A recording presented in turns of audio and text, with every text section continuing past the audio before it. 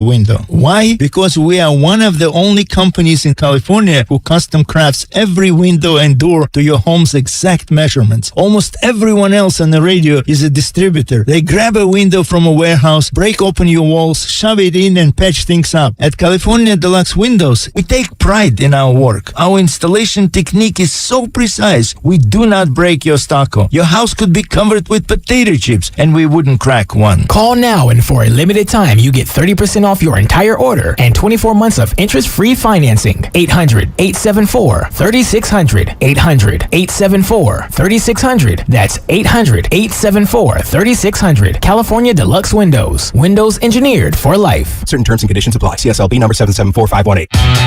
It's go time, California. The Black Friday Sell-a-thon is going on now. Our best selection of new Ford inventory is here. It's go time. Now get 1.9% APR for 60 months plus 1,000 retail bonus cash on a 2022 Ford F-150, Explorer, and Escape. The lots are filling up, so that means it's go time. Go to the Black Friday Sell-a-thon at your California Ford dealer today. Now during the Black Friday Sell-a-thon, get low leases on select 2022 and 2023 Ford vehicles. It's go time. Only at your California Ford dealer. Hurry in, it all ends November 28th. Not all buyers will qualify for Ford credit financing. 1.9% APR financing for 60 months at $1,748 per month per $1,000 finance regardless of down payment. Program 21352. Not available on Raptor, Super Crew Tremor, and Super Crew Lightning. Bonus cash includes 1,000 retail bonus cash. Residency restrictions apply. Take new retail delivery from an authorized Ford dealer stock by 11/28/22. See dealer for qualifications and complete details. Now presenting at Osh. If you need a great gift idea, head to Outdoor Supply Hardware. Whether you're shopping for your favorite DIY doer, green thumb go-getter, or anyone in between, you can choose gifts they're gonna love. From a huge selection of name brands like DeWalt, Traeger, Carhartt, and Stihl. Swing by and let Osh's friendly faces point you to presents you'll be proud to give. Is that special someone hard to shop for? Don't fret. Osh has gift cards too. Savor the season at Osh with 14 convenient locations and at Osh.com. Osh. Home, hardware, and happiness. Don't miss the Jim Irsay Collection, coming to San Francisco on Saturday, December 10th. Jim Irsay, owner and CEO of the Indianapolis Colts, will exhibit historic sports memorabilia, presidential artifacts, the world's greatest guitar collection, and more. The evening will be topped off with a free concert by the all-star Jim Irsay Band, featuring special guests Ann Wilson, Buddy Guy, and John Fogerty. It's one night only with the Jim Irsay Collection and the Jim Irsay Band on December 10th at the Bill Graham Auditorium from 7 to 10 p.m. Get your free ticket now at JimIrsayCollection.com. Universal Studios Hollywood is where the holidays come together. We've tested it. Festive food with refreshing Coca-Cola. Family, friends, and fa-la-la. Dazzling lights cranked up to maximum merriment. The Grinch and his dog Max stealing your tree. All the science adds up. It's the awesomest celebration of the season. Save $20 on a Coca-Cola 2-day general admission ticket. Offer ends 12/14/22. Restrictions apply. Details at universalstudioshollywood.com/Coke offer. Homeowners are choosing the beauty of Milgard Trinsic Vinyl featured at Dolan's. Narrow frames, the contemporary look, the color choices, perfect white and tan, and an array of custom exterior colors. And that's only the beginning. The innovative Smart Touch window locks exceed California's rigorous forced entry codes plus energy efficiency for comfort. Discover Milgard's vinyl benefits in the Ideas section at dolanlumber.com. You're the one who protects the flock, and that requires an eye for detail. Because when safety and well-being are on the line, it's the details that can save lives. Even when no one else is watching, you see everything. Grainger gets you, and we're here for you, and all the ones who get it done with a wide range of safety products and solutions, plus board-certified safety consultants here to answer your questions. Call, click Grainger.com, or just stop by. Grainger, for the ones who get it done. You're the one who protects the flock, and that requires an eye for detail. Because when safety and well-being are on the line, it's the details that can save lives. Even when no one else is watching, you see everything. Grainger gets you, and we're here for you, and all the ones who get it done with a wide range of safety products and solutions, plus board-certified safety consultants here to answer your questions. Call, click Grainger.com, or just stop by. Grainger, for the ones who get it done. When you can't stop, there's Vicks VapoRub. Vicks VapoRub sends powerful medicated Vicks vapors right to the source of your... so you can experience cough relief and breathe easier. Generations of families have trusted Vicks VapoRub to help relieve the worst cold symptoms. So next time you have a cough, reach for the Vicks VapoRub. Vicks VapoRub. Cough relieving is believing. In Palo Alto, we're looking for partly cloudy, highs near 57. Weather brought to you by Staples. Staples stores are a new world of possible with innovative tools for small business and remote workers and learners. Explore more at your local Staples store or staplesconnect.com. It's time to wake up with a nice cup of morning roast. Featuring Fillmore's finest, Monte Hill. The pride of the Excelsior, Joe Butcher Boy Shasky. You're listening to 95.7 The Game, the morning roast. And the San Francisco 49ers have won 4 in a row. Are they the best team in the NFC? They're certainly in the conversation with a defense that's second to none in the National Football League. 13-0. San Francisco gets the win. Is that my boy Kevin Kugler? Him and Mark Sanchez. Remember they used to call him franchise? Mark Sanchez or whatnot? Mark Sanchez, the color guy. Kevin Kugler on the call. Man. Sanchez is garbage. He's hit or miss for me. He's hit or miss for me. Sometimes I love, but sometimes I really, really like him. Sometimes it's just like, Sanchez, how high are you? I mean, you are back in California. You went to Mission Viejo High School. I mean, come on. Anyway, Niners get the win 13-0. I'm feeling good. I'm feeling good. Hey, Spadoni, thanks to the Raider Nation. Thank you, Raider Nation. Thank you to my guy, Josh Jacobs. You better tell Benny not to throw that jersey away quite yet, Spadone, because Josh Jacobs gave the Niners a big-time bone, helping them out up there in Lumen Field. Niners all alone in first place in the NFC West. And you know what? It's good to be back. First of all, good morning to everybody out there. All the graveyard shift workers, all the teachers, students, cops, firefighters, all the kids. I've read so many kids who are fans of the roast. Attaboy, Trick Daddy. I love the kids. We all love the kids. They love the roast. Hate the baby mamas. Hey, I don't hate the baby mamas. Love the baby mamas. Love the baby daddies. T-double? Love them all. Love them all. Damn it. Happy holidays, everybody. Hopefully, everybody had a great Thanksgiving. Yeah. What about you, Shasky? Oh, it was Did you have great. a great Thanksgiving? It was absolutely outstanding, and watched a ton of football. And like the rest of America, one of the highest-rated football games of all time, the Dallas Cowboys. Oh, gosh. Isn't that incredible? That is incredible. Cowboys, Giants. And the Giants were, and this is where I want to go to start the show. And Lubman, hey, it's good to have Lubman back. Wow, Lubman's back in the building. He's still on Judge Watch. As am I. I've been refreshing all my news because I'm not on Twitter. And so all of the stuff that I'm trying to refresh, do we have any Aaron Judge news? So, if anything breaks, I need to know. So you know what's disappointing? What's that? His Judge wasn't at Chase Center for one of those Warriors games last week. Well, he's going to wait until he signs. Why not just go before? How is he not sitting courtside? He doesn't want to hear it from up everyone. Stephen Curry. Well, dapping up Klay Thompson. Steph Curry was a part of it. Sitting next to Joe Lacob. I know. How is he not at Chase Center? Are you, because we're going to get into the Niners. I'm really excited about the Niners right now. I'm really excited. But like on the Aaron Judge thing, are you like me? Are you waiting for the ball to drop here? I've stopped waiting. Really? I'm just waiting to see what happens. I'm not going to refresh my timeline every single second. I'm not going to figure out I'm just waiting for the update. I just want to see the signing. Yeah. I just want to see it. 7 years, $300 million, 8 years, $500 million. I don't know. But he wasn't at Chase Center. It disappointed me. I can hear you there. But hey, Warriors look great, huh? Hey, how about those They're Warriors? looking really good. 11-10 now. Operation 500 last week. They advanced. They were 3-1 last week. That's all I wanted. 3-1, get to 500. You beat up on the Jazz. You need to go to Minnesota. Minnesota is unserious. The Rudy Gobert trade. What were they thinking? I will take Vanderbilt right now. That was something I was thinking about watching Friday night's game. And in that, look, people might see this as sacrilegious or whatever, giving up on one of the. If you told me, Joe, you had to sacrifice either Wiseman or Moody to go get yourself someone like Vanderbilt who can contribute now, I might do that. Yeah, no doubt. I think he can help. And that was going back to the Gobert trade. Right. Because I thought it was a bad trade. It was an awful trade. Awful trade. And Minnesota's an awful team. Anthony Edwards now playing hard. Klay Thompson's back. Did you see him in the corner? Back. I did see him in the corner. Just over and over and over. It's just like, what are you guys doing? I can't even. First 3 buckets for the Warriors yesterday. All dunks. All dunks. About time.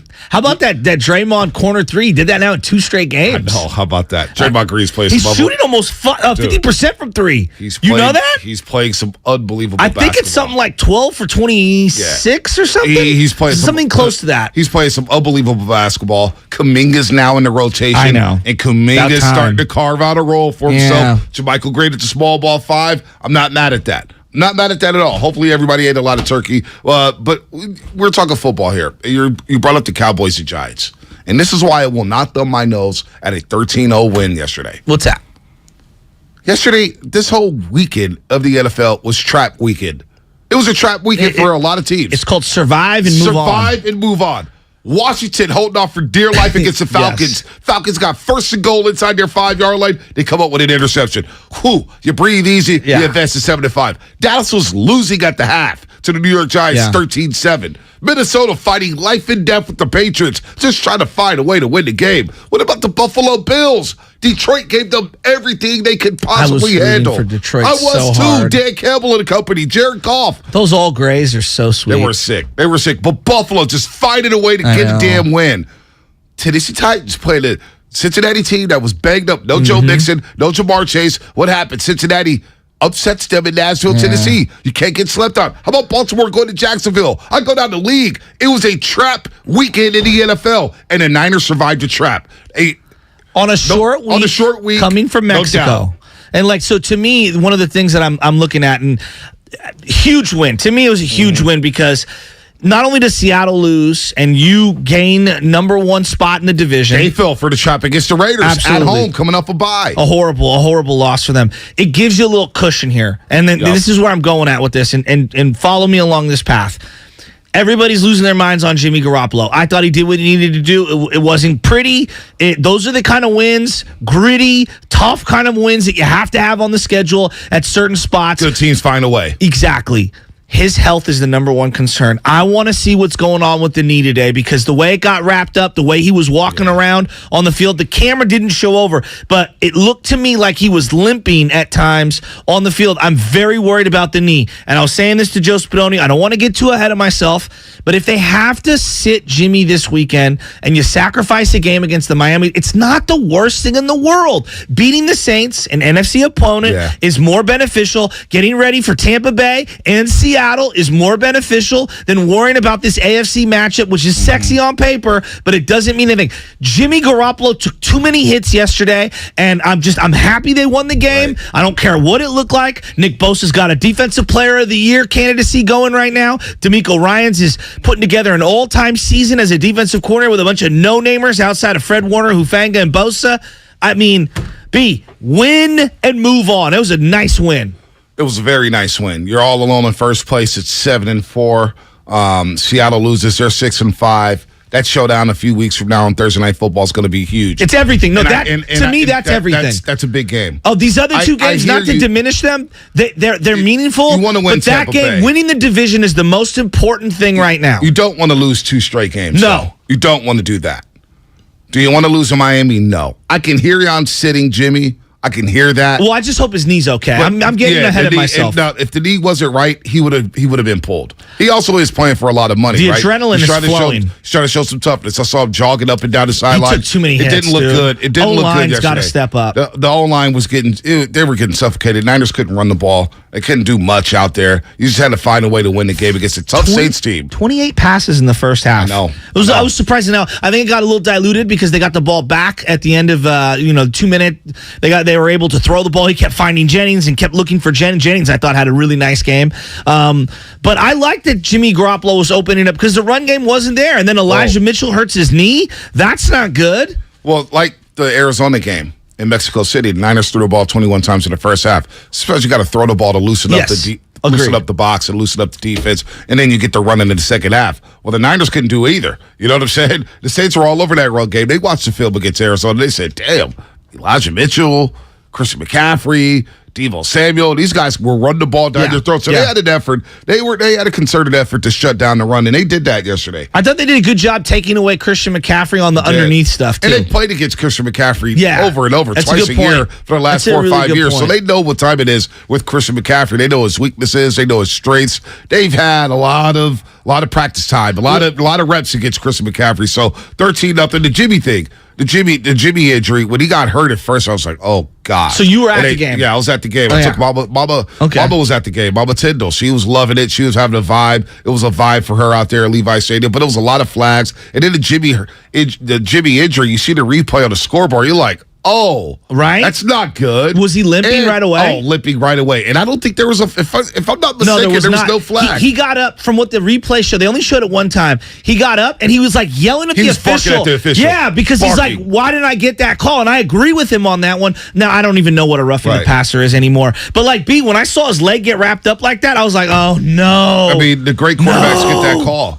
Great quarterbacks get that call. So, like, I'm watching him limp around, yell at the referee, and I'm like, damn, they didn't even throw a flag in a game that felt like there was numerous flags. I don't even know the flag totals yet, but like it was a flag fest every other play. It felt like. Well, he got one. He got one on a couple other plays. He got one on obviously the pick that he threw, and then he got which was illegal contact. Yeah, they got the illegal contact, and then he got another roughing the penalty on underneath throw on third down, which extended the first down drive because they threw short of the sticks to Jennings or whatever, and he got that. He got crunched way too many times. This was the first time in about a month where I felt like the offensive line got suffocated, and Jimmy didn't have time to throw. So I know the performance of Jimmy, people are going to nitpick. I thought Jimmy was super tough, and he hung in there, and I thought the O-line's got to step up. They do have to step up, especially over the next 2 weeks, because the Dolphins' defense is flying around. Yes. They're hitting people. They make the addition for Bradley Chubb to shore up their defense. They have great secondary players. They're going to be flying around, and we know about their offense. Tampa Bay, physical in the box, physical defense. Although they lost yesterday to Cleveland, they're going to become ready to hit. You just can't run the ball down their throats. So the health of Jimmy, and I hear you on sitting Jimmy because I understand the logistics of this whole situation. Just if it's really severe. If it is severe. Now, if it's severe, we're talking more than 1 week. We're talking a couple weeks because a knee sprain just doesn't go away. However, he was able to tough it out. Let's see how he moves during the week. Let's see if it stiffens up. Elijah Mitchell, that may be the bigger concern for me right now because it sprays his MCL. He's out for a couple weeks now. And it's another knee. It's not the same knee he had the MCL sprayed on earlier this season. I mean, my God, and Jordan Mason. And not just him. CMC was hurt too. CMC was hurt for a little bit. He was banged up. He hurt underneath his knee, his left knee or whatever it was. He had like that rubber band thing that Clay's got, but it would look a little thicker. And he kept working it, and they were like, oh, Jordan Mason's getting in there. And then out of nowhere on a third down, he comes in pass protection. Right. And I'm saying, well, is he hurt? Was that a decoy? What's going on here? I just look. It's a big win for them, and that's why I think it's given them a little cushion. If there are some injuries that they have to nurse, we'll figure it out as time goes on. But I thought it was a must-have-it kind of a game. And I know everybody is, going crazy over Jeff Wilson Jr. and trading him for a fifth-round pick. I'm not losing my mind. But you know what? Players around the league see what happened there in that situation. Jeff Wilson Jr. asked for a trade. The Niners did him a solid. They say, you know what? You've been a good 49er. We'll trade you. Let's call Miami. Let's make the move happen. I think that you earn a lot of equity with a type of move like that. They have already invested multiple players, a pick, one of them being Davis Price, and they have Jordan Mason, who they've kept on the roster all year. They've got other running backs. This thing that Jeff Wilson Jr. is irreplaceable as your third back is kind of, I think, to me, it's a false anger. I'm fine with the 49ers decision. I get some, I don't get the anger. Well, I do get the anger, and I get the concern over Jeff Wilson Jr. because, as I just mentioned, Elijah Mitchell could be out for weeks. Is Jordan Mason ready to run the ball against defenses like Seattle, Tampa, Miami? Is Ty Davis Price ready to roll? And by giving Jeff Wilson Jr. to the Miami Dolphins, now the Dolphins come in. Mostert didn't play yesterday. No. He was out. He had a big 0. Yeah. He may be out next week. Yeah. After talking all that talk, we'll get to that later in the week. He was talking a lot, and he went out and tweeted yesterday saying, I was not throwing shade. Like, the quotes are the quotes. The quotes are the quotes, dude. You know what time it is. Now you're going to talk to the writer. You know what you were saying. Yeah. You know exactly what you were doing because you held out. You held out a Kent. We don't forget, Mostert. But he may not play next week, so, damn, you're like, all right, if you didn't trade Jeff Wilson Jr., Miami would have no running back. Maybe they're rolling with Chase Edmonds again, and we all know Chase Edmonds from his Arizona days. So it's an unfortunate situation. You can't predict injuries. Elijah Mitchell is running the ball hard. That's the one thing that could derail this entire season. is the injuries. Yeah, I thought he looked great, quite honestly. As a change of pace with Christian McCaffrey, I thought he was an absolutely perfect fit. And they had a couple of big Debo runs that were called back because of holds. One, where Debo was lined up as the single back, they went off to the right, and it was like, boom, big hold. That was like a makeup call. It was like a 25-yard gain. So it was 13 penalties that was enforced yesterday, and it felt like there was about 30 penalties that was enforced. There was at least 3 offsetting penalties. 3 offsetting penalties. It was a flag every other play. But you know what? One thing you can't knock is the 49ers defense. No. You can't knock this defense. And it was very physical. I thought the Bosa late hit was a crap call on Taysom Hill on the 4th down, although they did get called for holding. It's a bang-bang play. He's a runner. Hey, you know what I'm saying? I didn't know about even that. Even the Diamondor-Lenore pass interference on the one deep down the sidelines, which was offset, I thought he played pretty good defense. I thought it was solid defense. But then again, I thought it was a catch for Olave. In the first half. Yes, I thought that was a catch. I was shocked that was overturned. Shocked. Like, hey, Olave's a nice player, but it's all about this defense this morning. This defense is playing at a level, like, I heard you talking to Spinodi whether or not it's the best defense. I don't even know. I'm not going to go there yet. But this defense plays well on all 3 levels. They communicate. They hit. Alvin Kamara pulled a Dalvin Cook in 2019 in the divisional round where I'm done with this game. He fumbled on the first possession. He wasn't the same since. No, and then got papped right there at the 2-yard line. Ball goes flying in the air. He was getting hit like a rag doll. I've never seen a ball do that there at that spot. He got hit by Fred Warner after catching one of those passes. Oh, yeah. It was a helmet shot. Yes. And even my mom said, oh, boy, damn, that's a hit. Fred Warner had a great game. Fred Warner's having a great season. I agree with that. Drake Greenlaw. After week 1 against Chicago, Drake Greenlaw's flying around popping people. He's had some reckless moments, but okay, all in all, I think he's a fringe Pro Bowl player type this year. You know what? I like a reckless linebacker at times. Well, you can have one guy be reckless on a deep. Like Deshaun Golston. Everybody immortalizes Deshaun Golston now. He was a weekly late hit flag all day. All the time. But you know what it did? It struck the fear of God in the other team. Yep. So, and I know Chase Edmonds is on Denver. Maybe the Miami Dolphins will trade Chase Edmonds to the Denver Broncos if they don't get Jeff Wilson Jr. or whatnot. That's all I was saying for a way. Want to just clarify that. We know he's in Denver losing games left and right. Yeah. He didn't fit Purcell's yelling at Russell Wilson. It's a joke out there. But no, Drake Greenlaw. I love a reckless linebacker because those are tone setters. Yeah, I agree. Guys are thinking twice about running slants where Drake Greenlaw is. And seeing Gibson, I can't believe I'm saying this because Jimmy Ward looked like he was exclusively playing in the slot. Is Gibson playing pretty good safety right now? I mean, he's playing well. For a guy that I had zero expectations on, it feels like I'm barely calling his name week to week. He's playing well because Hufanga's cleaning a lot of things up. Hufanga's playing at an all-pro level. Bosa's playing at an all-pro level. Fred Warner's playing at an all-pro level. Drake Greenlaw's flying around hitting people. You don't miss Eric Armstead and Javon Kinlaw right now. This defense is humming. 4 straight second-half shutouts. Yeah. Nobody scored against the Niners in 6 quarters. I mean, it's pretty damn impressive. Last time the Saints were shut out, what, by the Niners in 2002? I mean, it's been 20 years. It's hard to shut a team out in the modern NFL. It's hard. It's really hard. I mean, it just is. They missed a field goal, obviously. They had opportunities. I go back to this defense, and I keep saying to myself, no Armstead, and you can't just gloss over that. I mean, Armstead's one of their highest paid players on the team. All right? No Javon Kinlaw heading into this season. Nope. Didn't we think that Javon Kinlaw will be a massive part of this defense? He hasn't. Jimmy Ward hasn't really played the position we thought he was the best at really all hasn't year. Hasn't been on the field, really. Okay. They lose Emmanuel Mosley for the year. Have they really picked on the opposite corner of Charvarius Ward? Not really. Which is surprising. Not really. I think that's a testament to the guy stepping up. Damon Lenore's done a pretty good job. Play some good football. Charvarius Ward signing looks like a fantastic signing right now. Like, he looks really good, okay? Nick Bosa, Depoy, I mean, I think he's in the mix. They'll get tested next week. They'll get tested next week. No doubt. I mean, you're talking about the most prolific 2 wide receivers in the league. They're both going to go for like 1,500 yards. Jalen Waddle and Tyreek Hill. Yeah, it's going to be a very good test. But can Tua withstand the pressure that is coming from that front 4? They haven't seen a front 4 like this. Well, nor have they seen linebackers like this. And Armstead, I believe, Terran Armstead for the Miami Dolphins left tackle has a pec injury. Didn't know that. I'm not mistaken. Yeah, so, didn't know that. There could be a situation there with the Miami Dolphins. 888-957-9570. It's a huge win, though. It's a huge win. You're in first place, 49er fans. You're in first place. How do you feel? Jimmy Garoppolo, I apologize. Will you accept it? 7-4. Did you see the stat they threw up during the game? I saw it. 40-19. Well, now it's 41-19. 41-19. Yeah, better than Steve Young to start off his career. Boy, it was like I know that they have to do that, and it's catnip for the internet. It was Armageddon on the timeline yesterday. I wasn't on the just timeline. was scrolling. What did it say? It's just, the usual. The usual. Jimmy, so both ends of the spectrum. He's the greatest who ever lived. No gray area. Yeah. No gray area.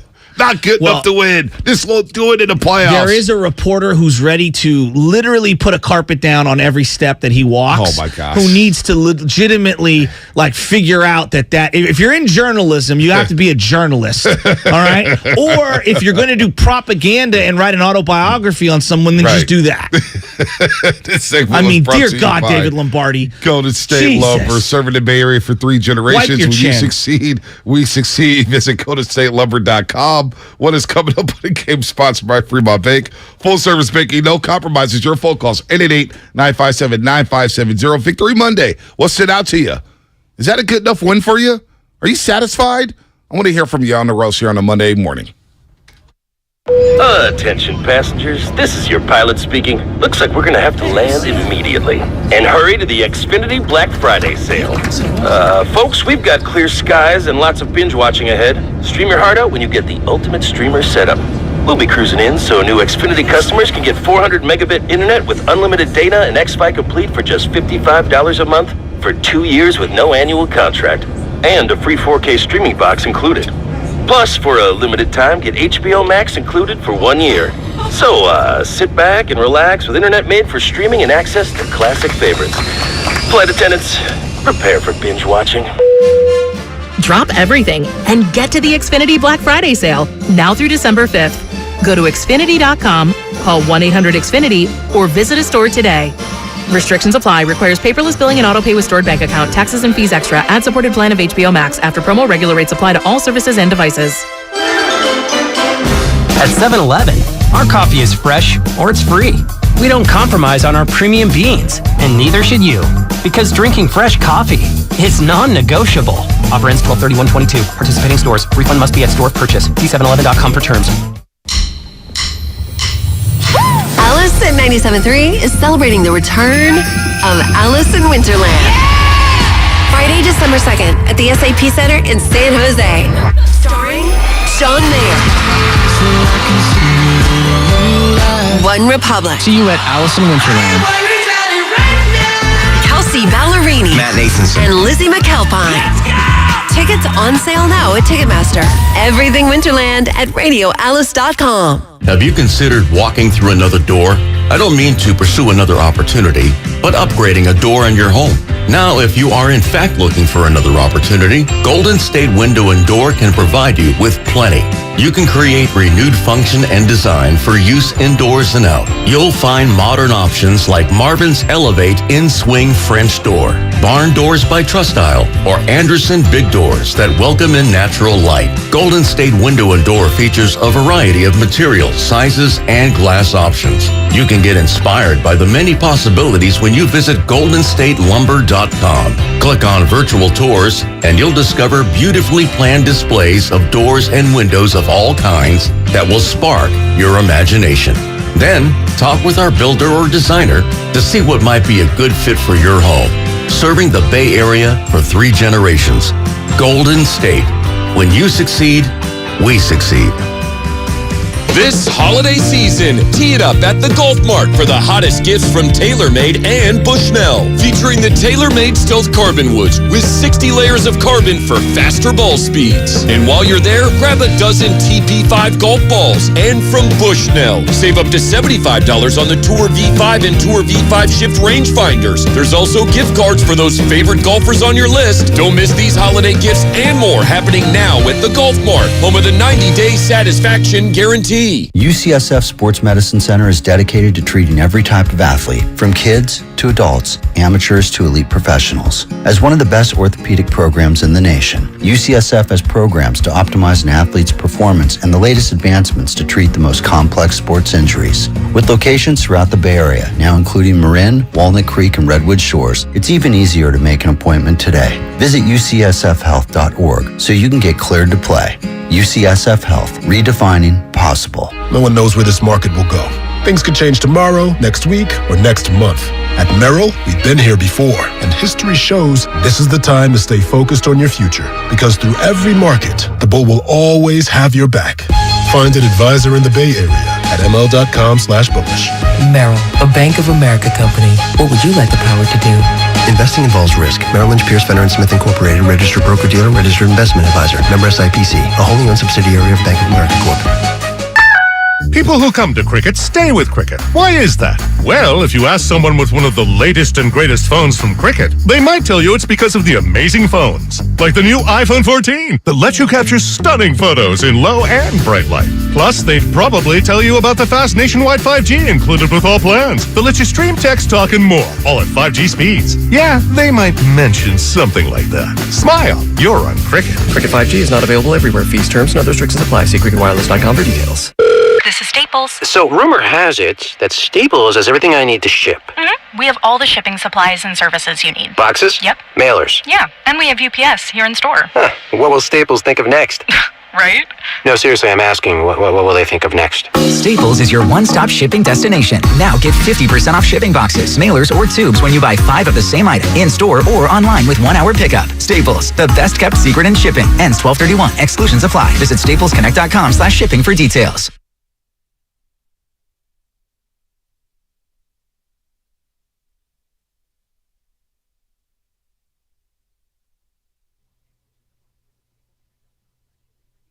Joe Shasky, Butcher Boy, it's Mully here, man. Want to wish you a happy 40th birthday. Keep doing your thing, keep roasting, and take care of my main man, Bonte. Shasky, happy birthday. See you soon, my man.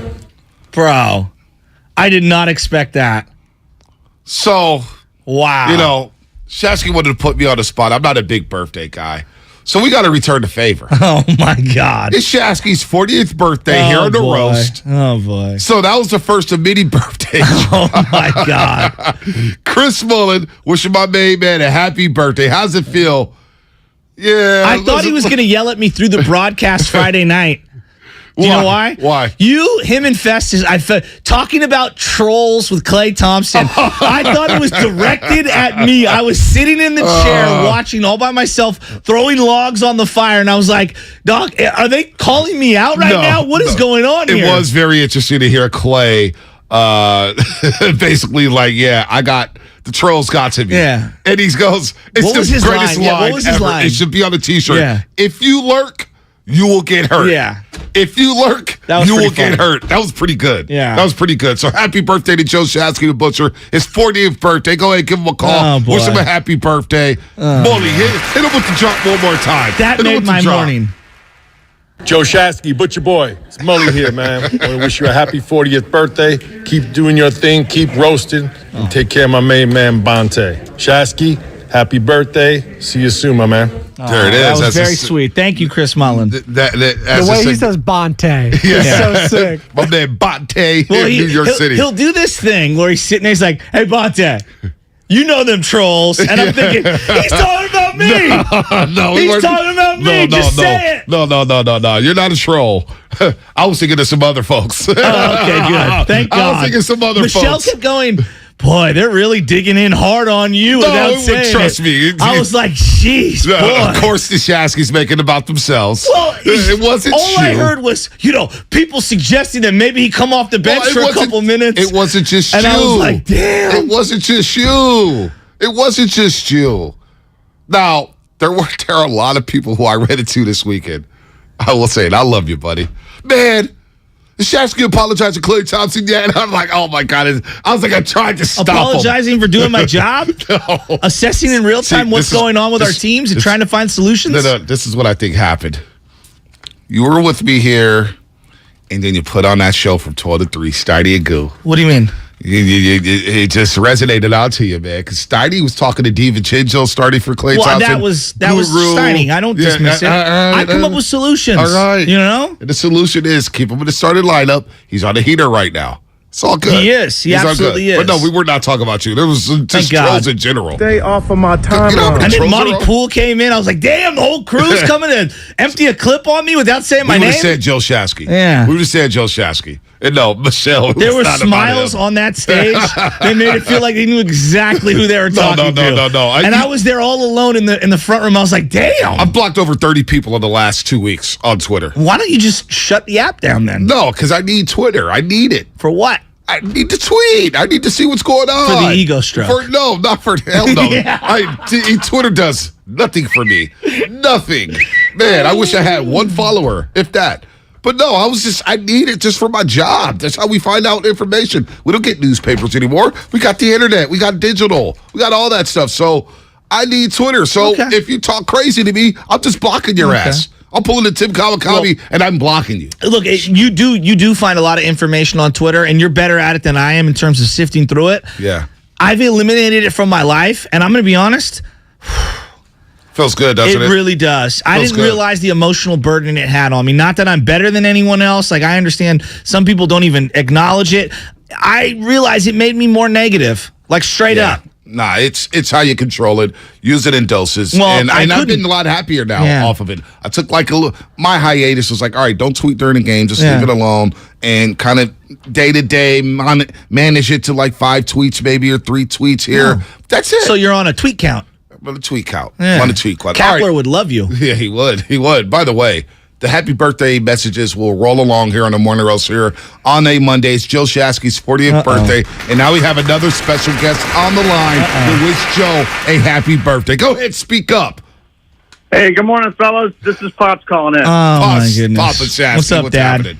Good. How you guys doing? Okay, so look, I got a little story to tell about Joe the day Joe was born. Oh, great. Real quick, Papa Shasky, you're so big time, we have your photo up on the Morning Roast on YouTube right now. My God. Your photo is up now. As a guest. I got to say, it's the coolest thing ever. He's wearing a Giants jersey throwback with the Grateful Dead hat. It's a great photo. It's a great photo. Leaning back, telling the people behind him what should happen in a Giants game. Hey, so the story goes, okay, so Joe was possibly conceived when I got home from the 49ers' first Super Bowl, because if you did the math, 9 months, he was 2 weeks late. It's pretty close, okay? So moving forward, okay, I was a big hoops player, up the Russian River, and Noreen was pregnant with Joe, and I was playing hoops, and I came down to the rebound, and the guy snapped my leg between my knee and my ankle, right? So I ended up breaking my leg, right? So now Noreen's around the house. She's on low sodium diet. She's got the ankh. She's so many unnecessary details, Dad. Right. So I've got the broken leg. So fast forward to the weekend Joe gets born. It's the weekend that the 49ers are playing coincidentally, they're playing the New Orleans Saints, right? And I think they lost the game 20-17. But I've been in. Noreen was in labor all weekend. I took her in on Friday night. Now it comes to be Sunday morning, right? And I hadn't been home for the whole time. So I said, is she going to have it in the next 2 hours? They said, no, go home, take a shower, get something to eat, come back. Well, I did. I went, took a shower, went home, came out. I got a broken leg. I've got a cast on between my knee and my ankle. Now I come back with my little portable 10-inch Motorola TV, right? Because I know it's the game. So now here I've got the TV in the little room with Noreen. I'm watching the game, over to the left, and I'm holding Noreen's hand with my right. And then, so Noreen had been walking the halls for days. So it got down to where they had taken a little sample of Joe's blood from his head. He was losing oxygen. They were going to do emergency cesarean section, right? So all of a sudden they say, Mr. Shesky, you might want to turn that TV off. And I'm thinking, well, it's the 49ers. I got talk about crazy. This is where Joe gets it, right? So I have to turn the TV off. We go into the room, into the cesarean, boom, boom, boom. I'm behind the curtain. All of a sudden, one leg pops up, second leg pops up. They hand him to me, right? He's all kind of bloody. Now I've got a broken leg. They hand him to me. He's seconds old. Now I've got to walk over electrical and wires to over where they've got to drain the stuff from his mouth and stuff. And then, so he had been going down the canal for almost 2 days. Where are you going with this story? So he's got this cone head, right? And I'm thinking, he still has it, Pops. Did I smoke much pot? So come to find out, so it was a great day, November 28th, 1981. It was or 1882. Bonte. Pops, he still has to go in at number one. Number two, a phenomenal story. Number three, did you get back to the Niners game? I ended up finding out way later that they lost the game because, I had to go back, clean up the room. Then I found my TV there, and now I'm walking out with the TV, and people are looking at me. What's this guy doing with the portable TV? Well, your son made 40. You must be really proud of him, of what he's accomplished in his life. He's a great human being. What he does in the community, what he does for the kids. Everybody knows him. You must be a proud father. Well, Noreen and I are very proud of him. And if somebody was to say to us way back in the day, do you think that he would be this, be this successful? And to be honestly, I would have said yes, because this guy, when we went to a circus one time. Oh boy! Here we go. And we come back from the circus, and the guy had this vest on, and he had this thing. So Joe comes back, and he goes up, and he takes his little down jacket, and he pulls the sleeves off the vest, and he comes down with the vest on like he was the lion tamer. It's incredible. It's unbelievable. Barnum and Bailey Circus? It might have been. It was. Yeah, I forget it. A lot of weed. I know, Pops. I know a lot of roasted here. Hey, before you get out of here, are we getting Aaron Judge? What's that? Are we getting Aaron Judge? We got to get somebody else to sign Aaron Judge. They got to get Trey Turner. They got to get what's the other guy name starts with C? Correa, Carlos Correa. Correa. They got to get somebody else. They just can't get Judge. He's not going to come here. He's going to be who's they going to have that around him? If they pick up Bellinger, maybe that might be a little Texas. But before you go, the penalties yesterday. You texted me 8,000 times. Oh, the Niners. Oh my God. It was the worst officiating game I'd ever seen. These guys were doing makeup calls, and it was blatant makeup calls. Are you kidding me? That holding call on Kittle down the middle on that. Oh, that's right. Oh my God, that was a terrible call. and then the no call on the pass interference rush down the end zone. He slaps him right in the face mask, and they don't call nothing. But they're going to call that little ticky-tack foul in the end zone against Lenore. I mean, it was the makeup calls were horrendous. You know what though? First place, Pops. First place in the West. It wasn't a pretty offensive win, but you're just stacking W's right now. Stack W's, baby. Hey, Pops, thanks for calling. Happy birthday to your son, Joe Shasky. I'm lucky enough to work with him sometimes, 3 days a week. I'm lucky enough to work with him. The other 2 days, who knows? But 40th birthday from. Hey, great story, Papa Shasky. Hey, guys, thanks for letting me share that little story with you guys. Absolutely, Pops. Absolutely. Papa Shasky, everybody. Give him a round of applause. But don't he hit that round of applause buzzer? There we go. Papa Shasky. I just want to keep him on because of the photo. Look at the photo. The photo's incredible. It's unbelievable. It really All right, is. this segment was presented. It really is incredible. This segment was presented by Go to State Lumber. Serving the Bay Area for 3 generations. When you succeed, we succeed. Visit GoToStateLumber.com. RJ Araya will get you on the other side to talk about the Niners as we celebrate Shasky's birthday. It's 40th birthday here on the Roast, and that's what's coming up in the game. Sponsored by Boxer & Gerson, Northern California's premier workers' compensation law firm, helping injured workers get their lives back for over 40 years. This week at Staples, save 60% on. Thanks for your business this year. Save 60% on. Happy holidays, Nana. Save 60% on. You are cordially invited. Right now at Staples, you can save 60% on custom printed holiday cards and invitations. So you can say, thanks for a great year, happy holidays, or come on over, all for less. For everything you need printed this holiday, go to Staples, the working and learning store. In-store and online. Ends 12/3. Exclusions and restrictions apply. I wanted to know why some people who get COVID-19 get it so bad. I found out it may be because they have a high risk factor, such as heart disease, diabetes, being overweight, smoking, and asthma. Even if symptoms feel mild, these factors can increase your risk of COVID-19 turning severe. So if you're at high risk and test positive, there are things you can do, like asking your healthcare provider if an authorized oral treatment is right for you.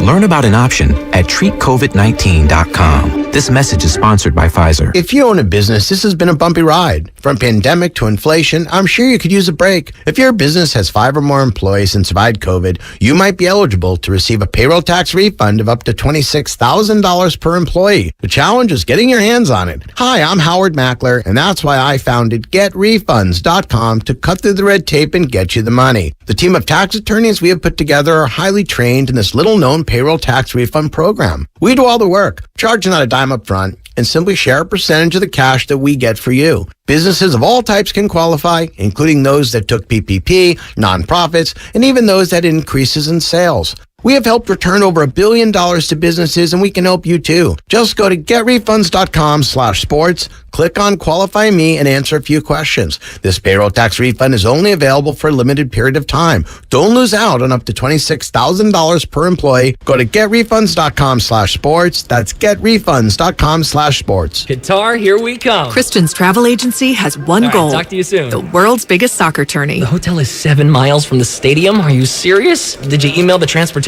company? Now he needs an Arabic interpreter on his roster. I don't speak it either. Indeed can help him hire great people fast. I need Indeed. Indeed you do.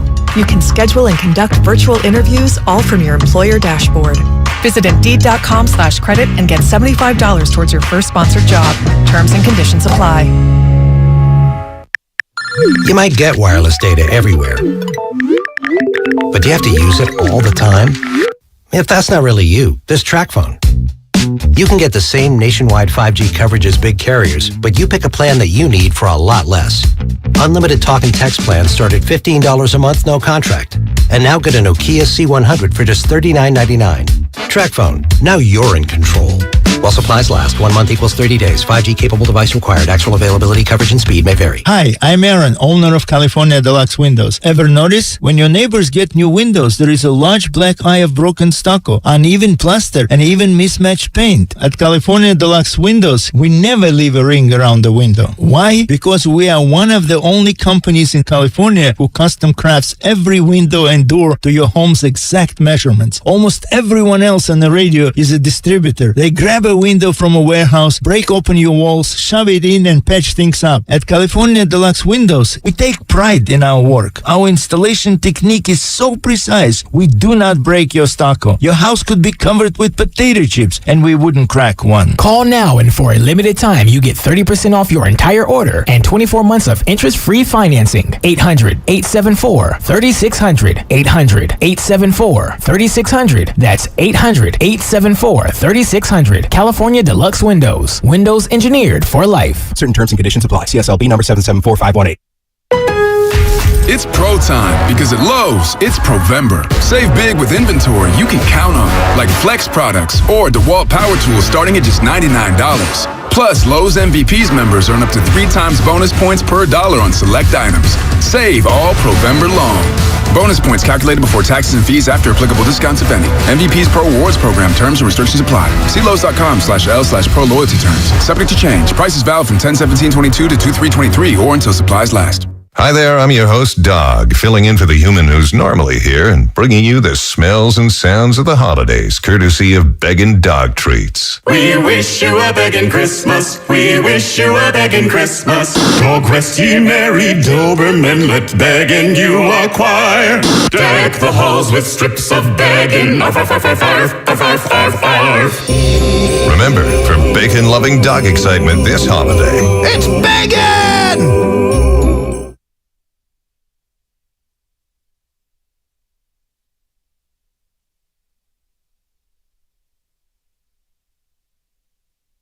Shasky versus Zilly here, just sending you some love. Happy 40?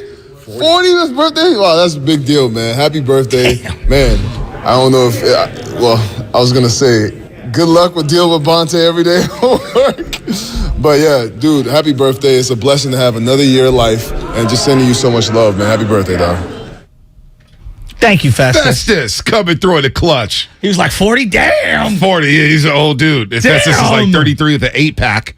All his limbs, Jeez. No body fat. But we're celebrating Shasky's birthday. We're celebrating the Niners win. We're celebrating the Warriors win. But the Warriors getting their second row win yesterday against the T-Wolves. They dropped 47 on Minnesota. And I watched the game back last night, Shasky, thinking, Minnesota's lucky the Warriors didn't drop 50 on them. I mean, God, the team stinks. Stink. D'Angelo Russell, talk about a highway robbery. Good thing they got Gobert. Oh, that guy. Wow, what a stiff he is. Let's go to RJ Fairfield. He's been on hold for a while. Rhea will get to in Lancaster. RJ in Fairfield, good morning to you, man. What's happening? Good morning. Hey, happy birthday, Shasky. Thank you. I appreciate that. Yeah, thanks for bringing all that emotion in the morning, man. We need it. Thank you. Energize the day. Yeah. I want to point out the game yesterday. Man, that was a hard-fought game. Every time we did it's a very intense game. It feels like a division game. and for some reason we always play close with them. And I just want to shout out to Jawan Jennings. Jawan Jennings is the unsung hero of this game, guys. I don't think he gets enough love, but I think he's always coming through on those third downs. And I felt like I was watching the defense this whole game. Yeah. Because the Saints, shout out to the Saints. The Saints were moving the ball. No Andy doubt. Dalton was getting out of the pocket. Andy Dalton was getting out of the pocket, making throws. He was escaping that pass rush, guys. But when it came down to it, when it got to the red zone, I was not concerned. And Vontae, real quick, I just want to shout out the moment of the game. Moment yesterday that made it for me was Sean McVay catching that shoulder. I love it. That was so great. Yeah. No doubt. I thought he got a concussion on the play down in Kansas City doing that. So shout out to RJ for that. Good call. And on Jawan Jennings, it's very interesting that people bring this up. We've talked to Baldy at length, like how many playmakers do you need? And how many is too many in terms of feeding the beast? Right. There is something about the 49ers have always had a reliable number 3 wide receiver when they were good. Yep. Mike Wilson back in the 80s. No doubt. Okay. Ed McCaffrey in the early 90s. Mike Sherrard, Nate Singleton, Ty Streets. Like I can go through their history. I mean, even at times I thought J.J. Stokes was a nice number 3. You had Owens and Rice. Yeah, and so Jawan Jennings fits right into what they need to do. And on that drive right before halftime, it felt like Jimmy was just feeding him over and over. Now, I didn't love the 3rd and goal when Jimmy scrambled on 4th and they got stuffed. There was a 3rd and goal route. I thought he ran it a little short. He should have ran it into the end zone, and I think Jimmy would have hit him in the end zone. Whatever. It's neither here nor there. He totally redeems himself on the Honey Badger tip play where he keeps both feet in bounds, lands down in the end zone. That's a hell of a catch. Hell of a catch. 1 of 3 in the red zone for the 49ers yesterday. I didn't love the play calls. Didn't love them. But you know what? The Saints defense is tough. And a lot of people will look at the record and they'll say, the Saints, this is a lost year for them. Same team who shut out the Raiders. Yeah. All right? Same team that smoked the Rams. Yeah, I'm with they you. have talent. They got to figure out the quarterback position. But Olave's a good player. Jarvis Landry is back wearing number 5 yesterday. I thought they didn't go to him enough or isolate him enough underneath. How do you go to a red zone situation and Kamara, Olave, Landry. And the tight end's not bad. Johnson. Well, even Trotman makes plays every now and then. But yes, how are you targeting back shoulder fades for Taysom Hill? Hey, that was a gift. They did that on 3rd down. I was cackling. What are you doing? Cackling. But what are you doing? I don't know. The first down play, they run a play action and roll out Andy Dalton. I'm like, thank you. Yeah. Get Andy Dalton on the move. That's where he's the least effective. Yeah, no, that was a joke. That was an absolute joke. But you know what? The Niners fight. Look, again, this past weekend, you want to run down the scores around the league before we take some calls. You go just look around the league and how many people got upset. The Raiders upset Seattle in Seattle. Tampa Bay lost. Tampa Bay lost to Cleveland in overtime. All right? Jacksonville came back and rallied against Baltimore to win that football game. By the way, was there a delay in that game? That game kicked off a little later than... I didn't even know. I don't know what was going on there. But the Packers gave the Eagles everything they could handle. The Falcons damn near upset the Commanders at home, and the Commanders are 7-5 and playing some good football. That's another game we got to look at. Dude, Christmas Eve is going to be tough. But this is where I'm going back with the Niners, and I love that you're rattling through everything. Right. I know we all want to look at the NFC big picture, and I think in years past when you had the 2 bye weeks, you would say, you got to fight to get one of those buys. Right. Now I actually think it does a disservice to the Niners to try to all out. You got to win every single game. Win the division. Winning the division guarantees you a home game. Yep. It puts you in the same kind of spot that you're There's no difference if you win out right now, and if you lose a couple and still win the division. As long as you can win the division, to me that's the most imperative. So you can't lose your mind about trying to play guys through injuries, whether it be CMC, Jimmy G, whatever. Just win the division. Yeah, a lot of people are going to say, well, that's the type of performance that'll make you lose games in the playoffs. Well, we're not in the playoffs. Well, actually, that felt more like a playoff game. Yeah, exactly. In terms of how the intensity. Stingy the other defense was. The Saints came out there and they were hitting. Yeah, heck yeah. That was a physical football game. My mom was like, damn, these boys are flying around hitting. Well, guys are getting ragdolled yesterday. Yeah, Cam Jordan's a stud. He was back off of Kamara. You can't sleep on. No. They got ballers. Honey Badgers roaming around. I love Olave. Dude, Honey Badger, Matthew, he's balling. So, in the NFL, you don't need to peak right now. I don't need the Niners peaking right now. Their defense is humming. That's a good thing. I've got, what are the Niners? 7-4. They've got 6 games left to get this offense right for the playoffs. they will be fine, in my opinion. Monte, if they win 10 games, they're fine. Like, as long as they win 10, to me, that's going 3-3 the rest of the way. All right, so I'm saying, but that's kind of where I'm going at right now. Is like they have built themselves enough room to make a mistake here and there. Now that you're a full game ahead of the Seattle, you get that game against them, right? If you can win that, and hopefully you win that last game against Arizona, 6-0 in the division. Wow. I mean, 6-0 in the division. That'd be impressive. I mean, that to me would be a remarkable season for Kyle Shanahan. Let's go to Reha in Lancaster. Hopefully I'm saying that right. Is it Reha? It's Rhea. Rhea. Good morning, Rhea. You called us before. Rhea, I won't get that wrong ever again. Yeah. Rhea, good morning. Hi, Rhea. Yeah, how you doing, Rhea? I'm good. Happy birthday, Joe. Thank you. Appreciate that. I just wanted to give a standing ovation and a round of applause to my defense. Yep. Because I wasn't expecting them to play as hard because of the short week, the flying, all of that. I know their bodies weren't fully healed, and I just, I wasn't going to be mad if they lost, but boy, was I glad that they showed out. They were playing inspired defense yesterday, and Dre Greenlaw knows how to play that goal line. No doubt. That's the reason why we went to the Super Bowl, because he knows how to play that goal line. But Hufanga just flying in there and getting that ball out, I was like, these guys are amazing. Yeah. They're amazing to me.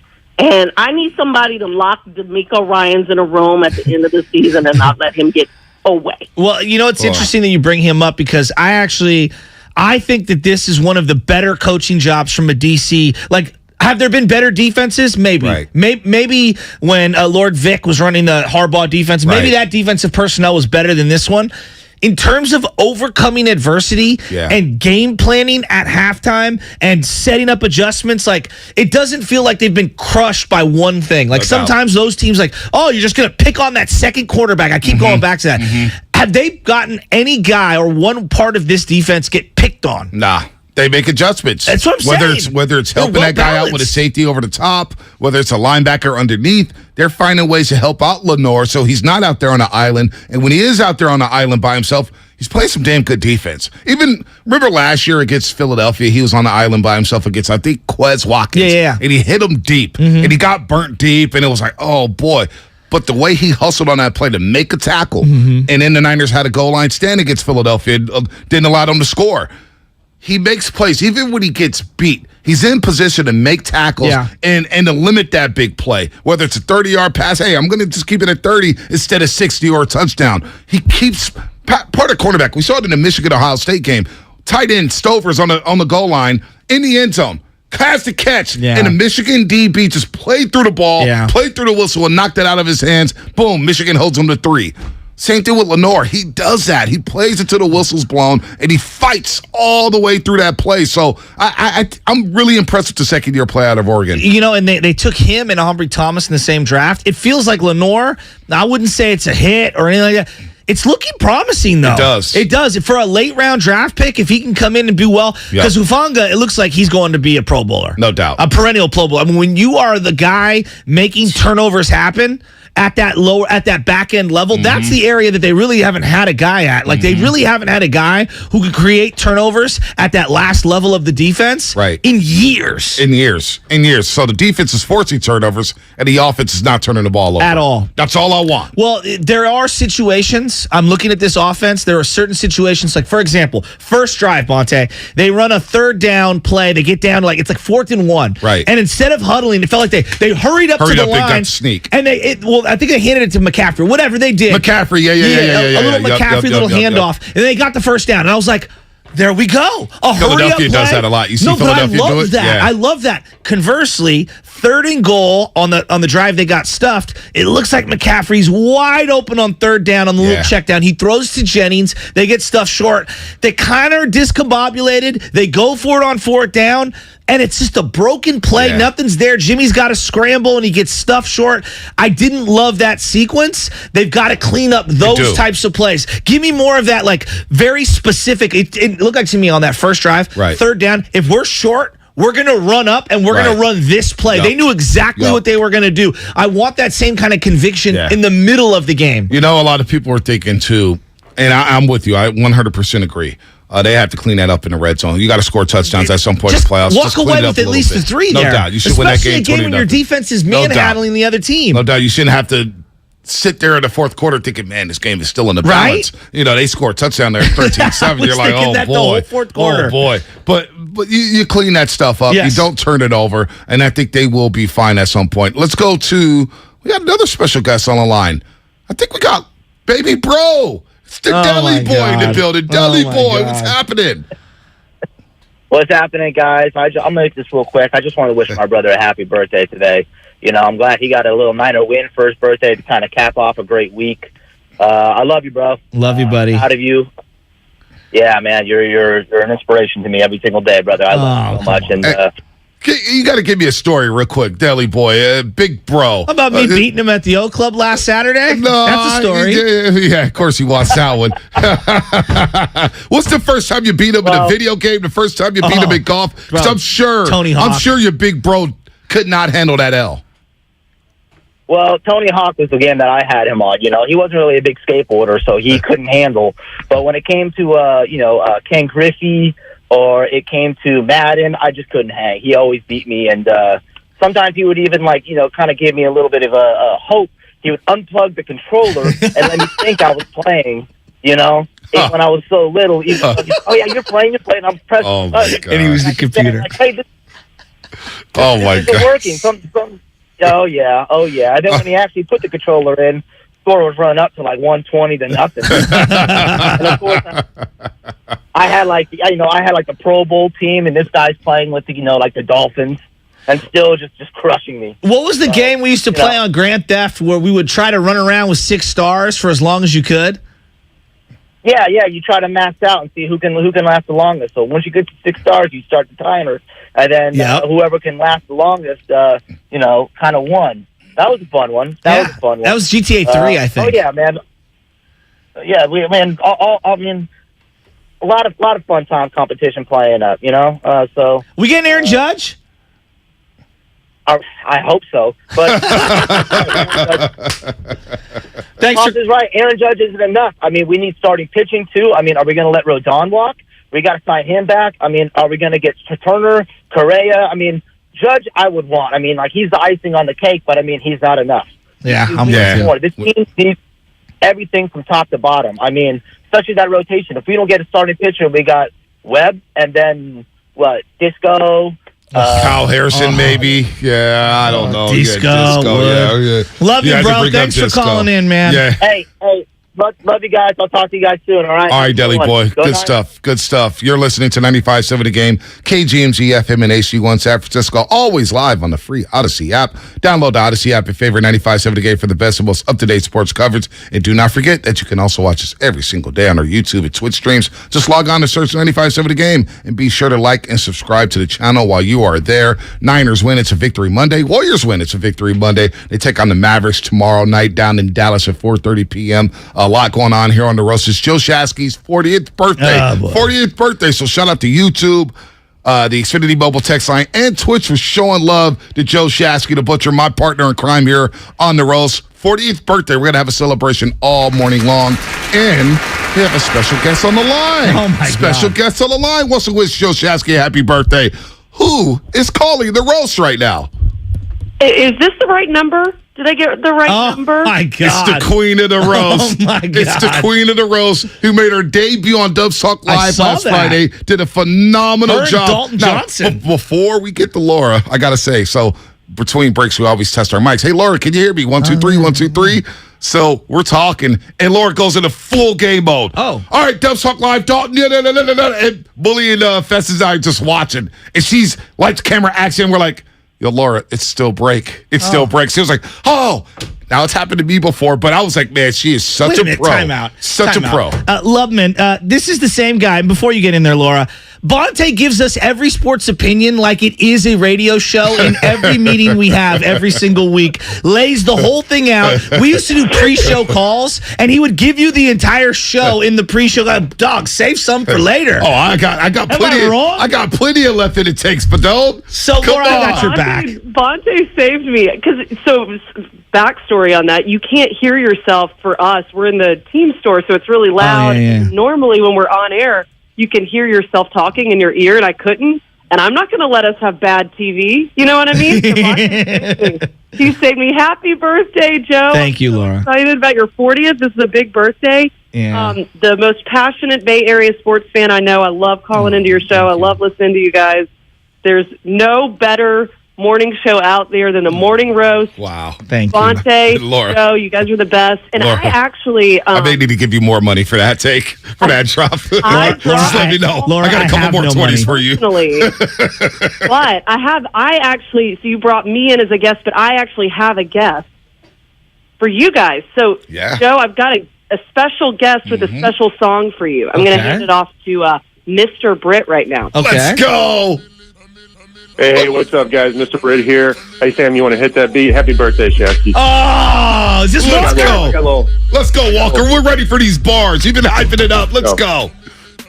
Go. This is a little urban toast.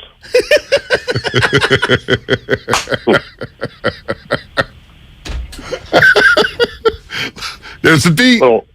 Lil Wayne action. Here we go. Here we go. Let's go, Walker. Spit them. Let's go. Waiting for it to drop.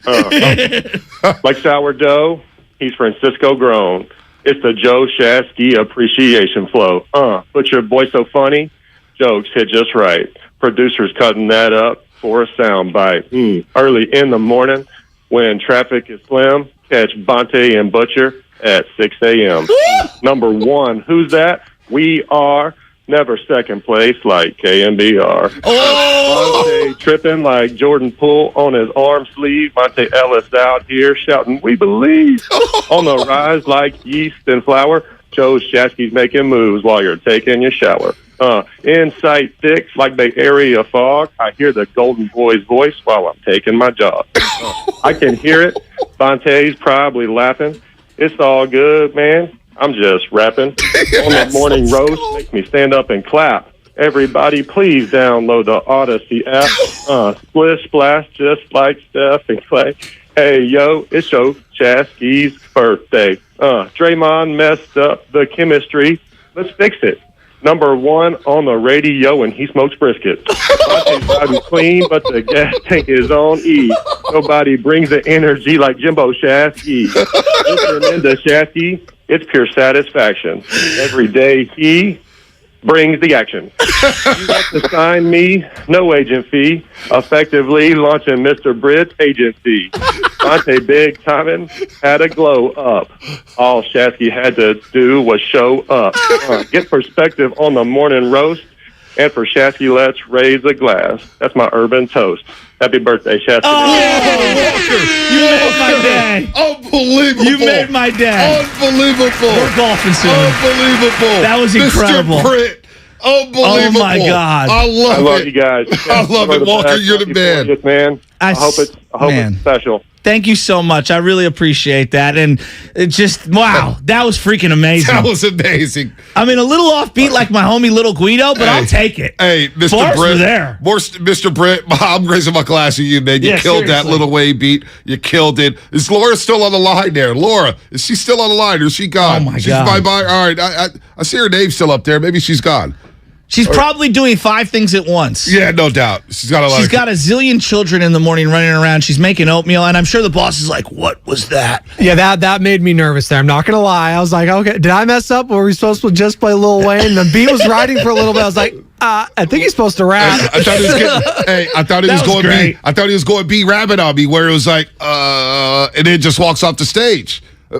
Man, that was great. He's been working on that one for a while. He told me That was fantastic. He was like, "You think I should do a rap?" I said, "Please do a rap. Please do a rap. Please do a rap." It was unbelievable. But seriously, Laura, Walker, they're all great. They're supporters of the show, and they truly love you, Shasky. They truly love you, man. You have no idea how many people come up to me. It's like, man, is Shasky really that crazy? Oh man, what has he said? But we love him. We can't stop listening. They're roasters, man. Look, watching that 49er game, I think a lot of people think, oh, you come on and you just say hot. We get this a lot from people. Yeah. You say hot take stuff. Takes, yeah. Okay. Guys, you guys have all watched games with me. You have all been in group threads with me. There's only one way that I live my life. 150 miles per hour at all times, okay? When Jimmy Garoppolo's rolling well, I'm like, let's go, Jimmy. When Jimmy gets folded by 4 guys in the back of the pocket, I'm like, oh my God, is the season over? Like, that's the way I watch sports. You know, that's just who I am, and that's how I live my life. And so you're either down with the cause or you're not, and I get it. Dude, he dropped the Odyssey app. That was phenomenal. Mr. Britt dropped the Odyssey Blasting the other station. Blasting the other stations. Just taking both He of them said it, took not other me. shots. Yeah, he took. But you know what? I'm not mad at that. I'm here for the gang violence. Yeah. I'm here for it. All right. They're saying it's called 30 bars of oatmeal. 957-9570. We'll continue to roll along here on the Morning Roast on 95.7 The Game. What's coming up on The Game, sponsored by Pfizer. Your phone calls, 888-957-9570. If you want to wish Shasky happy birthday, that is awesome. Also, your take on the 49ers game. How do you feel about the offense? Only scored 13 points. How about that defense? Championship-level defense. A goose egg. 4 straight second halves where they've allowed the team to score nada, zilch, 0. Playing at a high level, and the Niners are alone in first place in the NC West. How about them apples as we head to December? More coming up on the roast. When temperatures drop, COVID-19 cases may rise. So if you test positive and are at high risk, act fast. Even if your symptoms feel mild, ask your provider if an authorized oral treatment could be right for you. Visit treatcovid19.com. Sponsored by Pfizer. Hello, everyone. This is world-renowned handicapper Chris Hodge with TakingVegas.com, and I hope everyone had a fantastic Thanksgiving weekend. And now we're back at it here on Monday night with a free pick between Pittsburgh and Indianapolis. This is a big one for us. Just visit TakingVegas.com right now. That's TakingVegas.com. This pick is absolutely free, along with the next 30 days of our service as well. We'll start you off with Pittsburgh, Indianapolis tonight. We are 20-6 with our weeknight pro football releases this year. That's 14 games over 500 on the Monday night and Thursday night football games alone. We have another big one going tonight, Pittsburgh, Indianapolis. We love this play. It's the perfect play to start your week. It's absolutely free at TakingVegas.com. That's TakingVegas.com. There's nothing to buy. There's no obligations. Just visit TakingVegas.com. Get 30 days for free. Along with Pittsburgh, Indianapolis tonight, that's TakingVegas.com. It's go time, California. The Black Friday Sell-a-thon is going on now. Our best selection of new Ford inventory is here. It's go time. Now get 1.9% APR for 60 months plus $1,000 retail bonus cash on a 2022 Ford F-150, Explorer, and Escape. The lots are filling up, so that means it's go time. Go to the Black Friday Sell-a-thon at your California Ford dealer today. Now during the Black Friday Sell-a-thon, get low leases on select 2022 and 2023 Ford vehicles. It's go time. Only at your California Ford dealer. Hurry in, it all ends November 28th. Not all buyers will qualify for Ford credit financing. 1.9% APR financing for 60 months at $1,748 per month with $1,000 finance regardless of down payment. Program 21352. Not available on Raptor, Super Crew Tremor, and Super Crew Lightning. Bonus cash includes $1,000 retail bonus cash. Residency restrictions apply. Take new retail delivery from an authorized Ford dealer stock by 11/28/22. See dealer for qualifications and complete details.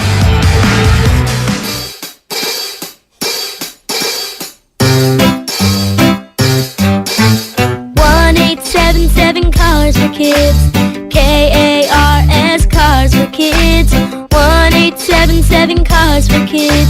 Donate your car today. 1-877 Cars for Kids. KARS Cars for Kids. 1-877 Cars for Kids. Donate your car today. With car prices at an all-time high, our donors are now getting highest receipts ever. Donate at carsforkids.org, and your car can be picked up tomorrow. 1-877 Cars for Kids. KARS Cars for Kids. 1-877 Cars for Kids. Donate your car today. Now accepting donations of land, homes, buildings, or any kind of real estate. AT&T Fiber presents a straightforward moment inspired by straightforward pricing. And now we just cube the pancetta as such. So what's on the menu tonight? This carbonara I found online. It's fire. You gonna love it, Mom. I hope you hold on to this AT&T Fiber, son. It's nice. Yeah, you should settle down now that you're a gagillionaire. Oh, I am. I finally found the one internet I've been looking for my whole life. So, no more one-year stands. No, I'm done with all that. With AT&T Fiber, there's no price increase at 12 months. What about equipment fees? Nope. Those were never any good for you. Exactly. But now everything's completely straightforward. Well, in the spirit of being straightforward, I never liked any of your old ones. Me neither. Blah. Y'all never told me that. But we're being straightforward now, which feels good, yeah? Yeah. Now let's get straightforward about that girl he's been seeing. Straightforward is better. No equipment fees, no data caps, no price increase at 12 months. Live like a gagillionaire with AT&T Fiber. Limited availability in select areas. Visit att.com/hypergig for details. He's the best interview in the Bay Area. Splish Splash. Coach, are you taking a bath? Did you hear a little water in the background? Yeah!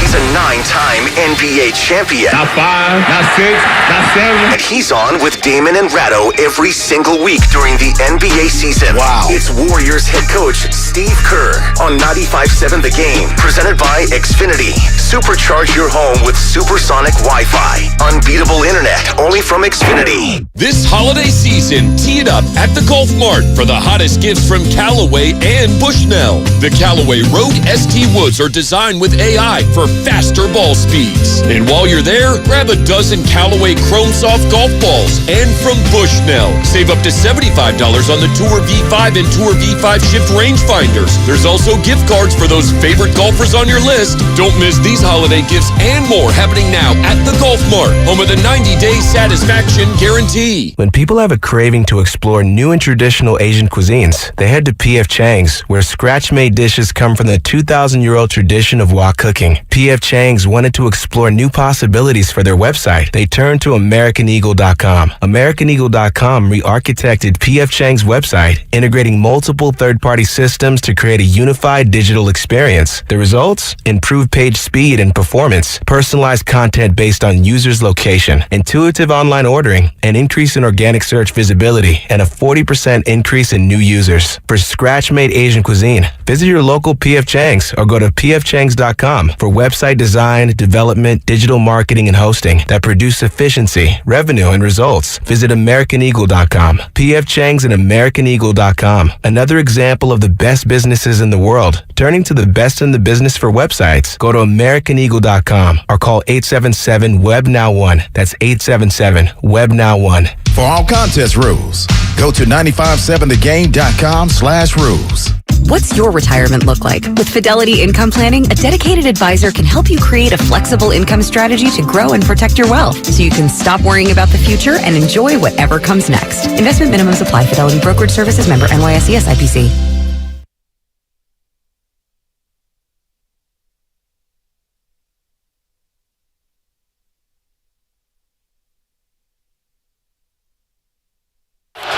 Play clock at 2. Dalton gets the shotgun snap. Dalton backside pressure. Bosa got him. I thought Bosa left a little early. No flags on the field. No points on the board. Joe Shasky, Butcher Boy. It's Mully here, man. Want to wish you a happy 40th birthday. Keep doing your thing. Keep roasting. And take care of my main man, Bonte. Shasky, happy birthday. See you soon, my man. It doesn't get old. I'm not going to lie. It never gets Except old. the part about me being old. Yeah. Trust me. I don't feel 40.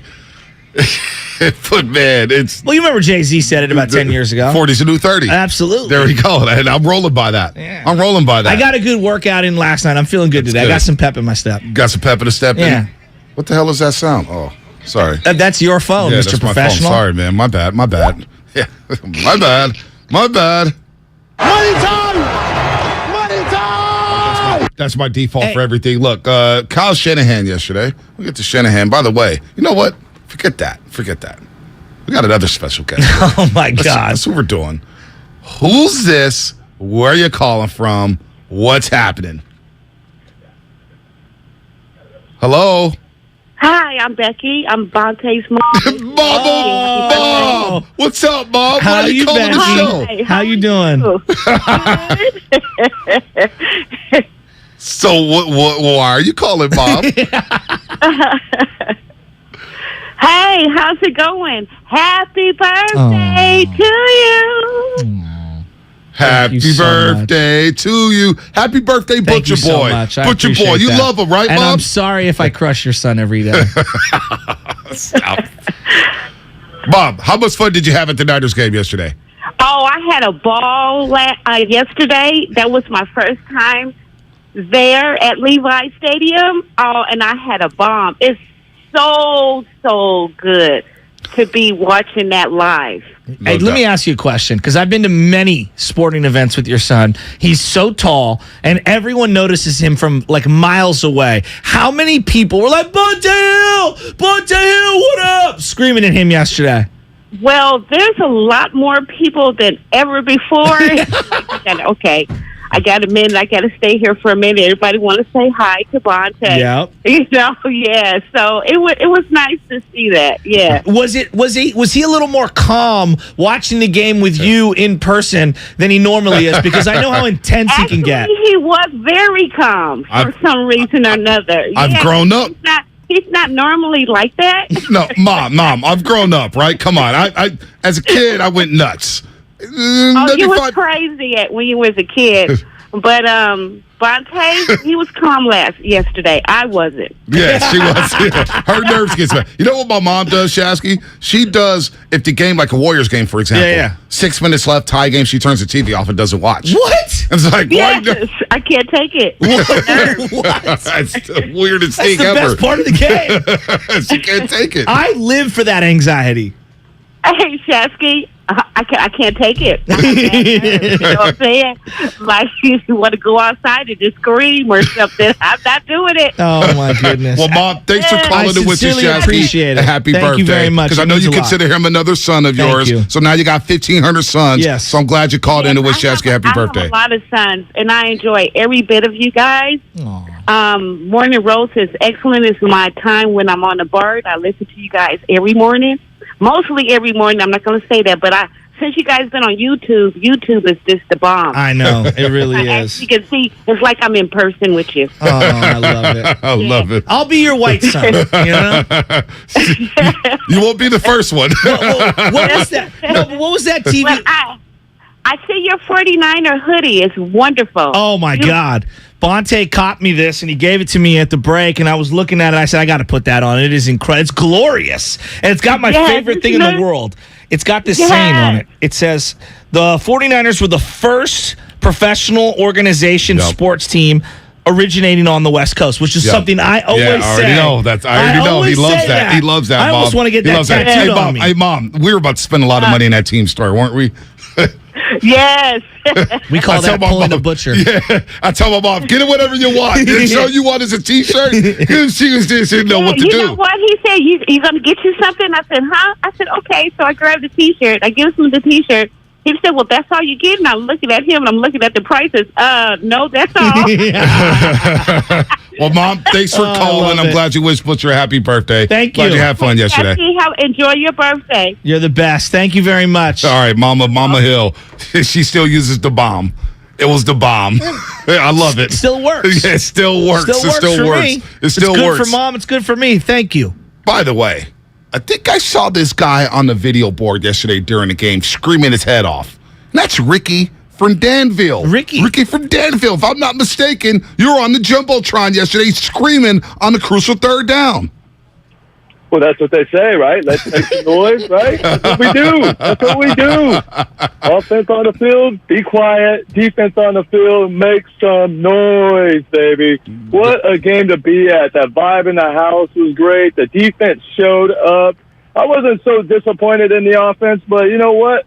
That's a defensive battle. I love that about football games. You know, you see the smash mouth that Hufanga did in the end zone, man, causing that fumble in our end zone, man. That was awesome. Right. Happy birthday, Joe Shasky, dude. Thank you so much. I appreciate that. Go Niners. What a win. Go Niners. Yep. The only way this day can get better is if we sign some sort of a sponsorship deal with a drop top company, that's got a vehicle, or the Giants sign Aaron Judge. Either way, I'm a winner. Yeah, either way. If that happens today. Oh, man, that'd be great.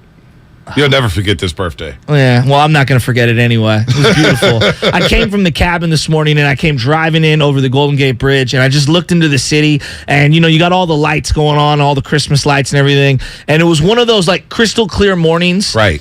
Where everything just, looked perfect, and it looked like straight out of a movie, and I'm like, dude, we've got the best job in the world. We got the best job. I don't care what anyone says. Hey, we're so lucky and blessed. We got the best job. We talk Warriors, we talk Niners, talk Giants. Warriors 11-10. They're looking like the champs again. They look great. I mean, Draymond Green's playing phenomenal basketball.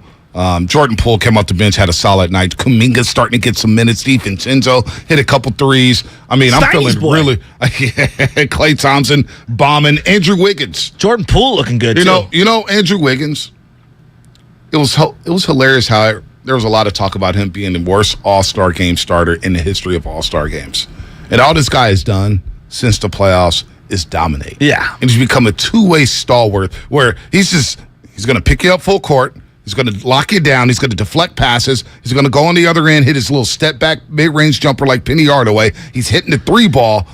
Andrew Wiggins is quietly having a phenomenal season. Well, and his three-point shooting has become way more reliable. I feel like that top of the arc on the left or right-hand side three is automatic for him, even though I know it's not because the numbers are going to tell you that, even the greatest shooter of all time is 44% from three in Steph Curry, but it feels like a great shot for him. That little step-in three. Oh, yeah, no doubt. That wasn't a shot I thought he had in the bag a year ago. No, I didn't, and he slumped hard from the three-point line. He slumped hard from the free throw line. Yeah. But right now, he's playing at a high level, so we haven't forgotten about the Warriors. We have not forgotten about them. They're now 11-10 after a 3-7 start. And look, a good way to get to Utah Jazz Friday. Utah's better than I thought. They're not there yet. They're better than I thought, Shasta. So is that Lauri Markkanen MVP thing evaporating? Probably. Warriors are 1-5-6. It's Steph Curry MVP talk time. I mean, just a quick aside, because I want to get back into the Niners. Why was Mike Conley sitting? He's hurt. He's got, what does he have? Oh, gosh. Old personitis? Yeah, it's funny. I was talking to Bully about this. And everybody's sitting in the NBA, and I'm not. Everybody's sitting. Low management is everywhere. So I know, but I know we've argued a lot about the regular season and 82 games, and I get the sanctity of 82 games. And yes, would they probably sit in a 60-game season? Yeah, they probably would.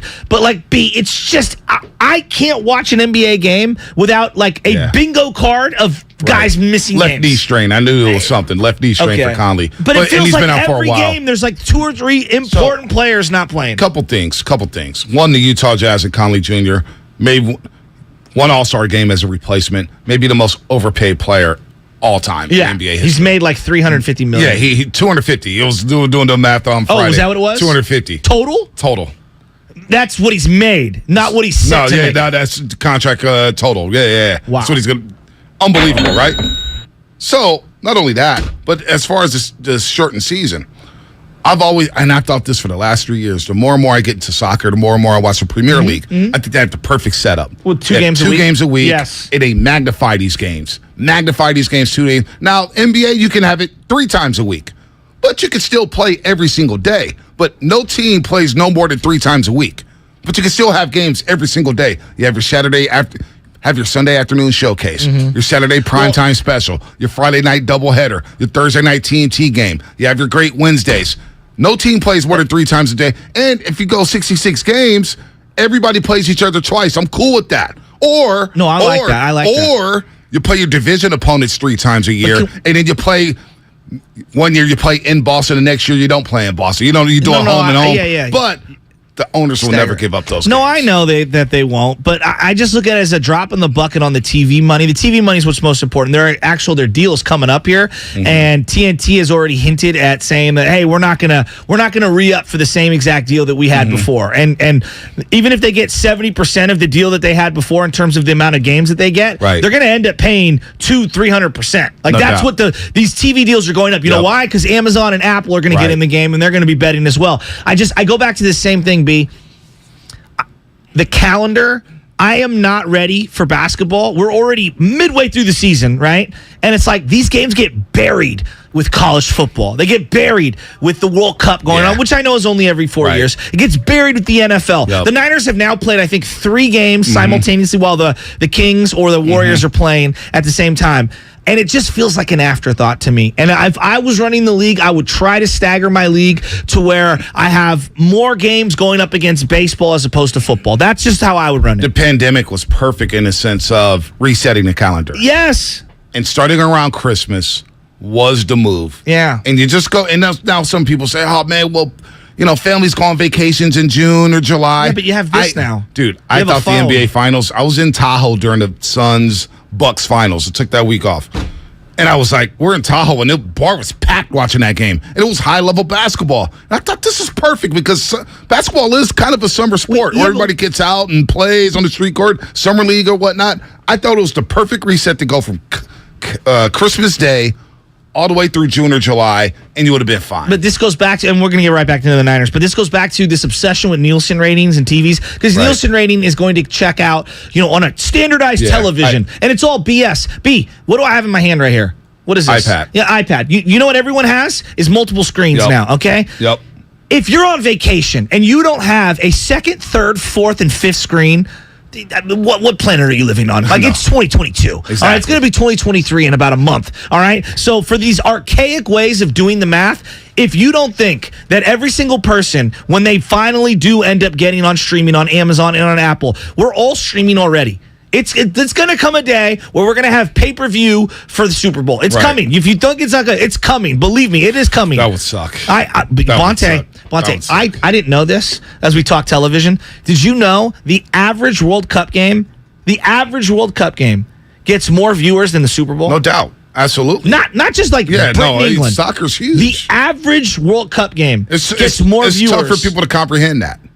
So that's my point. And so to think that we're looking in this tiny little bucket, Americans go on vacation for this month. It's just such a short-sighted view. No doubt. I'm looking up Conley right now because I've triggered somebody about Mike Conley Jr. I see it on the screen, the call log here. We'll get to it in just a second.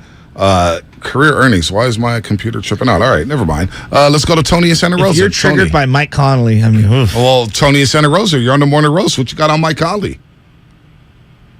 I'm not triggered by it. I was just surprised by it because I felt like growing up, a lot of people would say Mike Conley Jr. was a very underrated point guard. He was. Especially with all the point guards that we had, especially with Russ and like D. Rose and Chris Paul at the height. I mean, you can only get so many point guards in there. So, look. Putting it down for the grindhouse. Look, but listen to this, though. Listen to this. When you get paid over $100 million and you sign 3 big-time deals, you no longer can be underrated. When you're paid, at one point, Mike Conley Jr. was the highest paid player in the NBA. You can no longer be deemed underrated when you get paid that money, Tony. Thus concludes our Mike Conley talk for the year. So Mike Conley right now, estimated earnings through 16 seasons, $249 million. Now, 2023, 2024, he can make another $24 million, which bumps it up to $275. Come on. All right, come on, man. Speaking of guys making a lot of money, Jimmy Garoppolo right now is making a lot of money for himself moving forward. He is. I keep thinking what a transition. You like that, don't you? This is why I'm a professional. I'm not. But the funny thing is I'm watching this guy, and I'm sure that people were frustrated that the team only scored X amount of points yesterday. That was one of those body bag type games where you just have to win and move on. And the biggest thing for me as we look at this Niner season is clearly the health. And Jimmy Garoppolo not getting tagged as many times as he did in that game. The fact that he's upright this morning and doesn't have a season-ending injury is a surprising one and shows how tough he is. And it wasn't a perfect game from him by any stretch, but he's winning games right now, and he's getting the ball out to his playmakers. I like what I'm seeing from Jimmy. Here's what he had to say about that hit to the knee. It's football, but you got to be smart. As players, look out for one another. I mean, there's no place for that, but I'm all right, a little sore, but nothing bad. And then here's Garoppolo on the team's red zone woes. I mean, this is a hell of a defense. I know the Saints' record is what it is, but that defense is damn good every level, from D-line to secondary. They got playmakers. So we knew this whole week, coming off the short week, good defense. We knew it was going to be difficult, but is what it is. We just got to find a way to get that ball in the end zone. And we did it once today. It was a big one, but we just got to do it more going forward, more consistently. The O-line for me is the number one thing. When they were on their little stretch of scoring a bunch of 30-point games or close to it, it felt like the O-line was at its most cohesive. Yesterday didn't feel like one of those games. Spencer Burford, one thing we didn't talk about was his ankle injury. The ankle injury that Spencer Burford suffered yesterday in the second half, and he walked off the field, couldn't finish the game. Yeah. They say it's not a high ankle sprain, but that is something that is a cause for concern when you think about the season he's had. So Spencer Burford is an injury that you don't want to see happen. Right guard next to McGlinchey. Did you see when Brunskill came in? They ran for a first down, and he gave one of those. I know. Did you see that? I'm doing the chop for the first down. I did. Look, I was like, look at Brunskill. It's impressive. They held on to the ball the last 6:18 of the game. Yeah, they did. And ran the clock out. That's what good teams do. After a 38-second possession, that one was very frustrating. Right. They got the quick stop. 3 and out. Yeah, they got the stop and had the quick 3 and out. And I was saying to myself, Shanahan, run the ball here. Right. Now I know you don't trust Jordan Mason as much, but you don't want the clock to stop here. The clock is your friend. By the way, we have more birthday wishes here. Morelli from India, all the way from India. Happy birthday, Shasky. You guys are the best. I never miss listening to you fellas on the morning roast. I'm a huge fan all the way from India, expecting one day to talk with you, my bros. All love, enjoy the day. Hashtag Dub Nation, hashtag 49ers, all the way from India to get some birthday love. There you go. New Delhi, India, man. What's happening? I like that. That's very cool. Let's go to Steve in Santa Rosa. I think Steve. The most people in any continent is in India, I believe. Yeah. Bombay, there you go. Steve, what's happening? What's up, Good morning. Steve? Hey, happy birthday, Shasky. Thank you. I got to add this, too. The cabin. Shasky's cabin used to be owned by a real good friend of mine that I played golf with up there for about 25 years, Bruce Cunningham. He was a teacher at my high school, and he moved up there. And he was a great golfer. He made it to 80, which we miss him a lot. He was a great guy, man.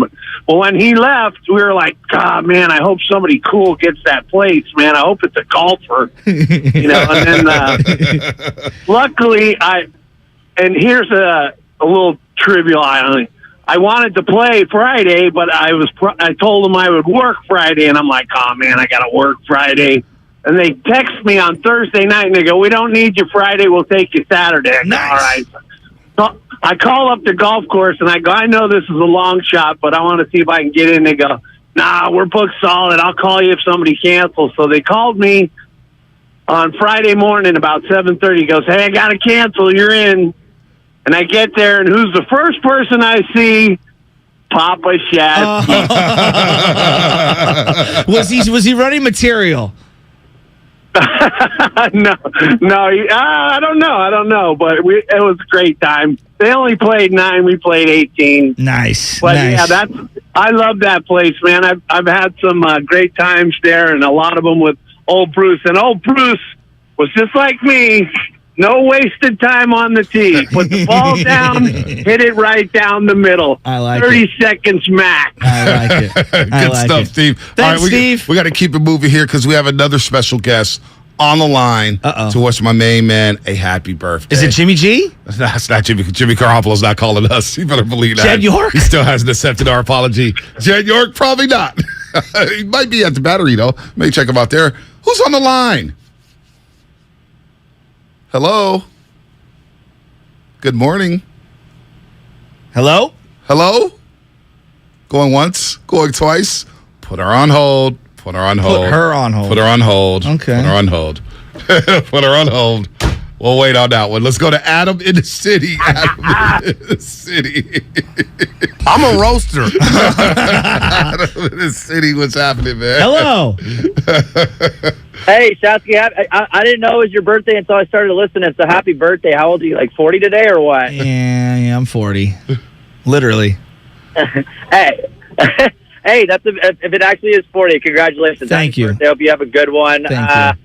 Really quick about yesterday's game, and after hearing that clip about Garoppolo and the defense, which they were very good, right? Like the D-line is very physical. They were kind of pushing us around. We weren't able to run the ball at all, but I got to kind of call you out a little bit there, Jimmy. It's like Christian McCaffrey was wide open twice on those 2 red zone drives where he just like ran a little out route or like a curl route back in. It's like, and I feel like that's very easy to identify in the sense of like when the play's over, you get back to the sidelines, you get the tablet. It's like, Jimmy, look, like Christian's literally wide open right here. So it's like, you didn't see him. That's fine. We won the game. Obviously, just got to kind of sharpen that up moving forward. Last thing I wanted to say or ask you guys really quick, how are you guys feeling about the Aaron Judge situation? And I'll leave it at that. And happy birthday again. Aaron, go ahead. Let me start with Jimmy G thing.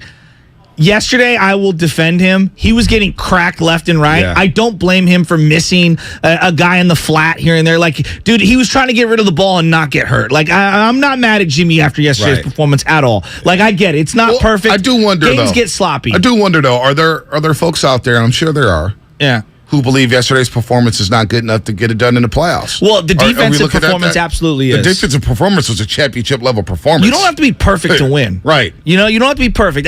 We saw this team not scoring offensive touchdown against Green Bay and winning the playoff game. They took the air out of the ball in the entire fourth quarter, right? So, if they were needing to throw the ball more, drop back 28 times in the first half, and they have a 10-0 lead, 13-0 lead, whatever it was. So I'll take it no matter how people want. I know you want to have more and sexy, and it's not college football. It's the NFL. Just win and move on. Right. Secondarily, how am I feeling about Aaron Judge? I feel like it's today or tomorrow or that he's going back to the Yankees. Well, Bryce Harper didn't sign until February. Yeah, but it feels like he wants, because I feel like this is a different situation where if he's going to leave the Yankees, he's coming to the Giants in the next 48 hours so they can make other moves. Yeah. That's what it feels like to me, because unlike that situation with Philly, I think there was a strike or whatever, there was some labor stuff that kind of held everything in frozen carbonite. Now you have an opportunity where the Giants, if they land Judge, they want to go to Swanson, they want to go to Correa, they want to go to Turner, they want to go to Rodon. And see, now we got Judge. That's why. So you said something a few weeks ago that you heard a rumor that he was looking for houses in the Bay Area. Yeah, I had heard that from multiple people, and I didn't really know what to make of it. So he stayed at the St. Regis, correct? Yes. When he was out here. I happen to know somebody who now works at the St. Regis. So I finally got to tap in with them Friday, and that person said, yeah, I'm hearing he was out here house shopping in the Bay Area.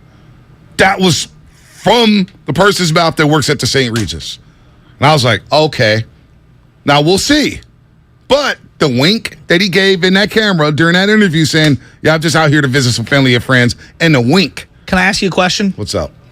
If you were in his situation and you've been out of state for a long, long time, okay, and your significant other is also from this part of the country, and you come home for Thanksgiving, and you happen to be a free agent, all right, and you want to raise a family, and you want to do all these things, and you get a little time around your family, okay, that you really haven't seen a lot for a long, long time, and you have this golden opportunity. Isn't now the time?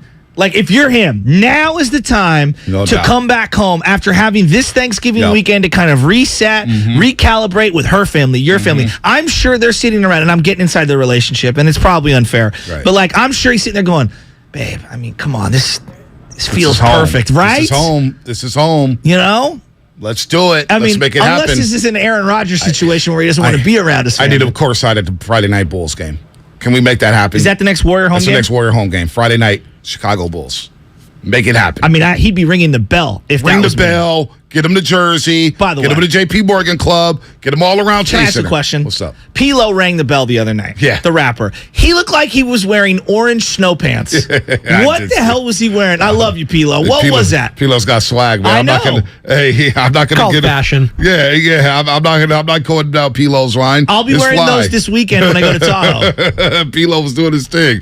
Let's go to the bat line, the bat signal line. And I believe we have a special guest on the line. Who's calling and where you from? Good morning, Bonte. Good morning, Michelle. Oh, my God, she woke up. Michelle, good morning. Thanks for texting me back 4 hours later. I was trying to get your husband a nice little hoodie. I still figured it out, though, Michelle. Yeah, it fits. It fits. Sorry. Well, it's your husband's 40th birthday. Oh, boy. Go ahead, wish him a happy birthday. What did you do for his birthday? And, man, how long? You guys have been rocking, 13 years, Michelle? Yeah, I think so. 13 years. 13. You survived 13 years with this man. I don't know if I can survive another month with this guy on the radio. You survived 13 years with this guy. Yeah, no, they've been good years. And happy birthday, Joe. I hope you're having a nice day at the radio so far. Yes, I am. I love you. We're having There you go. We have a great day Get it planned out. for later. I'm excited. Oh, what's the pledge? Do tell. The man doesn't kiss and tell. I'm going to keep this close to the vest for me and my wife. You know, not everything is for content purposes of radio stations. But thank you, Michelle. What's the weather like up at the river this morning? I think cold. I've not been outside yet. I don't know. Well, you know, it was beautiful as I woke up to poop and pee all over the floor from Millie. And it was just a great way to start my 40th birthday. Oh, she's a puppy still. She's not a puppy. Michelle, how was watching the Niners game with him yesterday? He says that he was calm watching the game. Now, was he calm watching the game yesterday? Oh, I didn't hear a lot of yelling. So Wow. He's maturing. Yes. As he enters his 40s. Maturing, but he was less loud than usual. See? Calm. Wow. It was the iPad. I was typing already notes on the iPad. And he seems to be coming around on Jimmy Garoppolo. Yeah, well, I mean, does anyone really have a choice? The line of the year. That is a great drop. Are you a Jimmy Garoppolo fan? I mean, I don't mind him, but I thought, we were letting go of him, so I don't know. And he's okay. Michelle, and by the way, I want to put this out there. We're talking about trolls at a pregame show. Yeah. Shasky, I was not talking about your husband, about trolling Klay Thompson. I would not do that to him. I'll just call him out and throw him under the bus. Michelle, but I won't. Do we watch Bonte and Chris Mullen and Festus They do. or Durrell I believe every it. single I night? believe it. Oh, yeah, we do. I believe it. Yeah. Michelle wants to know what your sock game's been very impressive, Yeah, right, Michelle? Yes, very impressive. Thank you, Michelle. I appreciate that. I'm trying my best. I'm balling on the budget, but I'm trying to keep up with the Durrells and the Mullies and the Festuses. Mully wished me a happy birthday today, babe. I think it's the most important happy birthday wish I've gotten. What about mine? Well, yours is one B. Dude, I don't want you on the couch on your 40th birthday. Let's take it back. Take it back. I will see you later, hon. I love you. Okay, bye, guys. Bye, Michelle. Wow. She didn't give you the I love you back. It's okay. Anna gave me the I love you. I was like, hey, babe, I'll see you later. That's how I roll with Michelle, man. It's all good. It's all good. So let's make that happen this year. Yes. Oh, man. I woke up this morning, first thing, it's 3:30. I'm like, let's roll. I'm about to shave, get rock and rolling. Poop all over the floor. Thank you, Illy. Illy's a monster. She's Is the Leo worst. up there, too? Well, because yes, Leo's up there, too. They fight over real estate on the bed, so when she doesn't get the spot in between me and my wife, she takes it out on me. She'll jump off the bed and then go pooping somewhere and leave it there. And I'm telling you, it's out of spite. What's that dog guy? What's that dog whisperer guy? What's his name? Who? Come on. The dog trainer. What dog trainer? There's a dog trainer on the television from back in the day where he would shh your dog and get them to do things. I don't remember that. I forget the guy's name. Well, let's go to Austin in the Bay Jorge or Area. something. I almost forgot Austin in the Bay Area was Hey, on the line. Austin, what a what's game. happening? Jimmy G, huh? Hey, let's go, Jimmy G. First, I want to say, hey, happy birthday, Shasky. Thank you. And happy birthday to many more. Hey, but look, all y'all haters, the Jimmy G haters and Trey Lance lovers, hey, come on board, man. We don't need no more hate, and we on this winning streak. We don't need no more of that negative stuff, man. We don't want to see us lose, do we? No. I like the points, the low points, high points, and Jimmy G doing better than some of these big name quarterbacks. Exactly. I like Aaron Rodgers. Yep. Hey, Brady. Hey, Austin. It's all about stacking W's. It's all about stacking W's. Yes, sir. And they're stacking W's right now. They've won 4 in a row. They shut out an opponent for 4 straight second halves. The offense is coming along. We talked about this a little last week, and off air we discussed this.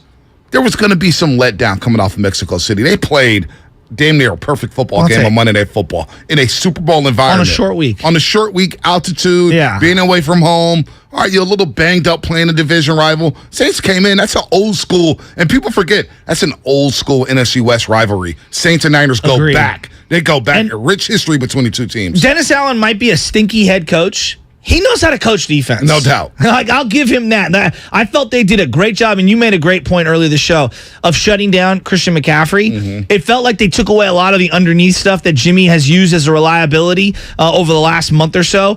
I feel like Debo made plays yesterday. Ayuk made plays. You saw Kittle with that block call where he got the hole on the Elijah Mitchell run. That was weak. That was a terrible call. That was a ticky-tack call. I do want to see Kittle get more involved. Right. In the game, they were letting them play, Shasky. Yeah. That was a ticky-tack call. I agree with you. But my bigger takeaway is, like, forget the play of Jimmy Garoppolo. I thought it was the O-line's worst game in a while, and you saw Jimmy's play directly affected because of the inability of the line to keep him, in the pocket for longer. He was scrambling as best he could. No doubt. Hey, Caesar Milan. Caesar Milan. Animal Planet. That's the guy. Xfinity Mobile text line. That's the guy. Always comes through. 707 saying Joe is going to have a big dinner at Applebee's for his birthday. My wife does not, and I got no problem with Applebee's. Yeah, I have no problem with it. I'm letting you know this right now. Yeah. My wife does not eat it at Applebee's. No. She doesn't do chains. No. That's my wife. And another cup. Yo, let's go to the Chili's down the street. And she just looks at me. He's like, what? We're about to get the sushi. That's going to be about $150. Like, great. There's nothing under $100. I might go to Bodega Bay today. That's what I'm thinking. Good move. Yeah, I think I'm going to go to Bodega Bay today. Get some chowder? Well, and I'm going to take the dogs out onto the beach. Get some chowder? I like that fresh ocean air. Fresh ocean air is good. And it really is. It feels good. I'll probably go to my favorite place, Fishitarian. Ooh. Yeah, that's the spot. Get some oysters. I like that. I could go for some seafood. Had a lot of turkey this weekend. Turkey, mac and cheese, dressing. Oh, yeah? I saw a big table. Yeah, it was a big table. It was a lot. Crab going on, garlic butter. My sister made garlic butter noodles. It was a lot going on. Yeah. A lot going on. A lot of carbs. Thanksgiving. A lot of carbs. I believe me, I know. So I got a huge workout in yesterday. Yeah, a lot of carbs. Sweated it all out, though. It's all good. Let's go. I'm going to Fremont, California. Oh. The pride of Cabrillo Elementary School in Fremont. He's a roaster. It's Zach in Fremont. Hi, Zach. He wants to give you a happy birthday shout out. What's up, Zach? I just wanted to know, why don't they let you go down during shoot-arounds before the Warriors game? Who's that? The players or me or you? Like the fans that are watching. I'm not sure. You got security issues there. You got glass. You got plexiglass. You got tickets. You can't go down everywhere, Zach. Zach, how old are you? He's 8 years old. 8 years old? He came by Friday night at the gatehouse. Him and his father said, I am a roaster. Wow. We listen every single morning. Cabrillo Elementary School. I think you just set the record for youngest caller in the history of Bay Area sports radio. You broke my record of 9 years old. And he's gone. And Zach's gone. That's a successful first call. That's not a bad first call. Now, he had a question. Stunned me. Befuddled me. I think I was 12 or 13 years old, and I called Dennis O'Donnell. This is when they had Bay TV on. Oh, yeah, I remember. Okay, and I taped it, and this was during, a Christmas week or whatever it was, and I asked him, you think Deion Sanders is going to return punts in the Super Bowl? Is Richard Dent healthy enough to play? Richard Dent I swear to God, those were my questions. Oh, man, Richard Dent. He didn't play the Super Bowl. And he was like, what are you doing home? I'm like, it's Christmas vacation, Dennis. Christmas vacation, Answer my question. Answer the question. Is Deion returning punts? Bay TV needs to come back. I love Bay TV. Love Bay TV. OG Bay TV. Yeah. Remember Scott Farrell should be on there? Oh, yeah. It's Farrell on the bench. I've smoked 17 cigarettes. I got to tell you, I made this bet. It's like, dude. I go all the way back to Pete Franklin, though. Pete Franklin's great. What do you think? You're a guru or something? Flushed him. Guru, man. Oh, he's feeling himself right now with the Cowboys. Is he? There was a Cowboys fan sitting in front of me yesterday at Levi's. And Why is there always a Cowboy fan at every football game? Dude, he's sitting in front. He goes, we don't want to play, y'all. Yeah, you're the one team we don't want to play. Yeah, I was like, damn, why y'all so scared? I was pulling for the New York Giants to win that game. God. By the way, Odell Beckham Jr., how's going on with him? Yeah, this is what I would say. It's the no-fly zone. As in, I don't want him anywhere near me. Wow. I love what Debo said a couple weeks ago on this caption.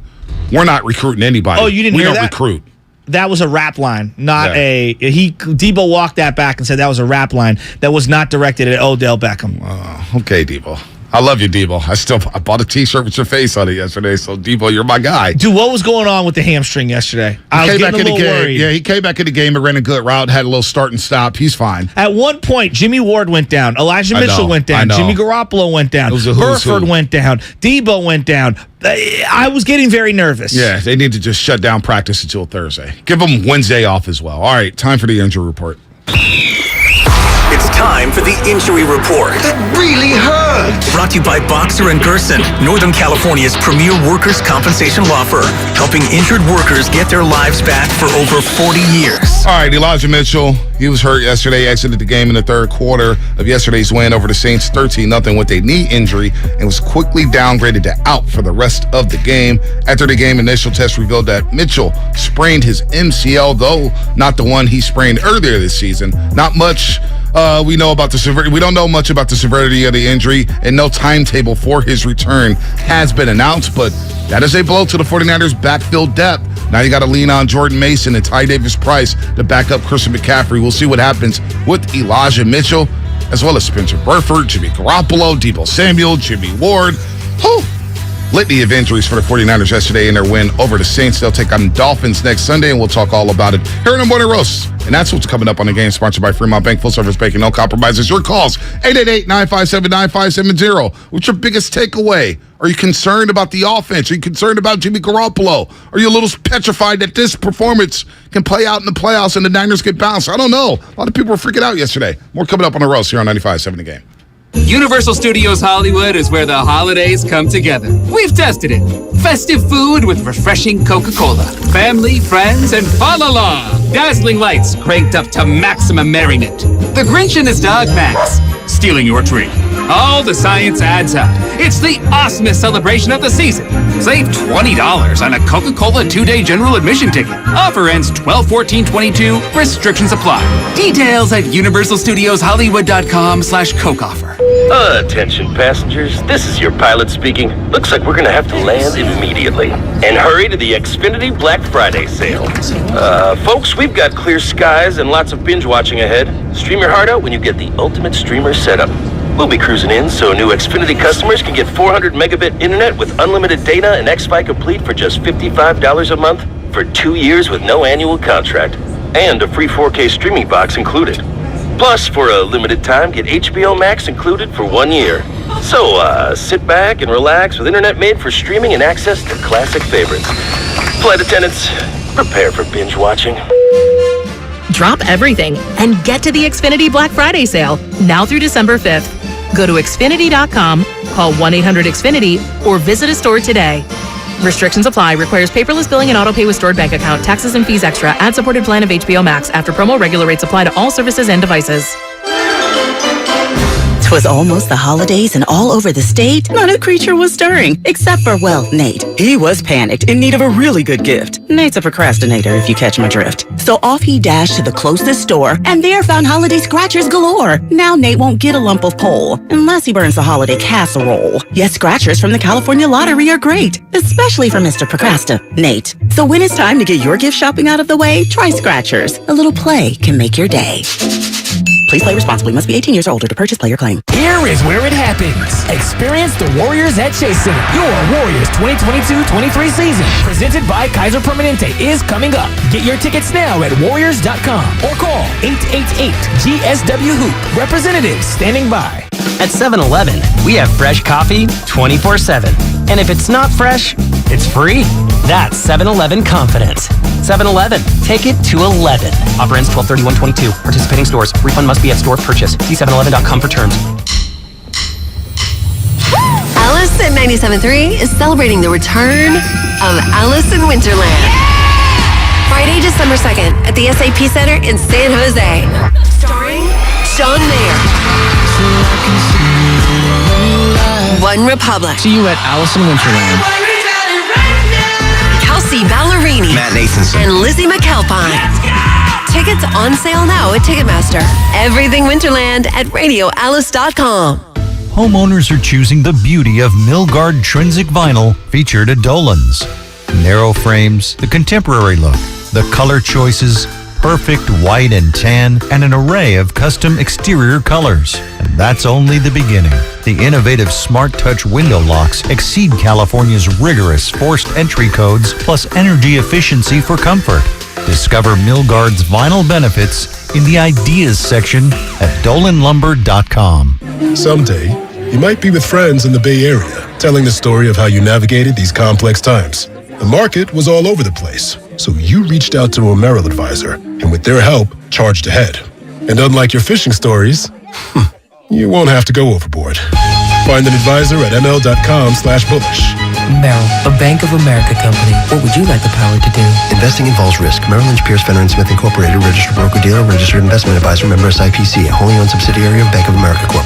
Locked On Warriors is a daily podcast covering your favorite team, the defending world champion Golden State Warriors. I'm your host, Cyrus Softas, and every Monday through Friday, Locked On Warriors brings you all of the biggest Warriors stories in around 30 minutes. We cover Stephen Curry and the dynasty that is one of the greatest teams in the history of this beautiful game. Listen to the Locked On Warriors podcast every day on the Odyssey app or wherever you get your podcasts.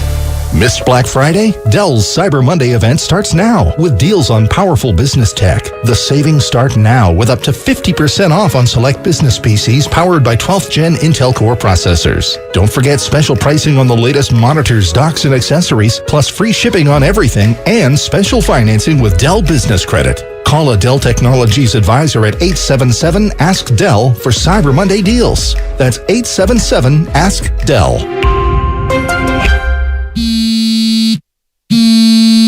Let me guess. Unknown caller? You could reduce the number of unwanted calls and emails with online privacy protection. The latest innovation from Discover will help regularly remove your personal info, like your name and address, from 10 popular people search websites that could sell your data. And we'll do it for free. Activate in the Discover app. See terms and learn more at discover.com/online privacy protection. Here's to Prilosec OTC. Without Prilosec, I wouldn't be able to enjoy all this yummy holiday food.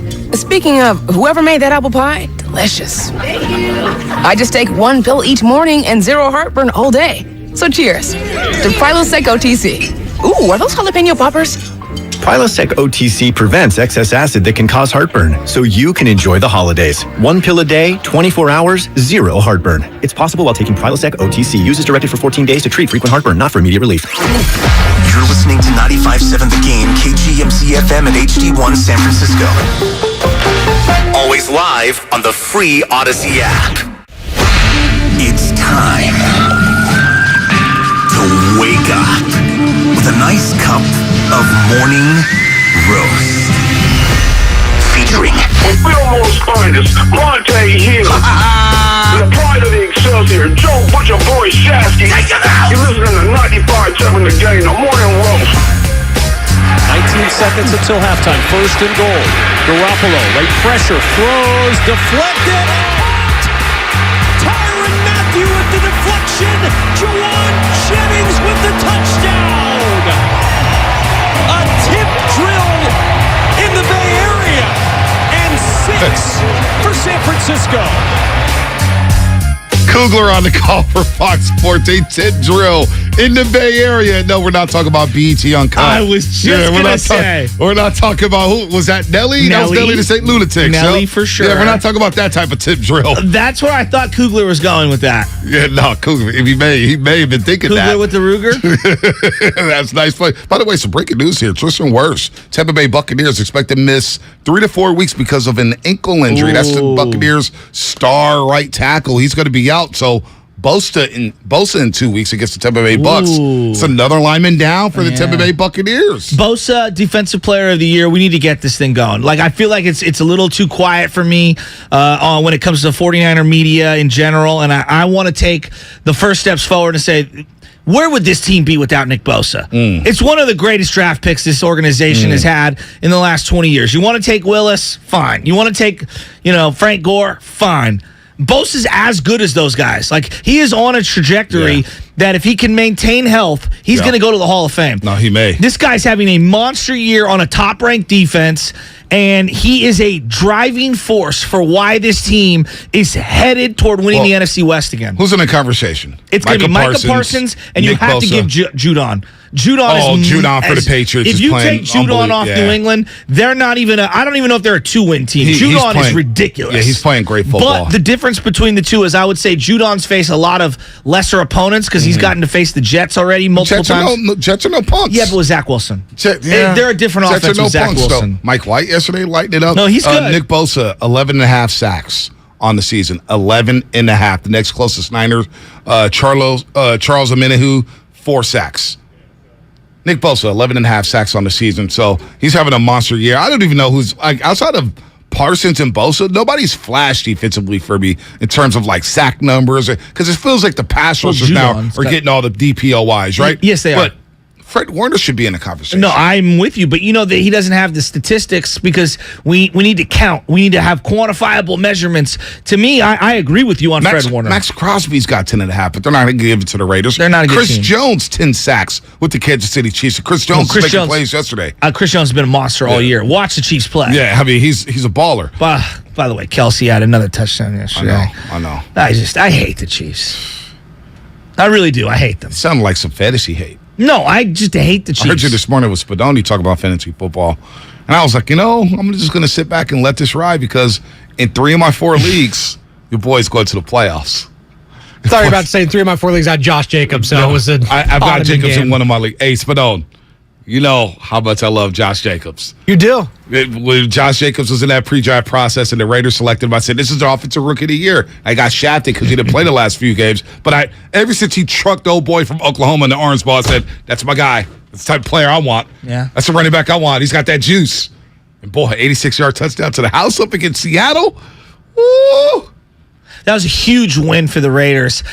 Very few times in the year are all Niner fans united in rooting for the Raiders. I know. Beating the Seahawks. Thank you, Raiders. Seahawks are frauds, by the way. That defense is so fraudulent. Well, coming off a bye week, so disappointing. So disappointing. And you know how they always show at Levi Stadium, they'll flash to a game to show the highlights to it, courtesy of Red Zone. So when they showed that, I don't even know if they showed that game. I'm trying to recall if they did. I know they showed Titans, Bengals, and the crowd just whatever. I think the Niner game was over before the Raider game finished. That's probably why. Is that it? Yeah, that's why. Yeah, I think that's why. Yeah. That's why. So anyway, we're going to take a couple calls here real quick.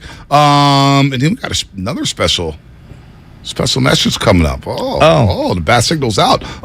Mike in Rohnert Park. I always say Rohnert Park, but I'm going to say Rohnert Park this time because I think it's Rohnert Park, right, Mike? I'm a roaster. It's Rohnert Park, yes. Yeah, Rohnert Park. Yeah, I used to always say Rohnert Park growing up, man. That's Rancho improper. Catati. Yeah. All right, Rohnert Park. There it is. Catati, Sebastopol, Rohnert Park. No doubt. Yeah. And then we high school. Yeah, no doubt. Petaluma. You can pet a donkey, pet a llama, but you can't pet a luma. What's up? Happy birthday, Shasky. Thank you. Hey, and I love the Fishertarian. Oh, Maybe want to go out there today and get something, man. Isn't that the line can spot? get ridiculous sometimes. Yeah. It is a spot. Yeah. What you got on the Niners? I'm glad we got another W. I'll take it anyway. 13-0. Yep. That's beautiful to me. The offense wasn't as smooth, but we'll get back there. I was actually surprised that the Saints' defense was as stout as they were. I'm with But you I guess on they that. brought back a whole bunch of players yesterday. Yeah, it looked like Harris used to play for Denver. He was back. Came back. Cam Jordan was back. Yeah. Kamara was back. They had everybody back. Mostly everybody. Yeah, except but for Andy Mike Thomas. Dalton, I can't take you serious with Andy Dalton. No. But that team, to me, if they just had a better quarterback, I'm sure a lot of teams could say this, but that team in particular, that's a playoff team. Well, that was a big game for them because the NFC South right now is led by still Tampa alive. Bay. And Tampa Bay is 5-6. Yeah, they're Tampa Bay terrible. is 5-6. I can't believe Tom Brady's going to go under 500 and win that division. They win that game. They're a half game out of first place. Cleveland looked better than Tampa Bay yesterday. Tom had no time to throw. They couldn't stop Nick Chubb when it mattered most. Nope. Another member of the Waller Street Hustlers. Oh, I love you some Chubb. You and, 99% of fantasy teams out there. Hey, I know it's your birthday, Shasky. It's just a guy who's a first-round pick, and Vontae's acting like he drafted him in the 14th round and stashed him. See, this is where Nick Chubb. This is where Shasky, I got to get on you. 2 on most teams' draft see, boards. it's your birthday, and I'm not, I'm going to be nice. With Shasky this morning with Spadoni, in my league, we had the 40-point. When you get 40-yard catches, you get a bonus or 50. Spadoni's like, yeah, that's every single league. Not just your league. Well, no, I was trying to explain because some leagues don't have it. And No, I every was league saying has when it. Derrick Henry fumbled on the 3-yard line, I was like, there goes my season. Brutal. There goes my season right there. I tried to trade for Derrick Henry. The owner agreed to a trade, and then all of a sudden went ghost on me. I was going to get Derrick Henry. They went Farhan on you? They went Farhan on you. I was going to get I was going to trade away Jamal Williams for the Lions, Alan Lazard, and somebody and a quarterback because I have For Derrick Henry? Yeah. That's a terrible trade. No wonder you didn't get a call back. Well, Jamal Williams has 13 rushing touchdowns. Yeah, but when you most start him, rushing he doesn't. touchdowns in the league. Yeah, but when you start him, he does nothing, and then you don't start him, he scores 3 in one game. Yeah, maybe. Lions almost got that dub on Thanksgiving. I was pulling for Goff. God, I was pulling. You give Josh Allen 20 seconds, they're getting down the field. I've told you about this. There's no such thing as two-minute drill anymore. You have one timeout in 20 seconds, you're getting a field goal if you're an elite quarterback. No doubt. All right, we're going down to the bat signal. Antonio, Kyler, George, hang on tight. We have a special guest joining the roast on this special day for Joe Shasky, who's on the line right now on the morning roast. Hey, it's your boy D Wright, man. Oh my God, D Wright, what is happening? Darrell, how you doing? Good. Hey man, I had to tap in and call my fellow Sagittarius brother Joe Shasky. Let's go. And wish him a happy 40th birthday, man. Happy birthday, more life, more blessings, and all those great things, man. Happy 40th, baby. You're a good man. Thank you very much for calling in. I want to get to something though. I saw an Instagram post. Was your son starting as a freshman on varsity? Nah. You're moving too fast now. He's about a year or two away from starting. Not yet. But he soon will be out there, you know. But I'm super proud of him. I'm dropping him off at school right now. I'm super proud of him. Hell yeah. He's done something that I haven't done in my life, and that's be on varsity 9th grade. So he's already ahead of the curve. He beat me in the line. So oh man, it's a great accomplishment. Yep. And I just, I know how much you and your son have worked together, to get where he's at, as well as your wife and your other son. It's a great accomplishment. My niece just made varsity, and I know how much time going to and from practices and all that stuff, like so many parents can relate. It's an accomplishment, and sometimes we don't stop and appreciate it. That's why I wanted to give you some love and your son some love. Yeah, I appreciate that. Thank you so much. He appreciated it as well, man. I'm just happy for him. The sky is the limit for this dude. Hell yeah. Put the work in. That's it. No, we'll definitely be coming to Bishop O'Dowd to check out Dev out and watch a ball out there for Bishop O'Dowd. Now let's get to the real topic du jour here. It's your birthday. I know. Bonte was feeling himself the last couple of weeks. Then you finally showed up. Did you notice he has upgraded his wardrobe across the board? His sock game is through the roof now. Yeah, man, you got to bring it. Bonte's a vet now. Hey, D-Wright, I saw you yesterday in that suit, and I said, damn, I love having D-Wright back, but then I don't like having him back because he's got the sickest suits ever. The colorways that you got, I said, damn, he pulls off the turtleneck and everything, and I'm out here looking like a pastor on Easter, man. Hey, I'm crying. What I had on yesterday, I put that together last minute.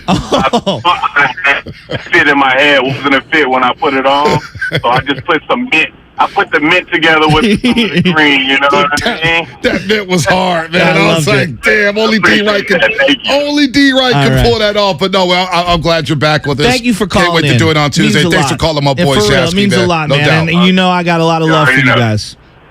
You already know. It's always love, fellas. Beautiful. All right, D-Wright. I'll see you tomorrow, man. Shout out to Dev, too. Yep. Dev and Dash. Have a good one at school. All right, D-Wright. Man, just all kinds of people lining up. Like that? I do like that. All that birthday love, man. I do. They love you, man. I do. They don't love you like that. I hit that big E40. I feel like Paul Pierce when Draymond was yelling at him. They don't love you like that. Well, you ain't Kobe. I've told you that the secret sauce is me. You might be the burger patty, but I'm that little In-N-Out spread. I'm what really makes it. It's Padone, and I'm the arrogant one. Shine on, young soul. The heart and soul. I'm the straw that stirs the drink on the road. I have to update you on something. We're going to get back into the Niners in a second. We'll get to all the calls. My electrical project. Oh, I saw that. Yeah. So, just before you start this story, I blew out the sockets in the apartment on 10th Avenue and I just trying to change a fuse. Yeah. I put the wrong fuse in and it blew out the entire apartment building. I was like, I'm not doing that again. You tried to change the socket and blew everything out? And put the wrong fuse in. All right. Instead of 30, it was supposed to be a 70 or whatnot. The little blue and orange and yellow and Okay. Everything was gone. So, I'm wrong all the time. I'll do real quick here. I was trying to hang string lights, and what ended up happening was that we have a switch light at the bottom of the stairs, but not at the top of the stairs. This is up at the cabin. Everything's old. Right. The wiring's old. It's a nightmare, right? Right. And so I said, you know what? I'm going to learn how to do this myself. All my friends and family, they're all electricians. I got 10,000 buddies that are local 6. I can do this, and I can look it up. I ended up spending like $300 for all the different materials and the equipment and everything. Come to find out, after I did everything, I pull the stuff out of the wall. Dude, this looks like the original electrical, like, wiring, like, going back to the beginning of time. It's so old. I take a photo and I send it to Rocco. He's like, I don't even know. I don't even know what that is. So I end up following it around, and I'm going to fix the switch. That was the whole point. I'm going to add a switch to the top of the deck, and I'm going to have one at the bottom. Right. Come to find out, I pulled all the wires. Whoever had owned the house before me had jury-rigged the whole house. It was like too many things on one outlet. I was going to burn the whole house down, basically. So I have to run all new electrical. I fixed it, but I didn't fix it, if that makes sense, because now I have a bigger project that I have to fix. And what is Michelle saying about it? Well, there's material everywhere. Yeah, there's material everywhere. You should have just called Pops, man. No, Pops can't do electrical. Oh, what about Deli Boy? Well, Deli Boy. I can't even get these guys to unclog a toilet. So I fixed it, but I didn't fix it all the way because now more work needs to be done. So I'm going to create a different junction box and have a separate panel just for the outside call the lights. Electrician. No, because I want to save some money and do it myself. Just call the electrician. I'm going rogue. Just call the electrician. I figured it out, though. The Travelers are the reds, okay? Oh my the gosh. white is the neutral. The green is the ground or bare. And then the black is the hot. Oh, my God. It's not going to go well. I'm telling you. Michelle's probably like, just get the electrician. Pay for it. I had it looking clean. I'll show you photos. So now when it comes to fixing things around the house, Anna doesn't even, like, we got the new bed frame. I was like, I'll put it together. No, because the last bed frame you put together started wobbling 6 months in. The leaning tower of Pisa. I was leaning. I was just like, hey, that's just maybe a sign for me to lose weight. That's not the bed frame. Yeah, good luck with that, Shout out my electricians out there. Shout them out. So damn good. It is good. I haven't had it in a long time. Might be the day. Yeah. No Warriors game. Kyler at SF. What's up, Kyler? What's it's up, not Kyler? Kyler Murray, is it? Yeah, is it Kyler? Kyler Murray? You ran for a touchdown yesterday. Hey, Brad, y'all got to tell him it's Tyler. No, Tyler. Hey, Lubman. Hey, Lubman. Get off of vacation, Sam Lubman. Damn it. You know what, Sam Lubman? He's in the dumps because he keeps going to these Cal Berkeley games in front of nobody, and Cal loses to UCLA in front of 50 people. So he's been down in the dumps all day. Tyler, what's happening? No, I'm sorry to hear that, Lubman. It's all good, man. The Bears will bounce back, hopefully. I just wanted to wish Shafsky a happy birthday, man. Thank you, Tyler. Big 4-0. Love listening to you every morning, man. Just watched over the 3 top moments for Shafsky when they roasted the boys from Dallas, Shan, not Sean. When Shafsky did the Bielitsa freestyle. Oh, yeah. That was epic. Yeah. Yeah. And then number 1, of course, the Shaft Scott versus Dodgers. That was epic, bro. Walking down Embarcadero, always legendary. Love listening to you guys in the morning, and just wanted to wish you a very happy birthday. Thank you, Tyler. It means a lot. I really appreciate it. We've built a really beautiful community, and to see everybody pouring in the love is pretty special. It's pretty cool. No doubt, Thank Tyler. you, guys. No doubt, Tyler. Saw him walking around the Gay House Friday. He's always at the Dubs game. Tyler, great dude. Great dude. Yeah, you know what? If I was looking for someone who could make smoke out of electricity, it would be Tyler Miller. Yeah, no doubt. Nobody smokes bigger bomb than that guy. No doubt. I'm not going to put his business That out fool's there like Linus, dude. There's just a cloud of weed smoke around him at all times. It's the reason why the doors are closed at the Gatehouse. It's a reason. George in Little Rock. What's up, George? Good morning. You're on the roast. Hey, how y'all doing? Good.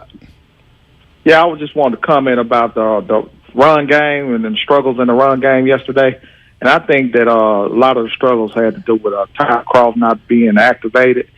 And I really liked they were struggling trying to pin that defensive end inside and get outside on them zone wide read, whatever you want to call it. Mm-hmm. And also, a lot of people complained about Trey Lance having to sit. But, boy, that Jordan Love looked good, and he's been sitting for the last 3 or 4 years. That's right. So it ain't a bad thing. Just sitting. But, I think we're going to be all right, and I really enjoyed the game, and I really enjoy you guys' talk show. You know, that's an interesting point.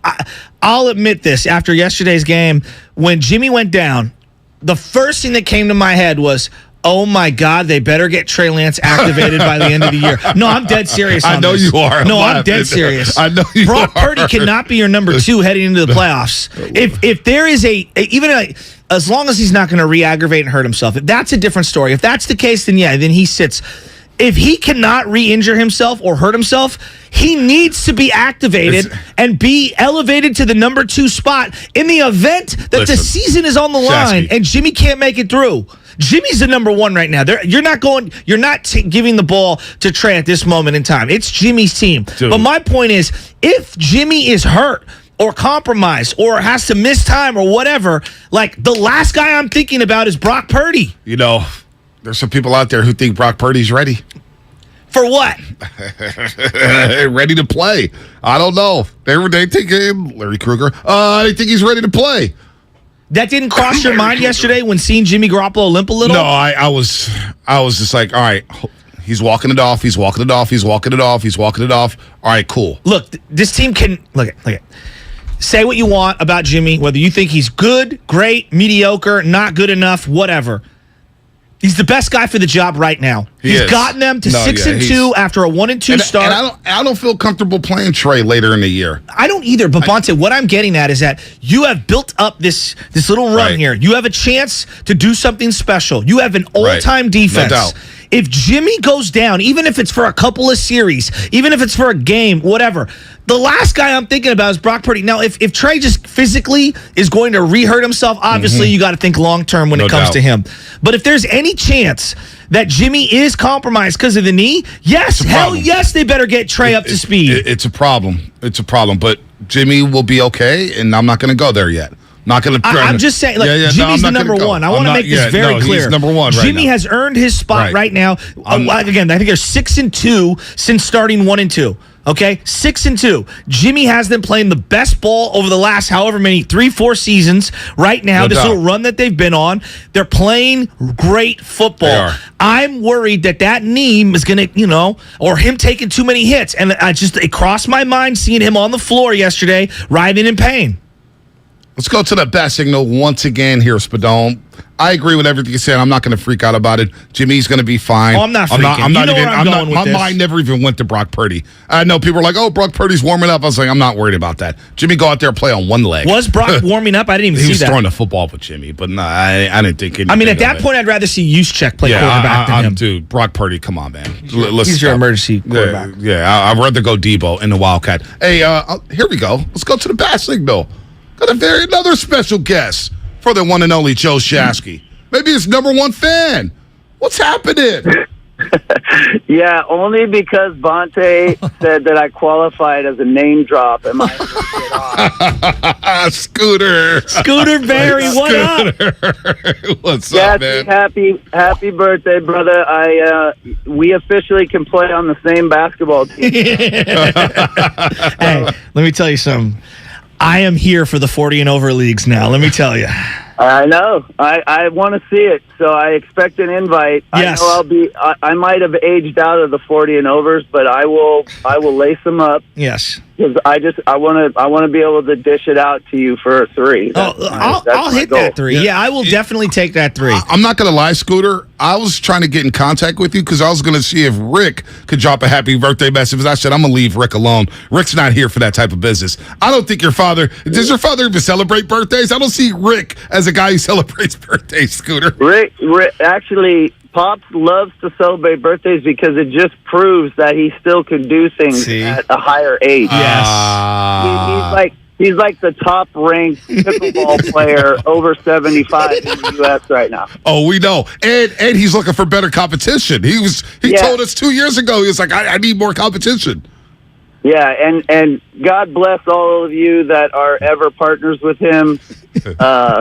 He's a tough one. He's a perfectionist, but he's winning gold medals with a bunch of folks, so he's having fun. And I'll see what I can do, Shasky. But I'm looking forward to some good times ahead. I know our situation is fresh, so Get me in with Bonte. Yep. Get me on the summer league team. I need to make a cameo. And happy birthday! Thanks, buddy. Congratulations and great job. Love listening to you guys. Oh, you're the best. Scooter, Really you are appreciate the man. that, And man. how about those Great doves, guy. Scooter? How about those doves? Clay, you called The Dubs. See, when we all started giving a little empathy to Clay, look what happened. Yep, you're right. We all started talking about, hey, it's not that easy, and everybody's expectations are super high. And as soon as Clay got pissed off Clay plays well. No doubt. That's a good point. No doubt. He got tired of hearing everybody talk that stuff, and he went out and he showed everybody, and I'm happy to see him doing it, and I think it's a page turner for him. Yep. And now, both Niners and Warriors went out and got wins for you for your birthday. I know. So, you got to be happy. Well, yes, you're right. I just need Aaron Judge. That would be the trifecta. That would be that third candle. That might be for the 50th. Hey, you're the best. Thank you very much, and man, congratulations on everything. All right, brothers. Yep. Take care. Thanks, Scooter. Scooter Barry. Man, that's awesome. What a birthday for you so far. A lot of phone calls. A lot of phone calls. It is. The lines are lit up. They want to all wish you a happy birthday. Oh, my so this is goodness. what we'll do on the other side. Dave, George, Duke, Antonio, Michael will all get you wow. on the other side. We got Murderers Row. We got Wow. Murderers Row, man. You got a who's who of calls coming up here to talk about the Niners and wishing my man Joe Shasky a happy 40th birthday. That's all coming up. Brought to you by Fremont Bank. Full service banking. No compromises. It's an action-packed Monday on 95.7 The Game. Garoppolo throws, deflected. Tyrann Mathieu with the deflection. Juwan Jennings with the touchdown. Play in transition, dialing long distance, and there's an answer from the right wing. Keep it locked on 95.7 The Game. It's go time, California. The Black Friday Sell-a-thon is going on now. Our best selection of new Ford inventory is here. It's go time. Now get 1.9% APR for 60 months plus $1,000 retail bonus cash on a 2022 Ford F-150, Explorer, and Escape. The lots are filling up, so that means it's go time. Go to the Black Friday Sell-a-thon at your California Ford dealer today. Now during the Black Friday Sell-a-thon, get low leases on select 2022 and 2023 Ford vehicles. It's go time. Only at your California Ford dealer.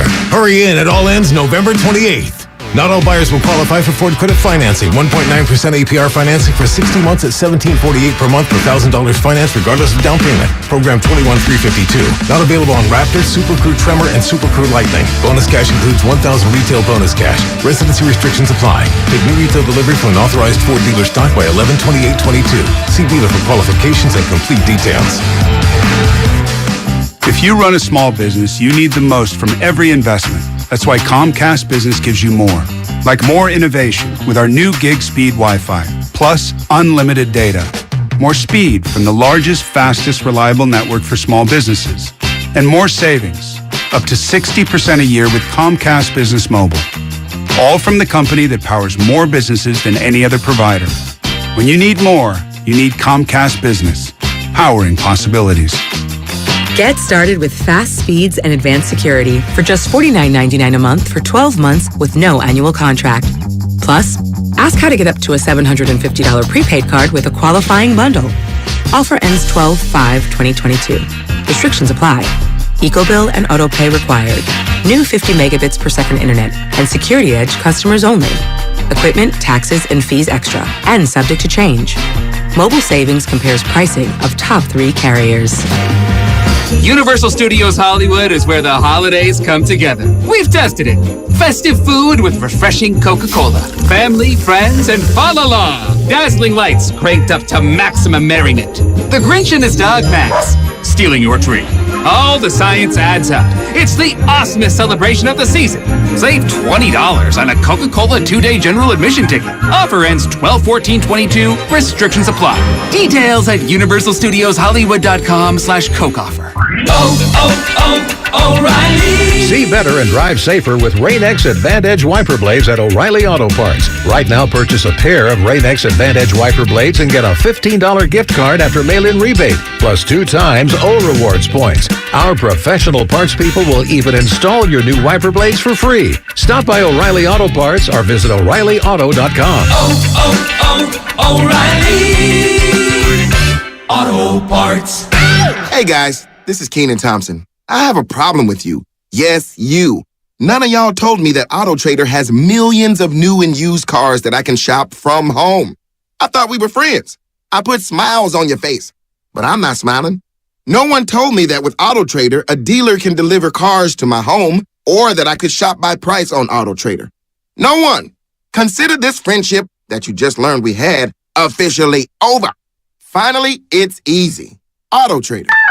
People who come to Cricket stay with Cricket. Why is that? Well, if you ask someone with one of the latest and greatest phones from Cricket, they might tell you it's because of the amazing phones. Like the new iPhone 14 that lets you capture stunning photos in low and bright light. Plus, they'd probably tell you about the fast nationwide 5G included with all plans that lets you stream, text, talk, and more, all at 5G speeds. Yeah, they might mention something like that. Smile, you're on Cricket. Cricket 5G is not available everywhere. Fees, terms, and other restrictions apply. See cricketwireless.com for details. I wanted to know why some people who get COVID-19 get it so bad. I found out it may be because they have a high risk factor, such as heart disease, diabetes, being overweight, smoking, and asthma. Even if symptoms feel mild, these factors can increase your risk of COVID-19 turning severe. So if you're at high risk and test positive, there are things you can do, like asking your healthcare provider if an authorized oral treatment is right for you. Learn about an option at treatcovid19.com. This message is sponsored by Pfizer. In Palo Alto, we're looking for partly cloudy, highs near 57. Weather brought to you by Pfizer and BioNTech. This fall, there are now updated COVID-19 booster shots designed for recent Omicron variants. Learn more and schedule your updated booster at vaccines.gov. Folks, this is your pilot. We have to land immediately and hurry to the Xfinity Black Friday sale. New Xfinity customers can get 400 megabit internet with unlimited data and X-Fi Complete for $55 a month for 2 years with no annual contract. And a free 4K streaming box included. Plus, now through December 5th, get HBO Max included for a year. Drop everything and get to the Xfinity Black Friday sale. Go to Xfinity.com to learn more. Restrictions apply. Requires paperless billing and autopay with stored bank account. Taxes and fees extra. Ad-supported plan of HBO Max. After promo, regular rates apply to all services and devices.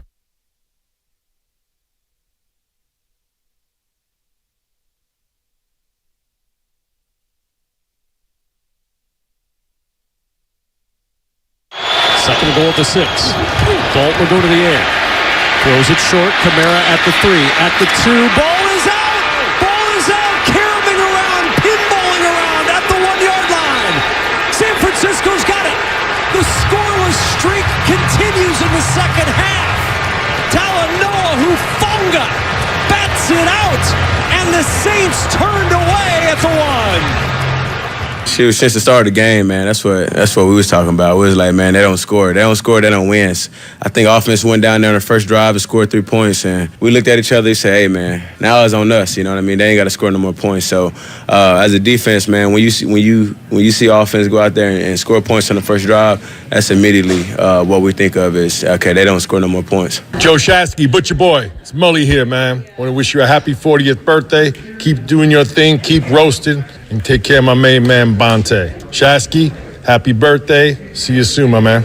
Little Dre Greenlaw action, little Hufanga action, little Kevin Kugler, Fox Sports action, and a Hall of Famer and Chris Mullen. Wishing my main man, Joe Shasky the Butcher, a happy 40th birthday here on the Morning Roast. So we get a victory Monday. Niners win, Warriors win, Mully shouts out Shasky. Life is good in the Shasky household right now. Hell yeah, it is. That song, by the way, my wife loved. Who's that artist? She's from Britain. MIA. All I want to do is boom, boom, boom, boom. Take your money. That was like her only hit, right? It was her only hit.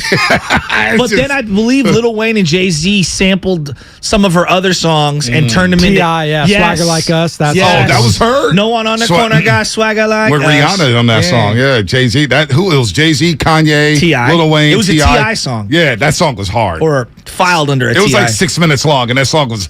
Every verse was sick. Yeah, of course. We had to play that coming up. I was playing some Journey on the way in this morning. Oh, gosh. No, you weren't. Oh, yeah. Wheels in the Sky keep on turning. So I played a couple songs, and I've been Shazamming like crazy lately. Okay. Because I'm trying to diversify my portfolio when it comes to music. Yeah. So I was playing, let me see here. I Shazammed Future Looks Good, Dirty Soul. I don't know. My mom didn't like it. What? Then I liked it. Maybe here. Let me see. Let me play it into the microphone here. Or not. You hear that? Can you hear that? Yeah, is that Journey? No, it's Dirty Soul. I don't know who that is. Oh, I don't know. But anyway, I had that. And then this song called My People.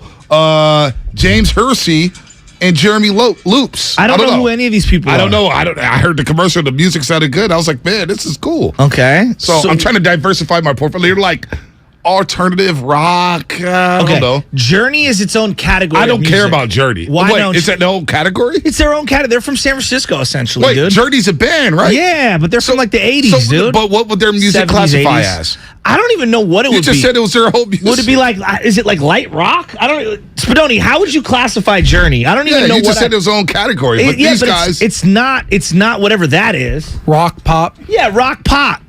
Come on, man. Steve Perry. I mean, this is kind of like rock pop in a way. I don't know. It's good music. Journey. Bonte turning into Brock Purdy, and meanwhile, I'm Jimmy G. All I do is win. Hey, put some respect on Brock Purdy. May have to save the season next week against the Dolphins and the Buccaneers in 2 weeks. Better hope Jimmy D's all right. Did you fill out your apology form? Who needs an apology form for First Jimmy off, time Garoppolo? out. I filled out an apology form and tweeted it out and then I logged out of Twitter. You made a video out of it and got a zillion likes and retweets and comments. And a lot of clowns. You were thirst trapping like crazy for the video. No, I didn't thirst trap. That's content. That's content. Is that what that is? Content creators be contenting, right? It's called ABC, always be contenting. Oh, whatever it is. Or in the words of Lucas, is that content or non-tent? That was content. And you know what? People wanted that. The people wanted that. Funny bit for the morning roast. It was fun. Laughs. We don't do enough social media stuff. Speaking of fight on, Caleb Williams. Are we here? Are you guys meeting me? In terms of what? He's the number one quarterback coming out. Yeah, I mean, he's legit. He's ridiculous. He's legit. I mean, the first time he stepped foot on the field at Oklahoma in the Red River Shootout, he threw a dime in that game. He was like rolling out, and he threw a dime to the pylon like 50, 60 yards down the field. I said, oh, Spencer Rattler's never touching the field again. Yeah, Spencer Rattler's smoking a cigar this weekend. But you know what? They beat back-to-back top 10 teams. Yeah. I can't be mad at Spencer Rattler. Yeah. He somehow creeped his way back into the draft. Dude, he did. I don't know how. I don't know how. He's playing well, though. You got to give him something. He was out there pointing at Clemson, jumping up and down. Dude, he was balling. And nobody watched that game because we were all watching Michigan, Ohio State. Yeah, we were. But Caleb's the truth. You know what? Caleb's got a couple more big games to where he can solidify himself as the number one overall draft pick in the upcoming NFL draft. I can't believe I'm saying this. I'm pulling for USC to win it all. I can't believe I'm saying it. I've scouted the semifinals. It's going to be Glendale, Arizona. Okay, Trent Baalke. It could be Michigan, USC, and Glendale, Arizona. Harbaugh versus USC? Yeah, I swear to God. Wow. And I don't even know if I can make it. And it's eating up at me. Yeah. The trash talk between Lucas and Nahegan is going to be at an all-time high. I mean, that game needs to happen. And then, if you get the national championship January 9th at SoFi Stadium on a Monday, which, yeah, trust me, boys looking at some things here. Okay. I'm so you've nixed the Vegas trip, and now you're going to SoFi for the national championship. It's tough decisions, man. I'm telling you, there's nothing like a big-time bowl game. I was just talking to Lucas. Spadoni, listen, it's TV season for Bonte when he's planning 17 different trips. Hey, your boy had to wait the TV out. August was a rough month. September was rough. The days came around, I was like, all right, season start, baby. Let's go. Pac-12 championship at Vegas Friday, Bonte. I know. I'm not making that. We got Bulls Warriors. I'll sit that one out. Lucas, I told Lucas he needs to go to that ball game. If it's Michigan, USC, and Glendale, Arizona, he better be at that game. I will never look at him the same. I'll never respect him ever again if he doesn't go attend that football game. He was at my party the week prior that my wife had thrown for me, and he was watching the USC game like a psychopath while everyone else is having a great time, and he's like, this is the greatest win of my life, them beating UCLA. Dude, it's not. I was like, bro, come on. Come on, they've had a lot of wins. He's like, I was 12 when they won it all. I was 12. Now I'm a graduate. Let's get back into the Niners. All right, let's go to Duke in the city. Hey, Duke. What's happening? Man, happy birthday, Joe Shafty. They say it's your birthday. We're going to serve them like the Niners, all in the worst way. Let's go, Duke. Birthday, Joe, man.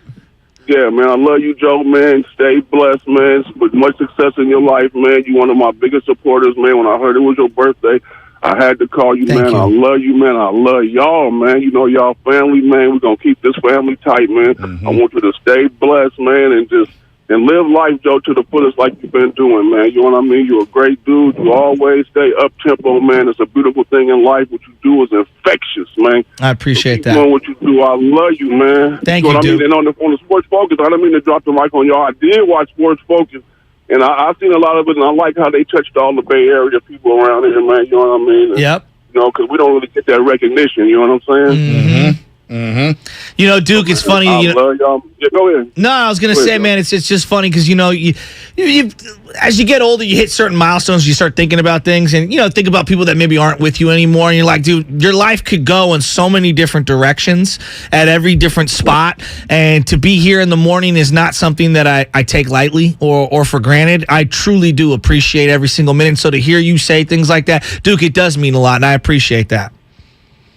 Oh, man, you're welcome, and you deserve all that, man, because, my cousin first told me about you on your podcast, man. He was like, man, this loudmouth dude from the I'm like, man, who was this dude making all this noise? And my wife, shout out to her, because I'm on her phone. I got a Metro, man, so, I got the Metro after the 3 days when you use the extended program. They cut you off. She looked at me, I said, let me use your phone. She looked at me with that look. I was like, man, it's Shasky's birthday, man. Dude, thank you, man. Thank you. Dude. Once up to the morning roast, man, we're going to keep doing what we do. Niners. Let's go. Baby. Let's go. Shout out them longshoremen with them knockoff jerseys coming off the back of boats. Oh, yeah.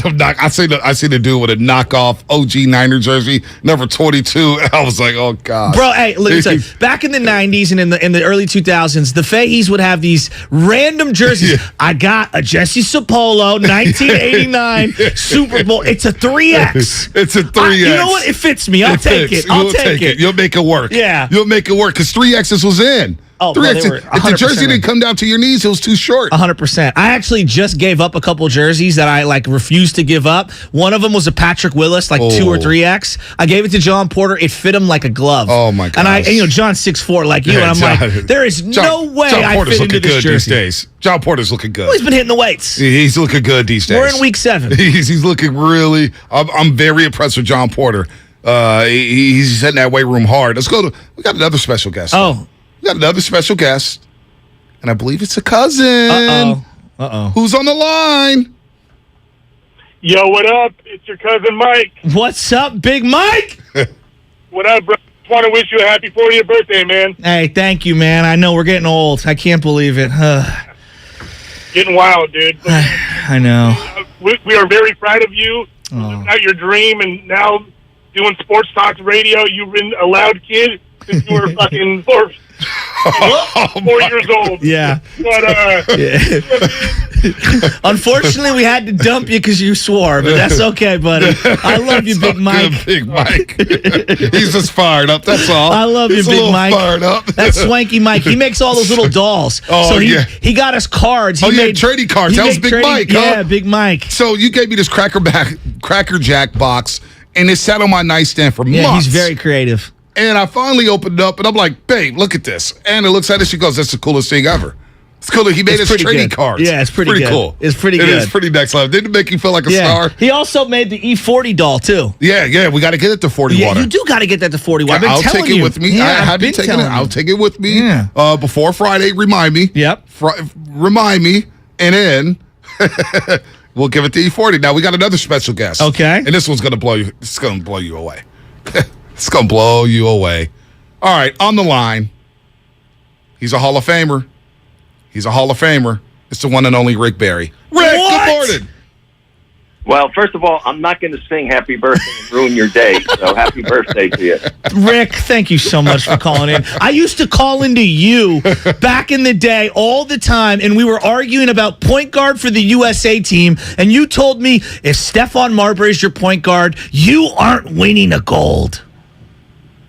Yeah, well, anyway, listen, first of all, 40 is nothing. It's only a freaking number, and it's a very small number, so you should be grateful that you're still only 40. Exactly. I am grateful. That's it. Birthdays are great, and you want to have a lot of them, but it's only a number, and it's just how you feel, and hopefully you're doing well health-wise. That's the most important thing. And Rick, I know you're feeling like you're 50 right now because you're killing everybody on the pickleball circuit right now. You're number one, gold medals. I heard you got Mully involved. You sent him some gear. Liz, Mully's wife, is playing pickleball. I had no idea how this sport was exploding across the country. Well, it's the number one sport in the country, maybe in the world. They're trying to get it in the Olympics. Over 65 countries are playing it now, and it's just exploding. And now they've got the people combined, and they've got the world team venture going on. I'm involved with companies that will be part of that and have one of those teams, and it's great. I mean, it really is a lot of fun, easy to pick up, and you just don't beat your body up as much as you do playing tennis, and it's much easier to play than playing tennis. Even my 89 and 87-year-old in-laws are playing pickleball and having fun doing it. So, yeah, everybody should just give it a serious try. In fact, it's just awesome. Rick, awesome. Shasky, his father, you're his favorite player. Your father's favorite player. Hands down. Hands down. He loves you. He loves you. So I know this is going to mean the world to him, as well as Joe, that you came in and wish him a happy birthday today. Of this, what's his name? My dad's the same as me, Joe Shasky, but he's junior. I'm the third.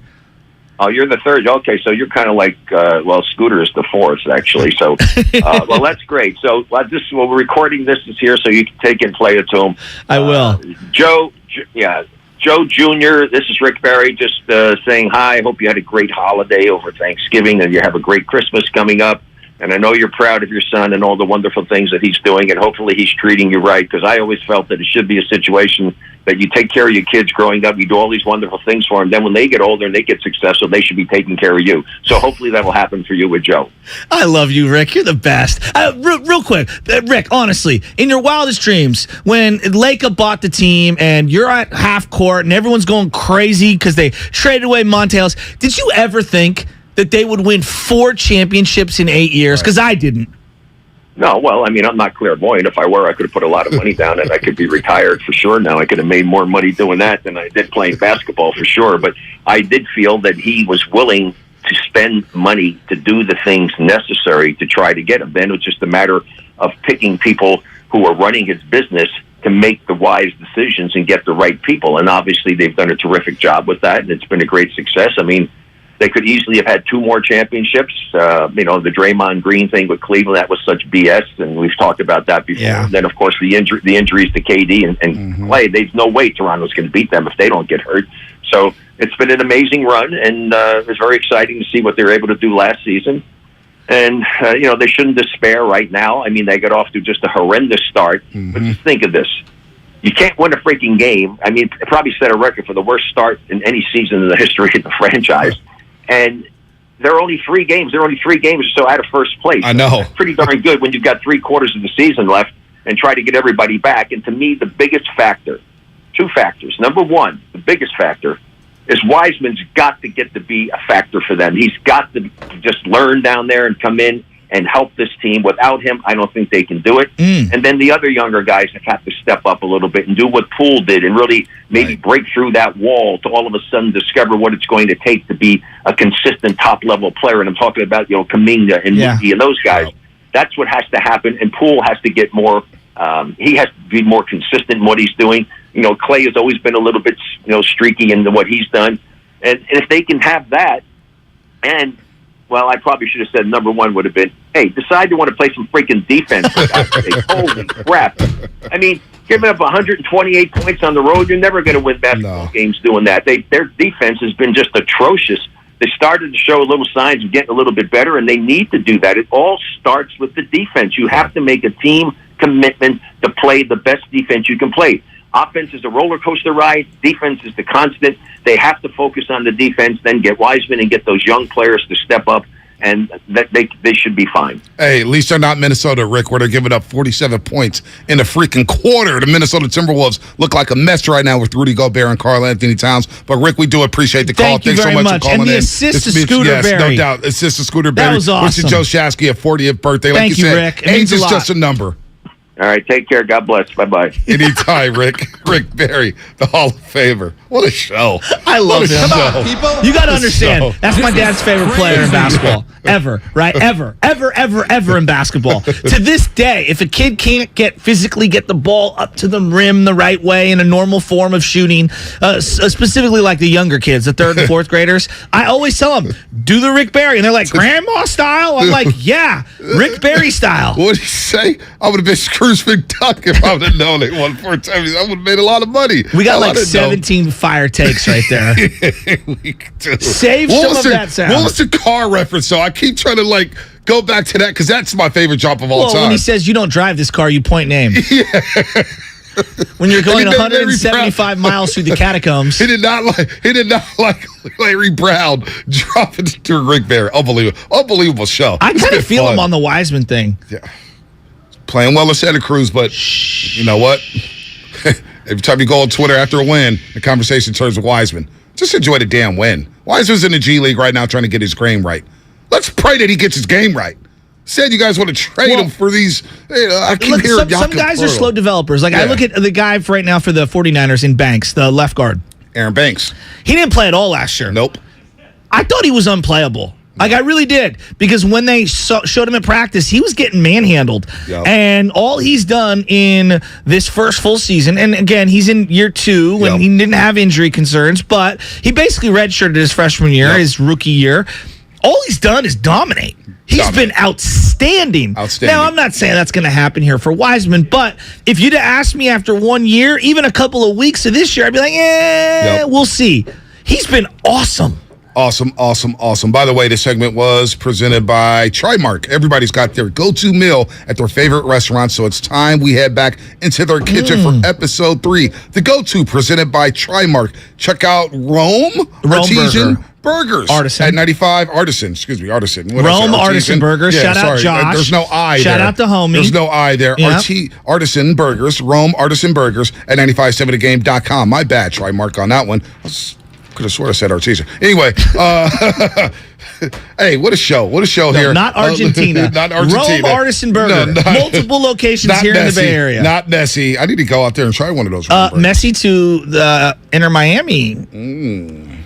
Question mark. But let's go out to the phone line. Michael Green, too, playing well. He is playing really well. OG Niner Sacramento 49er fake jerseys. I hope I didn't call anybody out. OG Niner, what's happening?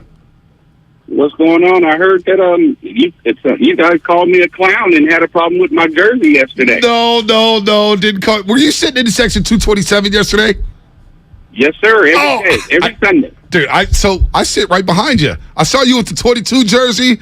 I'm not going to clown you for it, but it said OG Niner, and I respect it because there's a Cowboy fan sitting right there, and you looked at Cowboy fan, and you said, I'm OG Niner. We dominate. Why are you here? Or something along those lines. So I do respect it, OG Niner. OG Niner? Going once? Going twice? We didn't call you a cloud. Because he'll slug the hell out of me. That's a big boy. Michael. It's Leandro. Rat-a-tat-tat. Hey, Rat-a-tat-tat. Mike.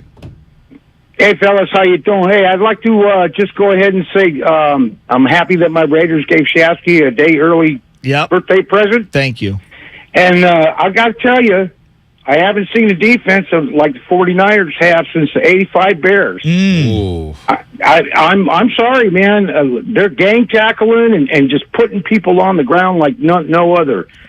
And lastly, I do believe as an NFL fan that the San Francisco 49ers are going to play the Philadelphia Eagles in Philly for the NFC title game. Get there. I want that matchup. It's going to be a war of attrition. I kind of don't want that matchup. The winner is going to have to earn it. No, I'm with you. And let me tell you why I want this matchup with the Eagles. Let me tell you this. I want the Dallas Eagles matchup. resemble a college team to me. They remind me so much. I'm not saying, stylistically, but they remind me a lot of Oklahoma, Oregon, where they just run the score up on someone. Now, I am not diminishing their offensive and defensive lines because they're very, very physical. Very physical. I'm very interested to see the way the 49ers play football. They limit the amount of possessions. They're going to try to run the ball down. The key is keeping Jalen Hurts in the pocket. You keep him in the pocket and make him be a pocket quarterback. You'll have a lot of success there. You cannot let this guy roam around. And mobile quarterbacks get a Niner problems. I agree.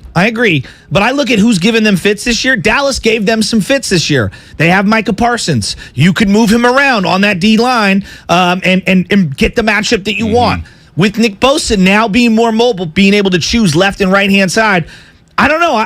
I'm ready for that matchup. I am not backing down to them. I don't think that they've seen a run game like ours, nor have they had the weaponry to go up against that we have. They do have a hell of a defensive line. I'm not diminishing We get to that matchup. We'll be ready to roll. Bonte, I want them. I want the Cowboys.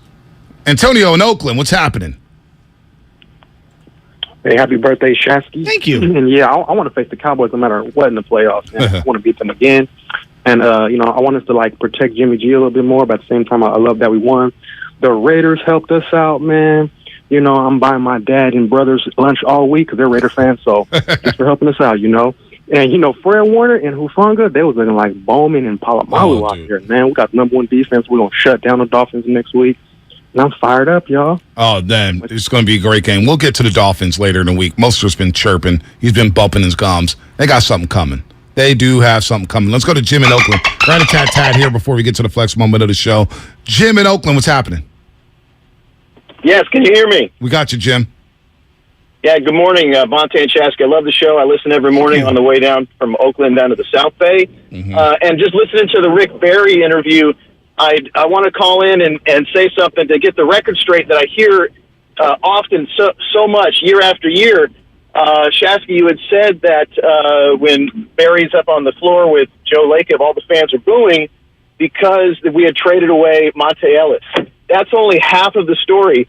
So I was at that game. I'm a third-generation Oaklander, and if you remember, that game was in May of, I forget the year, but in March, 2 months earlier, Lacob had announced that they were moving the team from Oakland to San Francisco, and everybody in my circle was pissed at that. And this is our first opportunity to have Lacob there and to hear back from the fans. So I felt like at least we were booing because he was moving the team. Will you meet me here? It sucked to lose Ellis. Will you meet me here? It wasn't just any one of those. It was all of those things. Andrew Bogut being acquired and he gets immediate microfracture surgery. Like it wasn't just the move to San I say Francisco. the Monte Ellis thing. Yeah, it was a variety of things. No doubt. Let's go to Gene in Oakland real quick. We got a special guest on the line. Gene in Oakland, got about 30 seconds. What's happening, Gene? Hey. Happy 40th, Joe. Thank you, Gene. Hey, I don't remember my 40th. I think it was sometime during the Reagan administration. Anyway, hey, you're not getting older, you're getting better, Joe. Oh, thank you. Anyways, all right, so turning to the Niners quickly. Early in the season, I called and I said, I had a feeling this defense was good enough to carry even a mediocre version of Jimmy G all the way to the end. And you kind of poo-pooed it at the time, said it was a little too soon. Give it another 4 or 5 games, and I think at this point we have to call this one of the best defensive 49er teams we've ever seen. I've ever seen. And Gene, what's the most remarkable is they're missing a bunch of starters who I thought would have made them better. Mosley, Eric Armstead, Kinlaw, go down the list. Like their D line right now. Jimmy Ward hasn't played much. It's Bosa, Drake Jackson, and a bunch of guys no one can pronounce. No doubt. Real quick, the coach and then the special guest to end the show. Coach, we got about 30 seconds. Los Altos Hills, baby. What's up, Coach? Hey, what a game, what a game. I'm super fired up. Happy birthday, Butcher Boy. Thank you, buddy. Mine was in George W.'s administration, not Reagan. That last guy. I was there, and an unbelievable game. But the comment I would have is damn, our guys get held every time. Yes. You see up on the screen the wraparound hug of Bosa, Ridgeway.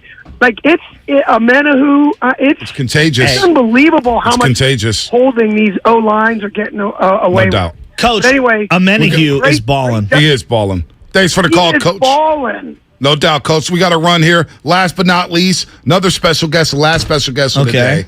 And it's another cousin of yours. What's happening?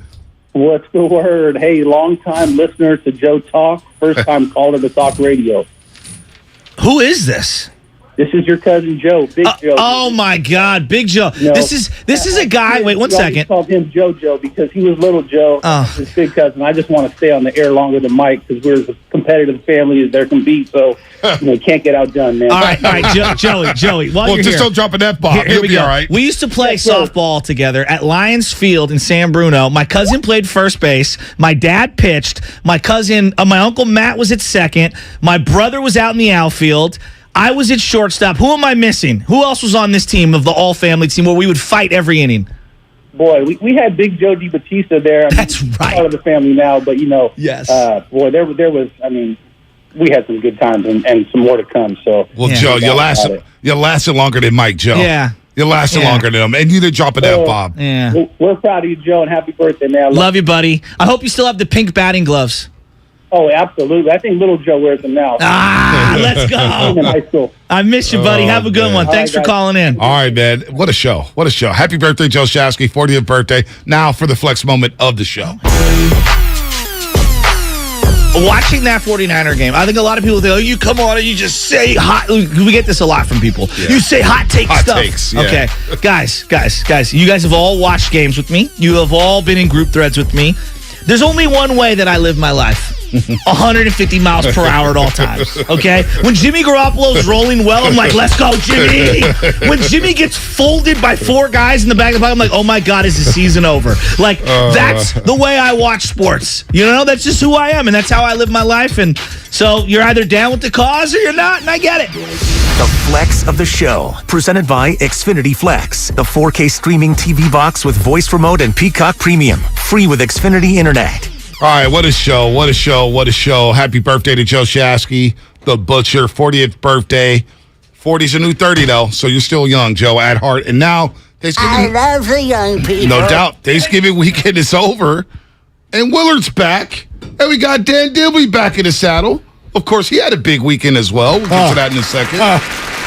Willard, what's up, man? How we doing, brothers? Not bad. Oh, my gosh. How many times today have you yelled, whether even if it was just silent in your own head, I'm a man. I'm 40. How many times you come on, man? I need to hear one. My God. I need to hear one. I was doing lights from Journey as I was coming across the bridge this morning. I legitimately was. We got hit up by so soft. What's wrong with Journey? What's wrong with Journey? Not a thing. Thank you.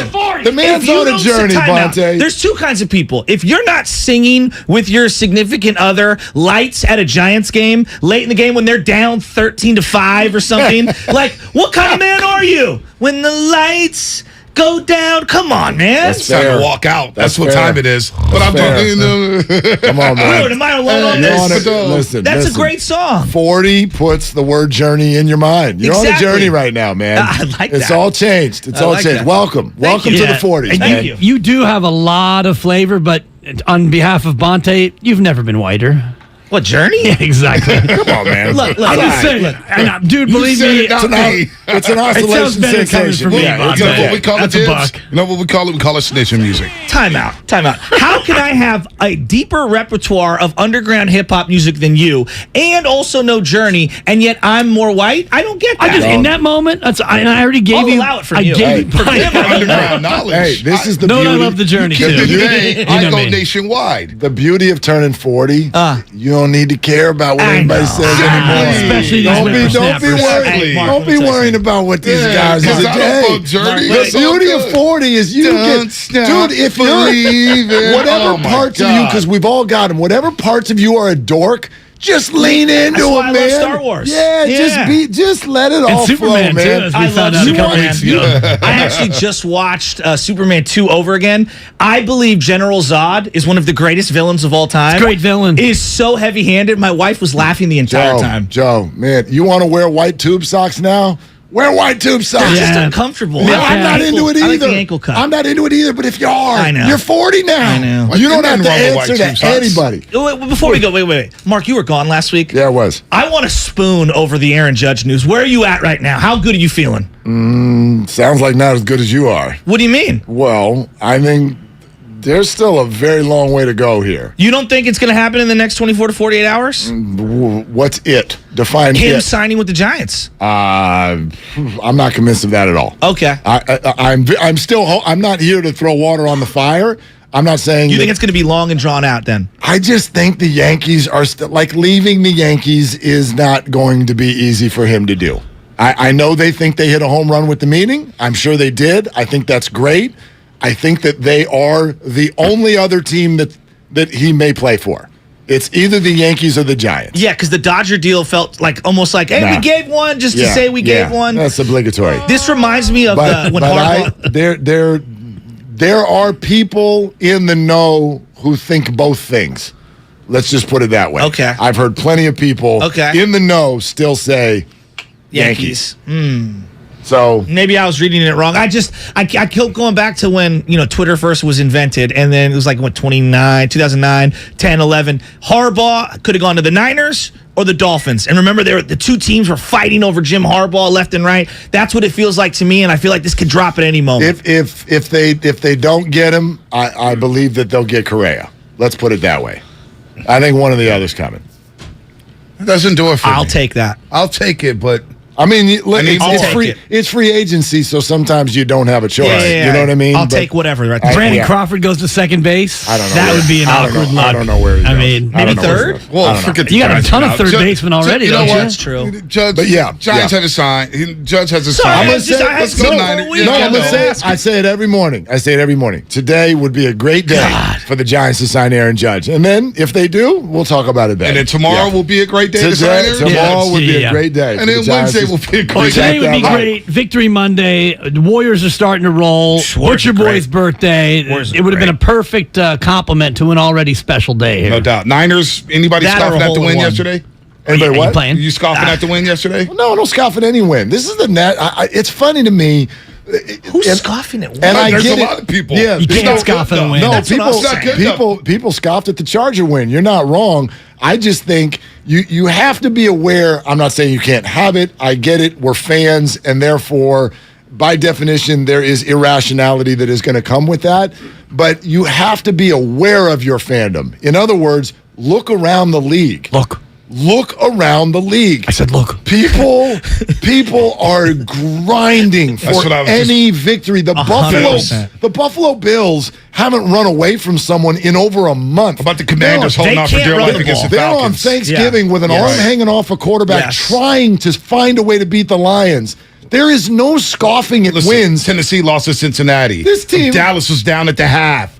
Atlanta had first and goal inside the 5 minute to win that game. Tampa Bay lost to Cleveland. Seattle lost to the Raiders. You play 4 games and you win all 4. You've won 4 in a row. I don't know how you can scoff. They haven't given up a point in 6.5 quarters. No one scored on them in the second half since school started. I mean, no scoffing. No scoff. They no covered. Scoff here. Who could be mad? No, it's not mad. The only thing I'm thrilled this morning. The only thing I'm worried about when he went down, Jimmy Garoppolo.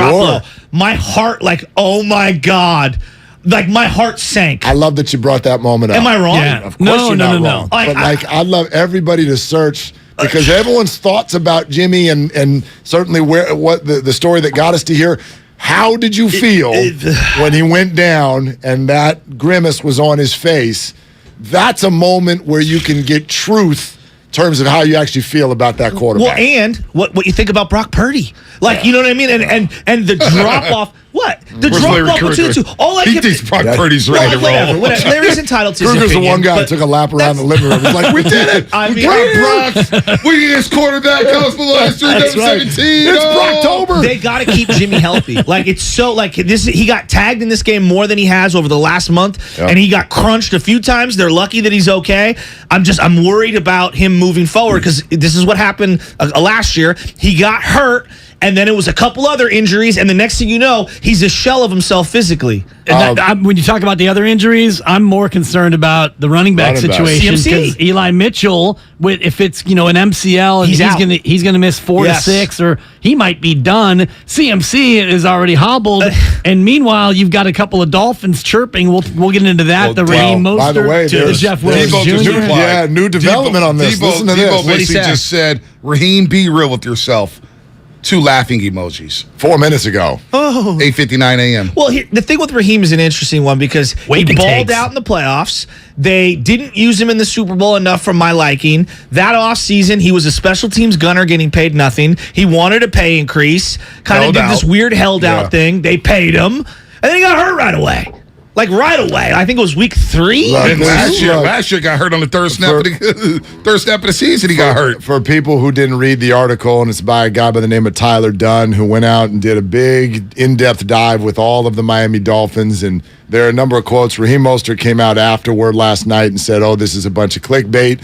But I'm not going to buy it. It's not clickbait because these are direct quotes. He was mad about the injuries that with I the get. Niners. Look, he was forced to play hurt. Yes, is basically what he said. So welcome to the NFL. Exactly. Welcome to the NFL. That's right. Sport. If you think the Miami Dolphins, hello Raheem, If you think the Miami Dolphins won't send someone out who's unhealthy, check yourself, brother. So there's that. Yeah. Jeff Wilson's over here upset about playing time and his standing, and it's like, look, I feel you, brother. Like, I know you want to play. They acquired Christian damn McCaffrey. Exactly. So there's nothing offensive that's happened here from the San Francisco 49ers. And when you have a quote, Raheem, that says, we actually have a quarterback who can sling it, don't come back the next day. Don't come back the next day and say, oh, wait a minute, I didn't say anything bad about Jimmy. I love Jimmy. Yeah, you did. Yeah. And that's what Debo's saying right now. Game on. Let's go. We get supporting your current guy, but he did take to me, that's a shot at Jimmy. Of course it is. And then, like, the injury thing,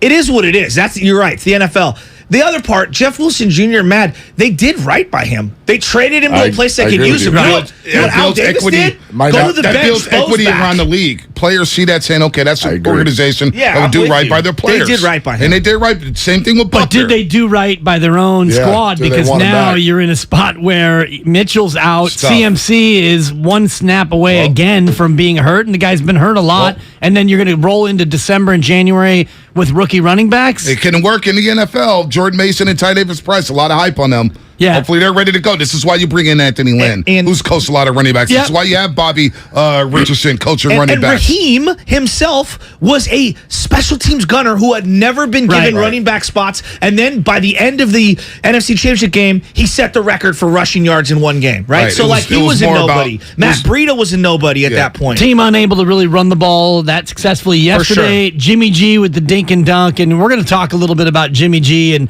his future, but he had that throw again, that Jimmy no throw, and I thank God for that penalty. And I thought the officials were a little bit flag happy, a little overzealous with the flags. It was a little too much. Both sides yesterday, absolutely. The crowd was kind of dead at times yesterday because of all the flags. A lot of offsetting 8 straight penalties. Plays, there was a penalty. It was just too much. And then what's a catch? What's not a catch? Olavi, I thought it was a catch. Yeah, I did too. And then Shanahan, when he challenged it, I was like, oh, why are you doing that? It's a catch. And then he was right. And he was right. No, he was right. So, I was with you. I'm like, that was a waste of time. The whole catch, no catch, that whole, I'm like, they don't even know what it is. The rules, the refs, Hunter Henry, New York, all the rest of it. Yeah, so, and this is where I bristle at replay because, okay, let's go to the replay review, but we don't even know what we're looking at. Exactly. Because Hunter Henry, Chris Olave, all the rest of it. So we can look at it 17 times and we can stop down and check it, but we still don't know what we're really looking to determine. I am so over replay. You've been on this for like at least multiple years. Yeah. And now I'm like, because when you're sitting there, whether you're at the game or you're on your couch,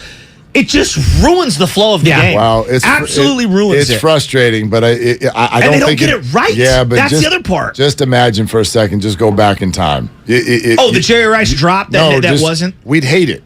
We'd hate it. The first time somebody gets called for a fumble that gets returned for a touchdown, and then the replay shows that his knee and his elbow were down, and it just ruined you would hate it if we lost replay. I get that it's frustrating. I hear you on one level. But like I'm watching, for example, I think it was Washington State. Kid makes the catch of the year, and he gets stopped at the 1 or whatever. I thought it was a touchdown. You lose the spontaneity of it. We've talked about this. Yeah. Dwight Clark makes the catch. Oh, wait, are there flags? Oh, did he get both feet down? Exactly. Now you can celebrate. I got that's you. what it is. I got Doncic. Oh, that's a charge. Oh, wait, no, it's not. You just ruin the whole flow. Now, I get what you're saying, but like, dude, at some level, you got to allow moments to happen. And I feel like we're being robbed of that. And I think, and this is what we miss out on in life, and I don't want to bog this down to talking about review, but, there's a certain reality in life where sometimes you catch a break, sometimes you get screwed, and we're trying to mitigate that out of sports, and yet it's not mitigated out. It just delays it because you still get screwed and you still catch a break, but now we have to wait for 12 angles in 5 minutes. And some things are reviewable and others aren't. So not the entire thing being reviewed. It's just,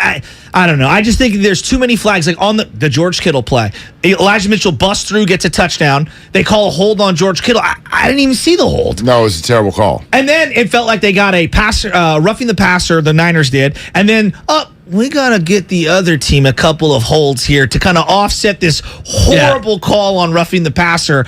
I don't know. It's driving me crazy. And the thing about Kittle, Yes, he held, but that's like a garden variety. He had the guy's arm. Exactly. And that's every single snap of, 3 out of every 5 linemen by the do letter that. of the law, I thought it was a right call. Exactly. You see it in slow-mo. He grabs the arm. The guy may not. But the guy may put a finger on Elijah Mitchell. Exactly. You got to call it. Yeah, But it was inconsistency. But you know how holding is called. Holding is not called. If you looked at it, and Dibs, you know this. Holding, you're holding each other on every play. That's what linemen are holding each other on every play. Holding gets called if you see someone try to break away from that hold to make a tackle, and their body gets yanked back away from the ball carrier, and George let go. He let go when that player went for Eli, and that's why I think Shanahan was so upset. Yeah, but the back judge saw him holding on to that left arm, and whenever he should grab like that. But it was before the carrier got there. It was. But I mean, it's by definition, it's a hold, but to your point, it's not the way it's that's called a garden usually. variety. I mean, that's every Drake single Jackson snap. But was in a chokehold. Somebody put him in a chokehold. Dalton rolled out to the left, and they didn't call anything. So it was a weird game for the Zebras. I thought it was a tough day for the Zebras, and I'll say it as a guy who loves to defend the Zebras. I thought it was just very uneven in terms of, like, Joe, what you were saying, Joe. Like, ooh, we feel like we owe the Saints one. Now we owe the Niners one. And then now you start to chase it, and now you're throwing yellow all the time. It just ruins the flow. Here's the other thing, and I even though I was in a tryptophan haze for an entire week, I did enjoy your content, all three of you. Wonderful job. Well, I especially loved the Jimmy apologies. Oh. That was my favorite part of the week. And I know there was Dibs, you're not wrong. Did he get away with one yesterday on what could have been an interception? Sure. Here's the other side of the coin. This man done gone 5 weeks without a pick. It's crazy. 5 weeks without a pick. Yeah. He is the 5th-rated quarterback in the NFL right now. Hey, listen. He has changed this conversation before the first half. And so before the game yesterday, I said that he was playing better than Josh Allen the last 3 weeks. Well, Josh was true. You're right. And Josh Allen balled out against Detroit. Yeah, he did, and he did it through injury. That guy's, I mean, he's superhuman. On short rest with a hurt arm. Oh, my gosh, he's superhuman. But, no, this is, look, I know everybody wants to stay in the moment, and we should. But more importantly, the team needs to stay in the moment. They can't get bogged down by the future. But we don't have to follow those rules. I totally am getting bogged down by the future while also enjoying this year. The 49ers are now one of the favorites in the NFC. I feel very, very good, provided Jimmy and others' health, that this team is going to go to the playoffs and at least host one round. I don't know if they're going to the Super Bowl. I think that they're a team that's going to make some noise in the playoffs, and so that's wonderful. And then it leaves March, and I don't know that I can ever, outside of Joe versus Steve, I can't think of a more complex time and decision process for the 49ers at the quarterback position than what's coming in March. Is it Super Bowl or he's gone?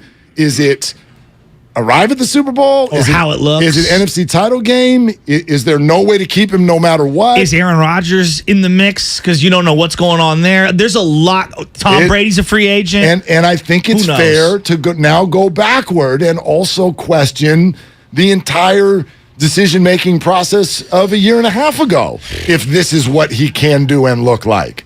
I don't know. What do you want? Who do you want to be the quarterback next year? I'm not even there yet. I want to see this thing play itself out. I want to see it play itself out to see what he can do in a playoff, because this would be his 3rd playoff run, and we've talked about this ad nauseum. Bonte's kind of been at the forefront. If you look at the history of the NFL, very few hit the playoffs for the first time like Patrick Mahomes and excel.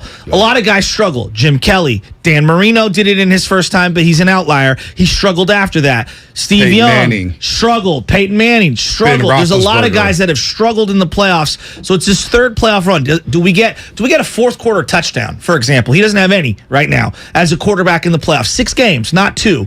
So I want to see what it looks like, and then can he stay healthy? That's another part of this. That's the big one. To that point about the touchdown passes in the fourth quarter, I would say, well, the Niners were up double digits against Minnesota. Right. So you're going to take the air out the football. Green For Bay sure. too. There's Green Bay, nuance you're to blowing them out of there. Dallas, you're in control of that football game. They Where held you're just on trying to for get Green out Bay of in the snow, too, last Green year. Bay in the Yes. snow, and then the Rams game is the one where you're just like, all right, come on. And the of course, Chiefs game. the Super Bowl. And the Chiefs Of course, game. the Super Bowl. So, he missed stuff there. So, I think when you look at it, like Jimmy yesterday, that's Jimmy, maybe not at his absolute best, but that's the Jimmy that you're going to get. He's pretty consistently that, but Kyle Shanahan, it feels like he wants better. He wants one of these prototypical, mobile, big arm, can do it all quarterbacks, and so he thinks that he has that in Trey Lance. So I don't think that. We talked about Mike Silver. He wanted to Remember get that. Mike Silver's reaction when I asked him about Jimmy coming back next year? What did he say? What do you mean? That's what he did. He laughed at me. He laughed at Here's you. what, Yes. here's what we don't know. Here's what we don't know. And, Thank you. Oh, that was the laugh? Oh, yeah. I said, Sounds like a hey scarecrow. Mike, I said, what do you think about the possibility of, maybe Jimmy Garoppolo next year coming back? And before I could even get the question done. So, well, he has it into his contract. They can't franchise him. Right. Right? That's worked into it already. So here's what we don't know. We don't know to what level Jimmy is holding a grudge. That's a good point. He may want the hell out. Then again, he may also see it like many of us do, which is, hey, Jimmy, do you think you're going to play better football with the Houston Texans next year? The Jets. Than you would with the San Francisco 49ers? Great spot for him.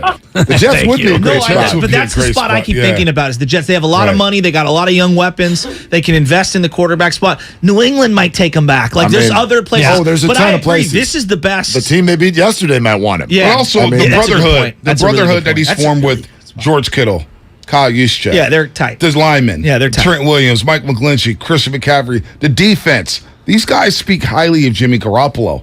And so for Jimmy, he feels very comfortable in that locker room. Always has. So that's why it was weird to see him in training camp on the baby field. Yeah. That means something. I know you're all about the dollars and cents. Yeah, the baby field, man. They had him throw it on the baby field. But how much is that worth to you if you're Jimmy G? Because this year he's making 6, and if he has this kind of a year and he can command 30, is it he's worth going to take that 30. Yeah, exactly. I mean, 30, and no George, doubt. you and I can hang out in March, and we can, call me 30. Exactly. We can get together in April. And he's looking at if it's the Jets, for example, he's looking at that young wide receiver in Garrett Wilson. He's like, I'll go be best friends with him. They got weapons. The Jets they've drafted very well. Yeah. Breece Hall's coming back. The baby field. Now I'm imagining a Giants player who's working his way back from rehab, working on the baby field in left field. Where all the kids are hitting. Oh, yeah. The little wiffle ball field. Field. So funny. You got Brandon Belt out there after his latest injury. Yeah. He's hitting wiffle bombs. He's on the baby field. The kids' table, grown-up table. You go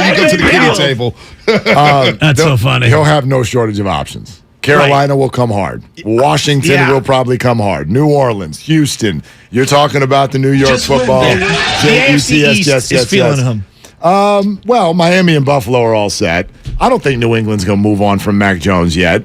But yeah, there's going to be the Colts. Mac played good on Thanksgiving night. He's all right. There are plenty. He's all right. He threw his first touchdown pass in month, and then threw another one to a really. Right. But I'm not saying Mac wasn't bad. He was throwing some dimes in that game. Let me just tell you. New England Patriot fans were blowing me up. It's zappy time. Yeah, I'm just saying what they were saying. But we were talking about all these first-round quarterbacks from last year. Yes. And if we do that redraft again, because we've done it every, if we do it every week, Fields still won. Trevor Lawrence goes 1 now, you baby. So? You see the way he led that drive? Baltimore 2 drives. Yeah. Fields looks like an unbelievable weapon, but you're still sort of wondering about his ability to throw and win. Yeah. Like he went through this 4-game stretch. Just win, baby. He was the best fantasy player in the NFL, but they lost almost all the games. So, and I know part of that is on their defense and whatnot. So, but yeah, it's either Fields or Lawrence. Lance, the great unknown. Wilson, in this moment, everybody wants to give up on. And Mac Jones has always just felt like, you know what I mean? Like he's there. He's there. But wait, time out. You're rooting for this Brazil? I like watching Brazil right play now in World Cup. I like watching Brazil play. Hey, always have. His name you were an England fan 2 weeks ago. No, France too. I like France as well. How they play the game the right way. England, I can do France, I can do what I want in soccer. I can do what I want. No, you I can can't. root for I am anybody. not allowing that. No, I can root for anybody. France I'm and enjoying England, good soccer. I can root for Step anybody. in here. Help me out. Brazil You're as 94. bad as the ex-wife. I'm also a Red Sox and Yankee fan. No. I would never do that. In soccer. I also like the Rays. In soccer. '94 World Cup when they came to the States and your boy learned about the game of soccer. I thought soccer was a joke. And I watched the '94 World Cup. Brazil was on the screen every single week. The samba. Name one player. Bebeto. Romario. He did. Romario. No. Romario and Bebeto, those two strikers from Brazil. They were great. They had a great game. We talked about it last week. Okay. When they beat the Netherlands in Dallas. You can adopt a team once your team's out. Like right now, if you want to watch Brazil, Switzerland, fine. You can want Brazil to win. It's all about tomorrow, USA, Iran. Absolutely. If the US can't beat Iran, by the way, then you can adopt a team from then on. Are you doing the show at 11 o'clock tomorrow, or am I doing it solo? What are we doing at 11 o'clock tomorrow? I'm hoping for a lot of ball dominance from Mark Willard. I heard there's a Townie pre-record in the works. There you go. I had a chance to talk to Vince Catronio. I've got an A stat that even Bill King doesn't know about. Only other side. Grant Balfour and I had a chance to do 30 minutes. And Bob Nightingale on it. Dude, so good. Honestly, I watched the entire game with my uncle, and my uncle diehard, knows every player on both teams. He knew all the subs coming in for England and everything. That game was awesome. I enjoyed the hell out of it. So thank you. Here's my. So did I. I enjoyed So it. did I. We've always talked. I thought it was we've dramatic. talked about this so many different ways. Like, who in their right mind would ever have their wedding on fill in the blank? Yeah. Like NFC Championship game. Oh, sorry, I got to go to a wedding. Yeah. So about 4 months ago, my beloved Supper and I were talking about getting married, and she said, "Let's do it the day after Thanksgiving. All the families will be around. We'll do it in my parents' backyard." She said, "How does 11 o'clock sound?" I said, "Babe, how does no sound? It's USA England." You knew the schedule. So you already knew. It was already the schedule out? came out 6 months ago. Yeah. So I didn't know that. She says, "Well, this is really the only time we can do it." And I said, "Well, then I'm going to be, we're going to have to get married in the living room because I'm going to need the game on." And like many of these battles, and when Bonte eventually gets married, you're going to lose this battle, and you're going to have to get married at some point. We all know that. So your boy missed the whole thing. My son Keon, front row at the wedding, I'm getting ready to do the vows. I look over and I give him the look. He's like, still 0-0. Yeah, no. 28th minute, 0-0. Just hit the crossbar. I ended up watching it later at night after everything had died down, but it was a classic case of, and you've heard the stories of my gosh. I got to go to my buddy's wedding the day of the Super Bowl. I can't believe what an idiot. I schedule things in the summer. I would never get caught. Why do you think? Caught up in that? This is why I got married in August. I just assumed football season's not happening. I assumed that you didn't know, because wedding plans get made, a year in advance, 6 months in advance. Yeah, I assumed you didn't know. Know the schedule. When's the World Cup on Black Friday? I thought you'd be missing the Nebraska football game or something. And Who Ohio gives a crap? State, Michigan. Honestly, it's one thing. But If even it's that was on Saturday. Wales, Yes. USA Wales in the first game, okay, fine. I would love to watch it, and I did watch it. But if we had to get married in that one, I said, "Babe, this is USA England." I said, "Yeah, this is big. This is the biggest matchup since the War of 1812, for crying out loud. This is as big since 1930. This is massive." But this is my problem. It's my problem with American soccer fans. England, on their side, they're distraught over the draw. We didn't play well enough. This is not acceptable. Blah, blah, blah, blah, blah.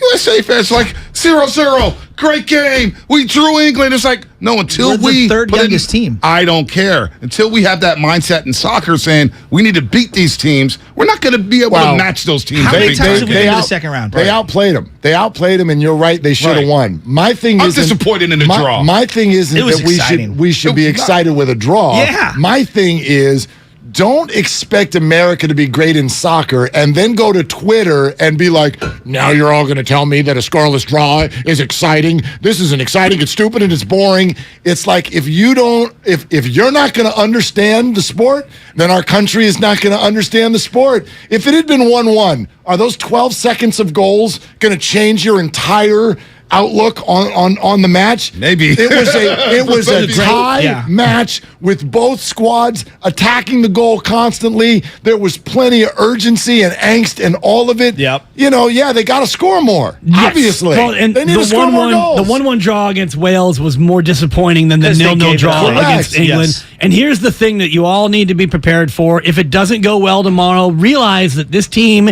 is 4 years away from really being a factor, hopefully, because they're the third youngest team in the World Cup. The next cycle, we're actually hosting with Mexico and Canada. That's going to be awesome. It's in North America. This is a young team. I hope they get by Iran, but even if they're able to advance, this team's probably not going to go deep into the 2012, 2013 Warriors. Dude, it's a lot of pressure on this team. Walk that off. It's your birthday. You can. It's a lot of pressure on these young Americans. Talk about the next World Cup.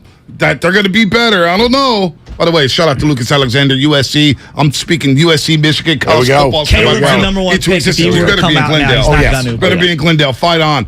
The fighting Jim Harbaughs. Shout out. Oh, Fremont Bank. Everything's brought to you by Fremont Bank. We love Fremont Bank. Full service banking, no compromises. Willard Dibs are back. AT&T Fiber presents a straightforward moment inspired by straightforward pricing. And now we just cube the pancetta as such. So what's on the menu tonight? This carbonara I found online. It's fire. You gonna love it, Mom. I hope you hold on to this AT&T Fiber, son. It's nice. Yeah, you should settle down now that you're a gagillionaire. Oh, I am. I finally found the one internet I've been looking for my whole life. So, no more one-year stands? No, I'm done with all that. With AT&T Fiber, there's no price increase at 12 months. What about equipment fees? Nope. Those were never any good for you. Exactly. But now, everything's completely straightforward. Well, in the spirit of being straightforward, I never liked any of your old ones. Me neither. Blah. Y'all never told me that. But we're being straightforward now, which feels good, yeah? Yeah. Now let's get straightforward about that girl he's been seeing. Straightforward is better. No equipment fees, no data caps, no price increase at 12 months. Live like a gagillionaire with AT&T Fiber. Limited availability in select areas. Visit att.com/hypergig for details. Hi, are you ready to start the season with savings at IKEA? Ooh, I am. I've got my 3 shopping lists right here. One for home, one for gifts, and one for treating myself. We can help you check off all 3 with lots of offers going all week. IKEA family members can save on all kinds of products, from bakeware to holiday lighting to rugs and more. List number 1, here we go. Visit IKEA to save today. Offer valid 11/24 to 11/28/22. U.S. only while supplies last. Selection may vary by store and online. See store and IKEA-USA.com/Black Friday for complete terms. Restrictions apply. No one knows where this market will go. Things could change tomorrow, next week, or next month. At Merrill, we've been here before, and history shows this is the time to stay focused on your future. Because through every market, the bull will always have your back. Find an advisor in the Bay Area at ml.com/bullish. Merrill, a Bank of America company. What would you like the power to do? Investing involves risk. Merrill Lynch, Pierce, Fenner & Smith Incorporated, registered broker-dealer, registered investment advisor. Member SIPC, a wholly owned subsidiary of Bank of America Corp.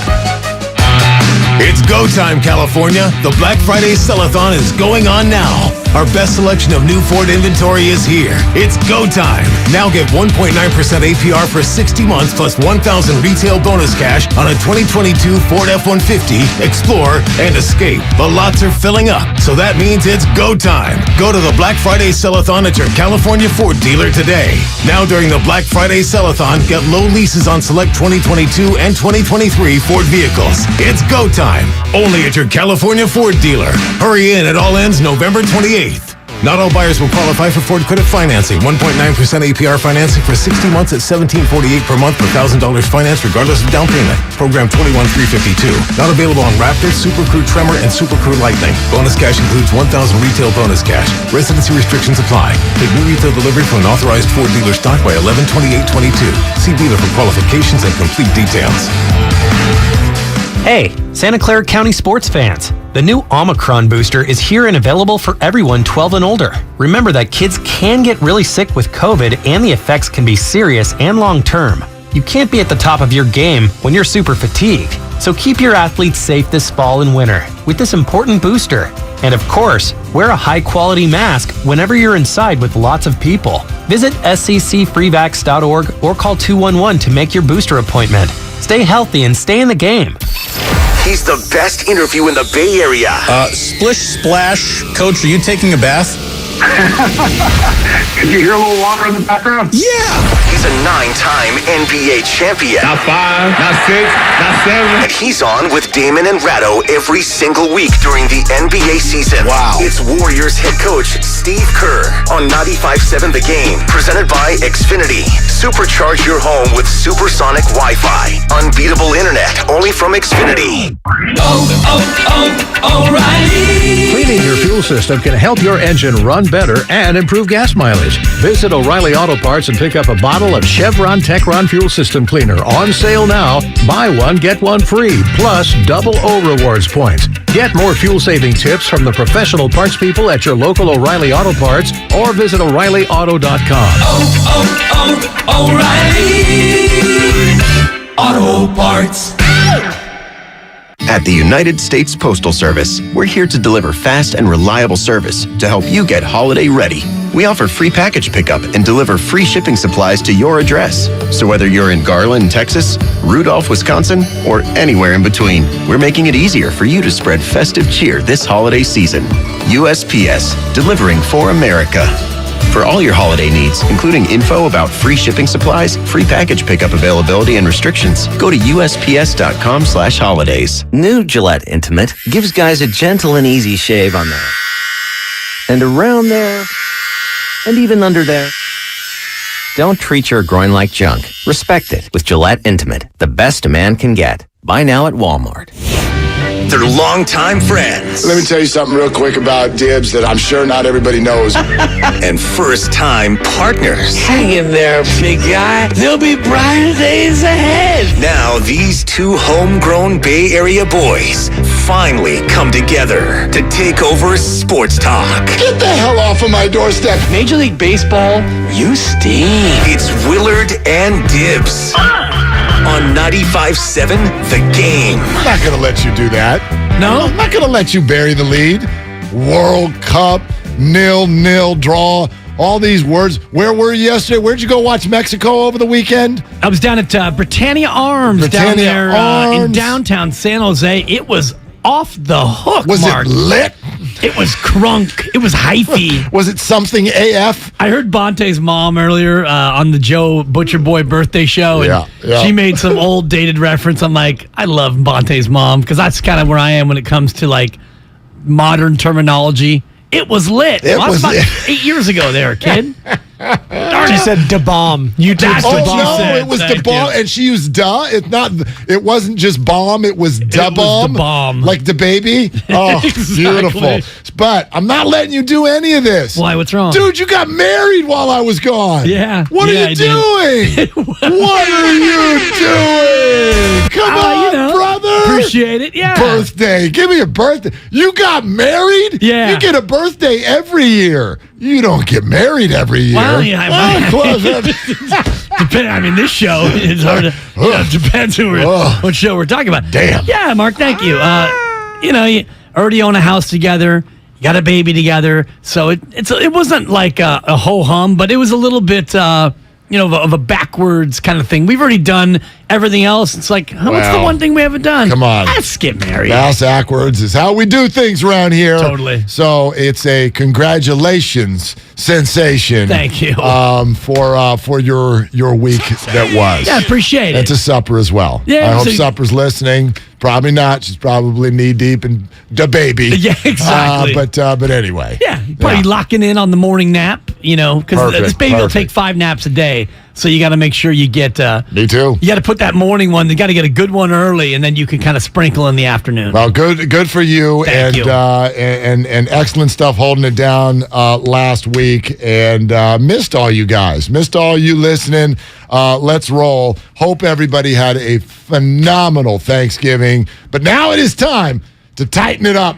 It's time to tighten it up. Here's another. What are you doing? I love this. You get back from Thanksgiving and everybody brings all the crap to work that they don't want in their fridge. I don't want it either. I'm still full. Get your stupid pie out of here. I'm trying to tighten it up over here. Evan Giddings is the oldest 27-year-old on the planet. Seriously? He comes in with a sweet potato pie. I brought a pie that I made. He made it. And he's like, I made the crust myself from scratch. It's like, are you a 56-year-old woman? With the black cup of coffee, too. Just how do you take it? Just black. He's black just coffee. incredible, this guy. He's an old soul. Totally. Homemade pie crust and black coffee. Come on. Can you not just be a regular dude and sit down on a couch for an entire week and time it, ask somebody if they need help right as they're finishing? You know how to do this. You know how to do Thanksgiving. Sit there, watch sports. Right as someone is cleaning the last dish, you walk over. Hey, do you need any help? Do you need something? No, we're fine here. Okay, I'm going to go sit back down now. Brother, I got in some serious hot water, and I don't know if I'm out of hot water yet because I actually was trying to help clean up, and the turkey carcass was there, and I swear to God, he was the Phil at the time. Now he's just the Phil, the father-in-law. Oh, that's right. He got to change his name. Yeah, I forgot. He's no longer the Phil. He's the Phil. So I thought he said, take the carcass to the garbage, but what he said was take the carcass to the garage. Oh. So I take the carcass. Garage. And I put it in the garbage, not the garage. And then later that night, he is trying to get his turkey soup going. Where's my carcass? Gone. Which is a gross sentence to ask somebody. Yes. Yeah. And it's even more gross when you realize that I threw it in the garbage. So, yeah, there'll be no turkey soup this year because of the son-in-law, the Sil, who apparently I'm an idiot. Well, that's a good thing because, Phil, it's time to tighten it up. Yeah. All right? God. It's time to tighten it up. Kind of like the 49ers have done. Nice little 4-game win streak. Right? Am I right? And I know you're all right. It's all about the defense, and you're also all right. That's probably not what's going to get most of the discussion because what do you say? The 49ers, and I remember having this conversation with you all the way back at, I don't know, week 4, week 5. Do you remember when I was like, I gave you all the analytics of when you have a top 10 defense and when you have a top 5 defense and how often teams with top 5 defenses miss the playoffs? Essentially, if you missed that show about 6 weeks ago, it goes something like this. Almost never. Right. Almost never, ever does a top 5 defense miss the playoffs. So that's why I was incredibly confident that this team was going to make the playoffs. And I remain that confident. 4-game win streak, 7-4, essentially a game and a half lead now in the NFC West. They're rolling, they're cruising, they're the best team in the division. Yes, all kinds of things can go wrong, but it's been a really good month for the 49ers. However, that was all based on the defense playing well. This will be weird to say coming off of 13 points. It was far from an impressive offensive day for the 49ers. But hey, if you blend a top 5 defense with this kind of maturity from your offense, I had to pause there because I don't know what the word is. I was going to use there are words for it. I don't know if I was going to use efficiency.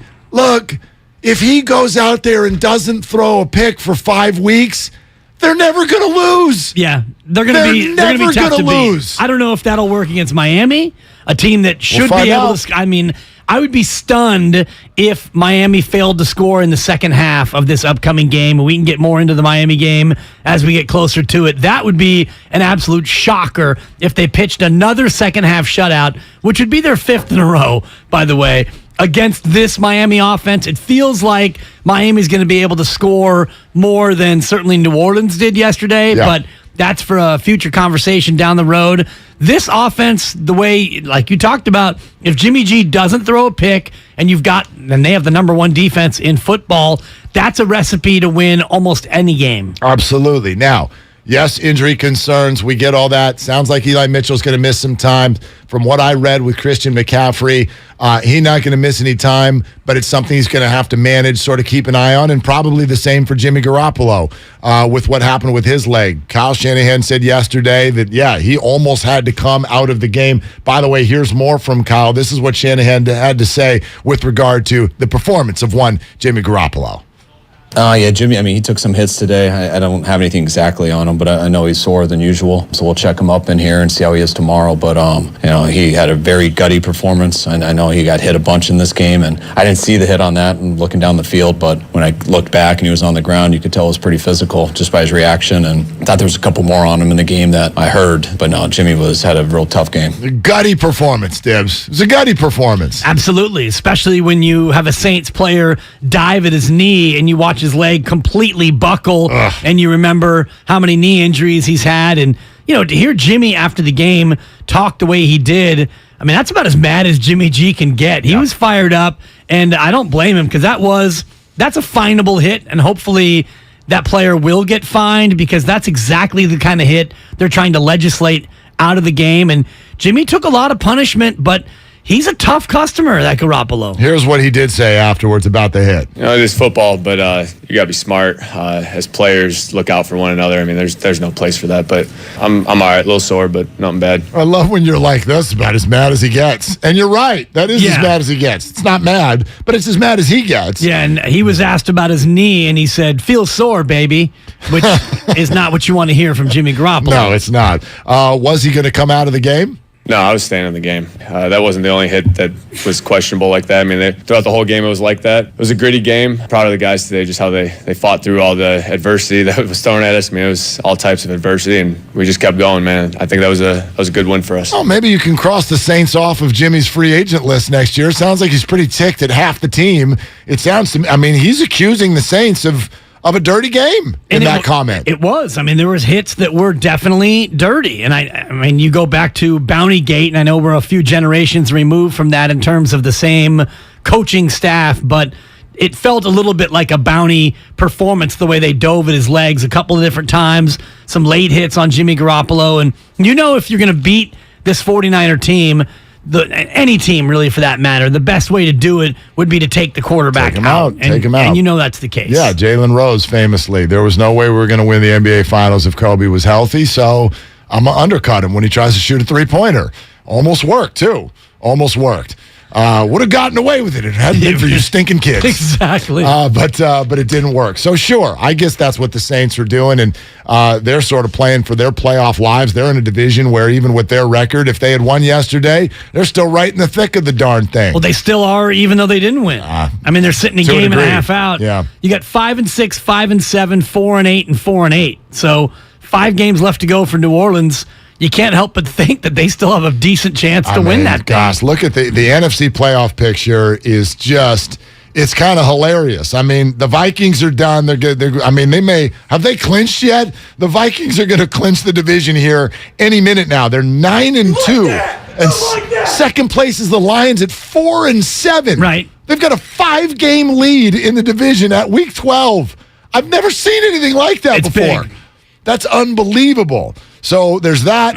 Right now, all 4 NFC East teams are slated to make the playoffs. All of them.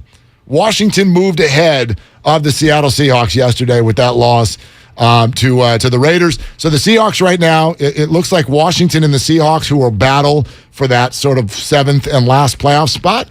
And outside of that, that's it, right? Philly's going to be in. Dallas is going to be in. The Giants, we'll see. They're only a half game ahead of Washington, and they play each other twice over the next 3 weeks. So they're a part of that battle at the bottom as well. The Vikings are going to go. Looks like the 49ers are in very, very good position. And then some awful team out of the NFC South is going to host somebody and probably lose in January. And this is where only the number 1 seed gets a bye, I think, works in the NFL's favor, is because what you said about Minnesota, they're going to clinch the division probably next week, but they're not going to be able to shut it down because they want to chase the number 1 overall seed and get that bye. If the top 2 would have gotten a bye in the old format, then Minnesota might have been in a spot where you start to rest some guys, knowing that you've got a big cushion on. It would be the Niners who'd be the 3 seed right now. So, and we'll see how hard Minnesota pushes for it, because, they're a game behind Philly, but they lost to Philly, so they're essentially a game and a half. They're going to have to move a full game ahead of Philly. I don't know if Philly's going to lose 2 more games. So we'll see how hard they push. But that's the picture right now. And let's sort of go to the conversation that everybody knows they're having. And 888-957-9570 is the number. We'd love to take your phone calls. We're reading all your texts, the Xfinity mobile text line. And good morning, Twitch and YouTube. Thank you so much always for being on those platforms and taking in the show, however you're taking it in.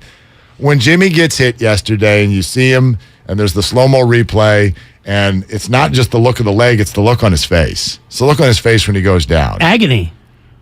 I would love every 49er fan, take a moment and be honest with yourself on how you felt when you saw that happen and what you were thinking might happen next. And there's 2 emotions at once. One of them is obvious, right? You're a 49er fan and you want them to win this year. And they're not going to do that without Jimmy Garoppolo.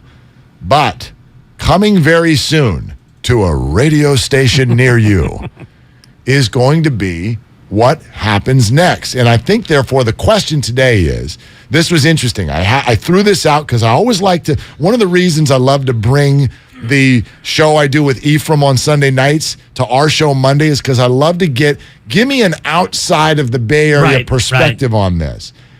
Ephraim's thought is Jimmy wins the bowl or he gone. He gone.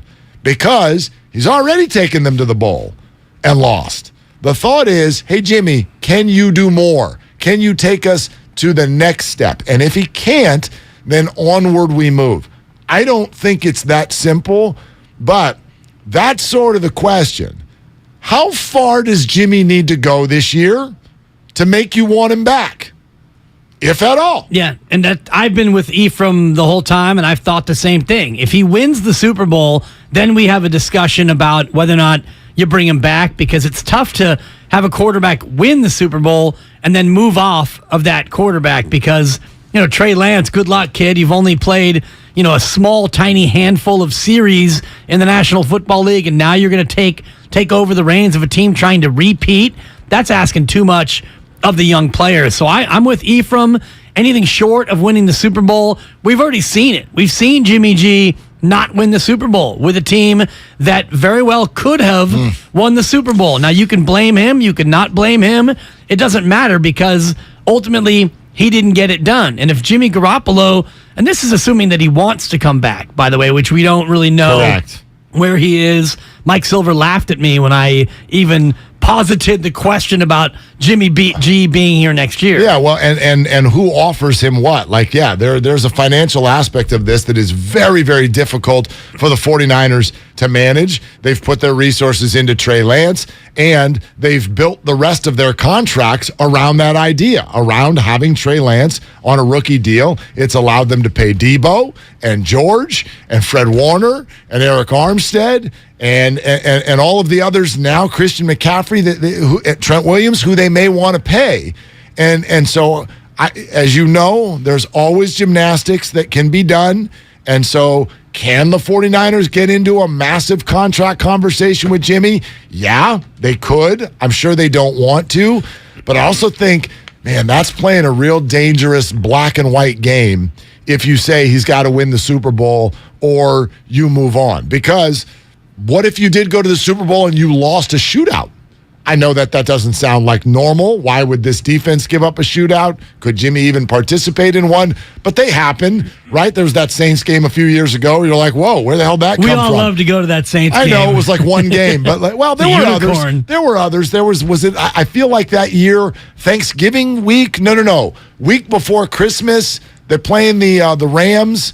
Emmanuel Sanders down the field play, right? There are shootouts that they've won. What if Josh Allen were to beat the 49ers in the Super Bowl 35-31? Are you like, we're moving on, Jimmy? I mean, that's a dangerous game. I would love to find a way, and maybe you can help me, Dibs. I would love to say this point, and I want to say it this way. Okay. Because I know how these things get translated. You love Jimmy. I do. Yeah, you do. I do. You want him here. I do. You don't want to see him go. I don't. You hate Trey. Did I go too far? I want to do all that. I want to say all that without saying what you just said. That you hate Trey Lance. You always have, though, Mark. I don't. Just admit it. I don't want to disparage Trey Lance. Too late. I am here to say there's no way for us to know who he's going to be as an NFL player. He could be great. I have no idea. I don't think he's bad. I also don't think he's good. I just don't know. So I love the idea of his skill set, but I just don't know. Look at the other four quarterbacks in that draft. Is anybody over here going, yo, look at me, I'm that dude? Because they were all supposed to be that dude, remember? Best quarterback draft in the history of ever. And here we are 2 seasons later, and you've got like a bunch of, I'm not sure. None of them have been that consistent. Trevor Lawrence coming off a really good game. Justin Fields has shown some interesting stuff. They've lost 5 in a row. Zach Wilson, a healthy damn scratch on a Sunday yesterday. And Mac Jones, football version of a librarian. He's fighting for his life against Zappy. Exactly. So Davis Mills. Who's willing to who's willing to get rid of this for that? The answer to that is Kyle Shanahan. And that to me is the most fascinating part of all of this, because he's already tried to replace this for that a couple of different times. He drafted Trey Lance. Sorry, Jimmy. Jimmy goes out. See ya. Well, Jimmy doesn't leave. Trey gets hurt. Jimmy gets the job. And so, again, this year, short of winning the Super Bowl, Kyle Shanahan, I believe, is going to do what he's tried to do a couple times already, and that's take that instead of this. But to your point, as we start to go through this, and you look at last night, he was 20 of 28 in the first half with a touchdown and just quietly efficient. But you look at the other side of it, the red zone again, Mark, 1 of 3 in the red zone as far as the ability to score touchdowns. And Jimmy had the oh-no throw, and he got bailed out by the yellow hankies and the referees, who made a pretty dubious call, I thought. It's such an interesting conversation, because it invariably it ends up kind of in that same space where, and I just think this is where we are as a fan base, where you're on one side or the other, and it's not like I like Jimmy or I don't like Jimmy. You're on one side or the other in terms of what you remember after a game. So right. You can go, boy, yeah, there was the oh-no throw, and his touchdown pass was a deflected ball, and he almost got hurt again, and there's all these things. And then someone else can go, and throwing a pick in 5 weeks, and the 49ers, as soon as he got through that wonky Denver game, getting his legs underneath him, ever since then, they've been a devastatingly good football team. And his record when he plays, this always happens. It happens every year. When he's healthy and he plays, they win. Yeah. And for some reason, there's still a bunch of people who are like, yeah, but. It's like, you know this, I know this. I've been accused of making excuses for Jimmy for 4 years. Don't you see the other side? Couldn't I accuse everybody who doesn't want Jimmy in a 49er uniform anymore? Couldn't I accuse you of making stuff up to ignore the very clear fact that they win when he plays? I don't think it's ignoring. They win. I don't think it's making stuff up. It's just looking at what he does. And I'll just read from one of the drives, and this is where people get frustrated. Garoppolo, pass, short right. Pass, short middle. Pass, short left. Incomplete. Pass, short left. Pass, short right. Garoppolo sacked. 4th and 1 at the New Orleans 1. And, a 4th down failure. And by the way, that was a terrible play call by Kyle Shanahan. Getting Jimmy Garoppolo 4th and goal at the 1. I'm happy that they went for it, but you got Garoppolo in an RPO situation. Yeah, I don't know what he was trying to do. Like, right. I don't think him running was option 1. Dude, I don't think it was option anything short of 8,000. I mean, that was a bad. Yeah. And that's where you look at Jimmy Garoppolo, and it's like, God, come on, Jimmy. I know. If you have Jalen Hurts, the play's over before it starts. You got Trey Lance. Well, except for if you do that, then the whole fan base gets mad and calls you an evil person. I don't know. Do you honestly? I have the hardest time with this. You watched the Eagles play football? Did you watch last night? Pretty fun. Do you watch any time the Eagles ever play? Whenever they play, it's like a referendum on the way Kyle Shanahan used Trey Lance. Do you see what they do with Jalen Hurts? He runs everywhere. Everywhere. You had 100 yards rushing, like 5 plays into the game or something. It's crazy. Absolutely crazy. Why are we going shotgun 4th and goal at the 1 when you've got the best quarterback sneaker in football? Fair point. That to me was a Kyle Shanahan. But then you watch Jimmy on that play, and it's like, oh my God, Jimmy, you're so limited. 888-957-9570. Let's get into it. And we're going straight to your phone calls next. We are guest free. You're our guest today. We want to talk to you as much as possible. There's 2 ways to look at it. Just search your emotions right now. Who do you want the quarterback to be next year? But more importantly, because we're in the midst of this year, what needs to happen this year for you to say, hey, Niners, you might want to think about keeping Jimmy Garoppolo next year. Let's get into it. Glad to be back. Hope everyone had an awesome Thanksgiving. It's Willard and Dibs on 95.7 The Game. Universal Studios Hollywood is where the holidays come together. We've tested it. Festive food with refreshing Coca-Cola. Family, friends, and fa-la-la. Dazzling lights cranked up to maximum merriment. The Grinch and his dog Max stealing your tree. All the science adds up. It's the awesomest celebration of the season.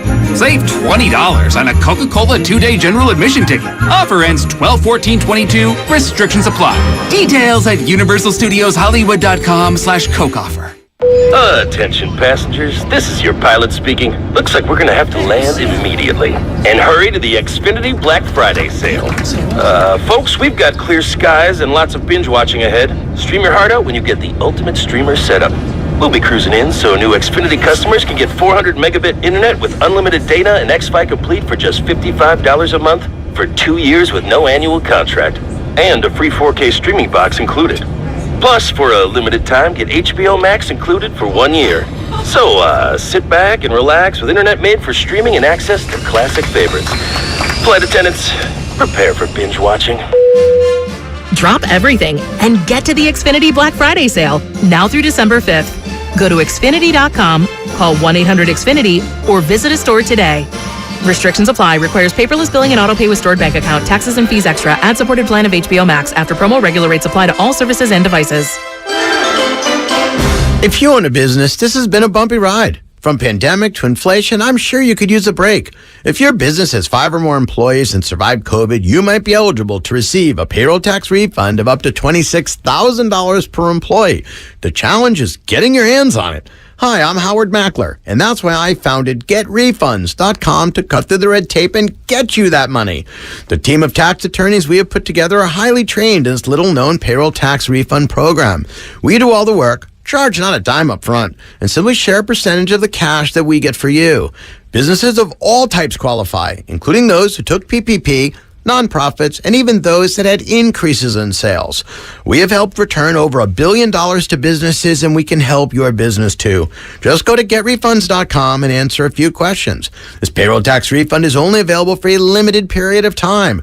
Don't lose out on up to $26,000 per employee. Go to GetRefunds.com. That's GetRefunds.com. Hi, I'm Aaron, owner of California Deluxe Windows. Ever notice? When your neighbors get new windows, there is a large black eye of broken stucco, uneven plaster, and even mismatched paint. At California Deluxe Windows, we never leave a ring around the window. Why? Because we are one of the only companies in California who custom crafts every window and door to your home's exact measurements. Almost everyone else on the radio is a distributor. They grab a window from a warehouse, break open your walls, shove it in, and patch things up. At California Deluxe Windows, we take pride in our work. Our installation technique is so precise, we do not break your stucco. Your house could be covered with potato chips, and we wouldn't crack one. Call now, and for a limited time, you get 30% off your entire order and 24 months of interest-free financing. 800-874-3600. 800-874-3600. That's 800-874-3600. California Deluxe Windows. Windows engineered for life. Certain terms and conditions apply. CSLB number 774518.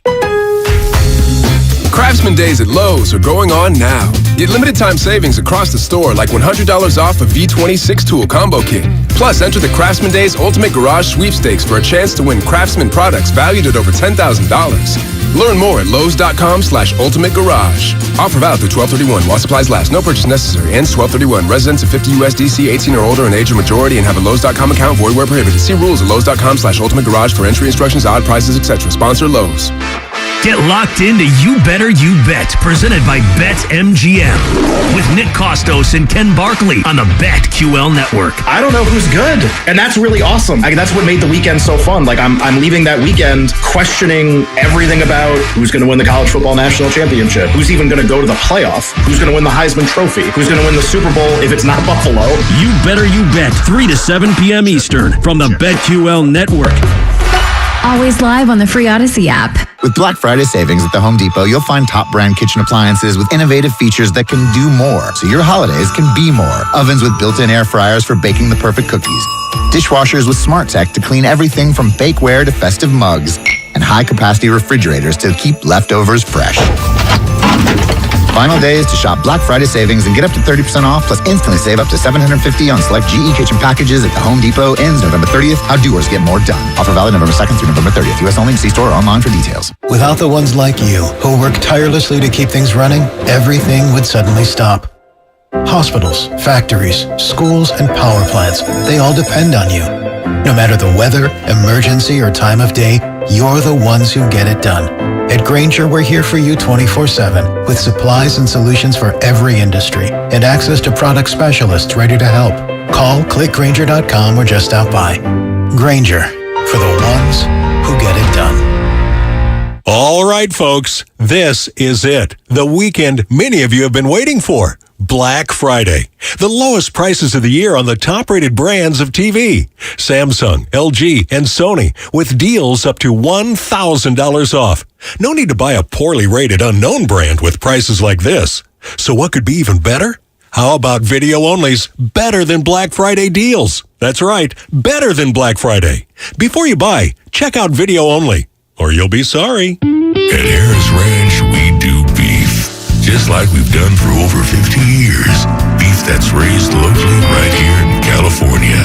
Tender steaks, awesome burgers, and California classics like tri-tip roast. The flavor you crave, the quality you trust time after delicious time. Come on, it's time to get out and grill. Harris Ranch, we do beef. Legendary beef, legendary quality. You're listening to 95.7 The Game, KGMC FM at HD1 San Francisco. Always live on the free Odyssey app.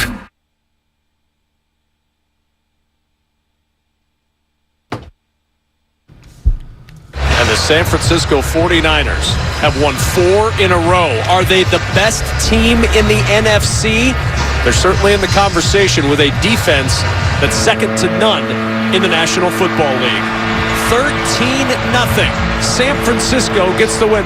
It's your boy Guru from Steiny Guru, noon to 3, right here on 95.7 The Game. Now back to my two guys. I actually feel like I do a show with them on the changeover. Willard and Dibs, right here on 95.7 The Game. Oh, see? Guru's so damn genuine. So damn genuine. I mean, wait till you hear all of these things that we've all done for each other, and I'm pretty sure everybody's just ripping each other. But not Goo. Not Goo. He's like, oh, my guys. My guys. I do a show with him every day. Willard and Dibs, we'll get to your phone calls in a second. That's an interesting question that just got thrown out there within the play call that you also heard right there. Yeah. I wonder what everybody thinks about that. Is this the best team in the NFC? I think it is. Yeah, I still don't think so. I do. And I would put him second. I'm not a firm believer in Minnesota. I love Justin Jefferson. He's unbelievable as a weapon. Kirk Cousins is going to have to show me in the postseason.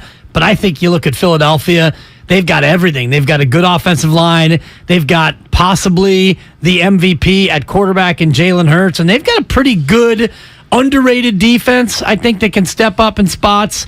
Ultimately, we talk about styles make fights. That would be a fascinating bout between Philadelphia, because the one thing we haven't seen yet for this 49ers defense is success against a mobile quarterback. They played Arizona. Calamari was out, so they didn't have to deal with that.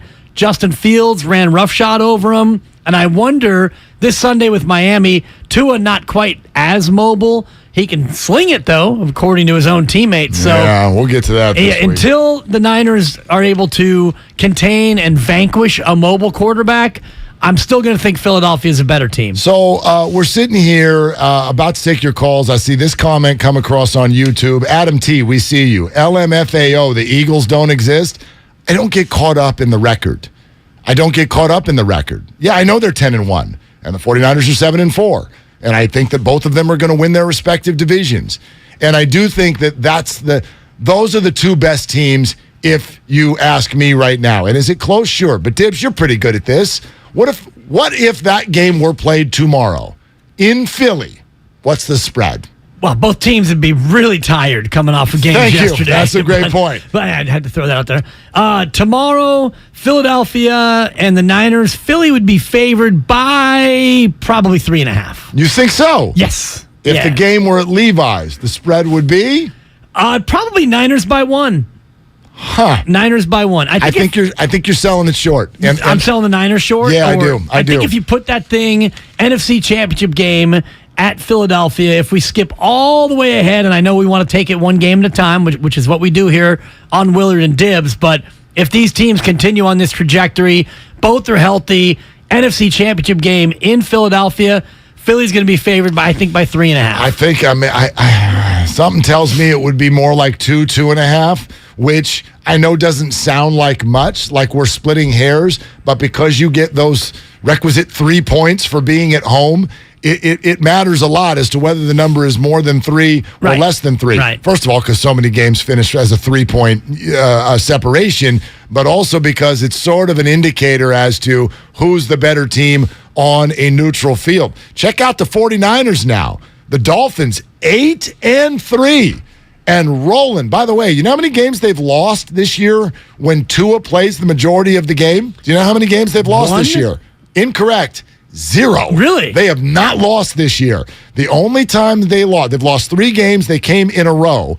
One of them was majority Bridgewater game, the Thursday night game in Cincinnati where Tua got hurt.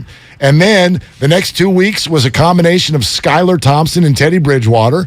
Dolphins lost them both. Tua came back. They've not lost since. They're that good. And guess what? The 49ers are favored by more than 3. They're telling you this defense is a spread buster. So I'm not dismissing Philadelphia, and I'm with you that I guess the number, if it were in Philly, would be higher in favor of Philly than the number would be in favor of San Francisco if the game were at Levi's. Right.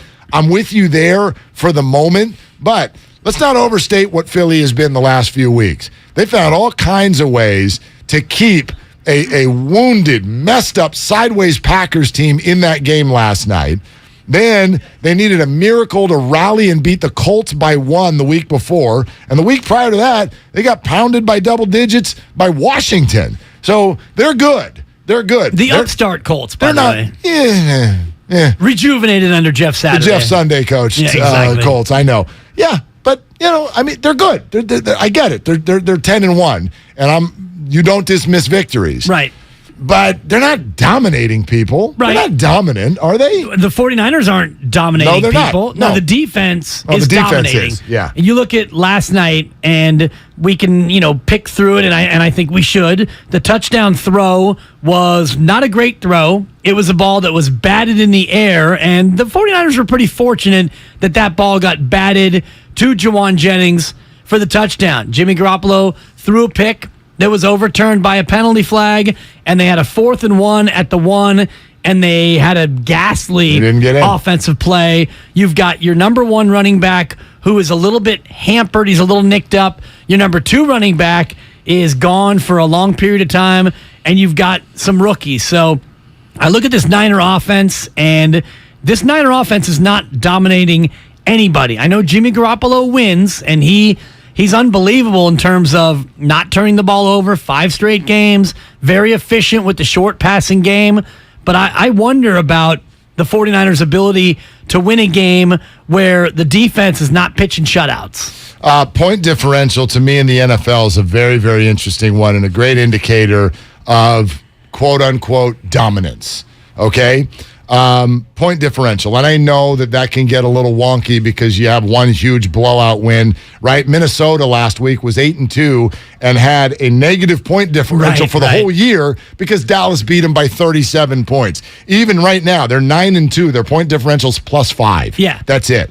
But look around the league at the top point differentials and you'll get a sense of who is quote-unquote dominating people. Top point differential in all of the NFL, Buffalo Bills, +110.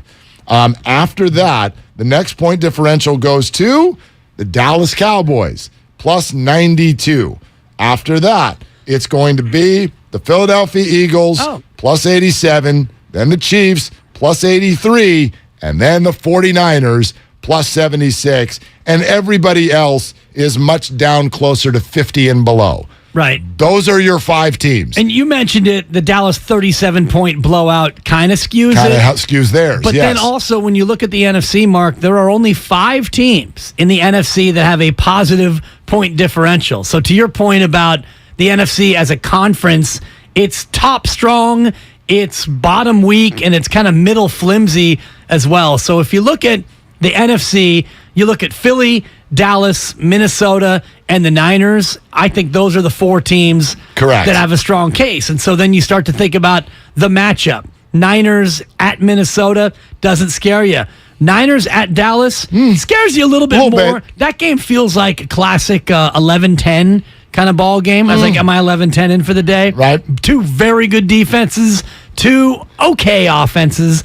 The Philly matchup to me is the scary one because of Jalen Hurts and his mobility. I get that, and I would if you're going to seed them right now, because I agree with you. I think the Super Bowl entrant from the NFC, you just named them. I don't know which of the 4, but it's one of those 4 teams. I absolutely believe that. And how would you power rank the 4 in terms of just right now in this moment? Likelihood to rep the conference in the Super Bowl. Philadelphia 1, 49ers 2, Cowboys 3, Minnesota 4. I'm right with you. Right with you on that. Today. Yes. Today. I could be convinced the Eagles and Niners are close.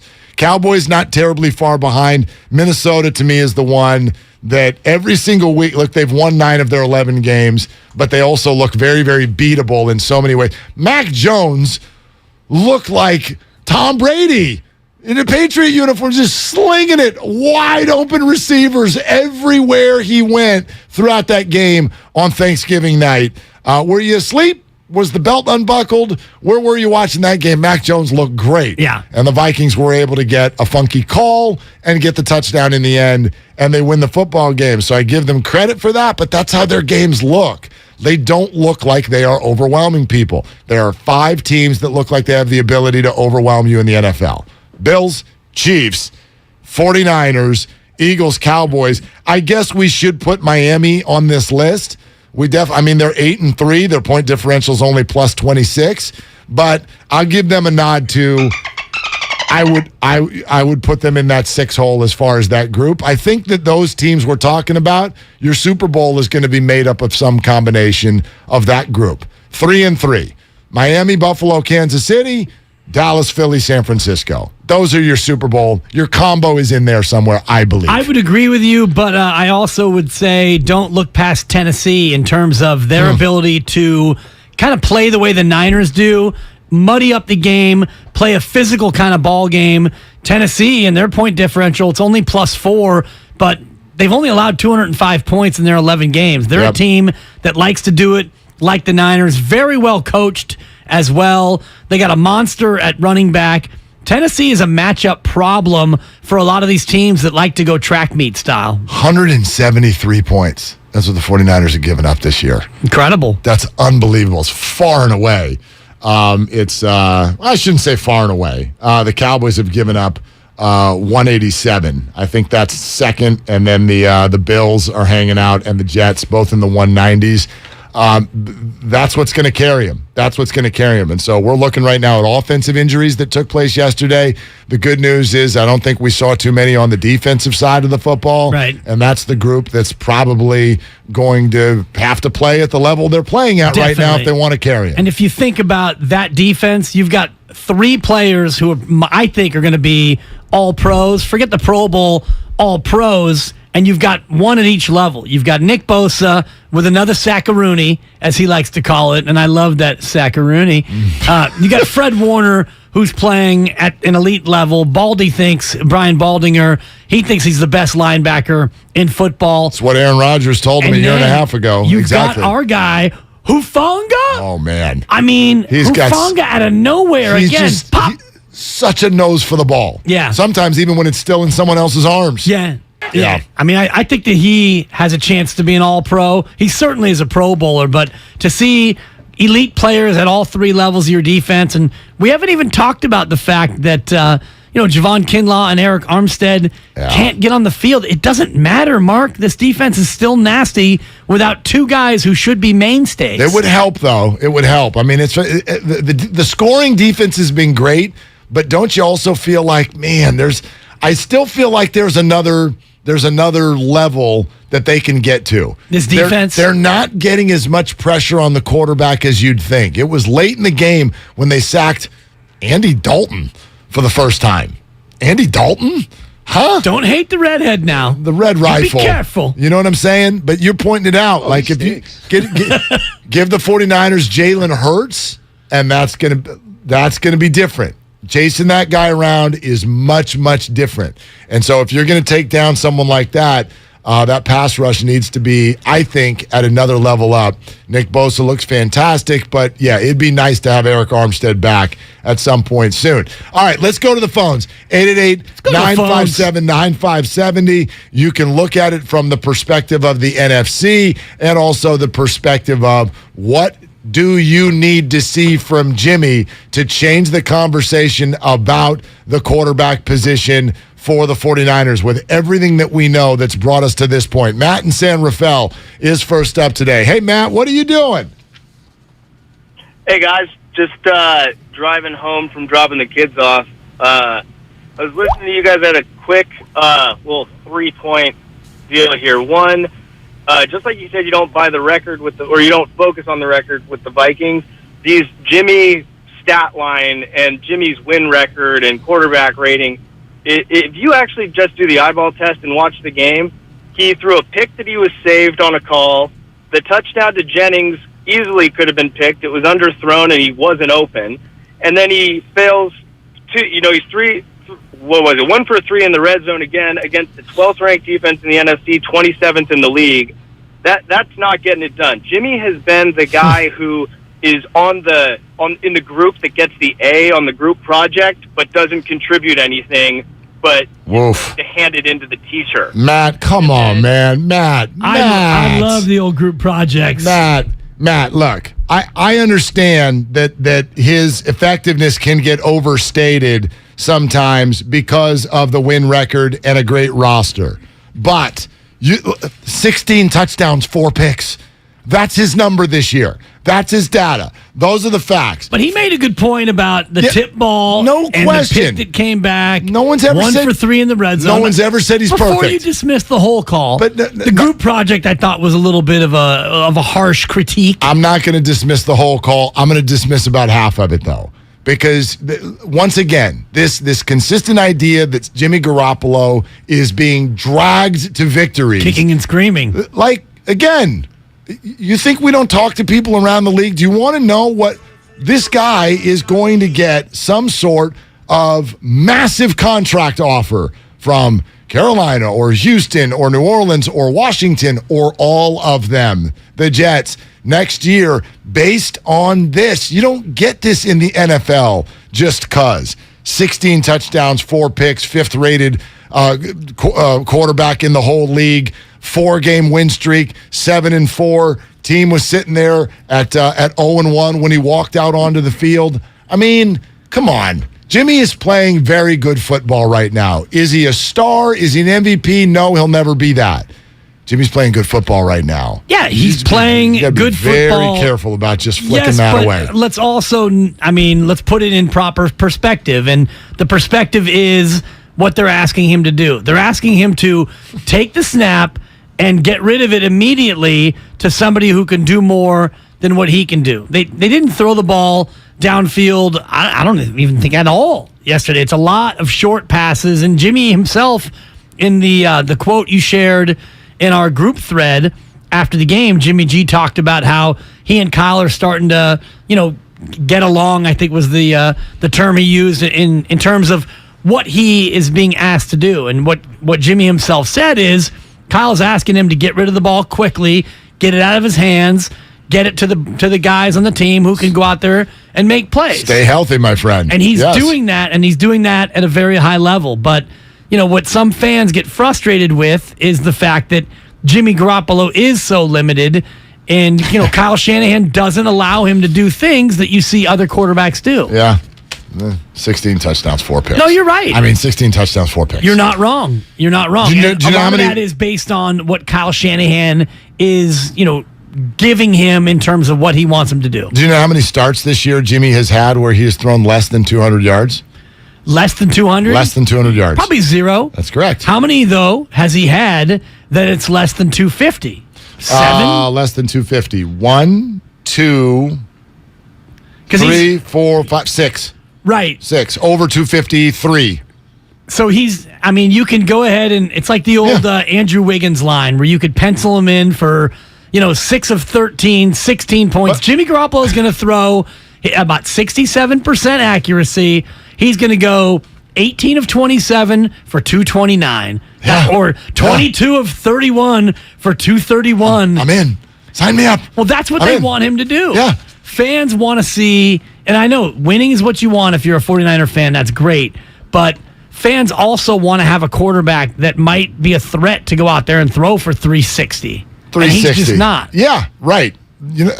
All the fans want that. Not 49er fans. All the fans in America want that on their team. Fantasy football, a lot of that. Yeah, I'm not. Well, Kyle Shanahan wants that, which is why they drafted Trey Lance. I don't think they drafted Trey Lance thinking, here's a guy who can dink and dunk better than the dink and dunk guy we already have. They definitely did not. But didn't it feel like they then got to the start of this season and went, Yeah, because he can't.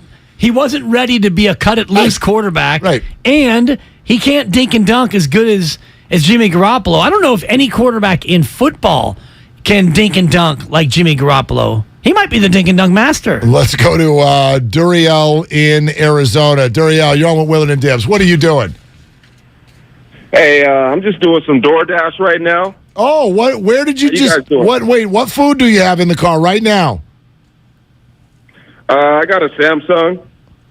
Oh, no, a Samsung. No, DoorDash is not only for food, yeah. Oh, my gosh. Well, yes, I did know that. Delivering, but, Willard, you were dead on about how the fans are with Jimmy G, about how some of us love him and some of us hate him, and how, we nitpick with him and everything, and we don't appreciate the winning that he's doing and stuff. He's keeping that stadium filled up. You know what? He's a classy guy, and, just like the owner of the team said, Jed York, we're a class organization and we carry ourselves with class and dignity, and that's what Jimmy G does. And it doesn't hurt that he's a good-looking guy and the women love him, even though we have, faithful fans, and the women for the 49ers, they watch our games too anyway.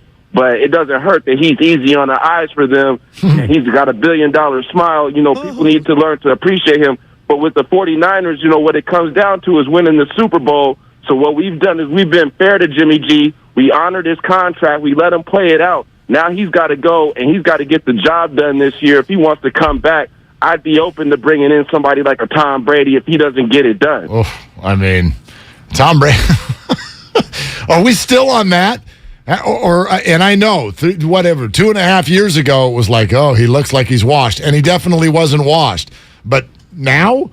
He's 40? You're going to bring him back when he's 46? I love how he said someone like a Tom Brady. Tom Brady. The greatest quarterback Those of all time. guys are a dime a dozen. They're out there everywhere. Tom Brady, whose stats look eerily similar this year to Jimmy Garoppolo. No, it's funny because somebody on the YouTube thread, the comments are flying around, so I can't exactly retrieve it, but they referred to him as the dink and dunk master, and they're right. And by the way, Tampa Bay is built in a similar way as the 49ers. We talked about plus minus. They're a -3. They've only given up 203 points, Mark. Yeah, they have Tampa a solid Bay. defense. And their offense is equally somnambulant as the 49ers, which is to say sleepy. Yeah, I'm just looking at this. How many times have the Tampa Bay Bucks scored more than 25 points? Sure, let's go with that. I'd say game show music, please. Scat-da-da-da, scat-da-da-da. How many times this year have the Tampa Bay Bucks under Tom scored 25 or more this year? My gut tells me 0, but I'm going to say 1 because he's the GOAT, and I want to give the GOAT some love. I'm going to say 1 time, Mark. Really. 1 time, 1 lousy time. I'm really happy to tell you that you're exactly right. However, there's a caveat to that one. Caveat emptor. Came in a loss. Oh. And a garbage time touchdown against the Kansas City Chiefs. You garbage. A 41-31 loss. It counts. Other than that, they have not reached 25 in any game at any point all year long. And the Niners have done it twice, if I'm not mistaken, right? Twice? I don't have that in front of me. Thrice? Pull it up. Let's see. You don't have to pull it up, Mark. It's a little personal. You can leave it down. The 49ers this year, they beat Carolina 37-10. 30-15. Oh, they got they beat Seattle 27-7. They beat the Rams 31-14, and they beat the Cardinals 38-10. Okay. Yeah, 4 times. Impressive. 4 times. And then a few more where they were just south of it, 22s and 23s and 24s. Yeah. Right? Beat They the got Rams 10 against Denver. 24-9. Yeah, they did. They got 10. That was fun. I remember that game. All right. Jonathan and Dave and Mike, everybody stay right where you are. We're going to keep on rolling with this. Golden State Warriors, also some stuff to say there as they get back on track and had what looked like just kind of a fun moment over on the bench yesterday. You may have missed the game because it was right at the exact same time. We got to stop doing that, by the way. Warrior games being played right in the middle of 49er games. It's a bunch of them. Can we them. not do that anymore, please? I don't like that at all. But if you missed what might have been the low-key most important off-the-court moment of the year for the Warriors, we've got that around the corner as well. 888-957-9570 is the number. It is Willard and Dibs on 95.7 The Game, brought to you by Fremont Bank, full-service banking, no compromises, and the Department of Healthcare Services. Stimulant use disorder is a disease, not a choice. But getting help is. Make a change by choosing treatment for your meth or cocaine addiction. Find proven treatment options at choosechangeca.org. The 49ers defense is nasty. We're not going to apologize for being nasty. Make it nasty. Make it nasty. 3 wide left. Play clock at 2. Dalton gets the shotgun snap. Dalton backside pressure. Boots got him. Lo Neal and Sean Salisbury break down the dominating performance on the Football Hour. My heart is filled with so much love. Tonight at 6 on 95.7 The Game. Black Friday weekend is here. Once a year, you get the lowest prices on the top-rated brands of TV. Samsung, LG, and Sony TVs at stupid prices. You don't have to buy a no-name doorbuster TV with poor picture when you can get a good one for a few dollars more. Where's the best place to shop for these top brands? At Video Only, the only place where you can get better than Black Friday deals on Samsung, LG, and Sony. Better than clubs, better than online. Before you buy, check out the deals at Video Only, because if you don't, you'll be sorry.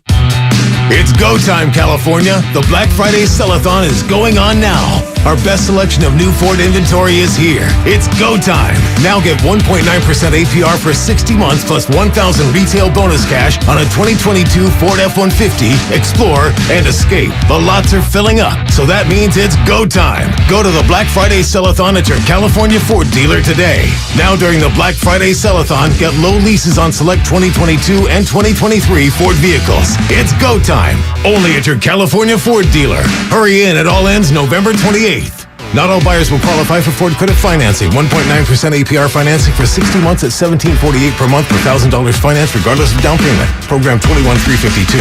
Not available on Raptor, Super Crew Tremor, and Super Crew Lightning. Bonus cash includes 1,000 retail bonus cash. Residency restrictions apply. Take new retail delivery from an authorized Ford dealer stock by 11/28/22. See dealer for qualifications and complete details.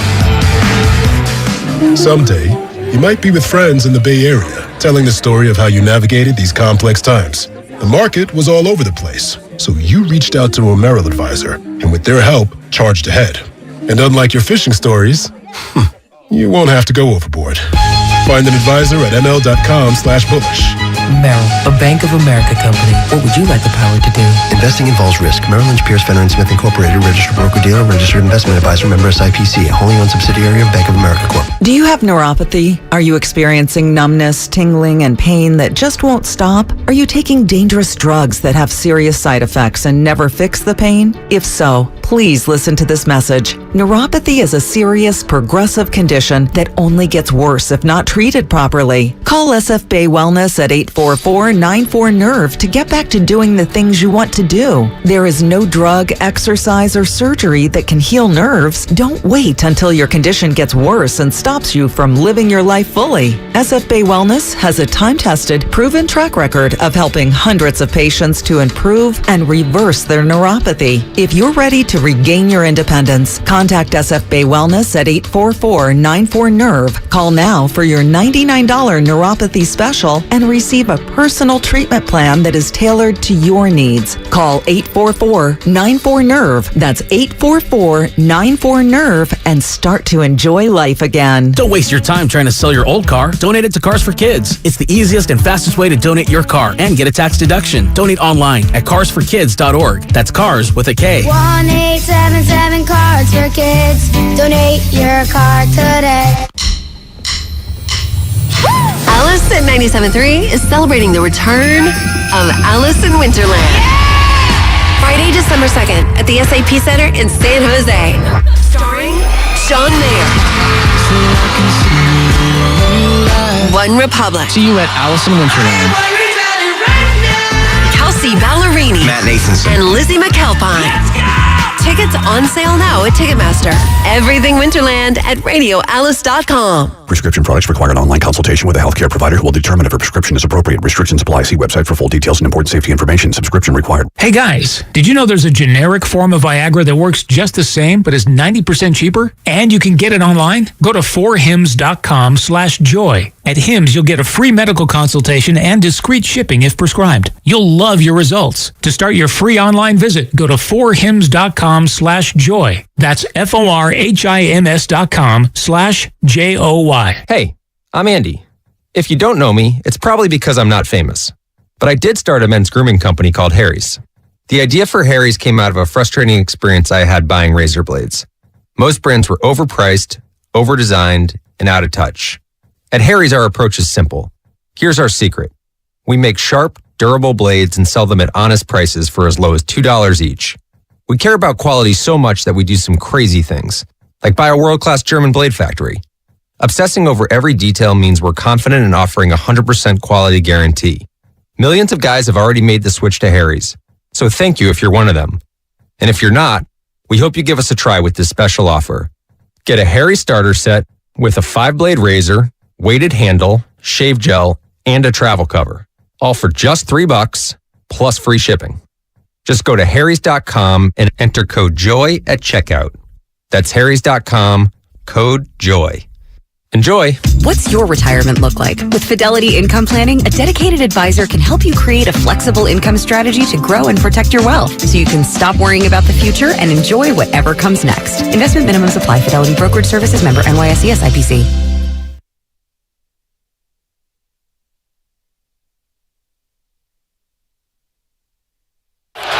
Play clock at 2. Dalton gets the shotgun snap. Dalton backside pressure. Bosa got him. I thought Bosa left a little early. No flags on the field. No points on the board. Hey, this is Matt Steinmetz of Steiny Guru, 12-3 on 95.7 The Game. Let's get back to Willard and Dibs. Why is it Willard and Dibs? Dibs has been here longer. Let's get back to Dibs and Willard on 95.7 The Game. Okay. My guy right there. Alphabetically superior, too. You don't like that, do you? Okay. Coming up at 11:55. Just running around here changing other people's show names, huh? Right. Mm-hmm. So that's what we're doing now? Mm-hmm. Okay, Guru and Steiny. That's a man of nuance. Okay. That's the last All time right. your name will ever be first. We're going to go alphabetical from noon to 3 as well. So Guru and his campy little sidekick Steiny are going to join us here in about an hour and 20 minutes. Looking forward to that. Thank you, Steiny. Campanaris. For nothing. All right. Very, very good. Tracking the 49er injuries. Yeah, it looks like Eli Mitchell. By the way, real quick, and we'll go back to the phones. Did they mess up trading Jeff Wilson? Everyone's like, let's do right by Jeff Wilson. You got Christian McCaffrey, send him off to the camp for all ex-49ers. It's known as the Miami Dolphins. Send him off there. And then, of course, a week and a half later, Eli Mitchell is back out again. And even Christian McCaffrey doing his lunges over there on the sideline during the game. Little bit uncomfortable. Not that I don't want to see Jordan Mason shine, because I do.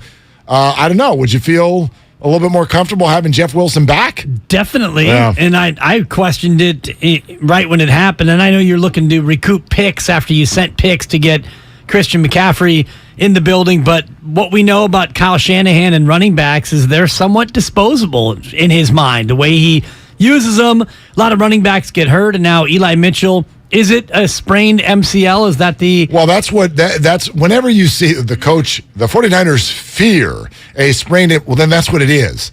That's what it is. They know, but they don't think it's as bad as what happened last time. So is he going to miss less time? Probably. Is he going to miss some time? Yeah, sound like it. I do not think he's playing this week. Right. So now you got TDP. Hopefully he can get up and get ready, and Jordan Mason, this is your time. And he looked good yesterday. He did. Only 5 carries. 5 carries for 25 yards. Yeah. So he looked fine. Yeah, 5 in carry. general, I'll take that. The running game did not look great. True. Didn't get to 100 yards, 29 carries, and it feels like it's going to be a lot more Debo back there than what we've had of late. Boy, and he's been quiet for the most part. I know he had the one big play that got called back by... Not quiet on Twitter. Well stated. Thank you. So, yeah, there's 2 things in the NFL, and then we'll get back to the calls. There's 2 things in the NFL that you can already tell. Like, this week's not even done yet. We got one more game to play tonight. But this Sunday, there are 2 lead stories. One of them I am very here for. The other one I could give a rip about, but it's what everyone's going to be talking about. Deshaun Watson returns to take on the Houston Texans for the Cleveland Browns this week. And actually, I think there's a healthy conversation to be had. Do you remember the whole, should the Browns get Jimmy Garoppolo? Yeah. And that's where I thought he was going. Why are you going to just take Jacoby Brissett's 11-game record and then hand that to Watson because you could have competed? And the conversation now changes because Trey Lance got hurt. And so, well, sure, Jimmy Garoppolo. Why would you take Jimmy Garoppolo? Because then you'd have a quarterback controversy. No, you wouldn't. Remember what we thought about at the time? Jimmy Garoppolo was just sitting there. We didn't know if he was going to be somebody's backup or what. But it was odd to me that the Browns didn't want to take better care of their first 11 games. They were able to grind a win out yesterday, but they're still only 4-7. They're 4-7, and Watson's going to have to come in and be perfect for them to make the playoffs. So that's one. And then the other thing, this Dolphins 49er game was already big. It was big because it's 2 really good teams. It's Mike McDaniel going against, right? It's protege and coming back against Shanahan, all of that. Right? Thank you for that word. I couldn't think of it. So there's that, but then it got even spicier with the words of Raheem Mostert and Jeff Wilson. Yeah. And Tyreek Hill, I think just cramped up. He got a little hurt yesterday too. This is going to be America's lead game this weekend. It's going to be a big game. And, you've got Miami and their high, potent offense, high-flying offense going up against a staunch defense that doesn't allow anything to anybody. So styles make fights, as we like to say. And this one, stylistically, is going to be hot. And, if the 49ers defense actually shows some vulnerability, then can the 49er offense step up and win a game that could be a shootout? I wonder if I could ask you this about the 49er defense, which has put on an unbelievable show since they played the Chiefs. But when they played the Chiefs, they got torched. Yeah. Now, since then, 4 games. Rams, bad offense. Chargers, decent. Hurt offense. Decent offense. Right. Well, they were down 2 receivers. Allen, both receivers out. But good quarterback. Good quarterback. No going against run good game. quarterback. So, Austin Eckler's a player. He's a receiving running back. Yeah, not much of a ball carrier. Cardinals, backup quarterback. Right, yeah. Not good offense. Saints, not good offense. Quarterback. 2 quarterbacks. So, if you have 2 quarterbacks, you don't have one. These are NFL games. I'm not dismissing the 49er defense. However, this is the one. Whatever happened against Kansas City, it looks fixed. But I will not be 100% convinced till I see them hold down Tua. I'm not asking for a shutout. I'm not even asking for a second half shutout. But hold the Dolphins to 23 or less. If not, maybe even 20 or less. I know. Yeah, it's tough. I know. It can be done. It's been done. The Bills did it, even though they lost to them. Hold them in that neighborhood, and then I'll be convinced that you can hold down the best of the best. Yes, and this is, the one, because then Tampa comes in after that, and their offense is not high-powered, even though they've got the greatest of all time at quarterback. They're not going to probably light you up for 30, but this is the one. And, Mark, as we were talking about Jimmy Garoppolo before, he's 4th in the NFL in net yards passing per play, which is one of the key stats when you look at a quarterback's efficiency. He's number 4, tied with Josh Allen. You know who number 1 is? It's Tua. Tua's number 1 in like everything. Statistically this year, he's number 1 in everything. And he's far and away ahead of Mahomes. It goes Tua, Mahomes, Dak. Then it's Jimmy G, Josh Allen. That's your top 5 in net yards per passing play. 4 straight games where the 49ers have shut out the opponent in the second half, right? Yeah. 4 straight games. Same 4 weeks. Miami Dolphins have scored 30 or more in all of them. Yes, something's got to give, Mark, as we like to say. Give, right? 5-game win streak. Detroit, they scored 31. Chicago, 35. Cleveland, 39. And yesterday, Houston, 30. And that was with dumping everybody 5 minutes into the third quarter and not scoring again. Yeah. So they could have put up 50. Oh, easily. And that's where, and I know we're going to go to the phones here momentarily, but if something has to give, and let's say it's the Niners defense that gives and Miami's able to light them up early in that game, does Jimmy G and this offense, do they have enough firepower to win a game over Miami 35-31? That's not where the 49ers, I mean, obviously, that's not where the way they want to play the game. Could they? I mean, I guess they could. Miami's defense doesn't impress me too much. A lot of these games where we said that they scored 30, the other team scored a bunch too. It was a shootout in Detroit. It was a shootout against Justin Fields and Chicago. And so, a lot of teams have scored a lot of points on them this year. But, they had a shootout against Baltimore earlier this year, 42-38. And in fact, if I remember correctly, Baltimore was way up in that game. And then Miami came flying back. That was all the way back in week 2. So the 49ers should be able to move the ball. But obviously, they'd rather play this thing in the 20s than the 30s. Jonathan in San Francisco is next up on where this team stands in the NFC and where's your comfortability and desire with Jimmy Garoppolo. Hey, Jonathan, what are you doing? Jonathan? Gone. Let's go to Mike in Pittsburgh. Hey, Mike, what are you doing? Mike? Drinking a cappuccino. Atta babe. There you are. What's going on? Hey, I'm not worried, man. I think the Eagles look pretty good, man, and we've always had trouble against running quarterbacks, but not even worried about them because we got to get there. But with Jimmy, I like the way he's playing.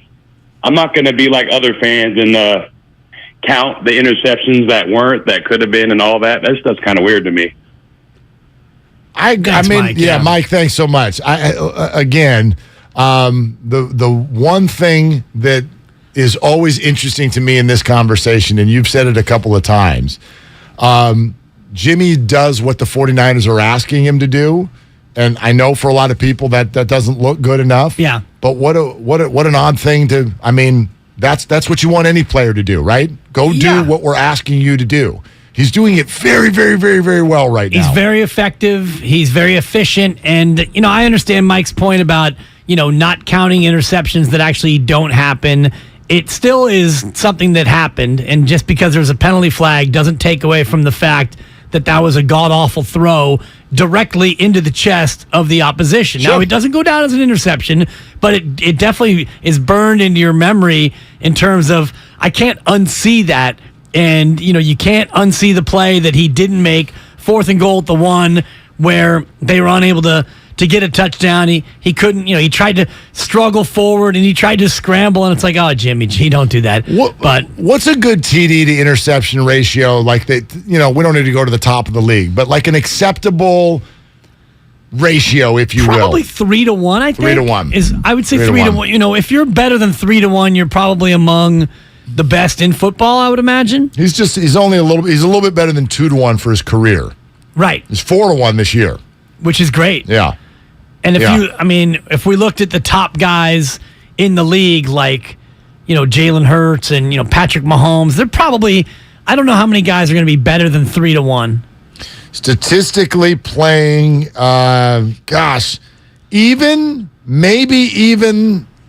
depending on the stat you look at, maybe a little better, maybe a little bit worse than 2019. when they went to the Super Bowl. The stats are very, very similar. He's got a better touchdown to interception ratio.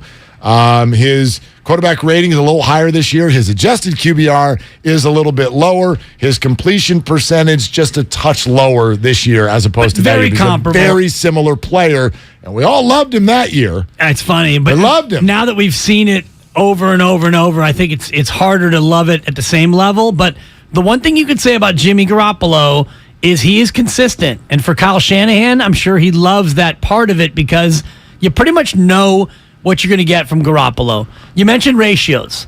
Just some of the top quarterbacks. Mahomes, 29 TDs, 8 picks. It's about 3.5 to 1. Mm-hmm. Josh Allen, 23 and 11. That's a 2 to 1 ratio. Joe Burrow, 23 and 8. That's basically a 3 to 1 ratio. Tom Brady, 14 and 2 picks. Woo, 7 to 1. He's only thrown 2 picks. I know. All year. I don't know. Justin Herbert, 19 and 7. Geno Smith, 19 and 5. Kirk Cousins, 17 and 9. You're kind of seeing what we see. I don't think that it's as much about the TDs as it is the picks. You know, you don't want to be Josh Allen and Davis Mills lead football. They've thrown 11 picks apiece. Jimmy G's never going to be a 46 touchdown guy. So for Jimmy, I think it's more important about the number of picks he's thrown, and that's only 4. The Houston Texans are an interesting team. If you look at what they're going through, like I think they've got their answer on Davis Mills, and it's no, he's not the future of this franchise. You go to Kyle Allen, that didn't look like, quite frankly, it looked way worse yesterday when you saw them against the Dolphins, knowing that Nick Caserio runs that team and he was part of the group in New England that drafted Jimmy Garoppolo years ago. I put Houston on the list. I'd be very, very surprised. Although they're also tracking to have the number 1 overall pick in the draft. They may want to address it that way. Let's go to Adam in San Jose. Next up on Willard and Dibs. Hey, Adam, what are you doing? Dropping off a care package for my mom because she has COVID, but she's fine. Just got to do the son's work. You know what I mean? Adam, you are just a phenomenal human being. I hope you know that. I appreciate that. I'm still waiting on Aaron Judge to sign here so I can call you guys back and tell Dibs I told you so. But it hasn't happened yet. But we'll see what happens. I wanted to just highlight on your guys' point about Jordan Mason. That dude is literally looks like Marshawn Lynch, the baby Marshawn Lynch 2.0, whatever you want to call it. That dude is a physical runner. And, like, yeah, we only saw 5 or 6 runs from him so far in the last couple of weeks, but it's like you're noticing those runs are going for 5, 6, 7 yards of carry, and even when he gets stopped after 3 yards, he's still carrying people for another couple. So I was honestly excited to see him get in yesterday. He was running well, and I think he'll be a good complement while Mitchell's out. I had that feeling about Dameon Pierce when he played against us in the preseason. I'm like, that dude is a really good running back, and look how good of a season he's having. I think Jordan Mason can be a very good running back for us. I was excited. I think a lot of us were, Adam, thanks, right? At the beginning of the year, I really I wanted to see this guy get a shot. And then you look at the way the 49er running back room always goes, and I'm like, at some point, right? We joked about it. We're like, when's the Jordan Mason game? I don't know. It might be against Miami. It might be this week. It certainly feels like he is going to be a big piece of the game plan this weekend. I don't know where the whole TDP Jordan Mason thing sits. I know it gets people when the undrafted guy outplays whoever you get in the second or third round, but whatever. I'm with you on that. Once you're on the team, you're on the team. And, you know, unless you're a guy like Trey Sermon, who you used a third-round draft pick on, and he could never even crack the rotation. Joe Williams of Utah, you used a draft pick on him. He could never even make it on the field. Once you're on the team, if you can contribute, to me, it doesn't really matter if you were an undrafted or a drafted player. But, yeah, Jordan Mason, I think, especially in terms of if you have a lead in games, kind of like what Eli Mitchell did against the Chargers, where they used Mitchell only late in that game as the closer. I think that's the role that Jordan Mason can play. You saw it a little bit yesterday where he got those fourth quarter carries when he was fresh. If McCaffrey is healthy, you're going to use McCaffrey and Debo, I think, throughout the majority of the game. And then Jordan Mason, your bigger physical back, will be your closer. I think it's a good sign. The 49ers did not even come out yesterday and include Christian McCaffrey in their post-game injury report. So I know he was doing some uncomfortable lunges and all that over on the sideline. Never fun to watch that. But again, it sounds like the doctors are like, look, this is just something that he's going to have to manage. We're at the second half of the season. Everybody's a little dinged up. But, I mean, you're not wrong. Could this turn into very quickly? Could they suddenly be looking at Jordan Mason or TDP going, you got to go be the running back? You got to go out there and be the running back. That absolutely could happen this weekend. Right now, I'd feel okay with Mason out there. I don't know. I haven't been able to put a finger yet on who TDP is or what he's going to bring. Was he active yesterday? Was he inactive?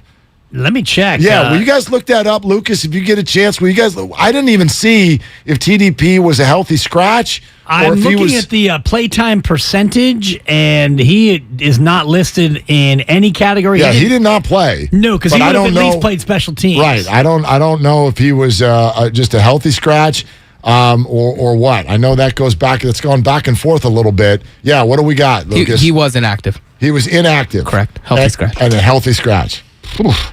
Well, it's interesting, isn't it? And now it's just interesting. And now you're in a spot where if he's healthy, he'll be active this week. And I'm looking at the playtime percentage, and I'm only seeing 3 running backs that were even playing at all. You had Eli Mitchell, of course, McCaffrey. McCaffrey played 63% of the snaps.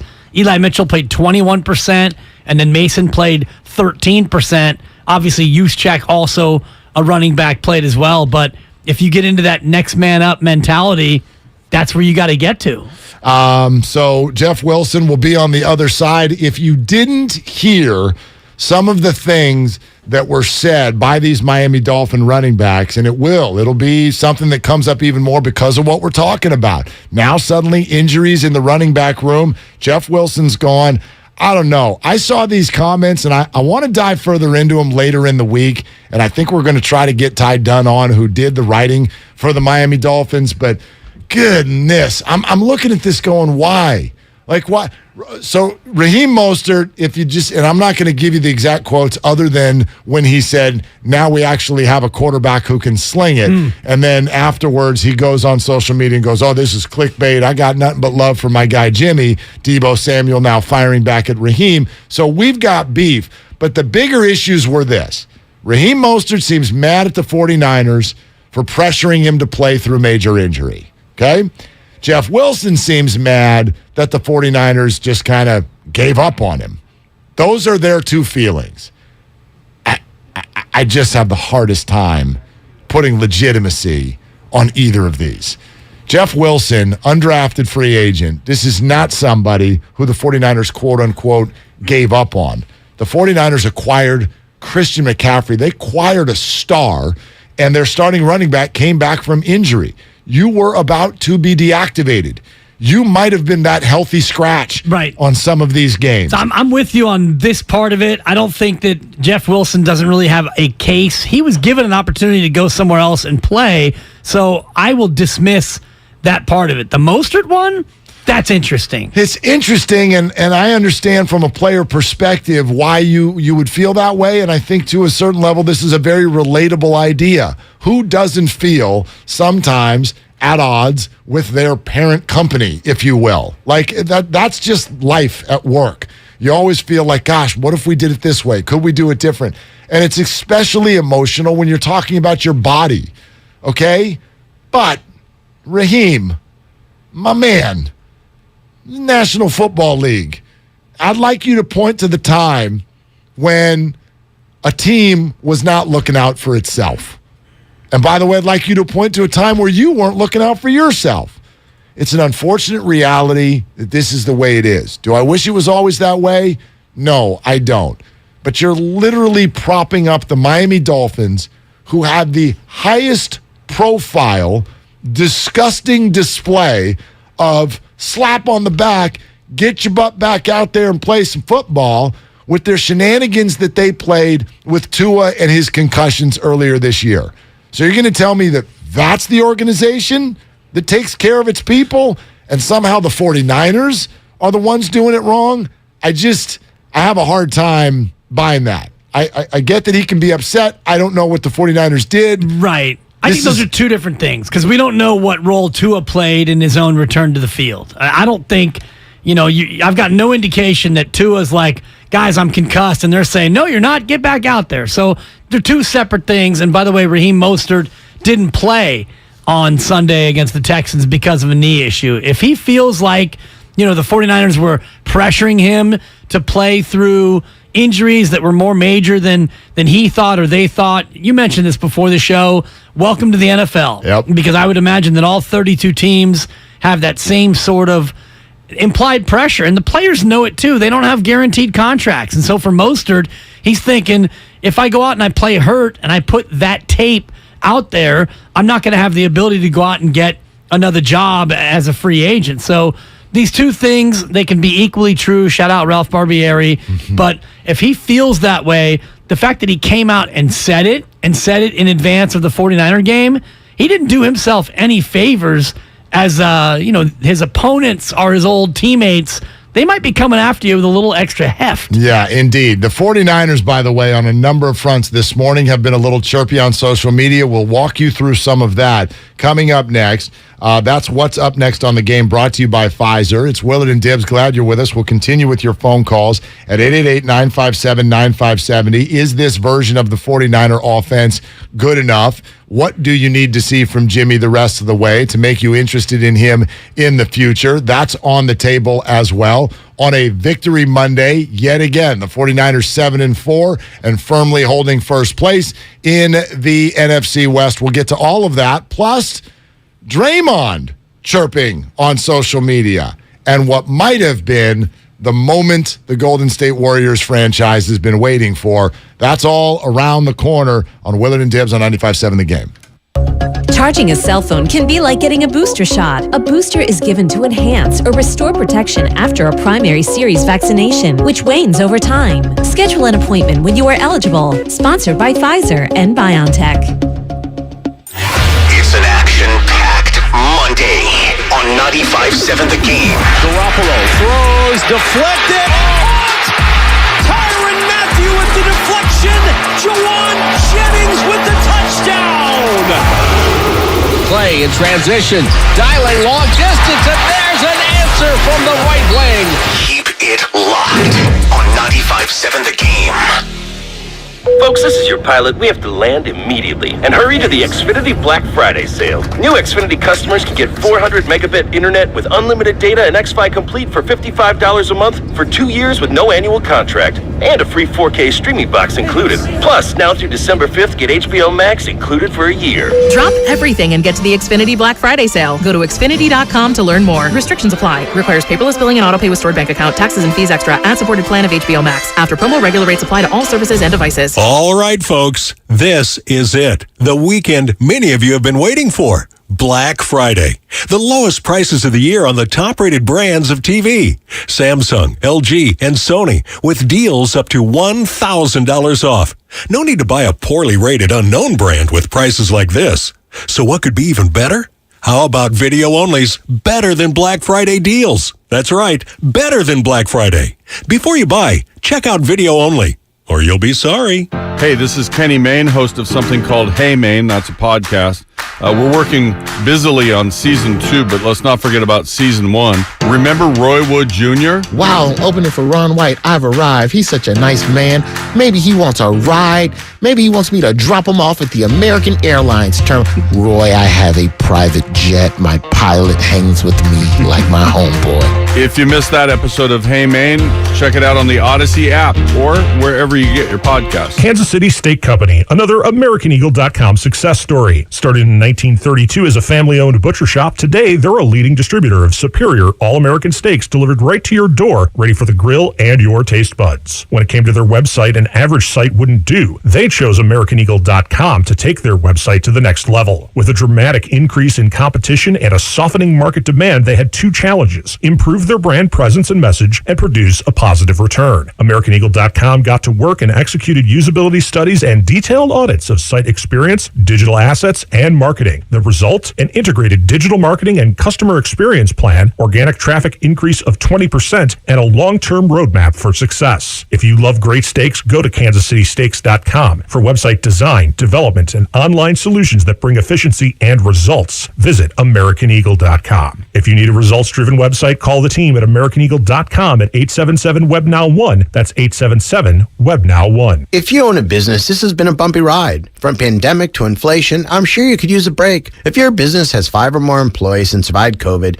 you might be eligible to receive a payroll tax refund of up to $26,000 per employee. The challenge is getting your hands on it. Hi, I'm Howard Mackler, and that's why I founded GetRefunds.com to cut through the red tape and get you the money. The team of tax attorneys we have put together are highly trained in this little-known payroll tax refund program. We do all the work, charge not a dime up front, and simply share a percentage of the cash that we get for you. Businesses of all types can qualify, including those that took PPP, nonprofits, and even those that had increases in sales. We have helped return over $1 billion to businesses, and we can help you too. Just go to getrefunds.com/sports, click on Qualify Me, and answer a few questions. This payroll tax refund is only available for a limited period of time. Don't lose out on up to $26,000 per employee. Go to getrefunds.com/sports. That's getrefunds.com/sports. 'Twas almost the holidays, and all over the state, not a creature was stirring, except for, well, Nate. He was panicked, in need of a really good gift. Nate's a procrastinator, if you catch my drift. So off he dashed to the closest store, and there found holiday scratchers galore. Now Nate won't get a lump of coal, unless he burns the holiday casserole. Yes, scratchers from the California Lottery are great, especially for Mr. Procrastinate. So when it's time to get your gift shopping out of the way, try scratchers. A little play can make your day.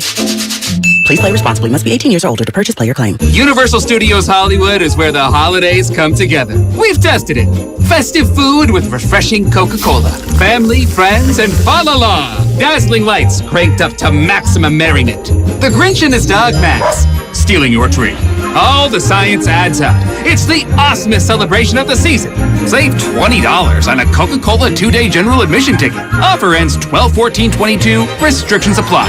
Details at universalstudioshollywood.com/Coke offer. Hi, I'm Aaron, owner of California Deluxe Windows. Ever notice? When your neighbors get new windows, there is a large black eye of broken stucco, uneven plaster, and even mismatched paint. At California Deluxe Windows, we never leave a ring around the window. Why? Because we are one of the only companies in California who custom crafts every window and door to your home's exact measurements. Almost everyone else on the radio is a distributor. They grab a window from a warehouse, break open your walls, shove it in, and patch things up. At California Deluxe Windows, we take pride in our work. Our installation technique is so precise, we do not break your stucco. Your house could be covered with potato chips, and we wouldn't crack one. Call now, and for a limited time, you get 30% off your entire order and 24 months of interest-free financing. 800-874-3600. 800-874-3600. That's 800-874-3600. California Deluxe Windows. Windows engineered for life. Certain terms and conditions apply. CSLB number 774518. You're listening to 95.7 The Game, KGMC-FM at HD1 San Francisco. Always live on the free Odyssey app.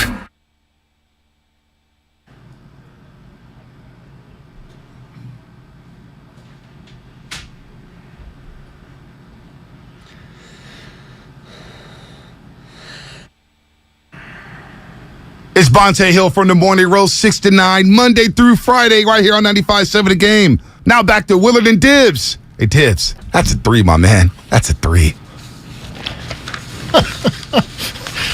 I enjoy these. That's it's pretty good. fun, yeah. Yeah, it's good. I'm just sitting here being the petty king. I'm just going to be like Steph Curry. I'm taking notes. So, Bonte, you good.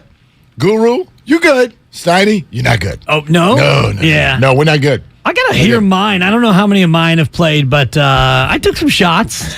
Dan Dibley here. Shots. Yeah. Shots were taken. Part of the fun of it. One for the thumb. Did you? Yeah. Now back to There's an uptick. I think somebody got upticked. Oh, good. One of the shows got an uptick. I'm looking. I haven't heard yours. Yeah. Have you heard mine? No, I have haven't not. heard mine. Yeah. Well, because I do listen to the station throughout the course of the day.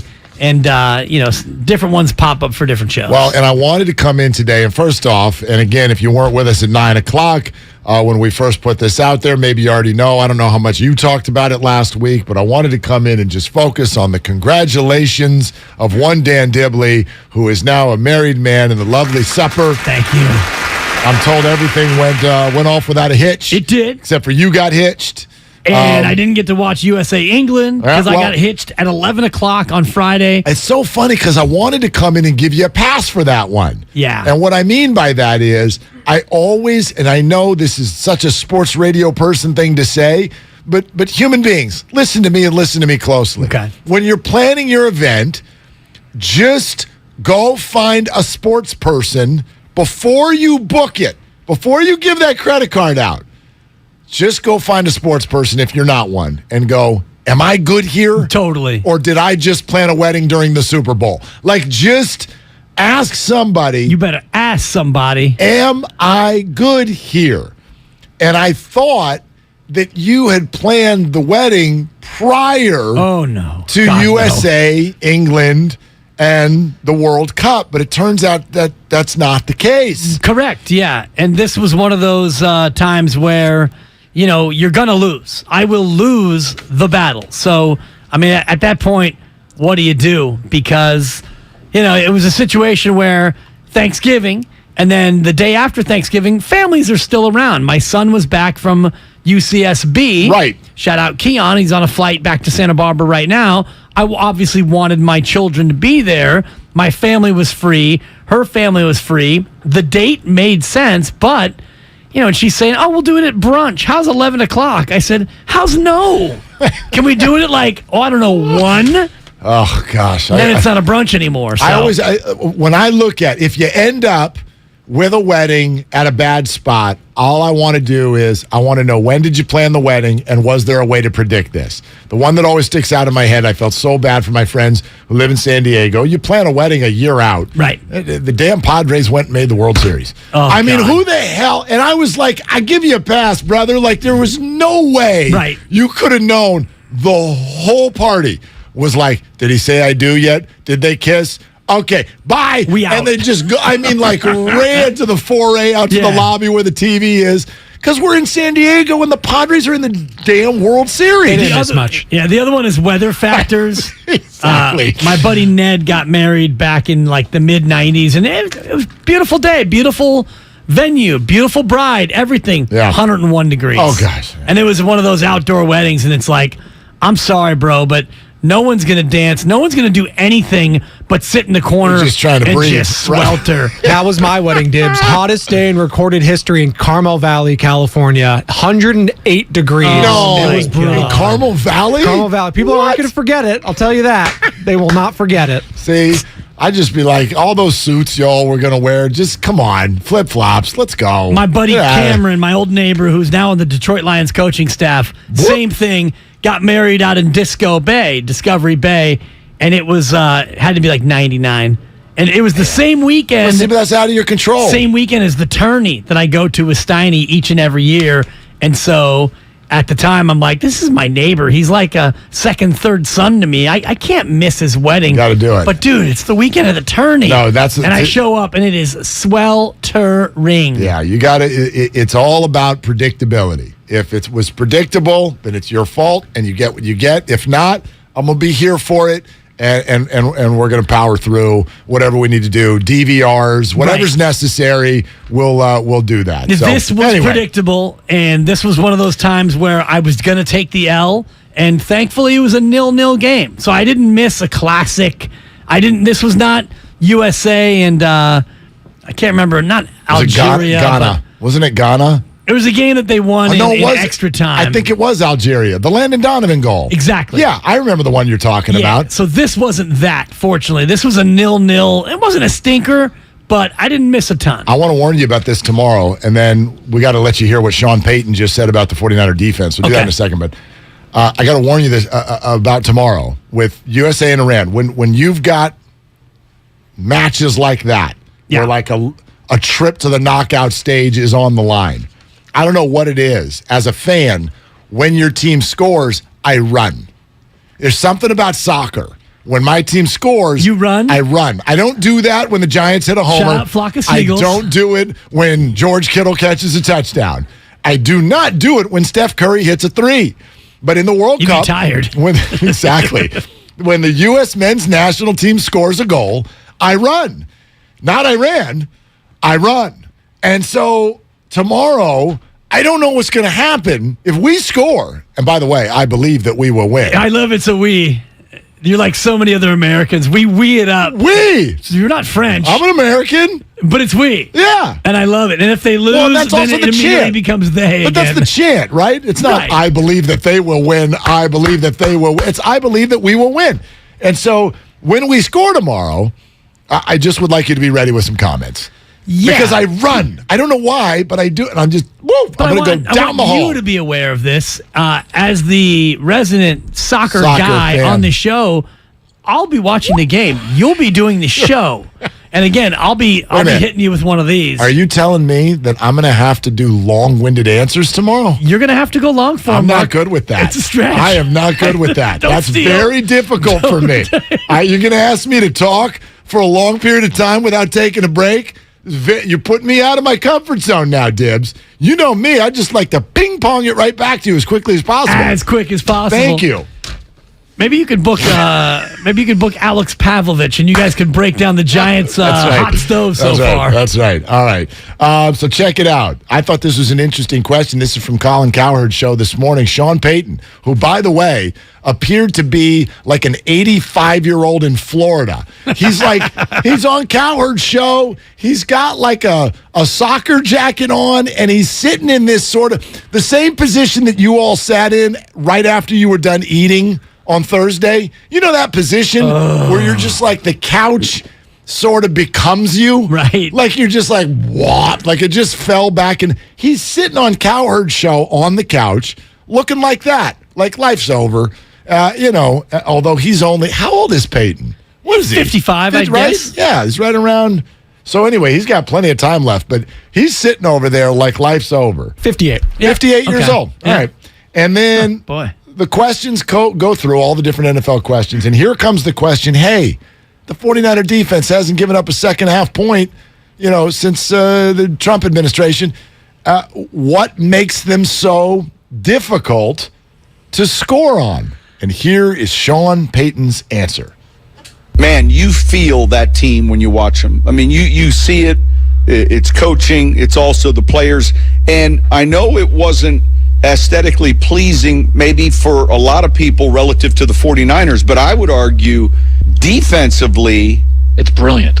Their confidence yesterday, like they were talking about a shutout. Like that was very much on their mind. Mind you, the first shutout the Saints have had since 21 years ago. Since I don't know when, 2001. They've never been shut out. And so I know that they've got to clean some things up offensively. The hardest thing as a head coach when you go in there, you're Kyle, you're the play caller. You're in charge of moving the ball and scoring touchdowns. You have to be able to go into that locker room and celebrate that win, which I'm sure he did, and celebrate the dominance of how they play defensively. That is going to serve you well later. And so it wasn't the perfect game that we wanted to see because the scoring was down. But, man, it's the perfect game if I'm a 49ers fan and I understand that I'm going to have to play this Eagle team to get where I want to go, or I'm going to have to play this Cowboy team. I think they're one of the best teams in the NFC, and I think they can win the Super Bowl. So do I. Okay, so first of all, is there a vuvuzela going on during this entire conversation? Look at you. Listen to this thing of it. May or may not be a tractor beam. Okay, yeah, seriously. Did he get beamed up out through the ceiling when this interview was over? I don't know what was going on there. But what'd you think of what he said, particularly there at the end? I agree with him. Like, we've reached the point in the season where I think we can start to look at, as you put it, styles make fights, matchups.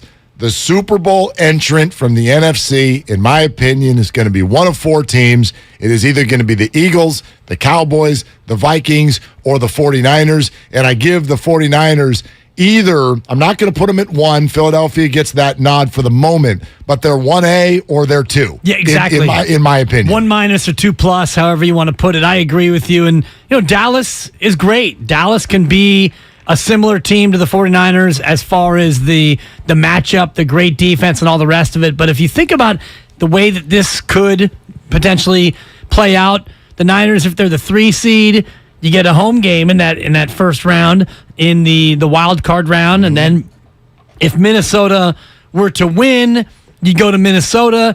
That doesn't scare you. Philadelphia would be the 1 seed. They would get the bye, and then if Philadelphia won its playoff game, you'd go to Philadelphia. And 60 minutes with that defense, the defense that travels, your run game is legit. And Jimmy Garoppolo, I know I disparage him at times. If he can play mistake-free, keep you in it football, I like this team's chances to go on the road and win. They've done that in recent past. They've gone on the road and won playoff games in this fashion. So I like this team's chances with that defense healthy. I mean, I know we're getting maybe a little bit ahead of ourselves, but it very much appears after what has taken place the last 3 weeks, the 49ers winning all 3 times, the Seahawks losing twice in a row, and now the 49ers have not just a game lead, but a game in hand against the Seahawks as well. Like, don't underrate that part of the 49ers season so far. I didn't get a chance to talk to you much about this because I was out last week after the Mexico win. Like, the 49ers are 4-0 in the division. 4-0. Yeah. They've only got 2 games left. Okay? One more Cardinals, and that's going to be at Levi's. And they've got the Thursday nighter in Seattle in 3 weeks. And at least based on yesterday, Seattle did not look all that daunting in their own building, giving up a huge burger to Derek Carr and Josh Jacobs in their home building on a rainy day. So I don't think anything scares the 49ers right now, and it very much looks like the 49ers in week 1 of the playoffs, Levi's Stadium, lights will be on, and the 49ers will either be hosting Seattle, Washington, or the New York Giants. That's the way it looks like it's standing right now. I don't think that scares anybody at all. No, and if you talk about point spread, you would be favored over all 3, and you would probably be a touchdown favorite over all 3. Seattle, Washington, or New York. Dallas would be the 5 seed, and they would be on the road at Tampa Bay, which would be bet the under, my friends. Oh, my gosh. That over-under is probably going to be 33 and a hook. Go ahead and bet the under in that one. And the path to win the division is yours, 49ers. As long as if you beat Arizona, let's say you split with Tampa and Miami, which Miami's going to be tough. You lose to Miami, you beat Tampa, you beat Arizona when that game comes up at the end of the year. As long as you take care of Seattle, Mark, and even if you lose to Seattle, let's say you end the year with the exact same record as the Seattle Seahawks, you split the head-to-head, the next tiebreaker is division record. So even if you lose to Seattle, let's say you wind up the year and the 49ers over there, they have 6 games left. Yep. You wind up 10-7. Seattle is able to get 4 of their last 6 that they win. They're 10-7. Niners beat Arizona but lose to Seattle. Niners will be 5-1 in the division, and unless they run the table on those other divisional games, you're going to have a better division record than Seattle. You'd win the tiebreaker. Now, Seattle has their only division loss is the one to the 49ers so far. They've swept the Cardinals and have not played the Rams yet. They played the Rams this week. So, very big game if the Rams could somehow win, but they are so hobbled. They're such a mess. But, look, I remember 2 weeks ago, we were talking about the Seattle Seahawks and going, man, you look at their schedule, they might be 9-4 when the 49ers get to Seattle. They haven't won since. Because the 4 games they're playing before getting to the 49ers were the Bucs, winnable in Germany. They lost it. And then home to the Raiders. I thought for sure they'd win it. They didn't. Now they go on the road to SoFi and play the Rams this week. And then they host Carolina the week after that. And it's a Carolina team that's still not any good, but they've gotten competitive lately. Their defense is playing well. So Seattle, some warts have shown up lately. This idea that they're going to go neck and neck with the 49ers rest of the way, it doesn't look like it. They still need to go on the road to Kansas City. They've got a game against the Jets later on this year. That's going to be very difficult. Seattle is starting to look like the version of themselves that not as bad as we expected. They're clearly better than we thought, but they're starting to look like a lesser version of what was happening about 3 or 4 weeks ago. And the next tiebreaker, by the way, Mark, and I agree with you, if they happen to wind up tied with Seattle and they split the head-to-head and the division record is the same, it comes down to how'd you do against common opponents. Seattle beat Denver. The Niners did not. Both lost to Atlanta, which is a curiosity. Seattle lost to New Orleans. Niners, of course, beat the Saints. Both beat the Chargers, and they lost to Tampa Bay. So that game, Niners-Tampa, would have some tiebreaker And they lost to the Raiders, who the 49ers will play on New Year's Day. Exactly. So that's where this thing could spin. So even if they wind up tied, tied in the division, split the head-to-head. When it comes to common opponents, the Tampa game, the Raider game for the Niners, those games have greater import in terms of a possible tiebreaker in the division. But I'm with you, Mark. It doesn't feel like Seattle is a team that is trending toward winning 4 of its last 6. Yeah, absolutely. So the bottom line on all of this is the 49ers have set themselves up to be in great position. Do you remember when they were 3-4? They had just lost to the Chiefs. You tried to bury him, Mark.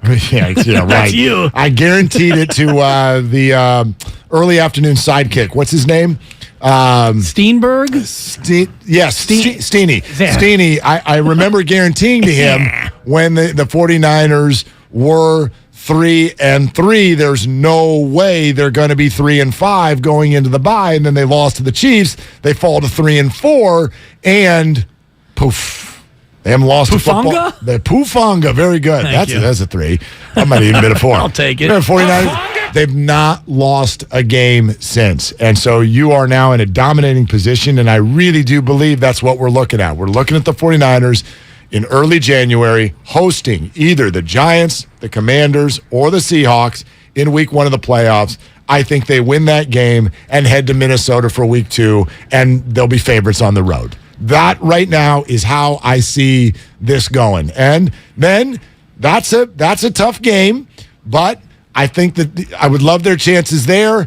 I mean, the way this looks right now, I know there's so much that we've got to get through. NFC Championship game or bust. I just hope. What you're saying. Yeah, I do say that, but I hope that we get to see Philly and the 49ers. I hope. Both of them are going to have to hold up their end of the bargain. Right. But Dallas is good. Minnesota's good. Philly and the 49ers, to me, are a step above both of them. See, I don't think Seattle's a playoff team, and I think that they're showing their true colors. They have. Someone's got to be the 7 seed, though. I think it's the Commanders. Well, but actually, no. The 49ers probably get the 6 seed. Minnesota's going to get the 7 seed. And the 6 seed is going to be you mean play the Yes, the Giants, Commanders, and Seahawks are the 3 teams going for the 6 and the 7 seed. Yes. I think that's the way that's going to play. And I think the Giants and the Commanders are going to be the teams that ultimately hold those spots down. And if you look at it, Seattle's really the only other team that can rightfully say we're in it. I know Atlanta at 5-7. I mean, if you run the table, you wind up at 10-7, which 10-7 probably gets it done. But I don't think that Atlanta can win its final 5 games. I think it does come down to New York, Washington, and Seattle. 2 of the 3 get in. But I don't like Seattle's chances the way they're playing. They're in great shape if Jimmy Garoppolo stays healthy. Let's talk about that for just a second. First off, here's Jimmy on the hit to his knee. You know, it is football, but you got to be smart as players. Look out for one another. I mean, there's no place for that. But I'm all right, a little sore, but nothing bad. Yeah, but he went further in terms of I don't know if I use the word accusation, but his thoughts on the way the Saints defense played yesterday. No, I was staying in the game. That wasn't the only hit that was questionable like that. I mean, throughout the whole game, it was like that. It was a gritty game. Proud of the guys today, just how they fought through all the adversity that was thrown at us. I mean, it was all types of adversity, and we just kept going, man. I think that was a good win for us. It didn't ever look like he didn't stay down long, but the grimace was bad. Oh boy! And I just shout out McDonald's. That was very good. That was a moment for me. He goes down on the ground. You see the grimace on his face, and I suddenly thought to myself, gosh, this is a moment of honesty for all 49er fans. How did you feel? How'd you feel? How'd you feel when he was on the ground? There's a bunch of different emotions that could come up. It could be, oh, here we go again. Mr. Can't stay healthy. You could do that. Or there's the obvious one. Oh, no, what about our season? But was there anything beyond that? Was there anything beyond that? Because these last 4 weeks, let's be honest, they have set the whole thing up to change the conversation about Jimmy Garoppolo. There is now suddenly a belief in what this team can do this year that was not there 4 weeks ago. You all need to acknowledge that, and sets it up, obviously, for what's going to at some point be a very, very difficult conversation in the offseason as well. You said Super Bowl or bust. I think dangerous game. Like right now, if the 49ers get to the playoffs, win the division, win week 1, get to week 2, go on the road, beat Minnesota in week 2 of the playoffs, I mean, you're again talking about another healthy Jimmy Garoppolo season that ends with the 49ers bouncing and moving around in the playoffs. It's going to be very, very difficult to move on from that for a young player with a broken ankle. It's difficult for some. I wonder how difficult it is for the head coach who has tried to move off of him a multitude of times. And I think if you look at yesterday is a great example of, why did you beat New Orleans in yesterday's ball game? If we wanted to rank the reasons why you won that game, how far down the list do you go until you get to Jimmy Garoppolo played great? Because he didn't play great. He didn't play great, but he was fine. Yeah, he's always just fine. The opening drive. It's not always fine. The opening drive where they settled for 3, he threw a ball in the end zone that the defender got 2 hands on. And that ball could have been intercepted. It was knocked down, and Robbie Gould had to come on and get you the 3. He threw a ball that was intercepted that came back because of a penalty. His only touchdown pass was a ball that was batted high into the air, and it happened to come down into Jawan Jennings' arms. So if you look at the reasons why they won that game yesterday, I don't know. I'm just saying, Mark. He completed 26 of his 37 passes. With a total air mileage of about 14 yards. No, that's not true, because he threw for 222 yards. So, you know what I mean? Like, again. He threw for about 16 yards, and they ran for the rest of the 206. All right, so we'll get to more of your calls on this. Let's do it. Coming up next, 888-957-9570. It's all sponsored by Fremont Bank. Full-service banking, no compromises. Debo, shots fired on Twitter. Charles Omenihu, shots fired on Twitter. We'll get to all of that and your calls coming up next on Willard and Dibs. The 49ers defense is nasty. We're not going to apologize for being nasty. Make it nasty. Make it nasty. 3 wide left. Play clock at 2. Dalton gets the shotgun snap. Dalton backside pressure. Boots again. O'Neal and Sean Salisbury break down the dominating performance on the Football Hour. My heart is filled with so much love. Tonight at 6 on 95.7 The Game. Black Friday weekend is here. Once a year, you get the lowest prices on the top-rated brands of TV. Samsung, LG, and Sony TVs at stupid prices. You don't have to buy a no-name doorbuster TV with poor picture when you can get a good one for a few dollars more. Where's the best place to shop for these top brands? At Video Only, the only place where you can get better than Black Friday deals on Samsung, LG, and Sony. Better than clubs, better than online. Before you buy, check out the deals at Video Only, because if you don't, you'll be sorry. It's go time, California. The Black Friday Sell-a-thon is going on now. Our best selection of new Ford inventory is here. It's go time. Now get 1.9% APR for 60 months plus $1,000 retail bonus cash on a 2022 Ford F-150, Explorer, and Escape. The lots are filling up, so that means it's go time. Go to the Black Friday Sell-a-thon at your California Ford dealer today. Now during the Black Friday Sell-a-thon, get low leases on select 2022 and 2023 Ford vehicles. It's go time. Only at your California Ford dealer. Hurry in, it all ends November 28th. Not all buyers will qualify for Ford credit financing. 1.9% APR financing for 60 months at $1,748 per month per $1,000 finance regardless of down payment. Program 21352. Not available on Raptor, Super Crew Tremor, and Super Crew Lightning. Bonus cash includes $1,000 retail bonus cash. Residency restrictions apply. Take new retail delivery from an authorized Ford dealer stock by 11/28/22. See dealer for qualifications and complete details. Attention passengers, this is your pilot speaking. Looks like we're gonna have to land immediately. And hurry to the Xfinity Black Friday sale. Folks, we've got clear skies and lots of binge watching ahead. Stream your heart out when you get the ultimate streamer setup. We'll be cruising in so new Xfinity customers can get 400 megabit internet with unlimited data and Xfi Complete for just $55 a month for 2 years with no annual contract. And a free 4K streaming box included. Plus, for a limited time, get HBO Max included for 1 year. So, sit back and relax with internet made for streaming and access to classic favorites. Flight attendants, prepare for binge watching. Drop everything and get to the Xfinity Black Friday sale, now through December 5th.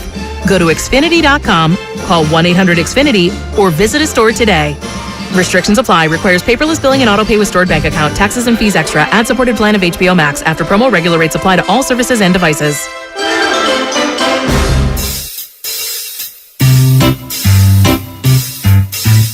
1-877 Cards for Kids. KARS Cards for Kids. kids. 1-877 Cards for Kids. Donate your card today. 1-877 Cars for Kids. KARS Cars for Kids. 1-877 Cars for Kids. Donate your car today. With car prices at an all-time high, our donors are now getting highest receipts ever. Donate at carsforkids.org, and your car can be picked up tomorrow. 1-877 Cars for Kids. KARS Cars for Kids. 1-877 Cars for Kids. Donate your car today. Now accepting donations of land, homes, buildings, or any kind of real estate. At 7-Eleven, our coffee is fresh or it's free. We don't compromise on our premium beans, and neither should you, because drinking fresh coffee is non-negotiable.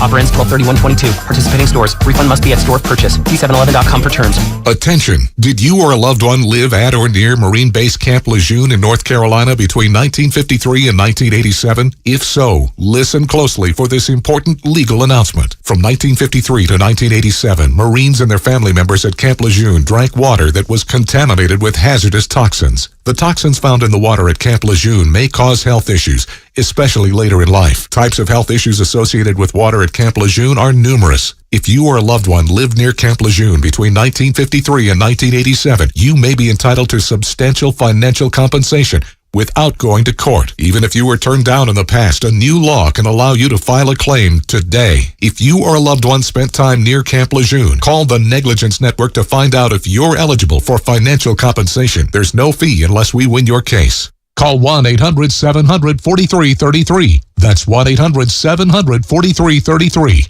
1-800-700-4333. Without the ones like you, who work tirelessly to keep things running, everything would suddenly stop.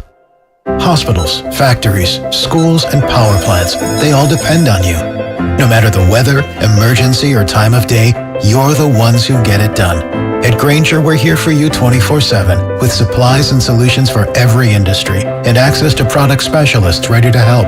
Call, click Grainger.com, or just stop by. Grainger, for the ones who get it done. At the Home Depot, we have the tools for you to give the gift of a smarter home with savings on top brands, like the Google Hub, a command center for your smart devices that raises the IQ of your entire home, or the Nest Learning Thermostat that helps you conserve energy and save on your bill. And if you don't know what to get, gift cards are a smart gift no matter what they get. So this year, gift smarter with savings on tools to make your holiday magic. The Home Depot, how doers get more done.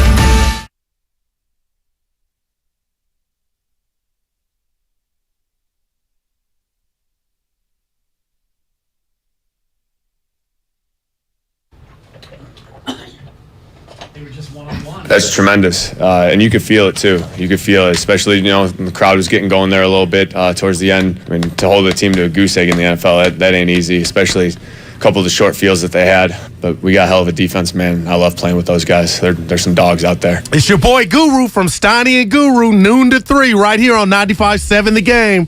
Back to Willard Dibs, and you know the old saying on this show, one of my faves. What are you doing? I'm listening. What are you doing, Guru? Come on, man. He's in the green room. Yeah, where'd you get that attitude? He was mad at me. You need to bottle that stuff up and sell it for Christmas. Yeah, I had to do a make good in there. He's mad at you? Mad at me. Why? Well, I go in there. Charles mad at you? I usually got that's a solid 4. That might be a 5. Charles, I'm mad at you. There's a 5, actually. I apologize for the 4. Oh, no worries. He was off last week, and I always go in there about 11 in the green room and, dap up the fellas in there, Steiny, E-Dog, and the rest. And I go to Goo, and I gave the knucks. Like, hey, Goo. He's like, I don't know if I should dap you up right now. I said, what happened? He said, the streets were talking. They were talking like I was running material with Guru gone last week. 49er Frankie, I know you're out there. You snitched on me, 49er Frankie. Uh-oh. Because we had a Jock What'd Pretty. you say? A couple Jock Pretty episodes last week, and I might have dissed Guru in his overall winning percentage. You did a diss track. total diss track on the Goo. Well, and then 49er Frankie, no, you sold me out. Don't blame Frankie. You be responsible for your words. If He you snitched me out. If you smoke him into a microphone, then you be accountable for your actions. Oh, I'm accountable, Dan Dibley. but I didn't need for it to get back to him like that, 49er Frankie. Come on, you know better. All right, so here goes Charles mad at you on Twitter. Lay off. Someone thinking they gonna run crazy on our defense is funny. Crying, laughing emoji. So this is in response to everything that has already come from Miami. And Deebo Samuel, Raheem, be real with yourself. Double laughing emojis. That one's even more interesting because here's the arc as we build toward the Miami 49er game. You want to know what was so incredibly fascinating about this? This was all happening before the 49ers even played yesterday. Oh, wow. This is all I was like, man, you want to talk about getting caught looking ahead. These two teams are starting to pound each other in the media prior to them even winning their games yesterday. So Raheem Mostert accusing the 49ers of pressuring him to play through injury. Jeff Wilson upset that the organization moved on from him. But I think the one that Deebo is responding to, Raheem Mostert says, we actually have a quarterback who can sling it. And then he goes on social last night to say, what a bunch of clickbait. I got nothing but love for Jimmy Garoppolo, who also can throw it, and he's a great player, and all of the things. And Deebo's like, come on, man. Yeah, I'm sorry. You're not going to put one leg on both sides of the fence. You said it. Stand up to it. You actually have plenty of data. Tua's the number one ranked everything this year. So people would actually agree with you, even here in San Francisco. But Raheem's trying to walk it back, and 49ers aren't going to let him do it. Right, and that's where, it's one thing to say, I'm happy that I have a guy who can sling it, and then to come back and, Jimmy Garoppolo's a great quarterback. Well, that's not what you said.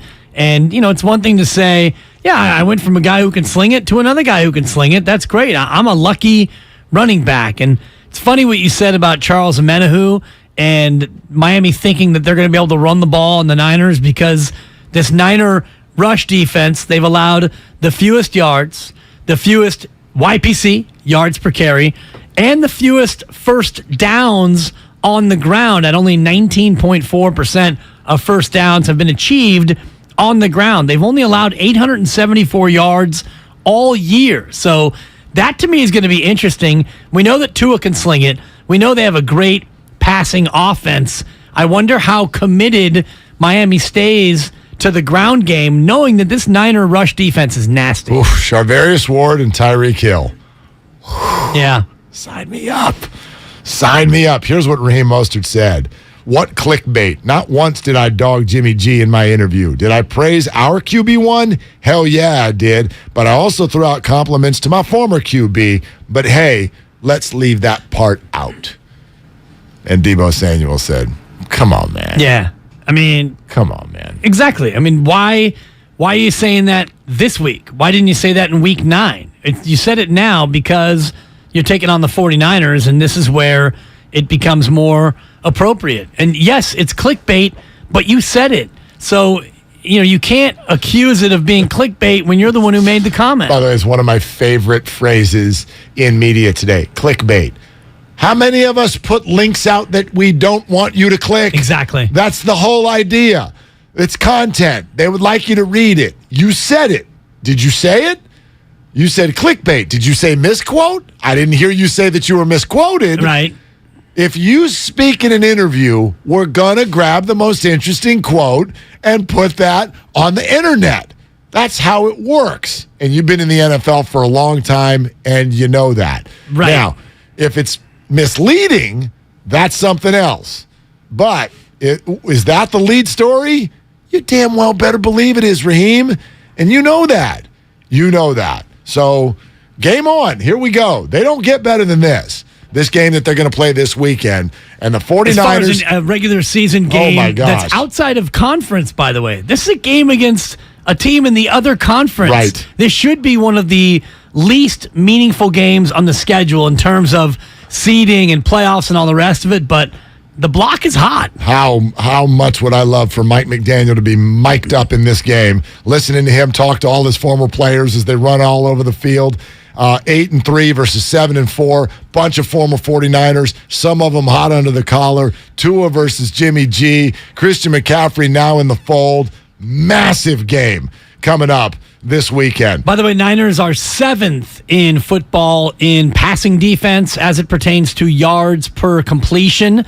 They're allowing 6.1 yards per attempt, rather, and Miami 8.5 yards per attempt on the offensive side of the ball. They're the first team in yards per attempt passing the ball. Yards per carry, Miami, not so high. They're ranked 8th in rushing. So high-powered offense against nasty, stingy defense.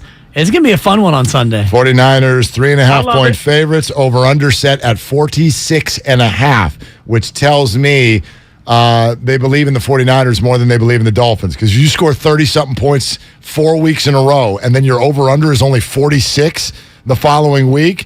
I think, and this is usually the case in the NFL, when a great offense and a great defense come together, usually the defense does the job. Didn't happen 4 weeks ago when the Chiefs came to town. Right. But it does feel like this maybe is a different group with a different pitch this time around. It'll be interesting to see what this number does as the week goes on. You said 3.5, right? 3.5 for the 49ers. And 46.5. So basically they're telling you 25-22 is the approximate final score, which would be a defensive leaning kind of ball game based on, the way these two teams have played. What's up next on the game is brought to you by MB Jesse Painting. Are you a commercial property owner or manager working on 2022 painting plans? MB Jesse Painting offers full repaints, maintenance painting, carpentry, wood rot repairs. Why wait? Call 855 MB-JESSE today or online at mbjesse.com. Your call's next. Plus, Spadone, you're going to need the game show music. You're going to need the game show music because you might be interested to find out who the highest graded offensive 49er was yesterday. Oh. That is around the corner on Willard and Dibs. That's our goal every week, is to shut them out, right? This one was really special because the way we had to get it. Kamara at the 3, at the 2, ball is out! Ball is out! Caroming around! San Francisco's got it! The scoreless streak continues in the second half! Time kind of slows down in those moments where you're looking your teammates in the eyes and saying, we got to pull this off, and these are the ones you remember forever. This is the Bay Area's sports station. 95.7 The Game. All right, folks, this is it. The weekend many of you have been waiting for. Black Friday. The lowest prices of the year on the top-rated brands of TV. Samsung, LG, and Sony with deals up to $1,000 off. No need to buy a poorly rated unknown brand with prices like this.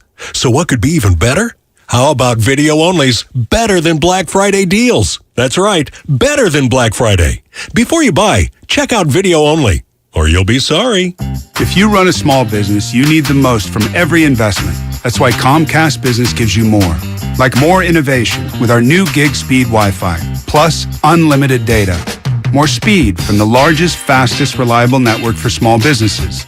And more savings, up to 60% a year with Comcast Business Mobile. All from the company that powers more businesses than any other provider. When you need more, you need Comcast Business, powering possibilities. Get started with fast speeds and advanced security for just $49.99 a month for 12 months with no annual contract. Plus, ask how to get up to a $750 prepaid card with a qualifying bundle. Offer ends 12/5/2022. Restrictions apply. EcoBill and AutoPay required. New 50 megabits per second internet and Security Edge customers only. Equipment, taxes, and fees extra and subject to change. Mobile Savings compares pricing of top 3 carriers.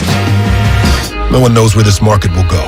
Things could change tomorrow, next week, or next month. At Merrill, we've been here before, and history shows this is the time to stay focused on your future. Because through every market, the bull will always have your back. Find an advisor in the Bay Area at ml.com/bullish. Merrill, a Bank of America company. What would you like the power to do? Investing involves risk. Merrill Lynch, Pierce, Fenner & Smith Incorporated, registered broker-dealer, registered investment advisor. Member SIPC, a wholly owned subsidiary of Bank of America Corp.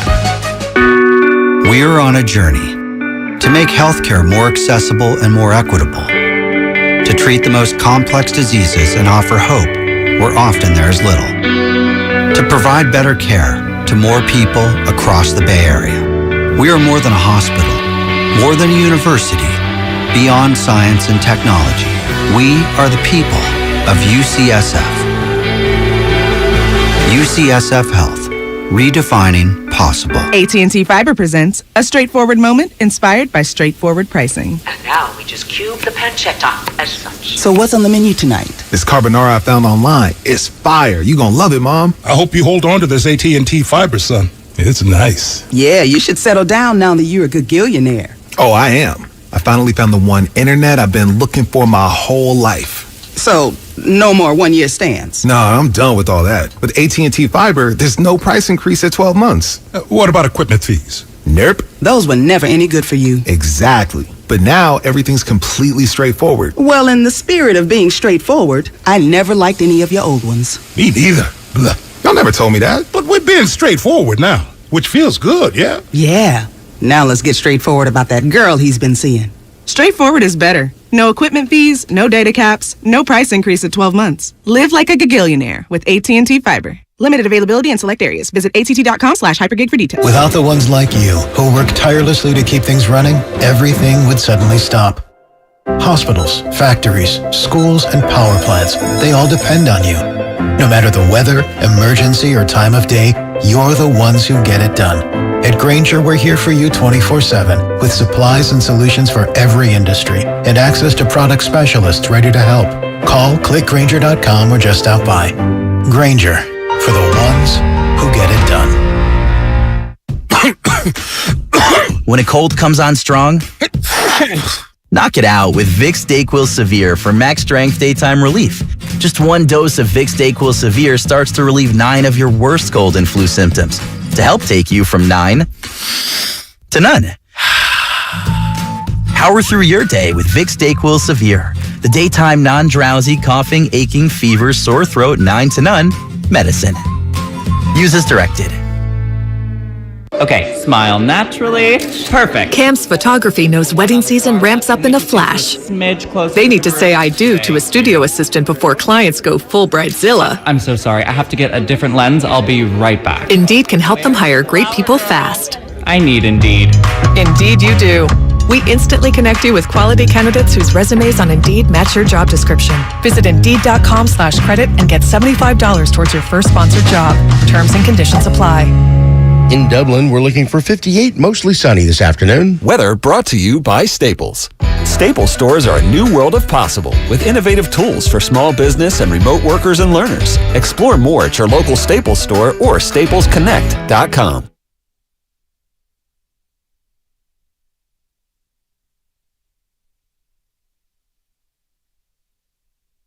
Now, back to Willard and Dibs on 95.7 The Game. Uh-oh. What happened? I got the most mom text ever. From your mom? Yeah, yes, from my mom. Okay, well, yeah. shout out Ellen. I don't want any mom texts from people who aren't my mom. Hi, Mark. Did you wash behind your ears this morning?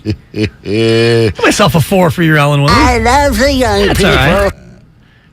What is going on up there? Your show doesn't seem to be on the air. Oh, At God. least I can't get it. Is everything okay? Yeah, everything's okay, Mom. Mom, we are gone. Do I need to come over there and reboot your computer? I need to come over and reboot, right? She having Odyssey app issues? Mom, did you plug it in? Is the VCR plugged in, Mom? Totally. Mom, yeah, plug it in. You realize you're outside of the listening area, Mom. So if you're dialed up to 95.7 and you're in Southern California, I don't know if our signal's quite that strong. It's like I opened up my phone, I hit 957 on the little number pad, and nothing's happening. No, I don't even know where she's trying to listen. But anyway, yeah, Mark, Mom. Did Dibs get fired again? Thank you.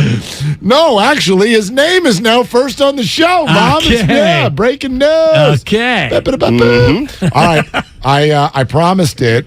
I know how you love the PFF. Oh, gosh, I know how you love to PFF. I do like the PFF. Yeah. I don't understand the people who hate on the PFF. It's just a different way of looking at the game. Yeah. So, in an offensive day where only 13 points were scored, and I think you mentioned earlier, like, how far would you have to get down the list before you get to Jimmy in terms of reasons why they won? Well, I don't know. I mean, like, defense is number one, and then defense is number two, and defense is number three, and Hufanga's number four, and right.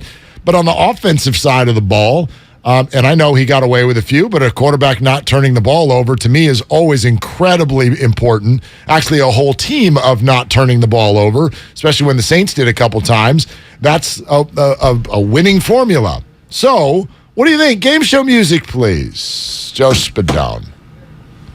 The top-rated offensive 49ers versus the Saints. How many of the top 5 can you name? Man, top 5 49ers. I'm going to go off the board to start. Okay. Say Jawan Jennings is a top 5. Number 3. Okay, yeah, he had a great game. Yep. Great game. Clutch, Jawan Jennings. I will give you a clue. One clue. These are hard. Okay. These are hard. Well, I wasn't going to say Jimmy Garoppolo, so I can't imagine that. I thought the O-line was okay. Trent Williams is always a safe bet. I'll go with Big Trent. And number 2. Okay. Yeah, he was solid. Trent was really solid. How about Aaron Banks, offensive lineman? He had a good game. Lowest graded player on the entire offense. Count for 2 strikes? 3, actually. You're out. I'm out. That's it. You're out. You just named the one person that has automatic loss. No. Do you want to one more shot at who was the highest rated offensive player yesterday for the Niners? George Kittle. Was it George Kittle? Third from the bottom, actually. Oh, God, I'm ice Third cold. from the I bottom hate of PFF. George Kittle, the number 1 rated 49er on the offensive side. Mike McGlinchey was number 6. I'm out. Number 6. I'm out. Number 1, Jordan Mason.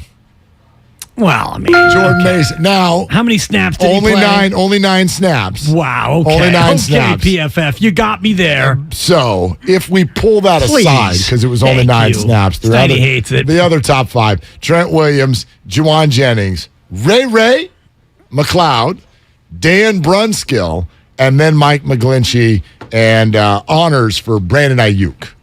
Those were the top 7 49ers. Ray McLeod, 7 snaps.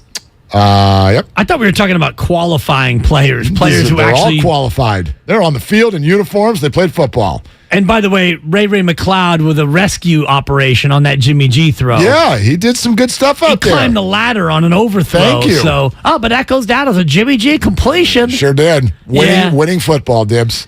So Ray played 7 snaps, and Jordan Mason played 9 snaps. And was Ross Dwelly on that list? I did not say. I only have the top grades and then the lowest grades. Okay. I don't have the mids. He must have been, because he played 6 snaps. Which is where Jimmy landed also. Usually in the mids. In the mids. Why don't you just because Jimmy is in the middle? He's mid. I don't know. That's the way they would say it on campus at high school today. Yeah. He's mid. He usually is the mid. He is. No, not the mid. He's just mid. Oh, he's just mid? He's mid, yeah. Look at how hip you are. I'm so hip. And that's no cap. Yeah, thank you. I appreciate that as well. By the time I learned what no cap was, it was no longer something he said. I'm usually about 2 or 3 expressions behind. I never go no cap. Look at me. Always. Anyway. Fresh off a haircut, you will. What you probably do for a cut here in the next week or 2. No, I just did it right before Thanksgiving. And I actually put an Instagram picture up from Thanksgiving where I went ice skating, by the way, for the last time in my life ever. Holy hell. What hurts the most? No, not much. It's just too terrifying. There's a risk reward game being played while I'm out there. I can get off the wall. Dance. I'm not great. Hold the wall. I'm not a feet athlete. I'm a hands athlete. Right? Okay, I can shoot the basketball. I can play a little golf. Good golfer. Don't put a skateboard underneath me. Bad stuff's going to happen. I don't want to do that. So here we go ice skating. I'm not a skier. Here we go ice skating. I'm fine. I can get off the wall, but I'm looking at adults fall and get carried off the ice. Their hands are all ripped up. Their knees hurt. I'm like, if I'm going to fall, and that's not going to go well for me. I broke my back. Right, so why would I do this? Spinal. I'm going to concuss myself. I'm going to hit the back of my head. Did you go helmet? No. You got to go helmet. Nah, I just stayed on the wall. You literally stayed on the wall. Close enough. I need something to grab when it starts to go south, Dibs. Yeah. I'm not falling on the damn ice. You got jeans on, I'm sure, right? Pants? I had pants on, yeah. You're fine. Nah. Just get out there. The problem with me and ice skating, I can skate. I'm a foot athlete, a hand athlete. I can do it, but the thing about me is my feet, they hurt so much in those skates. Yeah, they're not comfortable. Not built for comfort. No. Anyway, let's go to Eric in the city with Willard and Dibs. Guru and his friendly little sidekick Steiny are coming in here shortly. Wow, shots fired. Hey, Eric, what are you doing? Just out here building. Beautiful, bud. What's going on? Not too much. Hey, thanks for taking the call. I just wanted to comment on, Dibs likes to call Jimmy G the dink and dunker guy. But in fact, he is constantly in the top of the league in yards per attempt. And I believe he is first among active quarterbacks in yards per attempt as we speak. So that's my only comment.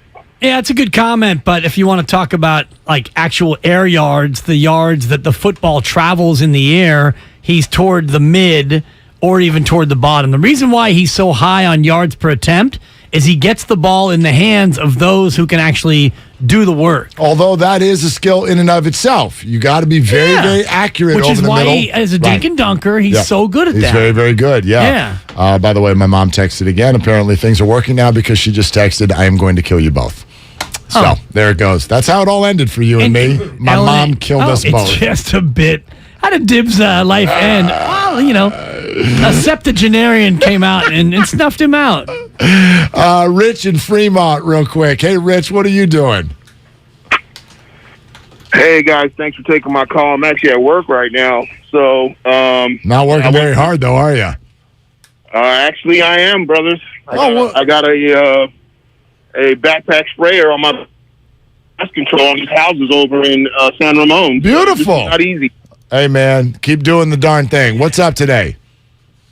Hey, the question you asked earlier was whether or not if fans might be worried about the offense. I tell you something. After that game yesterday, I'm not worried at all. I looked at what happened. It's true. People will say, well, they only put up 13 points. Well, guess what? That's all they needed. Because really, at the end of the day, let's keep it real for what it is. It is a game, and the purpose of the game is to score points and stop the other team from scoring. The Niners did that. That's why they won. So as far as I'm concerned, am I worried about the offense? No. Yep. Some games are like that. Some games you're going to have games where they only score so many points, and then you have other games where they score 25, 30 points. It just depends on who you're playing, and no two games are the same. Thanks, guys. Yeah, thank you. You're absolutely right. They didn't just win, they covered. They covered. There's nothing wrong with this game whatsoever. Here's how I sort of judge a game. And let's get the Guru show is coming up next. Let's get Guru and his sidekick Steiny in here for just a sec. But the way I judge games,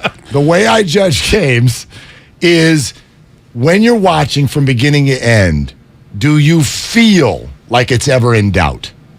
I never felt for a second like that game was in doubt yesterday. Hi, guys. How we doing? Hey. What's going on? You mind throwing me the mic cover in back of the control panel? Right there. Thank you. There you go. You left it here on Friday, huh? You look good, Steiny. Yeah. Monday TV. Look at you. I like your salmon. Guru always hits me immediately when I leave. He says, Dibs, your condom. That's little behind the scenes. Yeah, because Mom's is listening. Don't forget. She's fine. What's her name, Willard? Since I know Tom, what's Mom's name? Ellen. Hello, Ellen. Willard. Is she still Ellen listening? Willard, who, by the way, and it was on an IG story, so I got to repost it. But for those who saw the second Tom's 80th birthday surprise over Thanksgiving week, you saw Ellen take a swing at Topgolf.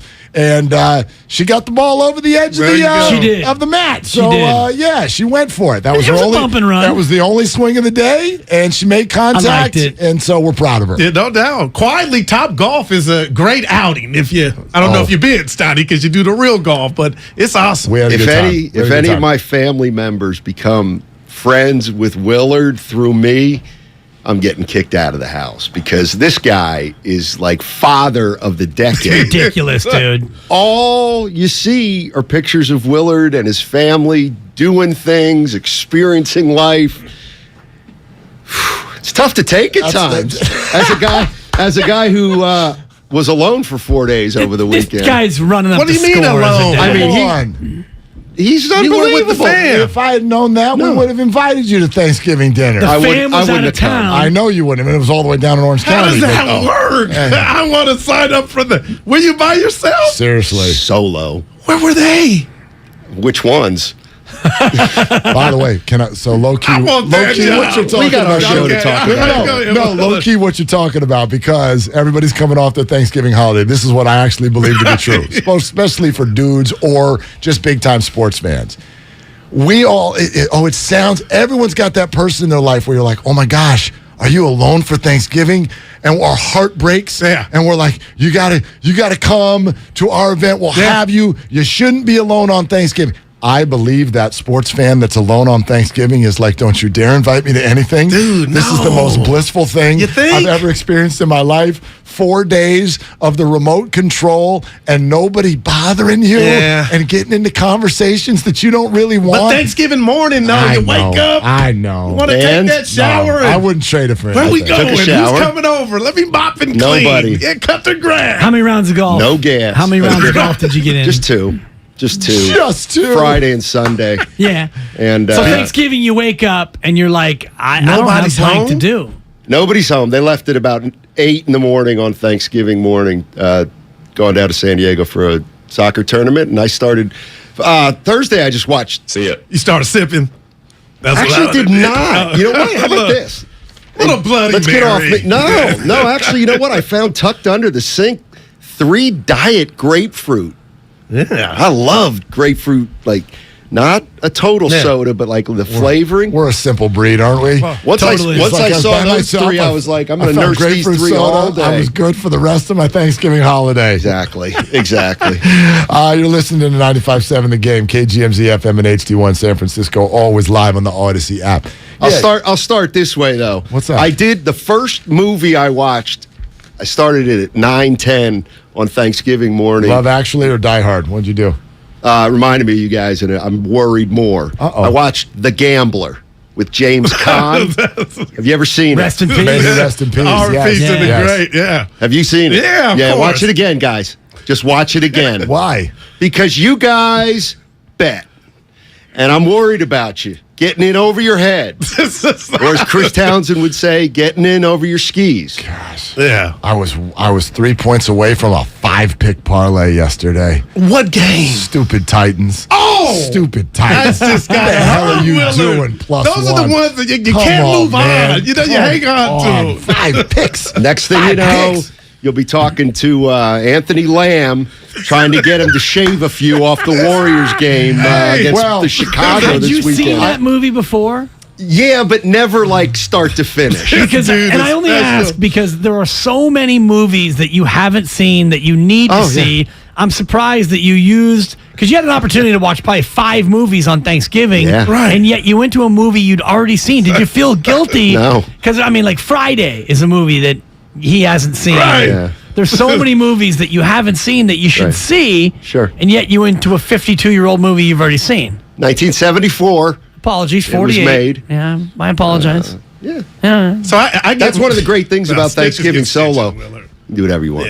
Yeah, totally. Whatever. We were talking about the Willie Mays doc, you know, and we had the great John Shea on, great conversation. So you saw it? No, Steiny sends a text to the thread. I go, my guy watched it. He goes, I just watched this amazing doc on Evel Knievel. No, that wasn't the assignment. The assignment was Willie Mays. What made you put on Evel Knievel? I was always fascinated by the Snake River Canyon jump. Oh my gosh! He was special. He turned into a bad guy late in his life. Yeah, oh really? He's a little like Ric Flair.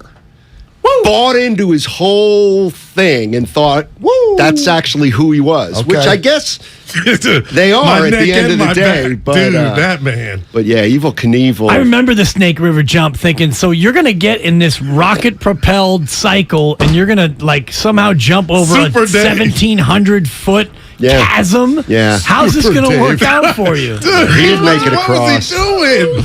He survived, but he didn't make it across. He never had a chance. Well, honestly. Yeah, if I'd had 3 days to myself, I definitely would have gotten to the Willie Mays doc. But I've sat down at least 4 times and tried, and I haven't even gotten started. There's too many games on. Yeah, there's too many people. I'm a gamer, There's too many opinions, remote controls. People are flying around. We do a family pool. We do a family football pool because we're all going to be together. So there's 6 of us. That's dope. Right? We do a family football pool just for the Thanksgiving games, and my brother-in-law puts it together, bases it on no 2 game being on at the same time. So he slots it so we can literally sit down Thursday morning and never stop watching football till Saturday night, and then one of us emerges victorious. Might have been me. But anyway, that was just for you. That was strong. I'll tell you what, I've been watching a lot of ball, and I'm turned off, guys. I don't know what a catch is anymore. The Niners got the dub, but a lot of it, that's a catch. That's a catch. Come on, man. What are we doing? Was Hunter Henry a catch? That was a catch. That was catch. I just, it bothers me. Yeah. I told Scott, came out, hey, man, it's a good game. I don't know what a catch is, Dibs. And you're the zebra. They don't know what a catch is. Technology is ruining it. Well, it's not only technology, but it's the way that the rule has been written and then rewritten and then revised and then you add to it. And there are so many, Steiny would love it because he's a man of nuance. There's too much nuance in the way that we look at it. And my biggest problem with it, and this is from a referee, so the referee in real time, he doesn't get to see it in slow motion. The first time it happens in real time, and we know these guys run 20, 21 miles an hour. So a human being is supposed to make that determination in real time, and then let's go to replay, and now we're going to look at it in super microscopic, ultra slow-mo, and we're going to make a determination on something that happened 20 miles an hour, and now we're going to look at it frame by frame. It's an unfair standard in both ways. And therefore, you'll never get it, quote, right, because if I asked you what's the rule about a catch, what makes a catch, there's like 17 different things that all have to take place. If the ground can't cause a fumble, it can't make it an uncatch. Your boy went to the ground with the ball in his hand, and we all saw the impact, and the ball came out. That's a catch. You have to possess the ball through the catch, then get up and place it in the middle of the field. You cannot. Look at my guy. You know, it's unbelievable. Well, yeah, this all stems from, the worst one ever was Calvin Johnson. That one. Those two. Go ahead. No, Calvin was worse. Calvin was getting up. Calvin was against the Bears, right? He went down. You're getting up to celebrate. The ball squirts out, and they're like incomplete. I'm like, wrong, he's already man. into his dance. Yeah. What do we mean, no catch? Yeah, the whole thing's crazy. But anyway. There's a rat on the table, good rat. What do we got? Last I left, you didn't have bling on your hand. You got a little bling bling. Yeah. Congratulations. Congratulations. Look at my dog. I said, what is that? Yeah, it's, You're spoken for now, well, I was spoken for already. And that's kind of the real rat on the table. It's like you buy a house with someone, you live with someone, you have a baby with someone. It's like, I'm not saying that it was a formality because it was a beautiful ceremony. Wrote it myself. Wrote both sides of the vows too, by the way. I think I nailed her part quite well. You wrote vows to yourself? Yeah. Oh my gosh, I need to hear those. I didn't get that. I need to hear those. I did is... Are these going to be released now to the public? No, they're embargoed. Dibs marries Dibs. I thought it was a genius move because, my beloved supper, so busy with this baby and the house and all these other things. I said, babe, I got you. I'll write the vows.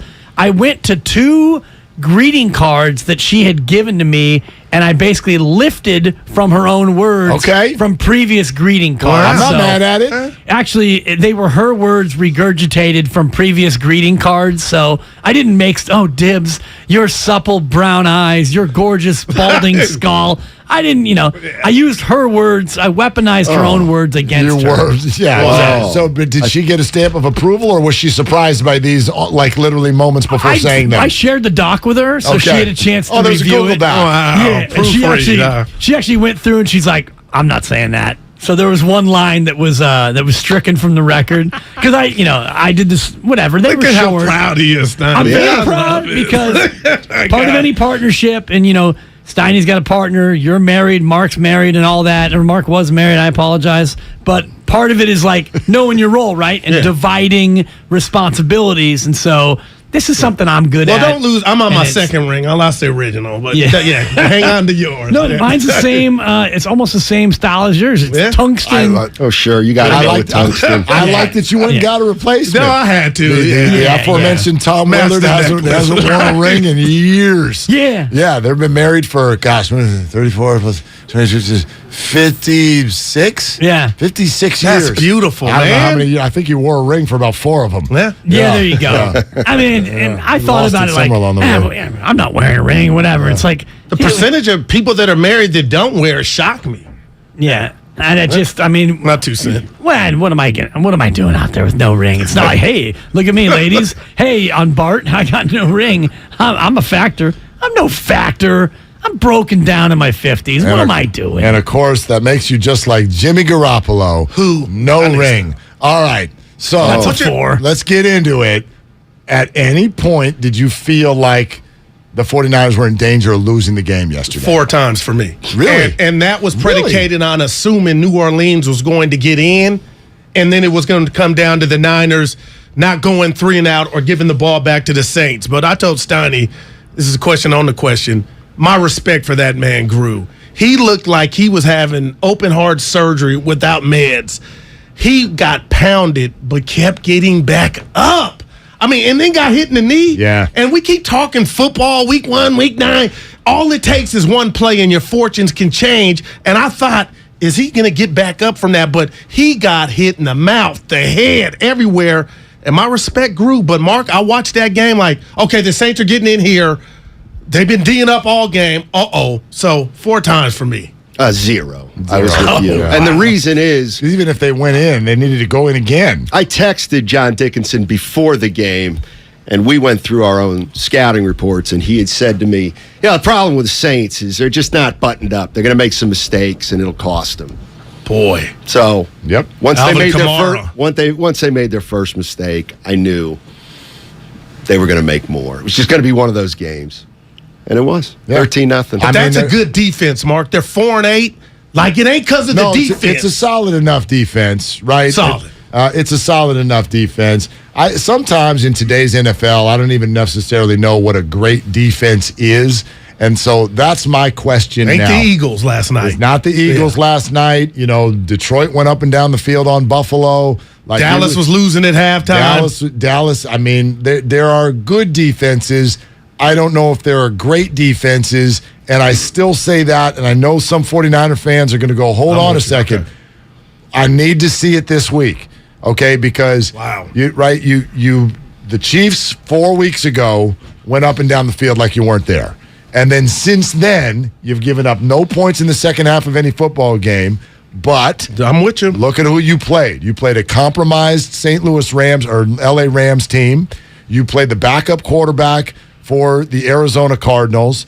The Chargers are nice. They've got a good quarterback, missing their 2 receivers. And then you did what you did yesterday against Andy Dalton and the Saints. So those are NFL teams. The 49ers are definitely the best the NFL has to offer on defense. Are they a great defense? Let's see them against Tua. Let's see this. And it's week to week in so many ways. Yeah. Yes, the Tua game is going to be a measuring stick in many ways, but you could look at last night on a short week, by the way, and you had to come back from playing at 7,500 feet altitude on a short week. And yes, New Orleans offense is not great, but that defense is very good, New Orleans defense, in that they play you physically. And it's interesting, and I'm sure you guys will play the comment, Jimmy G after the game didn't like some of the hits, but one thing he said I want to ask you guys about, and to paraphrase, he said, you got to look out for each other out there in the NFL. And when we played it earlier, I was like, do you? Do you really have to look out for the other guy? I know you don't want to be out there trying to hurt guys, but Jimmy was making it seem like New Orleans owed it to him to not play in the way that they did defensively. I took it as though every football team and every football player is in a fraternity, and they all have to try to adhere by you stay on that right side of the fine line. Who's the guy? Dylan Brooks didn't do it. Right. In the postseason, somebody does it. Patrick Beverly doesn't do it. So I looked at it that way. Here's the comment from Jimmy. It is football, but you got to be smart. It is football, but you got to be smart. As players, look out for one another. I mean, there's no place for that, but I'm all right. A little sore, but nothing bad. And then he was asked if he almost came out of the game. No, I was staying in the game. That wasn't the only hit that was questionable like that. I mean, throughout the whole game, it was like that. It was a gritty game. Proud of the guys today, just how they fought through all the adversity that was thrown at us. I mean, it was all types of adversity, and we just kept going, man. I think that was a good win for us. So he made it sound like that was not the only one. I also think, though, look, we're not out there. I don't know the angles they're coming from. I think defensive linemen in this day and age have been put in such an incredibly difficult position of running full speed with 290 to 320 pounds behind you and being asked to stop, not hit people, hit moving people in certain parts of their body, not other parts of the body. I'm not saying that what he's saying is wrong. I don't know as a defensive lineman how you function anymore. I'll say this to that. I saw Jimmy and I believe it was Davenport. They were jawing after the play or having a conversation. I'm thinking to myself, that's going a little long. But it looked like Davenport and the rest of the Saints D-line was thirsty or irritated, and they were making a conscious effort, more so than just normal, to get after Jimmy. Like, I'm going to get you. And I'm thinking that's what was going on. And Jimmy probably was telling what the WTF. But they hit Jimmy left and right. That's on the offensive line. And they made no. I was like, what did they be? I watched it again. I was like, they were having a conversation and Jimmy probably was pissed off. 49ers, it's funny sometimes in the NFL to hear a team plays physical because it's like, oh my gosh, every single play is incredible. The 49ers play a brand of football that bothers people. And I don't mean that like it's out of bounds, it's inbounds, but they have a willingness to do things physically that a lot of teams don't. You mentioned the Titans. Yeah. You remember when these two teams played each other last year? And that was a body bag. Exactly, because they both sort of come at you the same way, and it's very different. You watch Juwan Jennings block on a run play. Do you watch what, he flattens people? Trent Williams flattens people. You wonder why the 49ers are so hurt all the time? I think the under-discussed thing is the way they play. Yeah. They are so physical and in your face and look for contact, and it bothers teams. It gets under their skin, and they start doing stuff like that. And the Saints are the same way, I think, in many ways, and that's where Jimmy's right about the diving at his knees. You shouldn't do that, but it's the NFL, and we used to have Bill Romanowski on all the time, and he would talk about sometimes you need to take a 15, okay? Sometimes you got to, basically he was saying set the tone. Sometimes you got to set the tone with a little bit of a cheap shot, and if you're playing this Niner team, you know that if you take out Jimmy Garoppolo, Brock Purdy's going to beat you. I'd like to see it. Yeah. Well, they probably won't get. Brock Purdy's not going to get it done. Speaking of. That's a terrible segue by me. That's all right. You were thinking about what you were going to say. I thought it was great. I didn't know Brock Purdy was going to come up at all. 49ers, and I know you can only beat who's on the schedule. The winning percentage of their teams that they've beaten is the lowest of any of the playoff teams, 397. So they have, look, it's broken that way. We thought the Rams were going to be better. The Rams aren't very good. But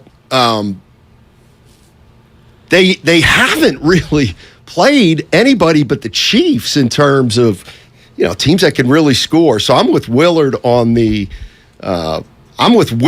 Miami, especially because of the coach having been here and knowing about their personnel. This will be a good test for them. The Chargers. The Chargers they're a squad. And that was a close game. A lot of these teams. Look, your point is well taken. They've got other tests that are coming. Although, if you look at their schedule, I don't know how many more tests other than this one that they have. Do you two? I know Steiny's the answer. Tampa Bay. I don't know what's going on. Is that a test? Tampa Bay. They're okay. It's a test. Of course, it's a test. they're all tests. These are NFL teams. You go to Seattle on a Thursday night. That's going to be big. That's a test. But could this team get to the playoffs without having a what you would call quote unquote signature win? Yep. Would it be their fault? No. Right. No. And the NFC doesn't offer that many teams like that. See, to me, I think the most dangerous, who's the best defensive playoff team in the NFC next to the Niners? Dallas. Okay. Yeah. Dallas is going to be the 49ers' biggest test. But they may not play. Very unlikely. Yeah. No, I shouldn't say very unlikely, but unlikely that they Tampa play one as another. the next best defense, though. Okay. Even after yesterday? I mean, yeah. But look at the metrics. That's what would scare me as a Niner fan is starting to think a really good defense can keep them in check. The way it's playing out, and yes, you're right, Guru. Like this is getting caught looking ahead way too much. But that's the fun of it, though. One play changes all of this, but we know Minnesota's going to win the division in their spots. They're probably going to be the 2 seed.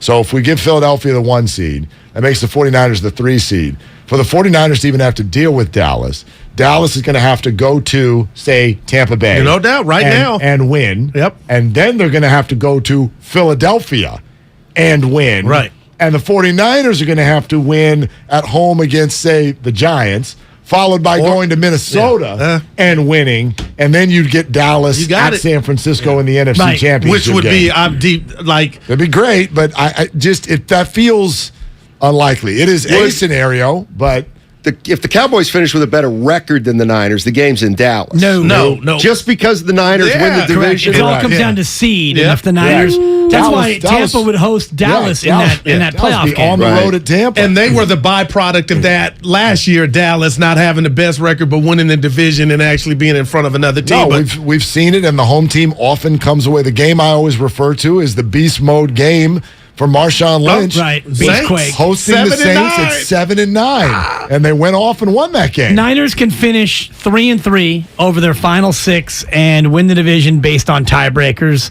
even if they lose to Seattle.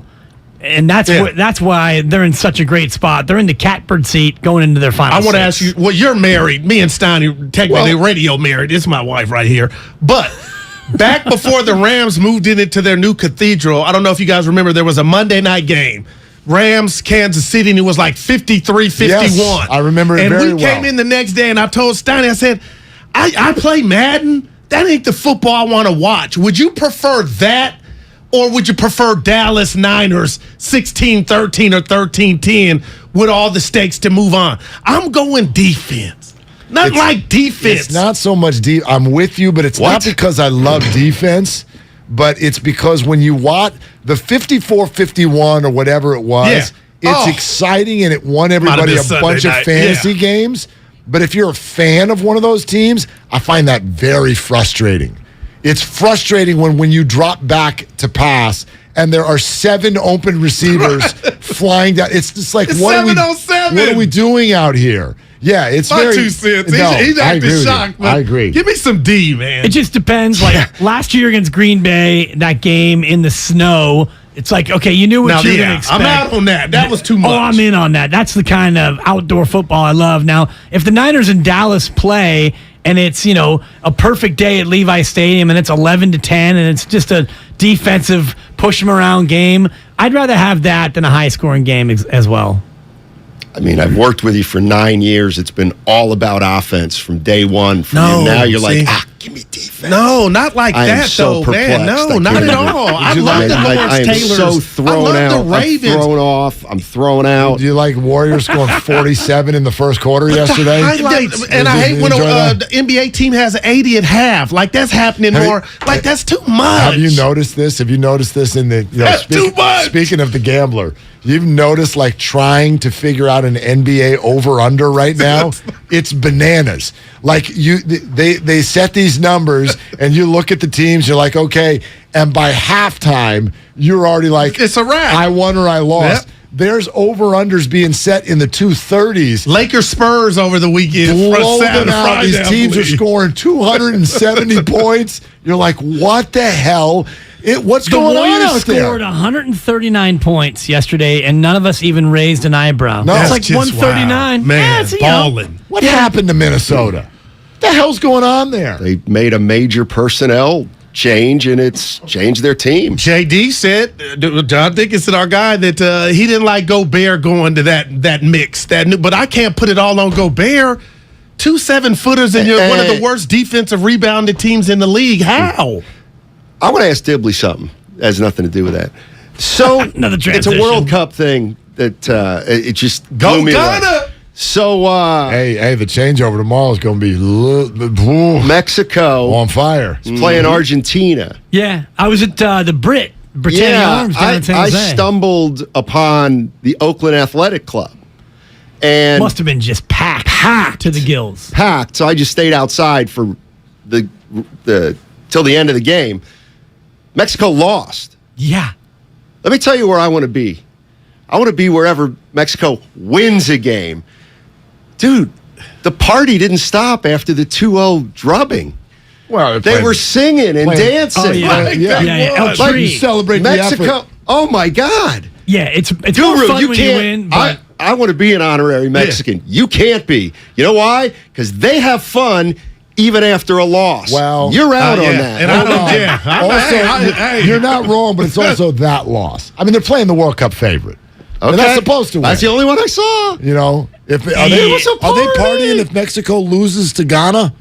Probably not. Yeah, but probably not. Also, I don't know what the crowd was like. Mostly Mexican. Where you could get Same in. thing at the Britannia Arms, and I tell you, it got pretty quiet when Messi scored the first goal. That's what I like. Mexico knows that they're in real trouble. They need a win and some help in their final match. Okay, well, maybe it was just a bunch of fair weather fans. I'm not. Maybe. Yeah. I'm just kidding. I'm getting in the car. Yeah, We lose. I'm not Great experience. If we lose to Iran tomorrow, I'm not dancing. I'm not dancing if we lose tomorrow. No chance. No. It would be another long 4 years until the next World Cup. But you know what the good news is? We don't have to qualify next time. So there'll be we didn't qualify disappointment like last time. That's good. Because we smoked off the first game. Yeah. Up at half. Well, don't sleep on Wales. Right. Gareth Bale, he's the real deal. Yep. Bail them out. All right, here we go. Steiny and Guru next. Oh, sorry, Guru and Steiny. He brings the passion. For what? I want to know now. I'm mentally invested. Don't tell me to pray and you don't say what for. He brings the perspective. Yeah, I think they both have a great point. Get off me, text line. He's truly one of a kind. That is wow. Oh, my God. And he's doing a great job. I need you to man up and say what you really want to say. Simon, you're doing a great job. And together, they're Steiny and Guru. Yeah. On 95.7 The Game. All righty, we'll be right back for the start of the show on 95.7 The Game. Attention passengers, this is your pilot speaking. Looks like we're going to have to land immediately. And hurry to the Xfinity Black Friday sale. Folks, we've got clear skies and lots of binge watching ahead. Stream your heart out when you get the ultimate streamer setup. We'll be cruising in so new Xfinity customers can get 400 megabit internet with unlimited data and X-Fi Complete for just $55 a month for 2 years with no annual contract. And a free 4K streaming box included. Plus, for a limited time, get HBO Max included for 1 year. So, sit back and relax with internet made for streaming and access to classic favorites. Flight attendants, prepare for binge watching. Drop everything and get to the Xfinity Black Friday sale now through December 5th. Go to Xfinity.com, call 1-800-XFINITY, or visit a store today. Restrictions apply. Requires paperless billing and autopay with stored bank account. Taxes and fees extra. Ad-supported plan of HBO Max. After promo, regular rates apply to all services and devices. Black Friday weekend is here. Once a year, you get the lowest prices on the top-rated brands of TV. Samsung, LG, and Sony TVs at stupid prices. You don't have to buy a no-name doorbuster TV with poor picture when you can get a good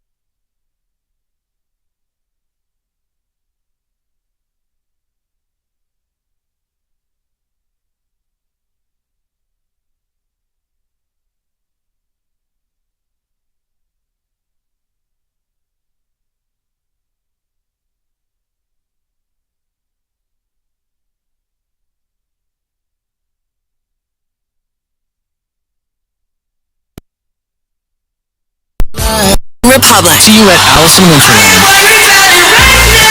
Kelsey Ballerini. Matt Nathanson. And Lizzie McAlpine. Tickets on sale now at Ticketmaster. Everything Winterland at RadioAlice.com. It was almost the holidays and all over the state, not a creature was stirring. Except for, well, Nate. He was panicked in need of a really good gift. Nate's a procrastinator, if you catch my drift. So off he dashed to the closest store, and there found holiday scratchers galore. Now Nate won't get a lump of coal, unless he burns a holiday casserole. Yes, scratchers from the California Lottery are great, especially for Mr. Procrastinate. So when it's time to get your gift shopping out of the way, try scratchers. A little play can make your day. Please play responsibly. Must be 18 years old or to purchase player claim. Hi, I'm Aaron, owner of California Deluxe Windows. Ever notice? When your neighbors get new windows, there is a large black eye of broken stucco, uneven plaster, and even mismatched paint. At California Deluxe Windows, we never leave a ring around the window. Why? Because we are one of the only companies in California who custom crafts every window and door to your home's exact measurements. Almost everyone else on the radio is a distributor. They grab a window from a warehouse, break open your walls, shove it in, and patch things up. At California Deluxe Windows, we take pride in our work. Our installation technique is so precise, we do not break your stucco. Your house could be covered with potato chips, and we wouldn't crack one. Call now, and for a limited time, you get 30% off your entire order and 24 months of interest-free financing. 800-874-3600. 800-874-3600. That's 800-874-3600. California Deluxe Windows. Windows engineered for life. Certain terms and conditions apply. CSLB number 774518. Forests affect our everyday lives. Healthy forests provide us with clean air to breathe, quality water to drink, and reduce the risk of large wildfires. Healthy forests are critical for a healthy California. Learn more at foresthealthca.org. Folks, this is your pilot. We have to land immediately and hurry to the Xfinity Black Friday sale. New Xfinity customers can get 400 megabit internet with unlimited data and Xfi Complete for $55 a month for 2 years with no annual contract. And a free 4K streaming box included. Plus, now through December 5th, get HBO Max included for a year. Drop everything and get to the Xfinity Black Friday sale. Go to Xfinity.com to learn more. Restrictions apply. Requires paperless billing and auto pay with stored bank account. Taxes and fees extra. Ad-supported plan of HBO Max. After promo, regular rates apply to all services and devices. I wanted to know why some people who get COVID-19 get it so bad. I found out it may be because they have a high risk factor, such as heart disease, diabetes, being overweight, smoking, and asthma. Even if symptoms feel mild, these factors can increase your risk of COVID-19 turning severe. So if you're at high risk and test positive, there are things you can do, like asking your healthcare provider if an authorized oral treatment is right for you. Learn about an option at treatcovid19.com.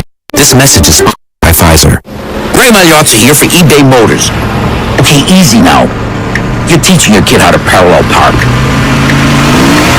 Ouch! Turns out he likes to do it by feel. Don't worry, eBay Motors has bumpers, taillights, trunk lids, license plate holders, 122 million parts. Pull up just a little bit. And headlights. They've got lots of headlights. Get the right parts at the right prices. eBay Motors. Let's ride. In this corner, from Reading, Pennsylvania, he's smart, sassy, and definitely not a jinx. Come on, look at you and me. It's Matt Steinmetz. Yeah. And in this corner, straight out of the Yoon.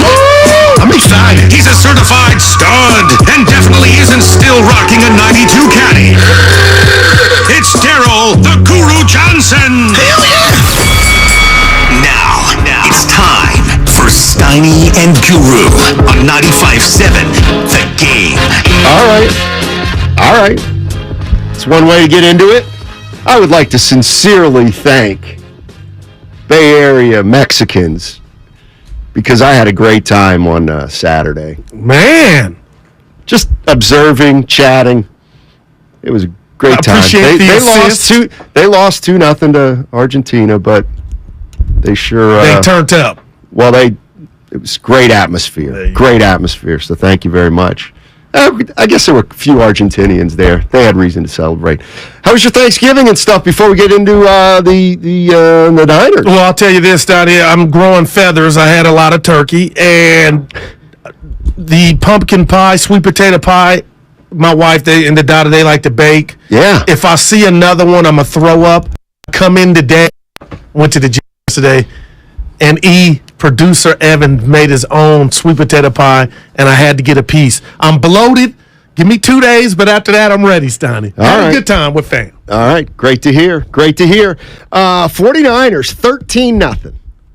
They win over the New Orleans Saints. And, look, the defense obviously was great. Got a bunch of holds in the red zone. The offense sputtered. But Garoppolo didn't turn it over. I mean, a win is a win, but we also like to dissect things. So have at it, buddy. Yeah, and last time I saw you, I wanted more. Offensively, I wanted more. But as we get down the home stretch and I'm watching all these games and we know the importance of a victory on a Sunday in the NFL, I can't hate on what I saw yesterday. I sat down thinking we were going to see a blowout. New Orleans, to me, put some stuff on tape. They got after Jimmy Garoppolo. They got after that Niner offense. But I can't come to you and say what happened. This wasn't the Arizona game in Mexico, which we didn't get to discuss. But, Steiny, you got the dub. The defense is a top 3 defense, if not the best in the NFL. Obviously, you want to do more offensively, and I think I've honed in on what's ailing this team and why they can't get in when they get into the red zone. I believe it was 1 for 3 yesterday, Steiny. They're not pushing. You got to create space, and I believe outside of Trent Williams, the other guys are slacking in that department, but yet you got a touchdown on a tip pass. Jawan Jennings, great play. But let me tell you this, Steiny, in your pretty salmon shirt, the Niners are lucky as hell. Not only that they didn't sever the relationship with Garoppolo and he's able to quarterback him, he got hit a ton, but he got hit on that knee. And I thought, oh my God, but you mentioned it in changeover. Are we going to see Brock Purdy? Because I don't believe this team needs to see that. All in all, partner, this team has all the ingredients to go back to the Super Bowl or back to the NFC Championship. So I don't know why on my drive in, I was shocked. About what? The Niners, they're a player in the NFC. We don't know how it's going to play out, but Steiny, they're a factor, and that's why I said Super Bowl or bust when Jimmy overtook the reins. Low Neal coming up at 1 o'clock, like always on a Monday. Let me just throw some questions out to the 49er fans at 888-957-9570. It's also the Xfinity mobile text line. You focus on the red zone, and I hear you, on the 49ers red zone yesterday and a couple games before that. That's fine. But let's be general here, okay? Let's be more expansive than a couple red zone struggles and I'm going to put a blanket over it. Why is the 49ers offense worse than the sum of its parts? Why are they worse than the names that are on the back of that jersey supposed to be? Why is this not a better offensive team if McCaffrey's a superstar, Debo is one of a kind, Mitchell's punishing, Kittle can block and catch, Ayuk's on the verge of stardom. Jimmy Garoppolo is Jimmy Garoppolo. Hasn't threw interception. We gotta blame it all on Jimmy Garoppolo? I'm not. I believe. Why are they not better? And not just yesterday, and not just last 5-6 games or this season, just in general. Just always complaints about this offense and why Kyle Shanahan. I'm going to take a Is he bringing the best out in this offense is my question. You know what? My answer to that is no. And my answer to why they're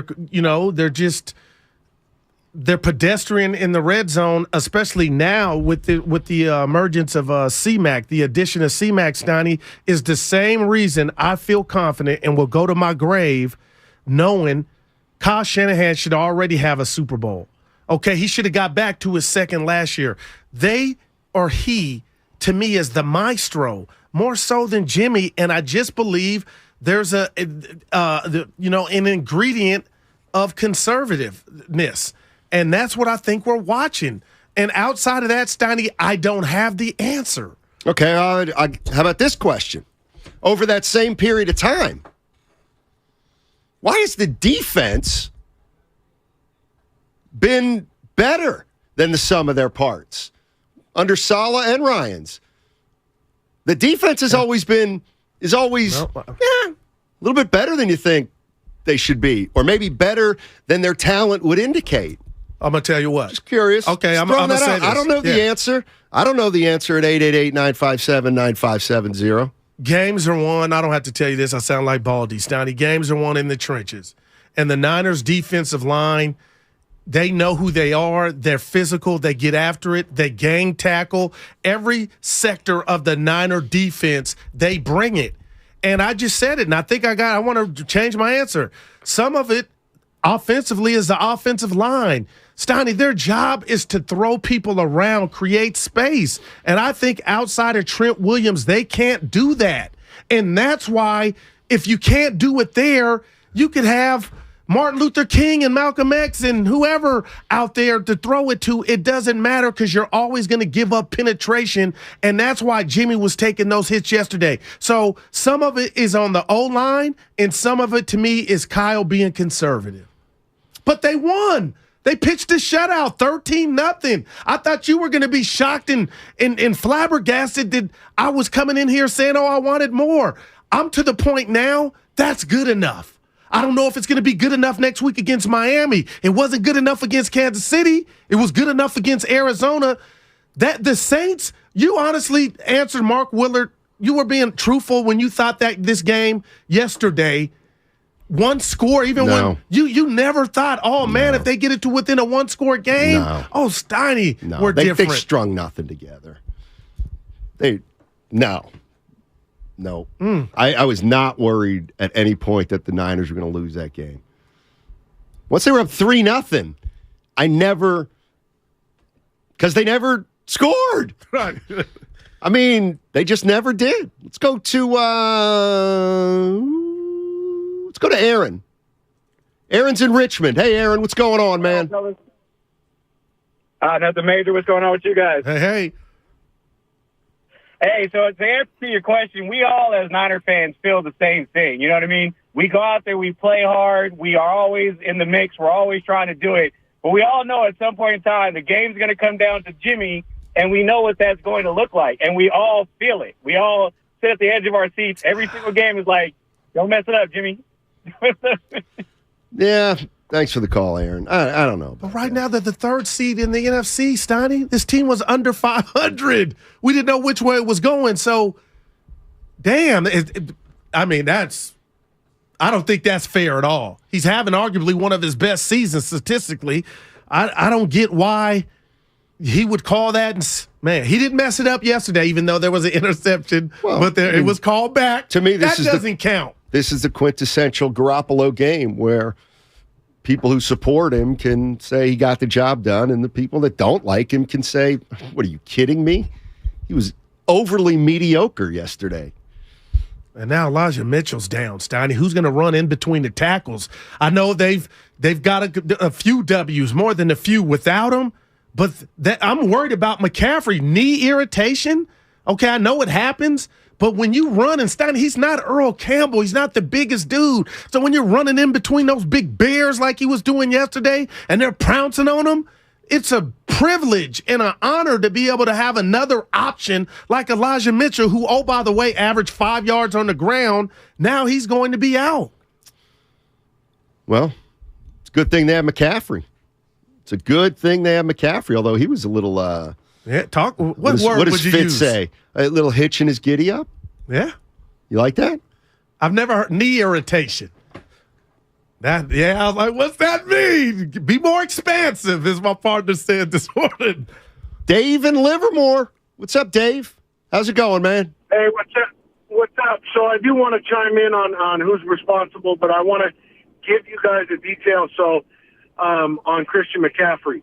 So when they showed his knee, what I saw on his knee that was taped up, in my opinion, I used to have it, was something for jumper's knee. It's knee tendonitis, that tendon right under your kneecap. And I think that's what the problem is. It was a strap for jumper's knee or runner's knee, and that is it does keep coming back and aggravating you, but it's the easiest procedure in the off season to take care of. Just a little couple pokes with a needle tells your tendon to heal, and it's over. Now, I'm no doctor, but that's what it looked like to me out of my experience. But when it comes to responsibility, we didn't invest anything in the offensive line. But number two is Jimmy always does this good. I mean, he's looking better than he normally does in the season. But until he proves it in the playoffs, which the caller before me was talking about, when it comes down to the playoffs, what are we supposed to say? We can't just say he's going to play this season ball that he's been playing in the playoffs, because we're going to get there again. And the last 2 times he was in the playoffs, he didn't perform. That's all I got. Appreciate the call, Dave. And I love Dave. 4-2 in the postseason. Okay, and he had a 10-point lead in the NFC Championship game. Like, how do we just get fixated on the last 15 minutes were Jimmy's fault? Well, because, I can tell you, like, how it happens. You know, like you harp on the one overthrow to Emmanuel Sanders I've given that up because for 5 years. Peter for King, 4 years. Everybody's taking that. But go ahead.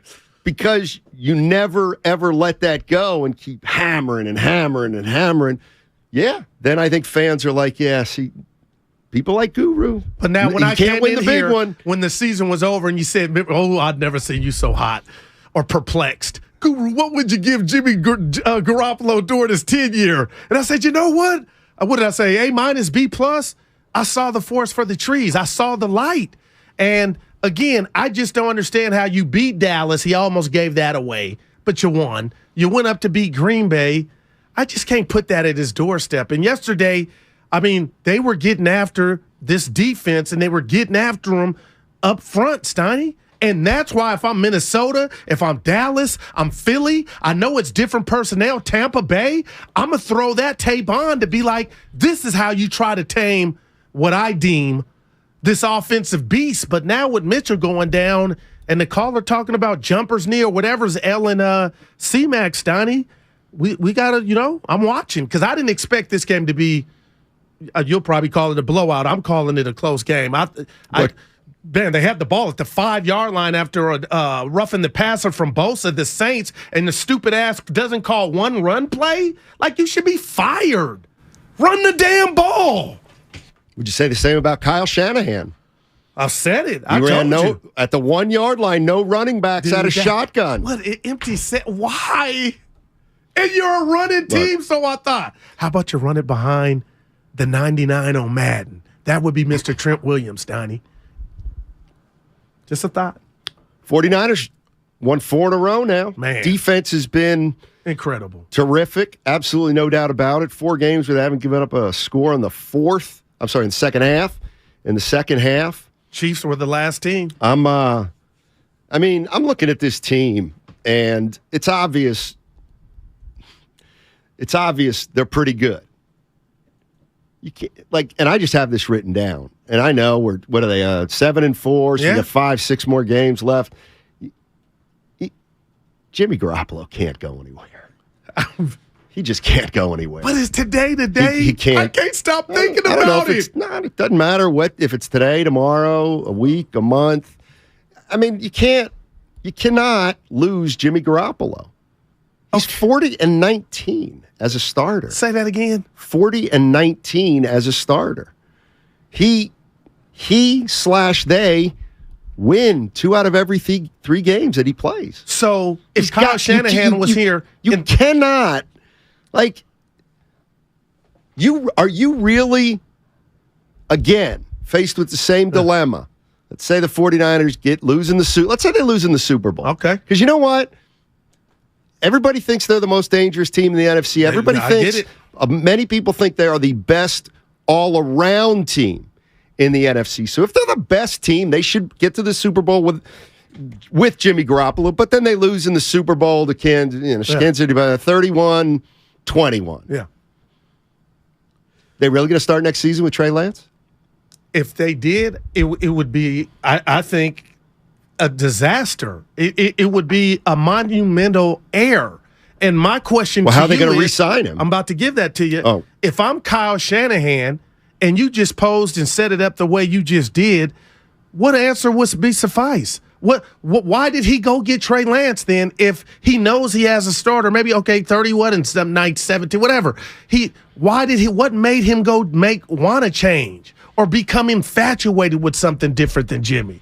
I mean, that's what I want to hear, Steiny. The obvious answer is they thought they could upgrade over Jimmy Garoppolo within the first couple years, maybe 1 or 2 years.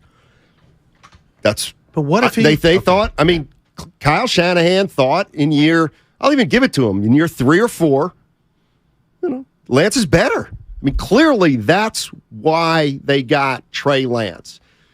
Maybe not to be immediately better, but certainly going into year 3, they thought he would be better than Jimmy Garoppolo. Okay, so now it's year 3 next year.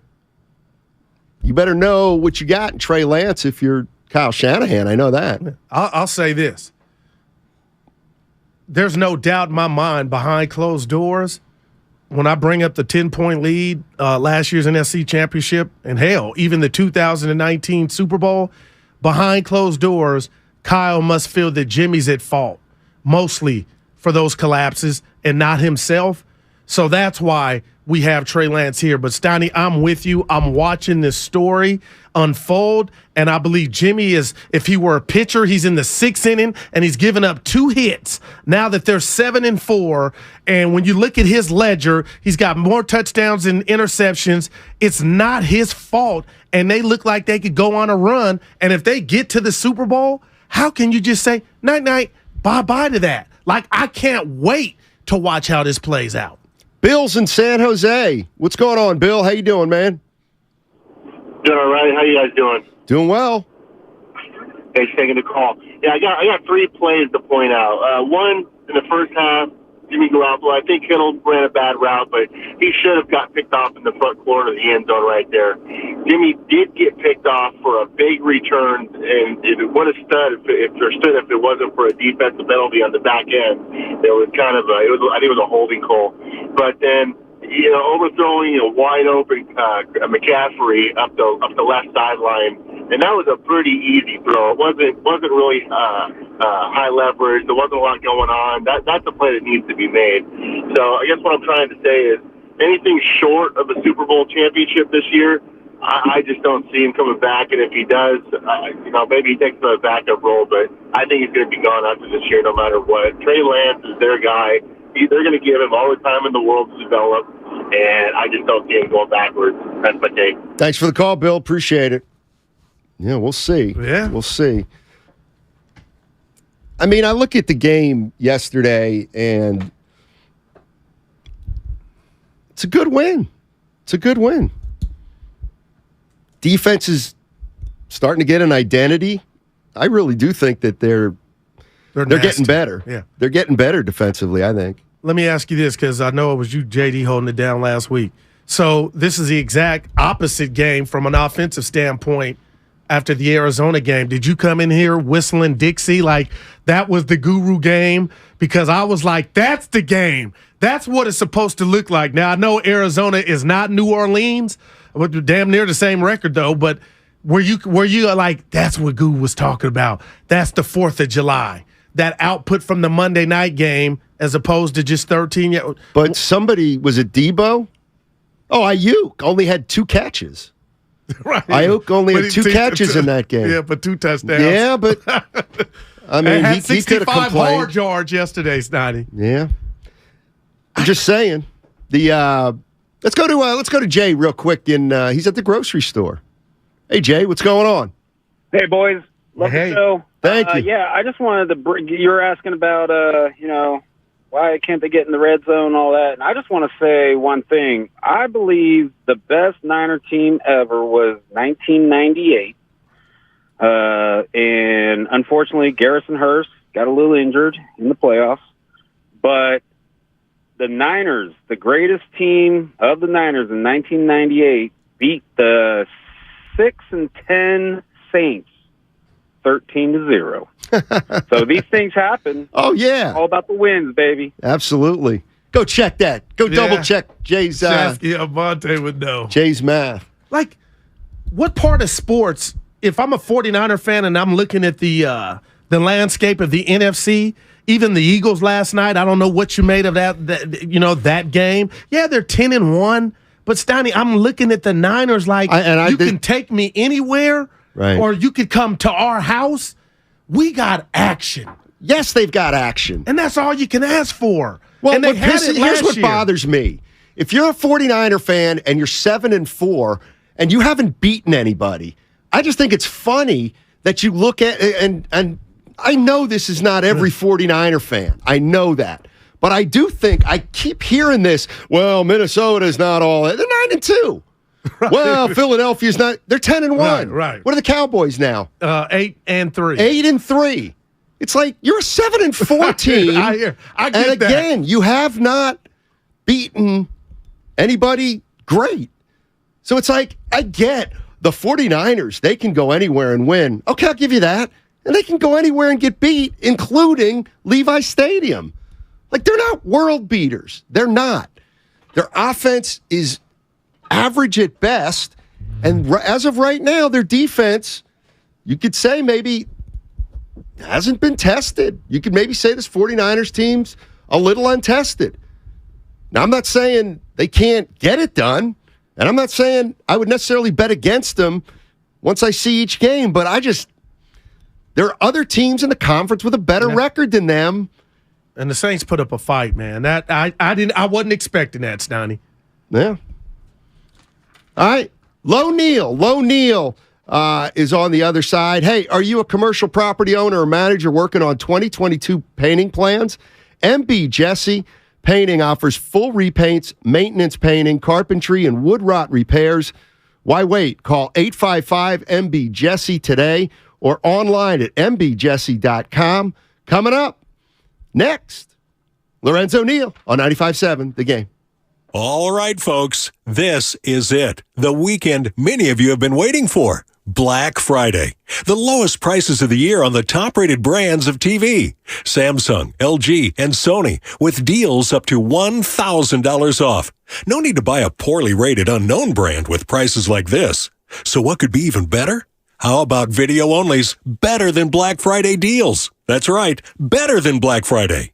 Before you buy, check out video only, or you'll be sorry. At Fisher Investments, our clients know we have their backs. How do your clients know that? Because Fisher Investments is a fiduciary, the highest standard for a financial advisor. It means we're there for our clients and always put their interests first. So wait, you do it because you have to? No, we do it because it's the right thing to do. Our clients trust us with their retirement savings, and we know how important that responsibility is. So we take the time to really get to know them. Get to know them how? We make sure we understand their unique goals, finances, health, family, and lifestyle so we can tailor their portfolio to their specific needs. Our goal is to help them achieve a comfortable retirement. Sounds like a big responsibility. You must make big commissions then, right? No, we don't sell commission-based products. We have one single transparent fee that's structured so we do better when our clients do better. Visit FisherInvestments.com to find out why investors like you are switching to us. Fisher Investments. Clearly different money management. Investing in securities involves the risk of loss. At 7-Eleven, we have fresh coffee 24/7. And if it's not fresh, it's free. That's 7-Eleven confidence. 7-Eleven, take it to 11. Offer ends 12/31/22. Participating stores. Refund must be at store purchase. See 7-Eleven.com for terms.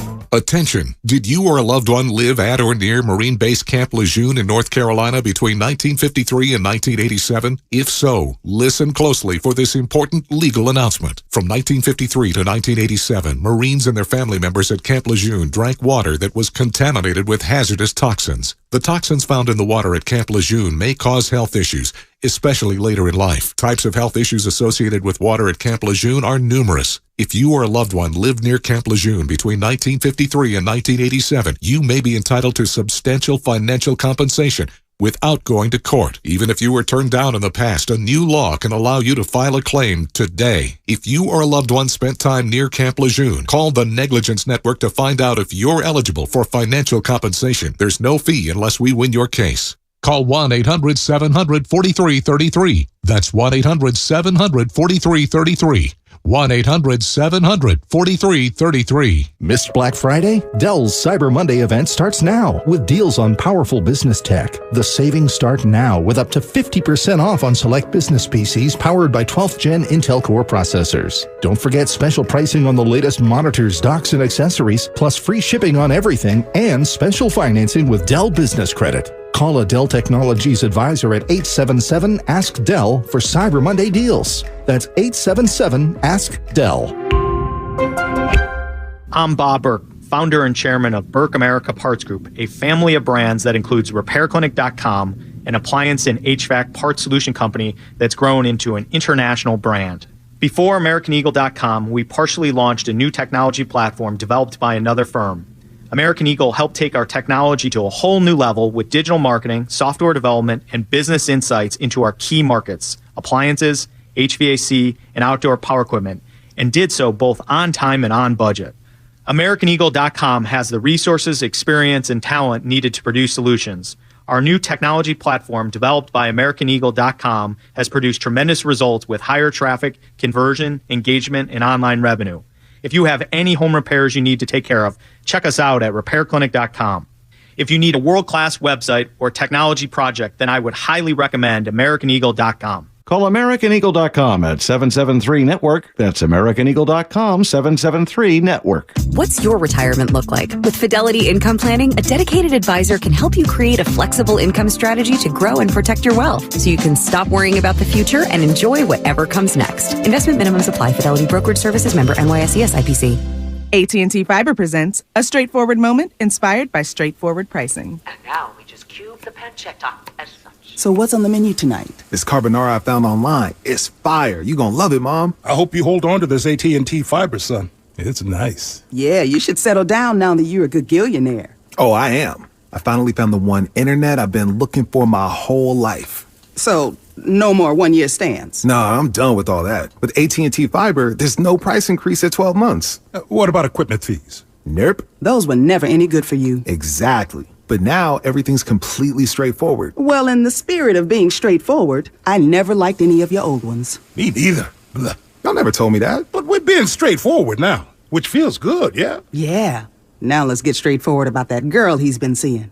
Straightforward is better. No equipment fees, no data caps, no price increase at 12 months. Live like a gagillionaire with AT&T Fiber. Limited availability in select areas. Visit att.com/hypergig for details. You're listening to 95.7 The Game, KGMZ FM at HD1 San Francisco. Always live on the free Odyssey app.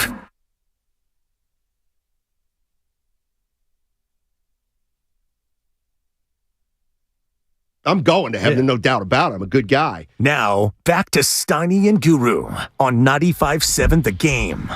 95.7 TheGameShop.com is live. It's the perfect time of the year to grab some Steiny and Guru gear, so head over to 95.7 The Game Shop now for yours.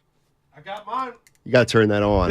You loved it. It's been a while. Yeah. I got mine right here, baby. Okay. Of course, it's the one that says Matthew with 2 T Steinmetz.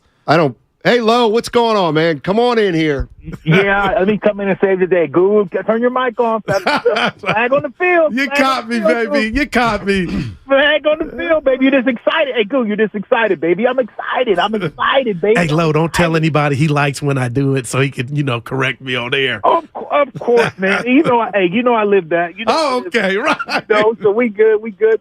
I tell you right now, though, hey, I tell you a team that looks like they look pretty good. I know you don't want to do it. I know you don't like to jinx yourself, but hey, look, you've always been a fan of football. You're a fan of sports. That's one thing, Goo and Steiny, I love about you guys. It's like, okay, you're the home of the Niners and, the teams in the Bay. You love those teams, but at the same sense, you guys still love good teams. And Guru, you got to be excited. How about them Cowboys? Yeah, but I'll tell you what scares me is this team right here in the red and gold, Lo. They're more physical. Now, do they scare you? Now, did you guys get to see? Now, yesterday, you looked at a Saints team that's struggling. Their defense is playing pretty well, but this is what I'm telling you guys, and hear it here first. I love McCaffrey. The guy, you can line him up a receiver. I think the guy he would be the number 3 receiver. If he was on the Niners right now, and you just said he was playing wide receiver, he would be the number 3. He'd be the guy in the slot. All right. He'd be the guy because he's that good. But when you're talking about running downhill and just getting 4 yards and 5 yards with a cloud of death, I don't think that's what he is. Right. He is a big play guy. He's a guy that, if he's even, he's leaving. He's a guy that if he gets a hole, he's going to go through it, and the guy's going to make huge plays. But I look at the Niners, and I looked at them yesterday, and that's what I always come back to. And you guys like to say, oh, well, you know what, they're good and they're great. Listen, when you can't be consistent running the ball and doing some of those things, you're going to start getting beat down and wear down, and you start to see it a little bit yesterday. You got these backs, and unfortunately, they're two good backs, but are they doable? And if the Niners don't have durability at the running back position and don't have consistency at the running back position where they can do it week in and week out like the yesterday years of a couple of years back, how good is this team? How good is Jimmy G with all the weapons he has? How good can this team be, and how far can they go if they have to go and do it by air? I mean, and you're listening to Lorenzo Neal on 95.7 The Game. He joins us every Monday at 1 o'clock. You can also hear him on the Football Hour tonight at 6 o'clock with Sean Salisbury. Well, you know what, Lo? Here's where conclusion I'm starting to come to. If you look at the 49ers' remaining schedule, obviously they have Miami coming up. I think they have Tampa Bay. They obviously have the Seahawks again. But I don't think we're going to be able to truly know about them until the playoffs. They don't really have a big boy on their schedule, and so they're going to have to do it against a good team, their first playoff game, and that I need to see. I'm not saying they can't. I know what you're saying. They don't. You're saying the schedule. How about this? It's not their fault, but the schedule has not allowed for them to have a lot of statement-type games. They played one team, in my opinion. Now, I could be wrong. I think you played one team that's possibly going to be two teams that are possible. I think Miami, you got to say, is going to be a playoff, and that's a game. It's a game with the injuries. It's going to be tough, and it was tough coming off leaving Mexico City and coming back. And you played a tough physical game. So Monday night, so I had a short week. So I understand that they found a way to win. So I got to give them credit there. But I'm saying the Miami Dolphins, I think when you look at Miami, this is a big game. It's a little revenge game, and I know guys are going to try to play well. Guys, student against the teacher. I look at Miami. Miami plays good defense. They can get after you. They can run the ball. You got a mobile quarterback. I don't like this game. And then so you look at that game and you say, okay, so that's a playoff team. Tampa Bay is not a playoff team, guys. Tampa Bay's offense is ferocious. Wow. It is not consistent. But here's the deal. They're going to get on the playoffs because of nutrition, because of the weak conference division that they're in. So we're going to say that they're in the playoffs. And, yes, anything can happen with Tom Brady. But at the same sense, Tom just doesn't have the weapon. Their running game is inconsistent. Their defense has to do too much. So I don't like Tampa, even though they're probably going to get in the playoffs. And, yes, I don't bet against Tom Brady. I love the guy. I think that he's awesome. I just don't think his team is good enough, especially when it comes to offense and especially running the ball. So let's dismiss them. I don't think that they're ready for – yeah, I'm listening. No, I was just going to ask you, for the people out there in this second-half shutout stretch that the Niners defense has going, it's incredible. But what type of offense do you think would give this Niner D problems? I'm going to tell you, bro, what offense have they okay, show me an offense that they've scored. Show me a great offense. Name me a team. Look at their record. Look at the teams that they play, Guru. Kansas City, Low. And what did Kansas City do to them, brother? Yeah, it got ugly. They took them to the backyard and gave them a Sally Goodwill, turned them every which way but loose. The 49ers walked back to the gate, knocked on the door, said, "Who in the hell left the gate open?" Because they got roll red. They got just taken it out and just beat up bad. Every step, every aspect, special teams, offense, defense, it's too much. So when you look at it like that, so Kansas City, so now give me another team with the winning record that they play, Stu. Well, they got Miami coming up, but I can't. Well, right. Okay, give me another team, Goo, that's in the top 10. Hey, Low, get this, because I know what you're getting at. And listen, here's what I'm saying. I'm not here to say they haven't beaten anybody. Yeah. I don't, that's not the fight I want to pick. The question I do want to ask, though, is it good or bad if you haven't had a lot of tests during the regular season? Check this out. These are all the teams that are 7-4 or better. You ready, Lo? Yes. Dolphins, haven't played them. Bills, haven't played them. Jets, haven't played them. Ravens, haven't played them. Bengals, haven't played them. Titans, haven't played them. Chiefs, played them, got beat. That's all so you only played one of those teams. Eagles, haven't played them. Cowboys, haven't played them. Giants, haven't played them. Nope. Commanders. They play the Commanders? No, I can't even remember. no. Haven't played them.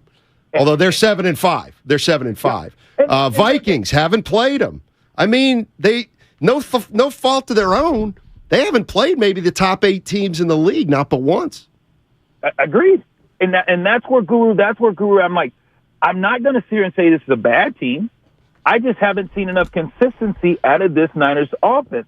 Now, we talked about defense, and I told you teams are going to run the ball. The Commanders are going to come in and run the ball. You look at Miami, they're going to try to come in and run the ball, and it's going to be tough weeks.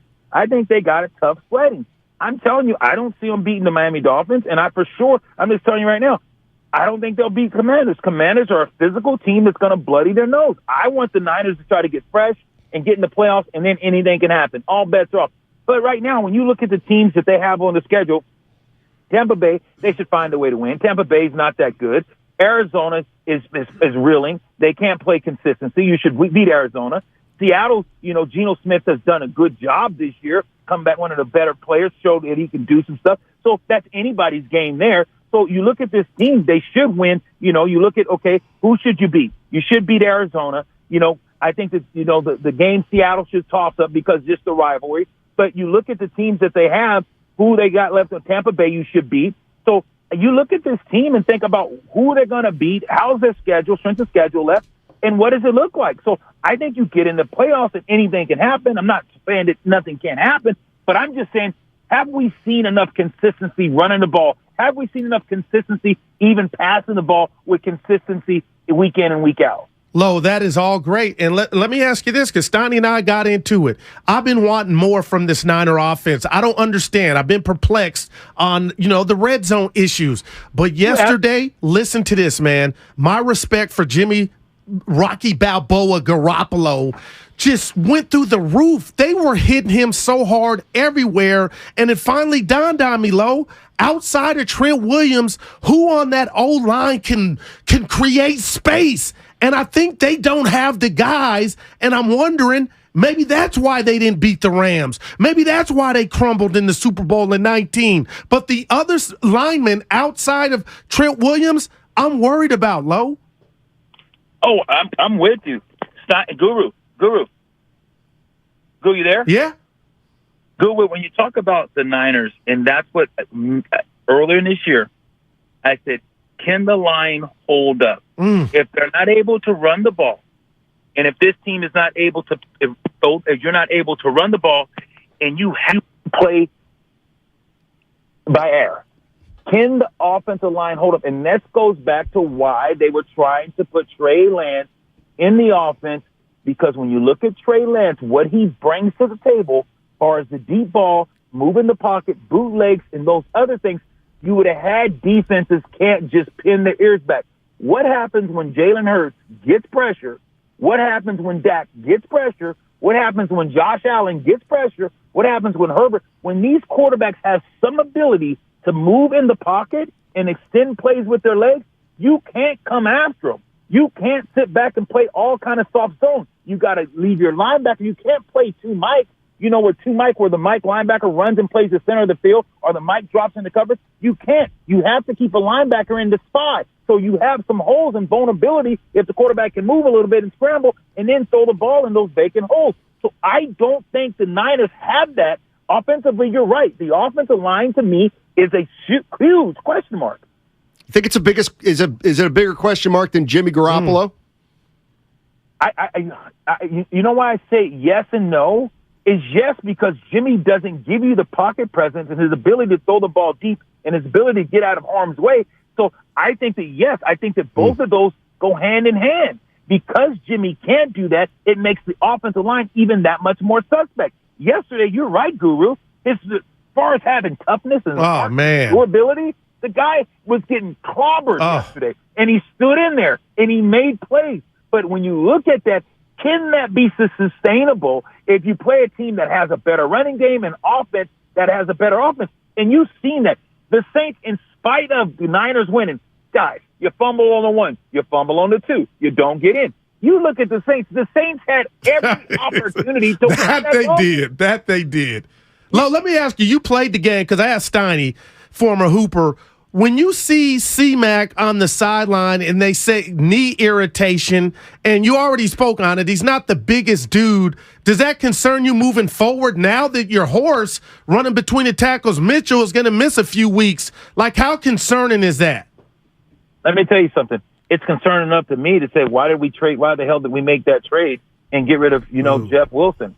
Because Jeff Wilson, I'm telling you, I think far as durable and far as just a straight 4 yards in a cloud of dust, I think he was best. Mitchell, yes, runs behind his pads. I love Mitchell's elusiveness. You can't big shots behind him. He's like a little Charlie Garner. The guy just knows how to move his body. So I like Mitchell. Love him. But I'm just looking at this team now. I'm going to tell you right now, I wouldn't be surprised if he's on the waiver wire trying to pick up a back, because C-Mac you got to have another back. You cannot go in saying that this guy's going to carry the load for the next 4 weeks. He's not built that way, and that wouldn't be wise by the Niners. Lorenzo Neal joining us on 95.7 The Game. All right, Lorenzo, I saw it yesterday. 4th and 1, Jimmy Garoppolo in the shotgun without a running back. I know. They didn't get in. What's going on? What's going on? Yeah. I saw that, Steiny, and I thought about you. I was like, Steiny's going to have a field day. It was a play where he's trying to throw the ball. Here's what you do. Watch what teams are doing. Look, I like the quarterback sneak. I like giving it to the fullback. But let me tell you what I like doing now. I'm watching teams. You know what they do? They put their quarterback right underneath the center. And guess what? They put their wing back and they put the fullback. They put them right behind, 1 foot behind them. And what they do is, boom, because the quarterback's always going to hit the line. It's going to be a scrum. And if you got 2 guys pushing you from behind and nothing, you're going to be able to fall for a yard. I'm telling you, it's very rarely that it stops when you have a quarterback and you have 2 guys behind them, or the tight end comes back in a little motion and he pushes and gives him the search. It's very, very, very hard to stop, guys. So I just think it's simple. I think sometimes coaches try to complicate it. I don't care if you know where I'm running the ball. I don't care. I can tell everybody in their mom, I'm running quarterback sneaks, but you know what I'm doing? I'm telling my quarterback, you jump, and then guess what? Because you're not down to your knees touch, and you guys get behind him and push. I don't care. It's 1 yard. Stop me. Wow. Or guess what? If you don't want your quarterback to do it, then fine. Get a running back, bring your tight end into the game. And I would practice this every day. Every single day, guys. Steiny, I'm telling you, I get my running back or a tight end, whoever I can take quarters from the center, quarterback exchange, and you start practicing. And now you say, okay, I don't want my quarterback to take care. Okay, fine. You get your running back and you get him underneath the center, and you hike the ball, and you put another tight end in the backfield with him, and you say, go push the pile. How simple and how difficult is that? It's not that difficult. Football's not simple. Football's simple, guys. Sometimes they make it a little difficult. Lo, I'll get you out of here with this one, and I agree with everything you said. I will never forget the run that this team went on last year on the back of Debo, catcher and runner. And I'm not saying he had a bad game by any stretch. 2 rushes for 0 yards yesterday, and also 3 pass receptions for 43 yards. But since the acquisition of C-Mac, are you getting enough Debo in your soup? Because I'm telling Steiny and anybody that will listen, if you're going to go far, you can't just go away from that blueprint. You can, and I totally agree. Listen, I think C-Mac's awesome, and I think it's great that all these guys can complement each other. But yes, without a doubt, I want a little more Debo in my suit. And how do I do that? I put Huschek in the backfield, and I bring Debo in, and I say, look, we're running draw. We're going to drop back. I'm going to put you in the gun. You're going to motion across and come back, and they're going to be watching you. But our quarterback comes back, and he hands it. Huschek, you go lead the way and pick your way through the hole. Get him some situations where he can go pick his way through. The guy can run hard, but you got to get him in better rhythm. I don't necessarily want him seeing jet sweep all the time. I like him in between tackles. I think that this guy is durable. He weighs just as much as the running backs on the team, so why not? Give him some more toast. You got to get this guy involved more. I just think that you have a weapon that you are underutilizing, but you got to find the right place for him, because we've seen Debo against Green Bay. We've seen Debo against the Rams. We've seen Debo run over linebackers. We've seen Debo go downhill. Debo's got to be Debo, but they have to make sure that you're giving them the right opportunity for Debo to show his success. What grade are you giving the Niners for yesterday? And I take it that won't be enough to beat Miami. Oh, I give the defense an A+. What they were able to bend their back and bend but not break, but the defense allowed some plays. They allowed the Saints to drive the ball down the field, and the Saints just couldn't finish. Yeah. So you got to be better than that, even defensively. Now, the goal line stance and knocking out the ball and guys punching the ball and doing that, that's the A+. But just the whole team, you got to give them a B. They won the game. Offense, I give a C-. They won. They found a way. But 13 points, come on. And you got someone on turnovers. So I look at the offense and I say, hey, C-. Defense, because they did shut them out, I still give them an A. But collectively, you got to give this team a B to B-. It was winning football, but I'm telling you, it's going to be tighter. You can't expect to win off of just scoring 13 points. You can't expect to win that in the National Football League, especially not a Super Bowl. All right, Lo, appreciate it, man. No worries, guys. Cheers. All right. That's Lorenzo Neal. He joins us every Monday at 1. You can hear more of Lo with Sean Salisbury tonight at 6 o'clock. 6 o'clock. 49ers shut out. Who did they play yesterday? The Saints. Look at you. I'm messing. Yeah. 888-957-9570 is the number. If you want to jump into the conversation, just a few things that have kind of come up. Obviously, if you want to talk about the defense, we can talk about the defense. They've been dominant the last 4 or 5 weeks. Obviously, one of the best defenses in the league. How worried are you about the offense? They only scored 13 points, missed some opportunities. It's been a little bit of a bugaboo. And then, basically, the question becomes, how far can this team get in the postseason? And here's the one thing I want to point out. And again, honest to God, and you tell me this, 49er fans, is this good, bad, or doesn't mean a thing? Okay? They played the Kansas City Chiefs, and they got beat by 20 or whatever it was, 43-24. Okay? Again, I'm not making a judgment. I want you guys to make a judgment. Let's look at some of the best teams in the NFL. The Jets, the Bills, Miami, Minnesota, Philadelphia, Tennessee, Dallas, Cincinnati, Baltimore. 49ers haven't played any of those teams. So are you worried that obviously next week going to be a tough game, but by and large, have they been tested enough that you have confidence that they can win 2 or 3 gritty games if they have to? They haven't played any good teams. Right. No fault of their own. But Steiny, this ain't, and I mean what I'm saying. And you tell me if you know what, Goo, I ain't buying that. I ain't buying that with my last quarter. This is not boxing. They can't duck or control who they play. And I understand that list you read. You know, it's a list. But they weren't on the Niners schedule. Okay, they slipped up against Kansas City. But you tell me if I'm living in the past, because just last year in the playoffs, they went to Green Bay, they went to Dallas, and they went to L.A. and gave the defending Super Bowl champs all that and some. So to me, that supersedes that stat for any Niner fan that in the now was saying, well, you know what? You ain't played anybody, but we're playing who's on our schedule. So to me, Steiny, I'm still hanging on what they did on the road in bad conditions in some part last year, which got them to one game, 1 quarter away from the Super Bowl. Last year, they won at Philly, second week of the season. Philly ended up in the playoffs, I believe. Lost to the Bucs. Let's see. And then let's see how they finished.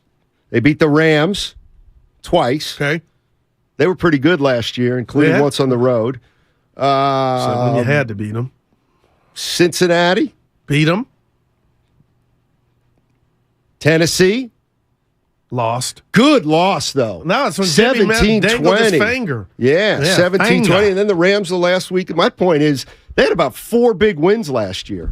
What's their biggest win this year? And again, this is not a criticism, but what kind of a gauntlet would you like to run through in the regular season?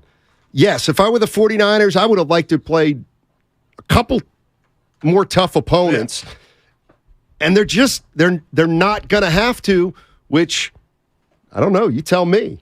But how good do you sleep at night, Steiny, when we go down every team in the NFL, and I'm being as real as Holyfield, they got the best defense in the NFL. Obviously, you don't want to know what? score I'm not convinced to that. I'm not convinced to that. Okay, because I'm going to say this. The Saints didn't go 3 and out every damn play, but the Niners just gang tackle, they believe, and they pitched another shutout. But the point is, does Philly have what's their greater strength? And if you go down the line, I don't think Jalen Hurts. Kansas City, you got Patrick Mahomes and Kelsey, so your offense is your greater strength. That matches up to the Niners, and we saw what happened when they collided. But outside of that, Steiny, I'll give you that. But I just feel like this Niner defense on any given day, and the answer may be to your question, who's your biggest win? We ain't got it yet, but we're 7-4, and we're going to get an invitation to the dance. How can you say they're the best? Hey, listen, the 49ers have a damn good defense. Yep. To me, I can't say, they're the best in football. Again, looking at the teams they have played. You know what? I'll tell you what, the way it's worked out, if I'm Kyle Shanahan, I almost am thinking, we haven't been tested this year. We don't even know what it's like to play a good team. We played one really good team, and they kicked our ass. I mean, all I'm saying is... And you're doing this without Armstead defensively. But the offensive line, Steiny, and you're right, 4th down with no back, and Jimmy's keeping the ball? I guess what I'm saying throw that is... out. What is that? I guess what I'm saying is, this is what... When people say, well, the 49ers are dangerous. Okay, fair enough. Fair enough. I believe that. Okay, well, who are the 49ers that anybody can't beat them? This disrespect of the Cowboys. Is that what Vikings, you think it is? It's coming off as disrespect. Well, the team's not saying it. Fan is short for fanatic. But the team is not acting that way. Well, you got the team they're playing this week talking bad about the Niners. We'll get into that, but that's not true. He already said, stop making stuff up, Mostert. Yeah, you got to get updated on that story. No, I got updated. Once you say something, you can't take it back. He didn't say anything negative. About and he the clarified team, it. When they made me play hurt? Jimmy Garoppolo. He said he never said anything bad about Jimmy Garoppolo. All right, 888-957-9570 is the number. Let's talk 49ers, all right? Through no fault of their own, none, they've had an easy schedule. What's their signature win been if they have one? And does it matter? Does it matter if you haven't played all but one of the really good teams in the NFL as you head into the postseason? Can they beat anybody? I guess so, though they haven't really played anybody yet. Can anybody beat them? Of course, it's the NFL. Hey, 95.7 The Game, shop.com is live. It's the perfect time of the year to grab some Steiny and Guru gear. There you go. That'll be fun for you guys to splice. 95.7 The Game, shop.com, and buy something that has Guru's name on it to make him feel better. Mm-hmm. It's an action-packed Monday on 95.7 The Game. Garoppolo throws, deflected. Tyrann Mathieu with the deflection. Jawan Jennings with the touchdown. Play in transition. Dialing long distance, and there's an answer from the right wing. Keep it locked on 95.7 The Game. Black Friday weekend is here. Once a year, you get the lowest prices on the top-rated brands of TV, Samsung, LG, and Sony TVs at stupid prices. You don't have to buy a no-name doorbuster TV with poor picture when you can get a good one for a few dollars more. Where's the best place to shop for these top brands? At Video Only, the only place where you can get better than Black Friday deals on Samsung, LG, and Sony. Better than clubs, better than online. Before you buy, check out the deals at Video Only, because if you don't, you'll be sorry. Anywhere fans go to cheer on their team, there are behind-the-scenes MVPs, ensuring everything is game day ready. We see you, Joe, fixing seats so every fan can enjoy every game. And Allie, who keeps her stadium running smoothly from the moment the first game starts to the last play of the season. At Grainger, you're our MVPs, and we're always here for you with supplies and solutions for every industry and 24/7 customer support. Call, click Grainger.com, or just stop by. Grainger, for the ones who get it done. Do you struggle with occasional nerve aches in your hands or feet? Try Nervive Nerve Relief from the world's #1 nerve care company. Nervive tablets contain alpha-lipoic acid to relieve nerve aches, weakness, and discomfort, plus B-complex vitamins to support healthy nerve function as you age. Live life with less nerve discomfort with Nervive Nerve Relief. Learn more at nervivehealth.com. And try Nervive Pain Relieving Cream to block nerve pain signals at the source. Use as directed. If you own a business, this has been a bumpy ride. From pandemic to inflation, I'm sure you could use a break. If your business has 5 or more employees and survived COVID, you might be eligible to receive a payroll tax refund of up to $26,000 per employee. The challenge is getting your hands on it. Hi, I'm Howard Mackler, and that's why I founded GetRefunds.com to cut through the red tape and get you that money. The team of tax attorneys we have put together are highly trained in this little-known payroll tax refund program. We do all the work, charge not a dime up front, and simply share a percentage of the cash that we get for you. Businesses of all types qualify, including those who took PPP, nonprofits, and even those that had increases in sales. We have helped return over $1 billion to businesses, and we can help your business too. Just go to getrefunds.com and answer a few questions. This payroll tax refund is only available for a limited period of time. Don't lose out on up to $26,000 per employee. Go to getrefunds.com. That's getrefunds.com. Attention passengers, this is your pilot speaking. Looks like we're going to have to land immediately. And hurry to the Xfinity Black Friday sale. Folks, we've got clear skies and lots of binge watching ahead. Stream your heart out when you get the ultimate streamer setup. We'll be cruising in so new Xfinity customers can get 400 megabit internet with unlimited data and X-Fi Complete for just $55 a month for 2 years with no annual contract. And a free 4K streaming box included. Plus, for a limited time, get HBO Max included for 1 year. So, sit back and relax with internet made for streaming and access to classic favorites. Flight attendants, prepare for binge watching. Drop everything and get to the Xfinity Black Friday sale, now through December 5th. Go to Xfinity.com, call 1-800-XFINITY, or visit a store today. Restrictions apply. Requires paperless billing and autopay with stored bank account. Taxes and fees extra. Ad-supported plan of HBO Max. After promo, regular rates apply to all services and devices. 'Twas almost the holidays, and all over the state, not a creature was stirring, except for, well, Nate. He was panicked, in need of a really good gift. Nate's a procrastinator, if you catch my drift. So off he dashed to the closest store, and there found holiday scratchers galore. Now Nate won't get a lump of coal, unless he burns the holiday casserole. Yes, scratchers from the California Lottery are great, especially for Mr. Procrastinate. So when it's time to get your gift shopping out of the way, try scratchers. A little play can make your day. Please play responsibly. Must be 18 years or older to purchase player claim. Neuropathy pain? Call Dr. Robert Dees, DC, 925-393-0100. Finding great candidates to hire can be like, well, trying to find a needle in a haystack. But not with ZipRecruiter. Its powerful technology actively finds and invites qualified candidates to apply to your job. So while other companies might deliver a lot of hay, ZipRecruiter finds you the needle in the haystack. See why 4 out of 5 employers who post a job on ZipRecruiter get a quality candidate within the first day. Try ZipRecruiter for free at ZipRecruiter.com/free. That's ZipRecruiter.com/free. Anywhere fans go to cheer on their team, there are behind-the-scenes MVPs, ensuring everything is game day ready. We see you, Joe, fixing seats so every fan can enjoy every game. And Allie, who keeps her stadium running smoothly from the moment the first game starts to the last play of the season.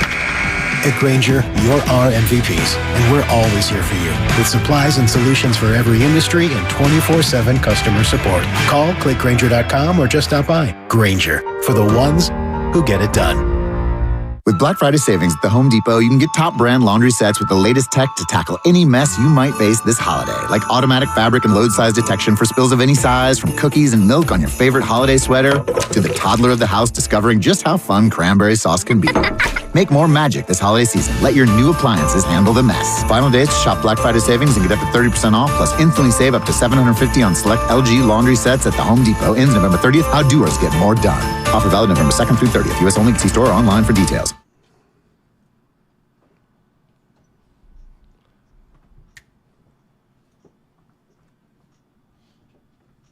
first I was on Guru's team, and then I was on Steiny's team, and now I don't know which way I'm going. Now, back to Steiny and Guru on 95.7 The Game. Let me tell you which way you're going. You're coming back to my side. What is your side? Of course, people are defensive if you say the 49ers schedule has been relatively simple, even though it's been the simplest of any playoff team in the top 7. But that's not what I'm criticizing at all. My question is, how many times do you want to be tested in the regular season? And what's ideally, do you never want to be tested? But my bigger point is this. We're 11, 12 games into the season. Yep. All right? I look at the rest of the 49ers schedule. All right? I look at Philadelphia 10-1. That's a 2. I look at Minnesota. Look, the NFC is wide open. No. There's 4 teams. One of these 4 teams is going to win it. The NFC. San Francisco, Minnesota, Philadelphia, and Dallas. Boom. Okay, all I'm saying is I just don't really feel like unless something happens out of the ordinary, an injury or San Francisco loses 5 straight, I think those 4 teams are going to be there. Okay. And I'm not. And we don't know how they're going to line up. I can't imagine getting swayed by anything I see from this point on. Again, barring anything dramatic. That's all I'm saying. And the reason the 49ers are dangerous to me is the same reason why anybody can beat them. So let's have a 4-team tourney. Well, it doesn't actually happen that way because 7 are going to get in and True. Upsets do happen. You're right. You asked Lo a question I want to throw at you because to me, I think this is a good thing if the Niner fans are listening. Coming into this season and for the last couple, Steiny, I look you in the face and I honestly tell you, I wanted Garoppolo removed before I even knew what Trey Lance was. Just what I knew what he could be. He won the quarterback competition. You ask Lo the weak link right now for this team. To me, it's the O-line. It's surpassed Jimmy G. It's not Jimmy Garoppolo. And they're intertwined. If he has people in his face like he did yesterday, guess what, Steiny? He can't do his job. But that 4th down call, empty set, and Jimmy kept it, like that's on the coach. So my question to Matthew Steinmetz, first day back, what is the weakest link of this team? Is it still Jimmy to you, or has it changed like it has for me? It's the O-line, Matt. Believe it or not, I don't look at it like that. I don't look at a weakness or a strength. I guess you could say that. I wouldn't necessarily disagree with you that or so Jimmy doesn't worry you the most then. See, I mean, what I worry about the most is that they've been untested as a team. But okay, who's the worst group on the team? Yeah. I don't know. I mean, their offensive line doesn't stink. They're good. They're a good team. They're 7-4. So there's always going to be concerns no matter how, I mean, their defense, like here's what I don't understand. If they have the best defense in the league and they have the best running game in the league, then stop passing.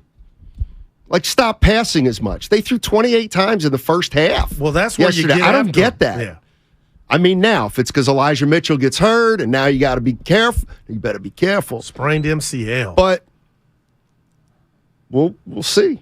We'll see. The Saints, again, they were not the greatest show on turf yesterday, but when you say the greatest defense, which I have, because I believe they're better and more physical than Dallas and Philly, those are my top 3, Steiny. But the Chiefs got a good enough balance of great offense and good enough D. So how does it balance out? Well, but the Saints, like Lo said, they had opportunities they created to get points. So was it just them being Saints, going Saints and shooting themselves in the foot left and right? Because when you say great D, then we're talking about the Bucks. Then we're talking about the Ravens. And I saw Justin Herbert come in without his weaponry, and I know you're going to tell me, Gould was the first half. He completed some passes downfield. So anybody can be had, but it's what I see from the Niners when the teams get in the red zone inside the 10, inside the 5. I don't know if it's D'Amico Ryans, if it's residue from Saleh, but Steiny, that they ain't in yet, Jack. That's the type of stuff that can get you to the chip. Let's go to Anthony in Napa. What's going on, Anthony? How you doing, man? I'm doing well. Thanks for taking the call. Sure. So, happy holidays to you. So I wanted to use the game last night with Philly and Green Bay to kind of like as my measuring stick, because you're seeing two really good quarterbacks, and you're seeing Jalen Hurts come down and they score fast. You know, they got 14 points on the board. And then you see Rodgers, who has, I'm not going to call them nobodies, but, you know, some no-name guys, and they came right back. And he threw 2 darts to the back of the end zone to bring the team back. And so you look at that, and then you contrast that with the Niners, and you just see, like, we're supposed to have all these weapons.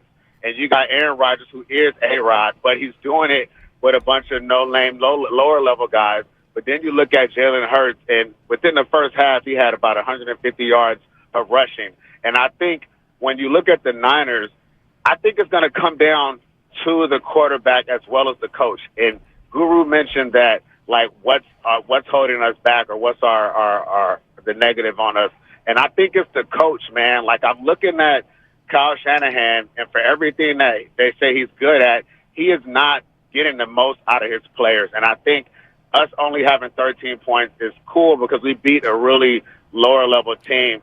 But I think we're going to have to really look at, these teams coming up in the future, with Miami and some of the better teams. And you see what KC did. And I really do wonder if we're going to run into a buzzsaw like that again. Like, I know we have a great defense, but we really should be getting more out of our offense. And we put up a bunch of points against Arizona, but that's AZ. So, like, I would put Kyle and then Jimmy as far as, like, they're going to only take us as far as we can go. But A-Rod came right back and dropped 2 in the breadbasket, and I just don't know if our guy can do stuff like that. All right. So, gotcha, Anthony. Appreciate it. I don't think automatically of Aaron Rodgers when I hear A-Rod. I think of the shortstop or third baseman. That's pretty good. I do.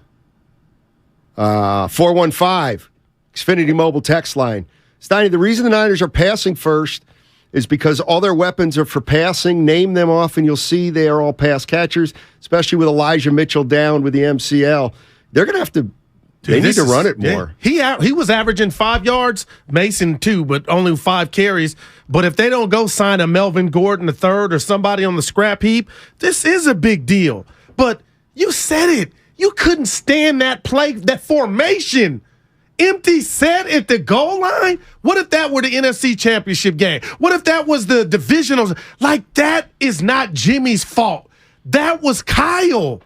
Like, you're tipping your cap. And guess what, Matt? Guess who kept the ball? The dude that shouldn't have it. Your quarterback. But you got away with it. Okay? That's what you're doing, genius? That's what you call it? You know what's worse than what happened there? Is a turnover. And he hasn't turned the ball over in 4 or 5 weeks, is it? Right. You think there's he did, but he did. Come on now. I mean, again. Yeah. Listen. But we got it. He has not thrown an interception in the last 4 weeks, and they're 4-0. Oh. Period. Yeah. Fred wants to push back on something I said. What's up, Fred? What's up, Steiny and Guru? Hey, Steiny. I just wanted to know one thing. I mean, who the hell have the Eagles really played? Like, honestly, I understand what you're saying.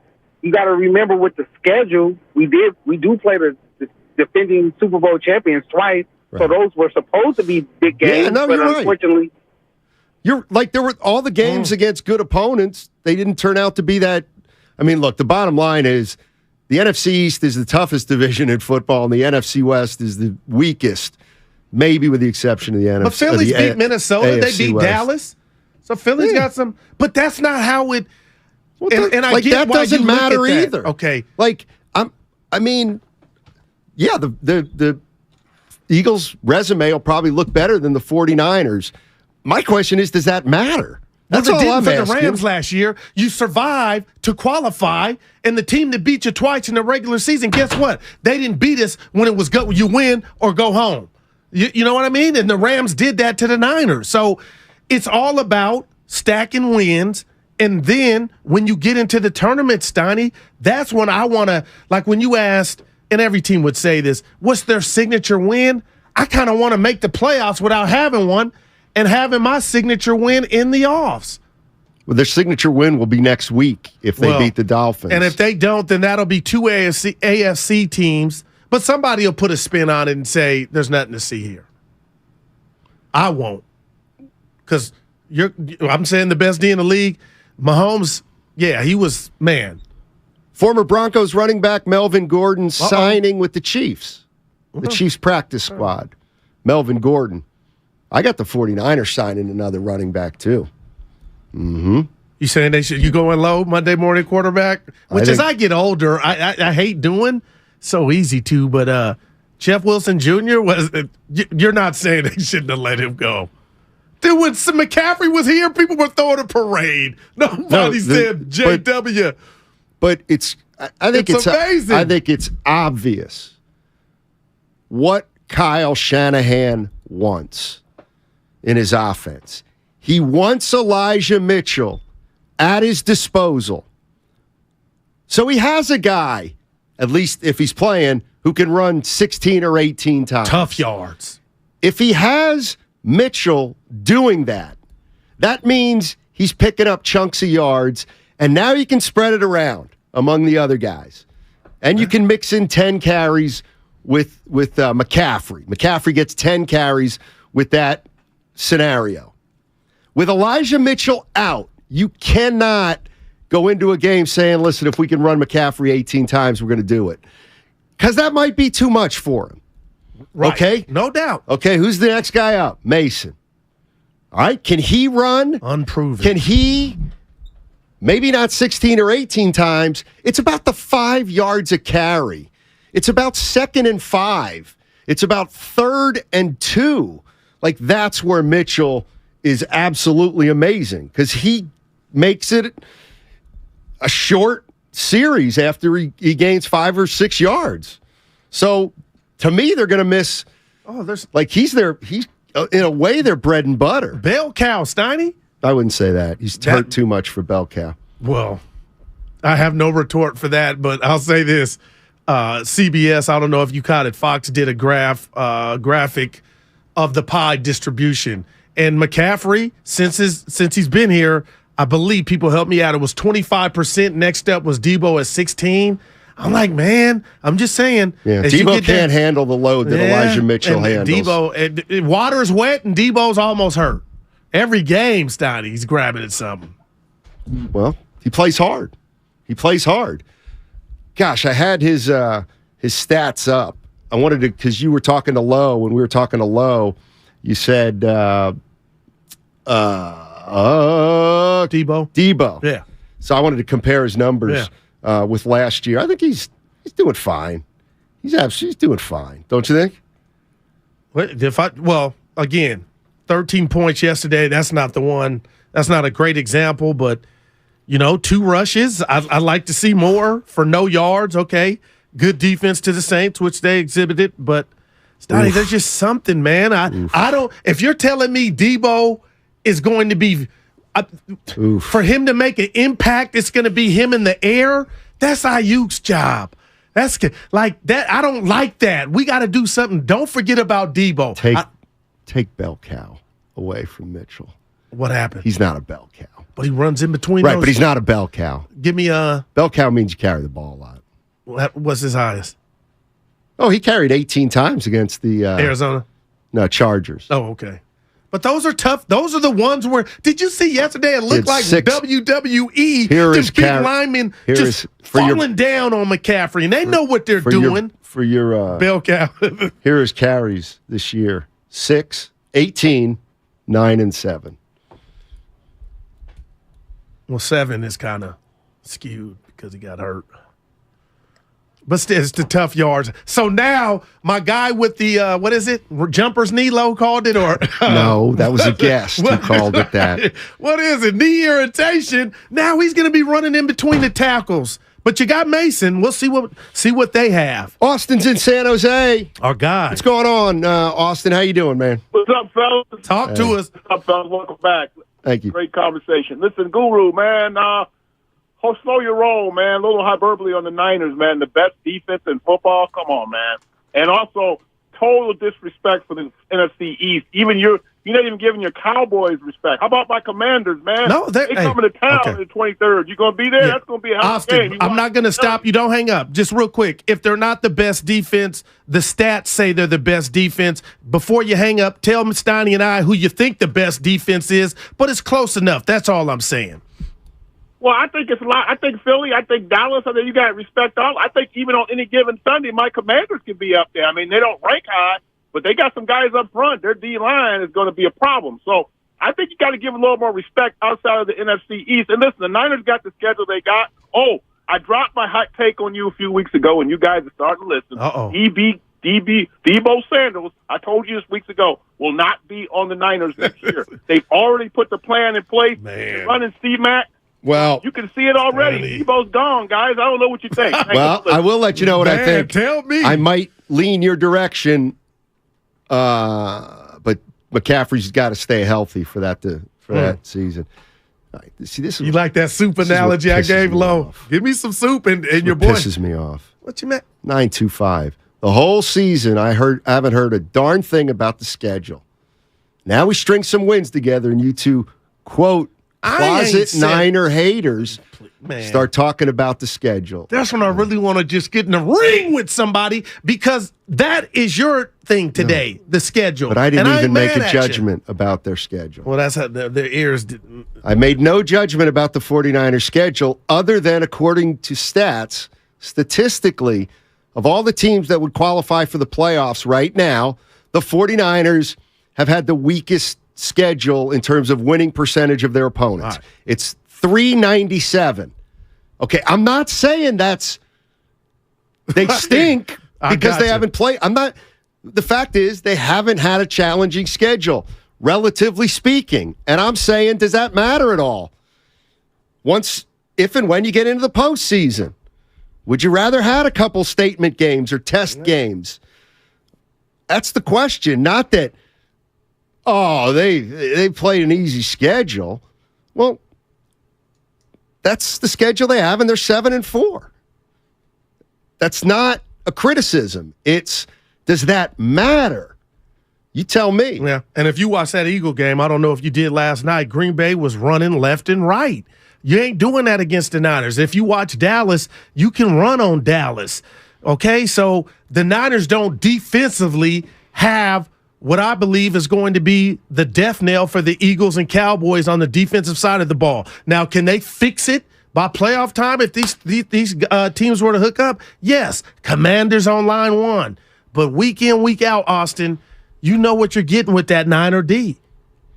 And you ain't running on it left and right. I want to look at, let's see.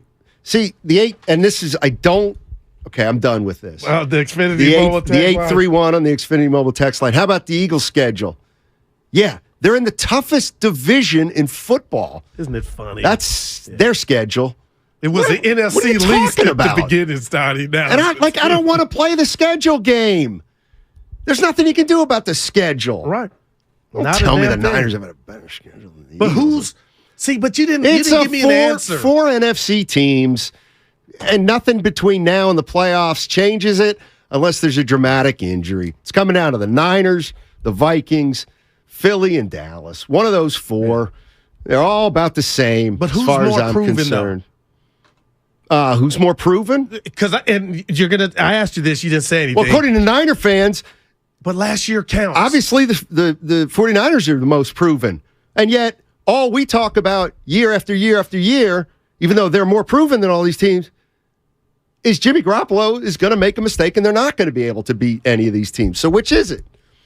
You know what I'm saying? Yeah. Which is it? I just keep I'm just going. asking. Yeah, I know we're in this season, and that this is all that counts. I totally understand that. Some of these rosters are different. But again, Philly lost. It was a different Philly team to Tampa Bay.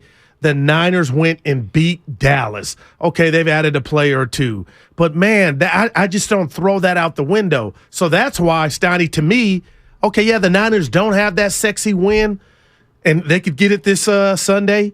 But even if they don't, if they qualify for the playoffs, they can, if they win the necessary games, they can represent the National Football Conference in the Super Bowl. Let's go to Rocky in Vallejo. Hey, Rocky, how you doing? Hey, Don't do what's that, up?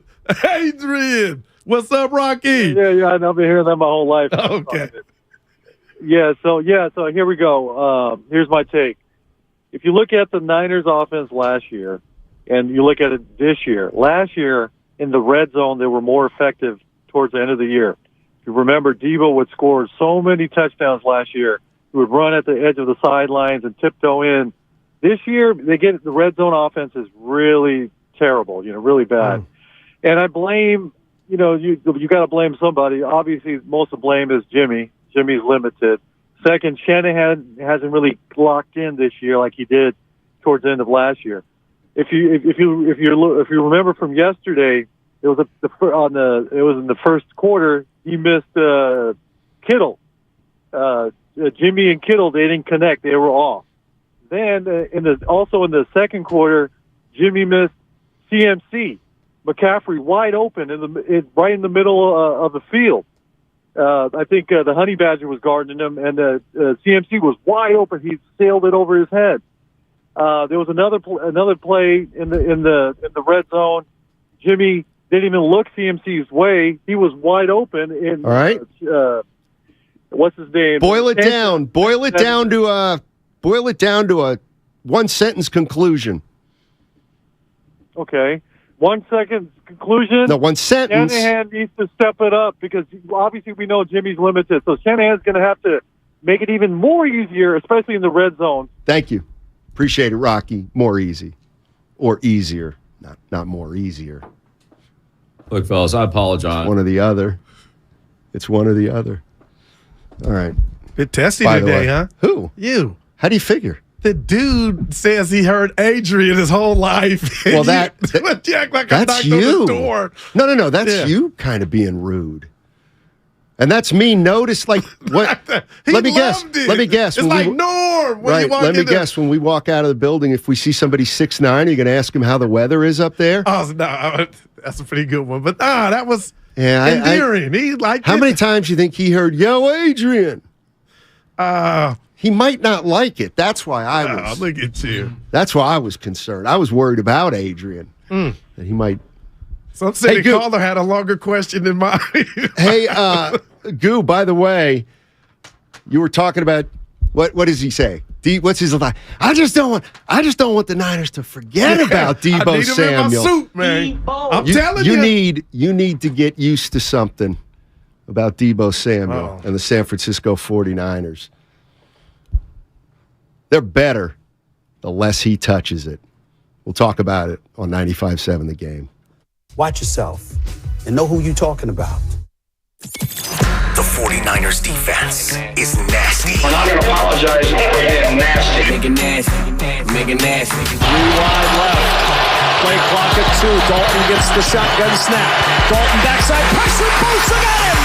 Lo Neal and Sean Salisbury break down the dominating performance on the Football Hour. My heart is filled with so much love. Tonight at 6 on 95.7 The Game.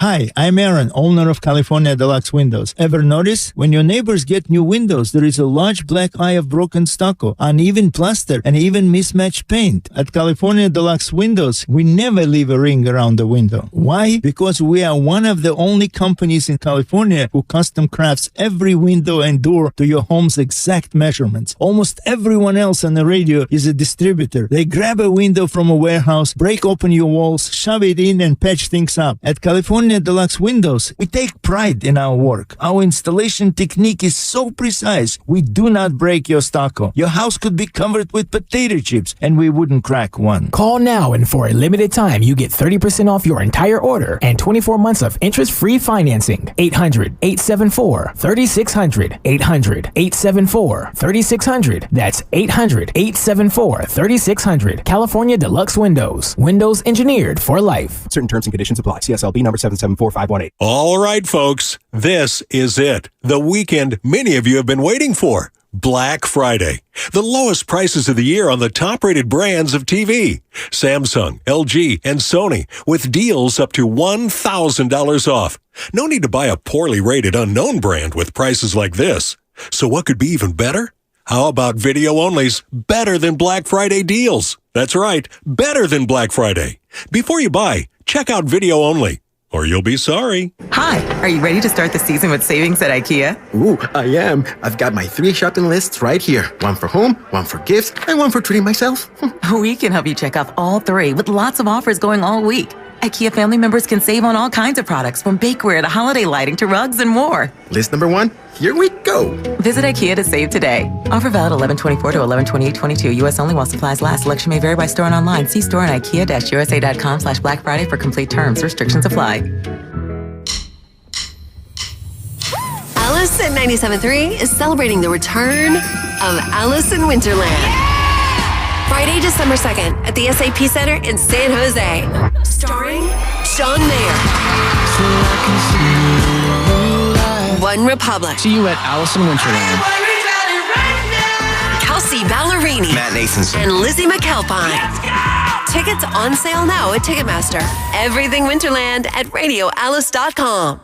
Nothing makes your holiday meal like a tender, juicy smoked turkey. And now's the time to visit Outdoor Supply Hardware and get ready for Thanksgiving grilling with Traeger. It's so easy. You can control the cook right from your phone. Plus, with the time you save, you can focus on getting your home ready for festive fun. Right now, save up to $200 on select Traegers, including the Ironwood 650 pellet grill with Wi-Fi technology. Still looking for the perfect gift? Don't forget Traeger sauces and rubs make great stocking stuffers. Cook up Thanksgiving success at Osh. Folks, this is your pilot. We have to land immediately and hurry to the Xfinity Black Friday sale. New Xfinity customers can get 400 megabit internet with unlimited data and Xfi Complete for $55 a month for 2 years with no annual contract. And a free 4K streaming box included. Plus, now through December 5th, get HBO Max included for a year. Drop everything and get to the Xfinity Black Friday sale. Go to Xfinity.com to learn more. Restrictions apply. Requires paperless billing and autopay with stored bank account. Taxes and fees extra. Ad-supported plan of HBO Max. After promo, regular rates apply to all services and devices.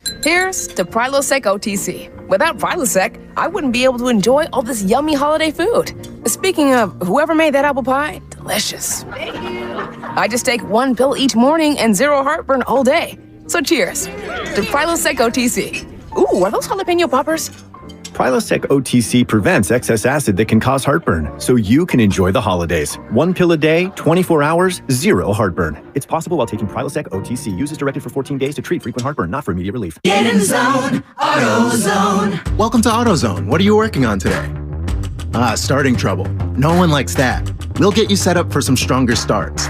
You might just need a fresh charge, and we'll take care of that free of charge. But if it is time for a new battery, we've got replacement batteries that'll fit your needs, starting at just $69.99. You can learn more about our battery selection at AutoZone.com. That's what makes us America's #1 battery destination. Get in the zone, AutoZone. Claim based on data from the NPD Group 2021. What's your retirement look like? With Fidelity Income Planning, a dedicated advisor can help you create a flexible income strategy to grow and protect your wealth, so you can stop worrying about the future and enjoy whatever comes next. Investment minimums apply. Fidelity Brokerage Services, member NYSE SIPC.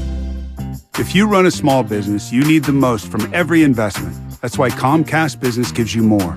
Like more innovation with our new gig speed Wi-Fi, plus unlimited data. More speed from the largest, fastest, reliable network for small businesses. And more savings, up to 60% a year with Comcast Business Mobile. All from the company that powers more businesses than any other provider. When you need more, you need Comcast Business, powering possibilities. Get started with fast speeds and advanced security for just $49.99 a month for 12 months with no annual contract. Plus, ask how to get up to a $750 prepaid card with a qualifying bundle. Offer ends 12/5/2022. Restrictions apply. EcoBill and AutoPay required. New 50 megabits per second internet and Security Edge customers only. Equipment, taxes, and fees extra, and subject to change. Mobile Savings compares pricing of top 3 carriers. You're listening to 95.7 The Game, KGMC FM at HD1 San Francisco. Always live on the free Odyssey app.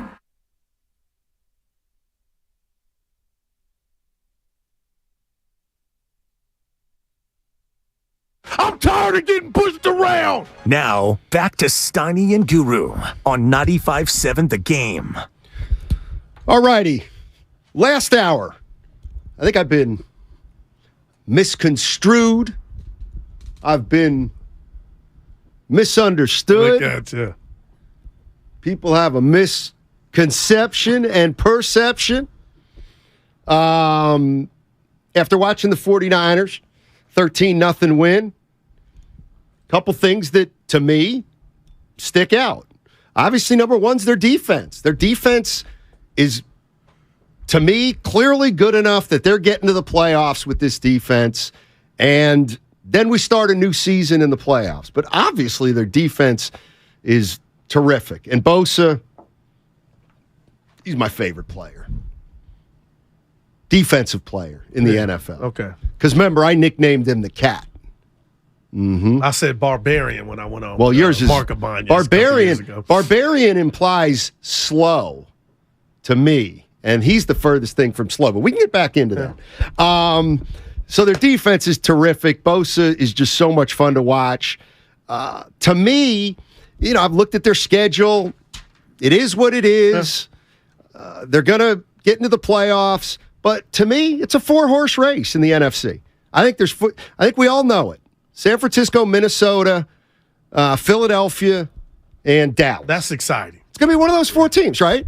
And to me, so we think, and to me, they're relatively all evenly matched because we don't really know. 49ers haven't played the Vikings. 49ers haven't played any of those teams. So you got to be psyched if you're a 49er fan. The running game, little worried about that now that Mitchell's gone, because I do really feel like Shanahan wants to start. God, if he could pencil Elijah Mitchell in for 16 carries or even 12 carries for 60 yards like he's been doing, 5 a pop, like that's big. That is really big, I think, for the 49ers offense. So I think it's fair to worry a little bit about their running problems because now more of a responsibility is on McCaffrey, series in and series out. Okay, so let me get this off my chest. Everybody knows since week 1 that I thought more of the weaponry without McCaffrey with Debo, Ayuk, and Kittle. And we'll throw in the running back, Mitchell. I thought those were like, you know what? Every team doesn't have that at their disposal. You fought me on that. You said, Guru, I think they're average.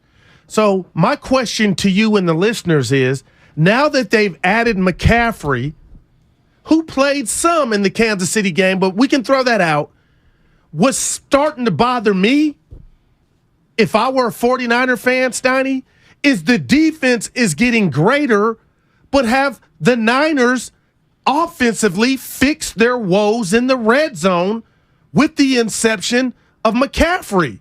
And outside of the Arizona game and the Ram game, but you've told me, you know what, those are 2 downtrodden teams.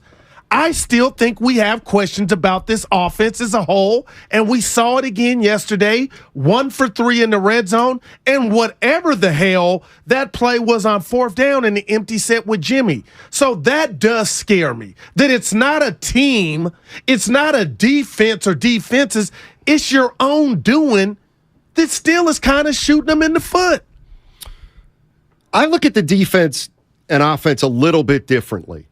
Obviously, you want to score more than 13 points. No doubt. But you know what? It doesn't matter. If your defense is great on a day your offense is poor and you win, how many other teams in the league can do that? Very few. Similarly, if the 49ers defense gives up a bunch of points in a certain game, that's the game. Can you have a 4-touchdown game on offense? You know, it's great. To me, they work hand in hand. I mean, yes, the offense was bad, but it's about your whole football team. It's not about your offense. It's about offense, defense together. And you know what? Yesterday, the 49ers needed to hold that team to 12 points or less, and they did. And all right, that's the sign of a complete. I'd much rather have that than a great offense and a not so great defense. Well, I guess I think their offense is fine and their defense is excellent. All right, I agree with that. Okay, so that can get it done. When you say fine, then you're telling me and the listeners that you found out what's ailing them in the red zone right now against a 4-7 New Orleans Saints team on a Sunday that was yesterday is fine. But moving forward, Steiny, have we put a finger on why? Will we ever be able to put a finger on any team's struggles in the red zone? What can you ever qualify it?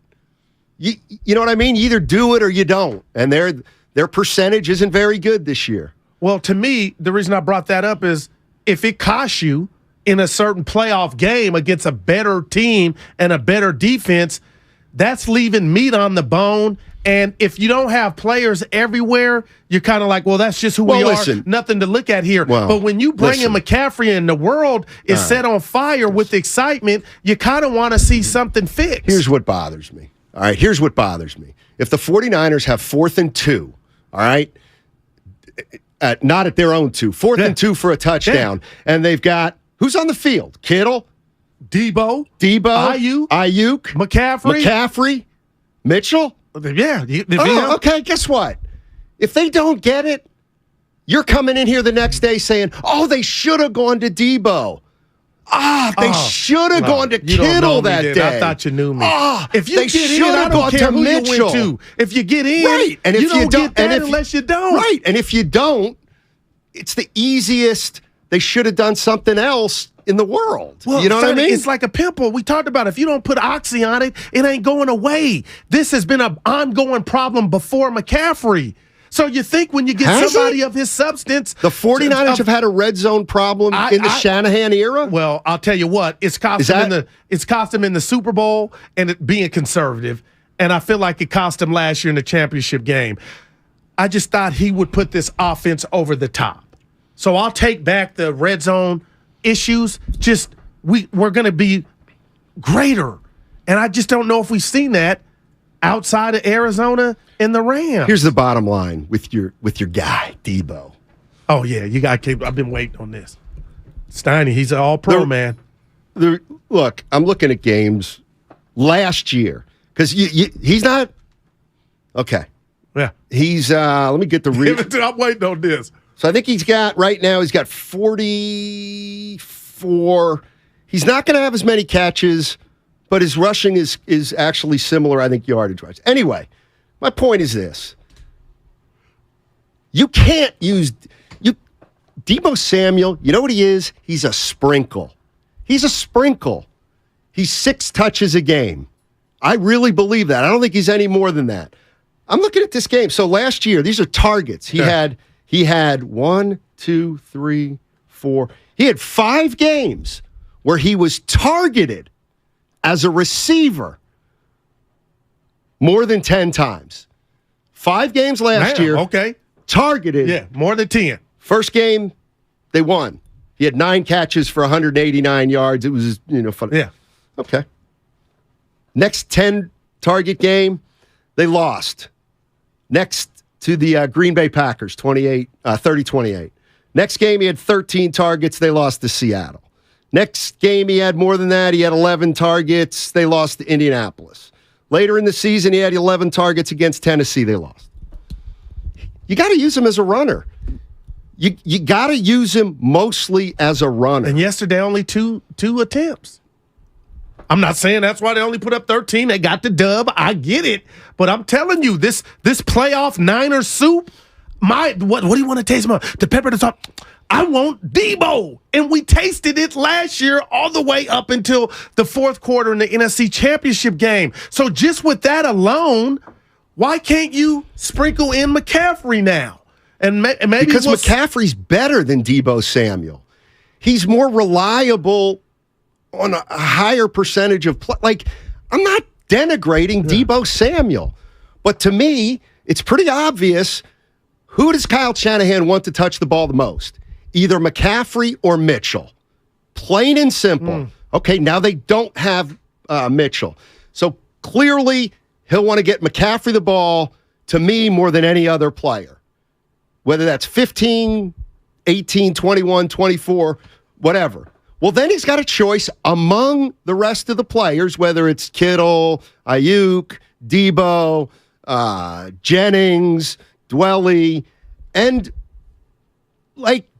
you work, to me, Debo is, in terms of the pecking order, a little lower than Ayuk and Kittle. I would go to those two guys more on balance than Debo Samuel. Wow. Do you feel how you feel? But even in those games that you said he got targeted, Matt, he can't hold up more than 10 times. We can't just say, oh, that's why you lost because you fed him. But he parlayed all that we saw into a new contract. Great. And they're going to trade him. Now, that I don't think is the craziest thing in the world. I don't know if they are. No, Steiny, Austin called in and he said it, and I remember when he said it. But I'm looking at yesterday's game plan I'll tell you what I can take away is it wasn't a lot of Debo. Now, that could be the Saints, but we'll never know if Kyle's thinking like you. And if he is, I think that's thinking like what? We only can get him 6 carries. Yeah. No, we can only get Kittle 6 to 8. We can only get Ayuk 6 to 8. We can only get Jennings 3. Debo's and you know what? They could be playing possum for the playoffs. Listen. He's a weapon, man. I'm with you. They paid this man. First of all, he's boxed himself into a corner. All right? He doesn't want to carry 8 to 10 times a game. He doesn't want to. All right, you know what? Because if that's I'll tell you why. Because if he wanted to, if Debo Samuel wanted 10 to 12 carries a game, Shanahan would love to give it to him. Give it to him at the goal line rather than Jimmy keeping it, hike it, hand off, and run in there. 19 problems. We've seen it. They're using him perfectly, to me. Sorry. It's Clint Eastwood. 3 to 5. There's no sudden impact, Steiny. Well, 2 rushes for 0 yards. I think the other thing is we're realizing if he doesn't run as much, he's not as effective as a receiver. So is that helping your offense? Yeah, Would you still have can. Like if they were putting up 30 with this, I'd be like, oh, you figured it out. Well, they did last week. Well, you got me there, and he was a part of it, but I'm just telling you, Matt, we got him. We got Steiny with less a guru. It can be both. No, it can't. There are only a certain number of plays in a game. When Christian McCaffrey came to the San Francisco 49ers, he forever, for this season, changed the pecking order. I mean, it's obvious. For the better. Wow. Because I think they're 4-0 with him, if I'm not mistaken. Well, they lost to Kansas City, but he still was. Okay. You really believe that? I mean, you know what I think? I think all your great playmakers were just good playmakers. That you've been blowing them up for years. But now that they have a McCaffrey who can be a foundation in terms of 8-10 carries a game, 8-10 catches a game. We're talking about a guy that was an all-pro. You tell me that doesn't? So what? What's an all-pro? All-pro. Is that the Pro Bowl? All-pro being he's a badass. And he got paid. He had one great year. He held out, and they paid him. Yeah. And to me, your contributions are greater than just be a sidekick. And I agree with this. The 5-1-0. Debo's saving himself for January, and so's Kyle Shanahan saving him for that. You know what? I think there's absolutely something to that. Okay, and you're 7-4. You're going to be at the party, but okay. Hey, I would shut my yapper. I'd be willing. Okay, I'd be willing to bet. Let me think for a sec. Because he's come on, Steiny. You know what? I think that's a good one. With from your the, game from on the the line, with your life on the line, Debo's got to be a factor. No, he doesn't. No, he doesn't. Why does he have to be a factor? He led the league in drops last year. That's the opposite of who you want to go to when the chips are down. Yeah. But that was kind of the oddest lead the league in drops we've ever seen because it wasn't apparent to the naked eye. I was fixated on the runs, what he did in Green Bay in the playoffs, what he did against Dallas, what he did against the Rams to win that game before the playoff game. He ain't getting the numbers you want. Sorry. No, it's not. Sorry. Yes, it is. It's all about numbers. No, it's about numbers. And the number he ain't I'm talking get about, which you're missing, is 13. But then last week they put up there. I get that. What is 13? That's how many they scored yesterday. Oh, yeah. So it's not. It ain't like it's working without them. And again, you could be right. They both have said, you know what, Coach? Our first playoff game, whatever you need. Well, but something just. Here's the bottom line. If I'm the Saints, I'm happy that they did what they did yesterday with less Debo. Kyle Shanahan is a running football coach, and for the most part, Debo doesn't want to run a lot.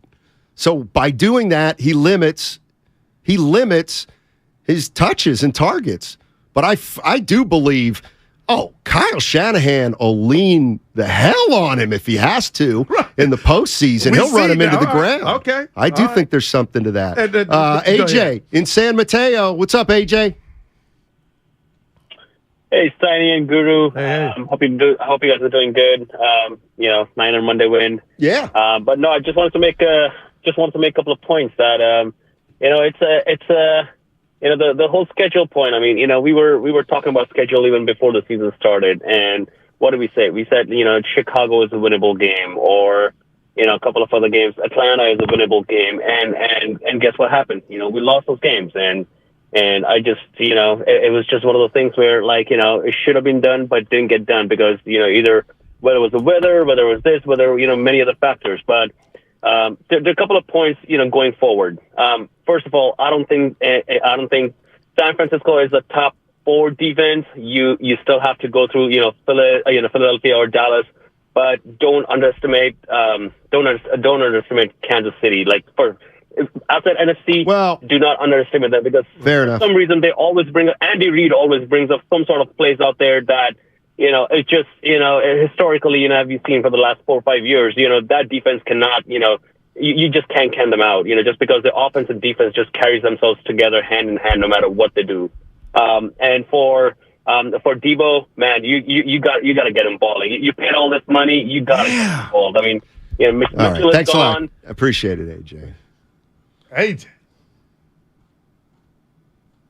But it could be possum. It could very well. And I know you say it like it's fact, and we don't know because we're speculating if that was in his contract. But again, I don't think it's speculating. The day after they win 13-0, I'm not coming in here saying that's a bit alarming for me. But I'm also able to say and look at the landscape of the NFC like the Niners got major action. But again, every game we watch outside of the the sorry team, Steiny, there's just some meat left in the red zone. No, there aren't. And I'm not in the talking, red zone. And I'm not talking just Debo. Get it to Debo Samuel targets set as a receiver. When is this? This is this year. Okay. 7, 6, 8, 7, 9, 10, 7, 6, 9, 7. Rushing attempts 8, 4, 5, 2, 2, 2, 1, 4, 3, 2. Dare I say, I think that's perfect. I think that's perfect.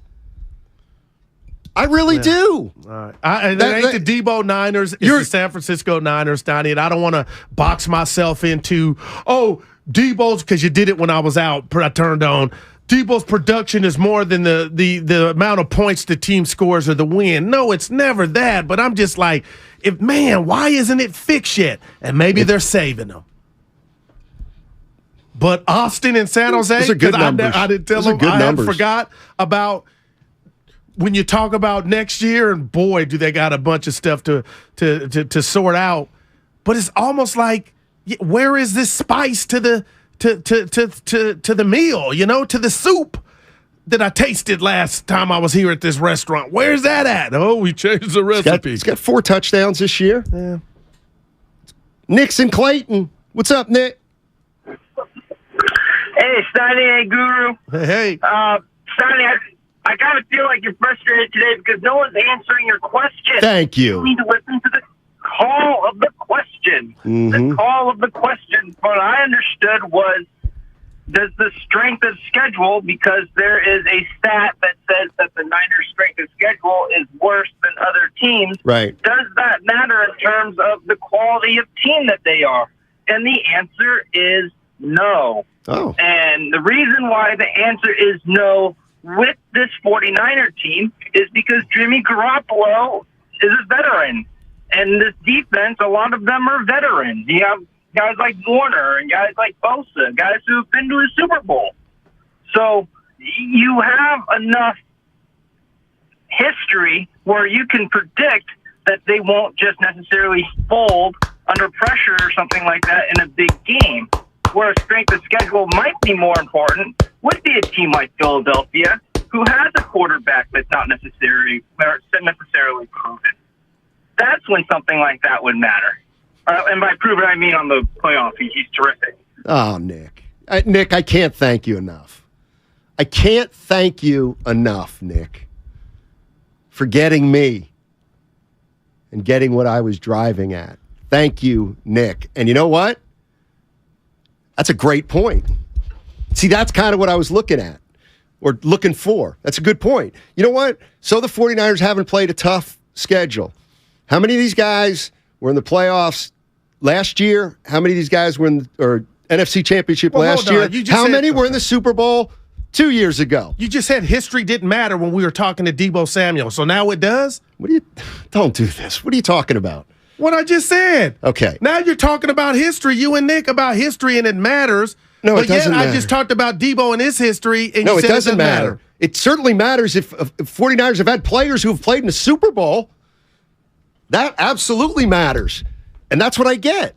What he's saying is they have a lot of the same players who went to a Super Bowl and went to an NFC Championship so that this year they've happened not to play a tough schedule. Well, you know what?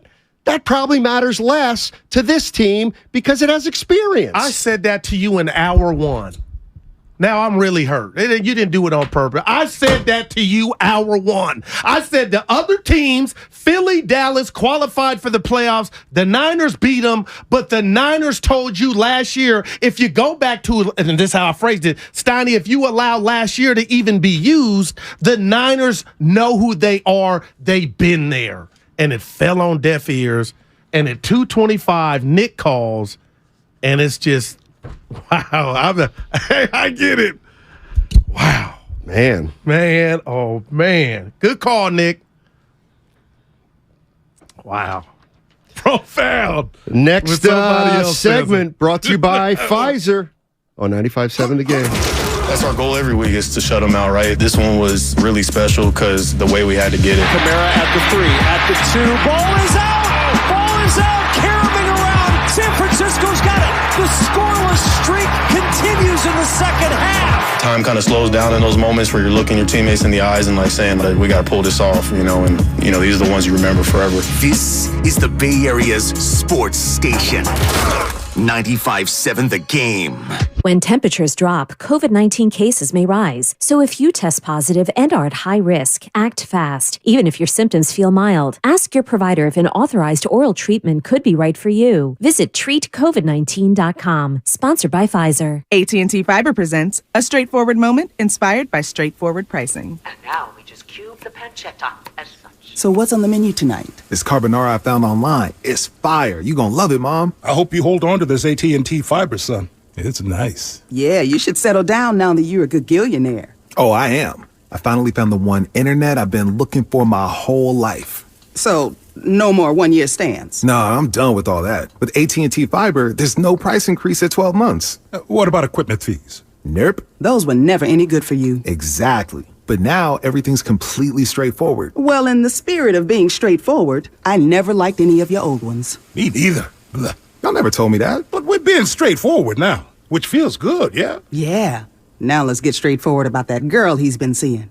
Straightforward is better. No equipment fees, no data caps, no price increase at 12 months. Live like a gagillionaire with AT&T Fiber. Limited availability in select areas. Visit att.com/hypergig for details. Black Friday weekend is here. Once a year, you get the lowest prices on the top-rated brands of TV. Samsung, LG, and Sony TVs at stupid prices. You don't have to buy a no-name doorbuster TV with poor picture when you can get a good one for a few dollars more. Where's the best place to shop for these top brands? At Video Only, the only place where you can get better than Black Friday deals on Samsung, LG, and Sony. Better than clubs, better than online. Before you buy, check out the deals at Video Only, because if you don't, you'll be sorry. If you own a business, this has been a bumpy ride. From pandemic to inflation, I'm sure you could use a break.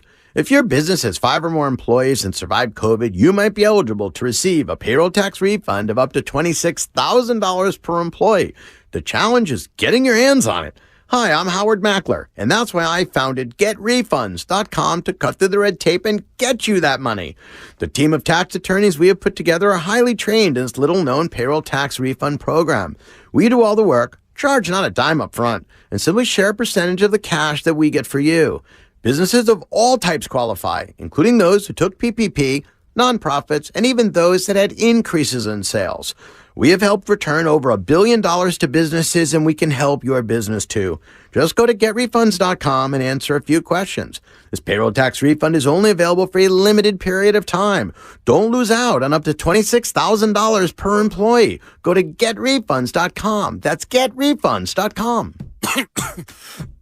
When a cold comes on strong, knock it out with Vicks DayQuil Severe for max strength daytime relief.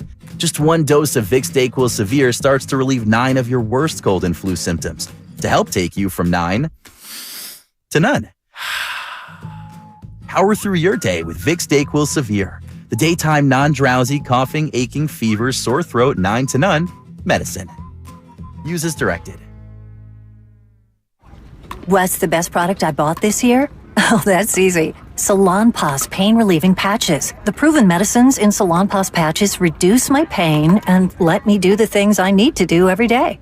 In a recent clinical study, patients using Salonpas reported improved sleep, mood, and the ability to work. They had less pain and were able to reduce their use of oral pain medications. For pain, I use Salonpas. It's good medicine. Sponsored by Hisamitsu. Tune in to 95.7 The Game for Warriors Live, 60 minutes before tip-off of every Warriors game. Brought to you by Xfinity. Supercharge your home with supersonic Wi-Fi. Unbeatable internet, only from Xfinity. Missed Black Friday? Dell's Cyber Monday event starts now with deals on powerful business tech. The savings start now with up to 50% off on select business PCs powered by 12th Gen Intel Core processors. Don't forget special pricing on the latest monitors, docks, and accessories, plus free shipping on everything and special financing with Dell Business Credit. Call a Dell Technologies advisor at 877-ASK-DELL for Cyber Monday deals. That's 877-ASK-DELL.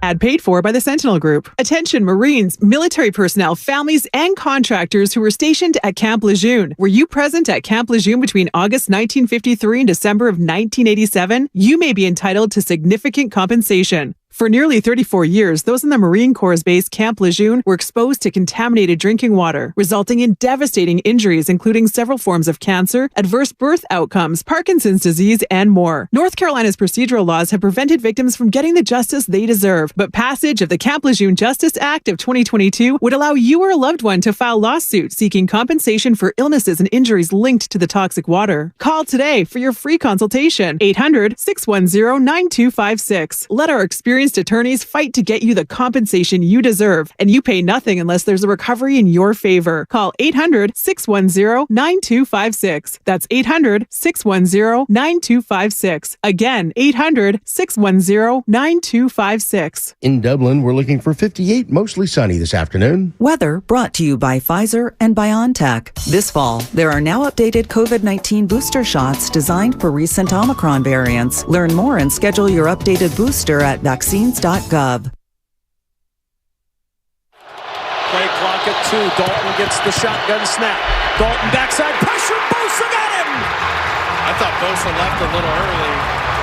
No flags on the field. No points on the board. Now, back to Steiny and Guru on 95.7 The Game. All righty, Michael Irvin normally is on Mondays with Damon Ratto. He's going to be on Wednesday this week rather. He's traveling. Peter King at 5 p.m. 5 p.m. 49ers win 13-0. We're talking about what's good, what needs improvement. I don't want to say what's not good. I mean, you don't say that. We're just talking about Deebo Samuel. And all I'm saying is, if I'm making a list of the 49ers issues, like, he's not even on the list. He's not on the list. Yeah, well, I'm not saying issue. I'm just saying moving forward, if what we saw yesterday is going to be pretty much his production the rest of the season, that would be disappointing, and it would be questionable at best. Steiny, this dude, regardless of what you think, is an all-pro, and maybe they are saying, you know what, we're 7-4, everything's good, our defense is carrying us, and we'll unleash Deebo come playoff time. Who touches it late? Who touches it less? Well, that could be Ayuk, Kittle, but I'm going into a playoff game, and I know it doesn't work that way, Steiny, but I'm going into a playoff game where I'm trying to get, and we don't know how many snaps you're getting each game. Each game's its own entity, but Deebo and McCaffrey are going to be my horses. Horses? Those are who I'm trying to get the ball to. See, I think in a perfect world, Mitchell's healthy, and the top two touchers of the ball, there you go, there's another one you can use, are Mitchell and McCaffrey in no specific order. Right. Jason's in Union City. What's up, Jason? Hey, what's up, fellas? Hey. Hey, I gotta agree with Goo, man. Deebo needs his touches, man. He's a weapon. He's not a top 10 receiver. Obviously, Ayuk is the best pure receiver on the team, but teams fear Deebo. They don't want to tackle him. He was one of the main reasons they went into Dallas and won, and went into Lambeau and won. That performance yesterday is not going to beat Philly and Dallas. It's just not going to happen. And those NFC East teams, man, they're tough. And watch out if Cowboys get Odell, Guru. I know you'll be happy about that. Yeah, we'll see. I mean, is he healthy? I just know he's getting kicked off planes. I don't know if you got that story, Donnie.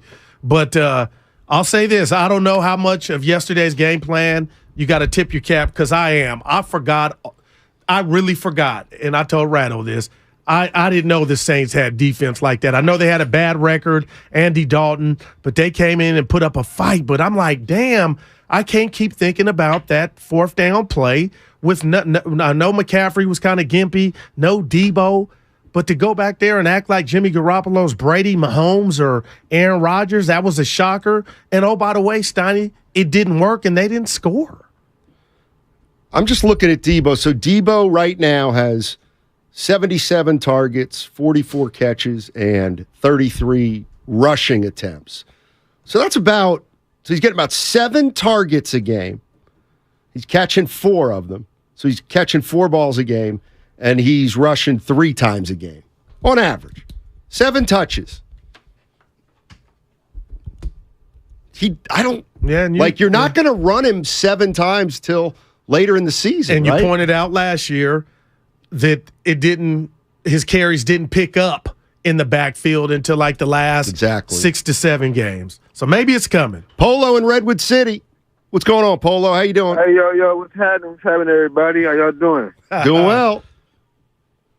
Okay. Look, hey, this is what I got, man. Hey, I want to talk about Jimmy and Deebo real quick. Hey, it's about strength in numbers. And what we doing right now, we showing our strength on defense, and our strength with Jimmy G is managing the game.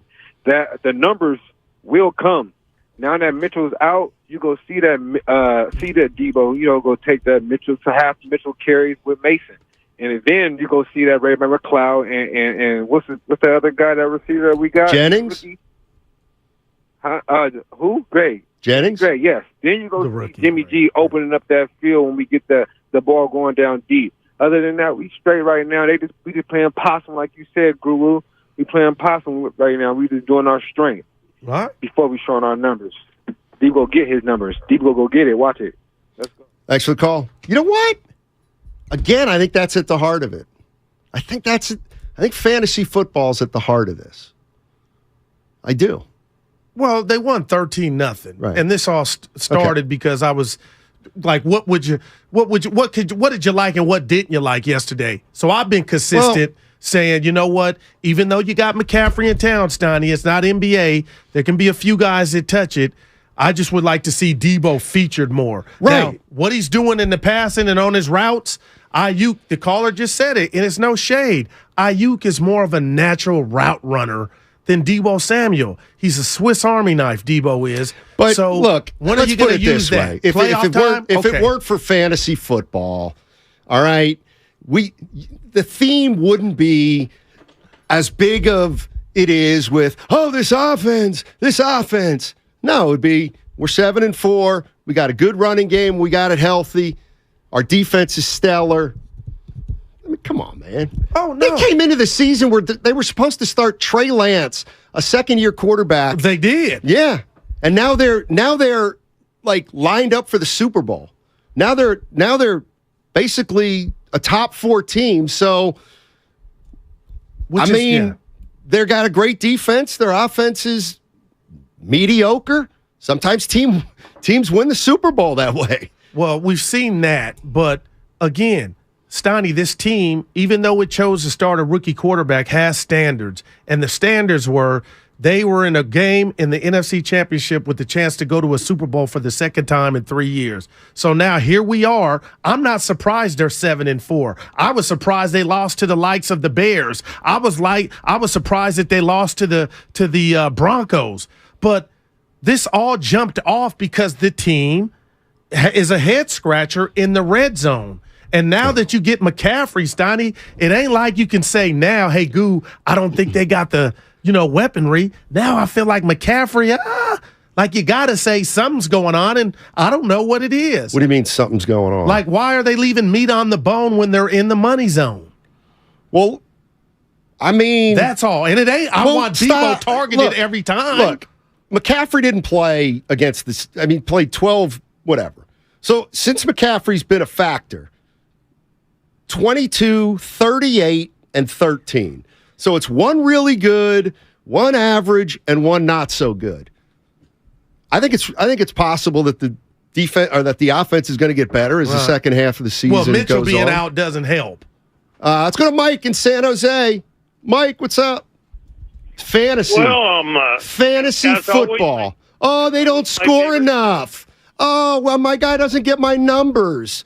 You know what? 13-0. They shut out the other team, and they covered. Impressive. They covered. They did. No, that they did. What's up, Mike? Well, I know they covered because I had the Saints. So, as a guy that listens every day, call once in a while, you guys by far my favorite show. Thanks. I would just say to Guru that when you want to take someone away, it's very easy for a good defense. So if you think Debo's going to be the one that beats you, you take Debo away. It's just very simple. Every large wagerer in the country had the Saints yesterday because the 49ers went to Colorado Springs, then they went to Mexico, then they came back, then you got Thanksgiving eating 14 turkeys, then you got the family around, and there was no way I thought they would beat the Saints yesterday, who have a great defense. And I am a 49er fan, to be clear. So I think you have to just think that Shanahan's going to start hitting his stride again. I do think they missed McDaniel a lot. It took him 6 or 7 games to get used to that. But if the biggest worry in life is one guy didn't get enough touches, I think they're doing okay and heading to the playoffs on a roar. That's all. Thanks. Appreciate it, Mike. To me, it's easy to see how this is all coming down. It's going to be one guy, one game, another guy, another. All right. 2 guys next week, 2 different guys. I mean, it's absolutely like I actually get that. That's the part I get completely. Is if when they got McCaffrey, there's another guy to account for. Okay, well then, guess what? Depending on what the defense does, maybe Kittle's going to get more targets one game. Maybe Debo will get more next week, but Kittle won't get a lot. But what about the production? You think it would be easier? Well, he's calling the plays, obviously, to favor the guys who are open. Because if they take Mitchell, if they take McCaffrey away and they put a half a body on Debo, guess what? Go to Ayuk more. And then Ayuk has a big game, and we'll say, well, wait a minute, how come McCaffrey didn't get as many touches? I mean, there's only a certain amount of plays in a game. So there's, to me, no doubt that these guys are going to go up and down depending on the game. And to that caller's point, his logic, Debo in the playoff game, every Green Bay knew take away Debo. They couldn't. Dallas knew take away Debo. They couldn't. The Rams take away Debo for much of that game. They couldn't. So just because you want to take away somebody, and we see it here with Steph Curry, and I'm not calling Debo Steph, some guys you can't take away. You can minimize. But my whole bigger point of my conversation is if this offense is going to carry its weight, it has to cash in more times than not in the red zone, and it's not doing that to me. And yesterday, that was a bad call. But that's not a Debo Samuel problem. Or a fantasy problem. Yeah. Like, I don't care who gets it. Yes, you do. That's his stuff. You are like this is you wanting to be in the league, and you're not, and now you're going I don't want to be in the league. Then why you bring up fantasy? Debo ain't on none of my teams. Because we're waiting. Because, again, there's only 380 yards to spread around all the playmakers. A nice win, but 13's not enough. Of course it's not enough. Okay. But you know what? Let me ask you, why isn't it enough? Because is the defense this good? No, when you come up against the teams that you mentioned, Dallas, Philly. Forget any AFC team. Forget the AFC. Okay, now because to me, if you get to the Super Bowl, that's a one-off. Minnesota can put up 13. I believe that. And you still could win that game. Dallas can put up more than 13. The Commanders, maybe. And the Eagles. How many can they put up? I don't know Tampa Bay. How many can they put up? Those other teams. I don't know. It's all. Are you going to get turnovers? I don't know. Well, they're starting to. The Zebras went the Niners' way yesterday too. We got to talk. We hadn't talked about that. They got a lot of calls, and I know that's every game. But Steiny, a lot went their way, and a lot didn't. And the Saints couldn't get in from the 5-yard line after a roughing the passer call. I mean, to me, it's if you look, it's so logical with Debo Samuel. He started running more when Mitchell got hurt last year. And then he ran till the season was over. Then he had a new contract and clearly wanted to get traded before the new contract. Yeah. Because clearly there was an issue over carries. I mean, how much were you going to use him at running back?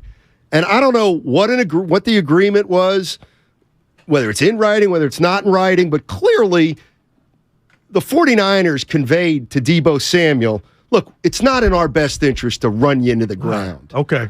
But I absolutely believe he's going to start running a little more as the season goes on because the stakes get higher. And he's a weapon. But why, like, honestly, why would you run him now? It's almost like he's almost like Bogut. I mean, he's not quite, but like, who cares if he plays till the postseason almost? Well, and he's not even running as much, Steiny, but he's on the ground as much. That's how you look up. And I think there's no doubt the more he's a guy you absolutely have to worry about getting injured if you use him too much. Paul's in San Jose. Hey, guys. Hey, so Steiny, you said forget the AFC. Well, I don't think you can do that because this is the most complete roster Kyle Shanahan has had in his tenure here. This is the best defense in the NFL. So let's say they play 4 games in the postseason. I think this defense is good enough to give the offense leeway in about 3 of those games. But there's going to be at least one game that's going to be a shootout. Maybe Justin Jefferson goes crazy and he goes for 185 yards and 2 touchdowns. The offense needs to be prepared to score at least 30 to win at least one playoff game. What do you guys think? You might be right. Yeah. You might be right. We saw that with Kansas City. Hey, Evan, would you do me a quick favor? The Baltimore Ravens that great year and the Bears in 85, find out how many points they gave up in the postseason. Those two defenses, game by game. Man. Ravens didn't give up more than 10 in any one game. Yeah, so they could have won yesterday. That's amazing. JJ in San Jose. How's it going? Guys, thanks for taking my call. Just so you know, I think the 85 Bears had shutouts throughout the playoffs, and that's what made them the number one of all time because they pitched the shutout throughout the playoffs. Yeah, they never gave it. The Niners, I think the Niners, they're not there. You know, they ain't there. But I tell you what, man, hey, I wouldn't hold it past them to do at least one shutout in the playoffs because I tell you what, they got the guys. I called back a few weeks ago, and I was questioning Fred Warner, and I wanted to see him be that right. in the middle because he is that dog, and guess what? He's coming through, and he's that dog. And I think the Niners defense they can carry him far enough. Jimmy G just has to not mess it up, and he don't got to be Mahomes, he don't got to be Brady, but he can be if he can be a guy that just 18 doesn't make mistakes. 26, whatever. Doesn't make mistakes. No turnovers for Jimmy. He put it in the vault. He puts the ball in the vault. Jimmy Garoppolo with turnovers, he's like your best friend who knows how to keep a secret. I gotcha. He's not going to put it on the ground. He's not going to hand it out. I got those numbers. 21-0 over the Giants in the divisional round. Yeah. Then they beat the Rams in the NFC Championship game 24-0. Okay. And then blasted the Patriots in Super Bowl 46-10. Well, I mean, in fairness, I don't know about those other teams. Patriots weren't great offense. And Steiny, they're doing this without Armstead right now. Oh, but everybody was saying Armstead's not equipped. Like when he gets back and they're better without him. He's this and that and the other thing. Against the run, no. I'm just saying. Oh, man. I mean, see, that's like Tell me. When somebody says, well, the offense can't play like this and win in the playoffs. Well, yes, they can. If they're historically great, yes, they can. But you're not by yourself. If you shut out 3 teams in the postseason, you're going to win it. But you and others still are not, if Big Low was there, it ain't a great D yet. You don't believe it's a great defense right now. This is where the schedule to me comes in. And I'm not holding it against the 49ers, but I am saying I don't think we know how good this team is. It hasn't been measured yet. This team has not been measured yet in the regular season. Well, Kansas City was a good measuring stick. That didn't work out. Fair enough. Fair. Okay, if that's your one measuring stick, we got trouble. That was one game. You'd theoretically like to have more of those type of games where you can kind of measure yourself. But if you look at the 49ers schedule, I think it's kind of been hard. Like, they might be, like, to me, after 11 games, they might be better than we thought. They might not be better than we thought. They might be worse. Like, I don't know. I really don't know because, and to me, the schedule plays a big part of that. It just does. I'm not saying they're worse. I'm just saying I don't think we're going to really be able to see this team until the playoffs. Yeah. Well, I told you this, and I'll wrap it up with this, Donnie. I told you it's Super Bowl or bust with Jimmy Garoppolo, and that's how much last year's run affected me. And I came in after we found out Jimmy was getting the reins back. It's not like I'm saying a 5-12 team is going to the Super Bowl. I got this team. I hold this team accountable, man. I know they got what they have on defense, and now you added what you did with McCaffrey on offense. Like, nothing's going to make me change. Hey, you guys didn't get it done in 19. You should have been in there last year. Okay, that happened. I'm still holding them to that high standard of I expect them to be representing the National Football Conference in the Super Bowl, and I mean that. I'm not coming in here throwing shade at Philly and Dallas. In my mind, yes. Okay. Because they've done it. And that's all I was trying to tell you. They've done what Nick called. They won a Super Bowl. But they did it. They went further than any of the teams that they're dealing with this year. Right now, last year, they went on a run. And they did it on the road. 6-2. You can say the exact same thing about the Eagles. They haven't played anybody. They played Minnesota. They played Dallas. Would you shut up? Listen. That's new. I mean, seriously, shut up. I don't even like the Eagles. But look at look at the division they're in. Your mom commented on my picture. The bottom on Facebook line is this about here's the thing about the Niners, to me. Yeah. They ain't going into the playoffs no matter what as the unequivocal favorites, and they're not going in as the 7th seed. To me, they could lose their first playoff game, and they could get to the Super Bowl. But, like, going into the playoffs, I'm convinced at this point, unless something dramatic happens, I won't know what to expect. They're not going to go in, and people are going to say they're the clear-cut favorites.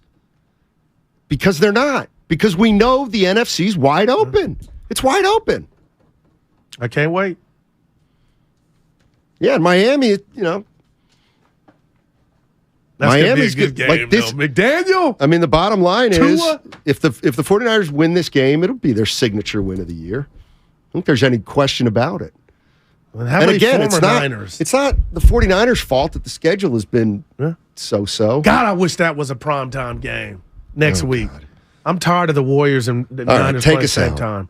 That bothered me yesterday. Say Peter King. Peter King at what time? 5. There we go. How much time?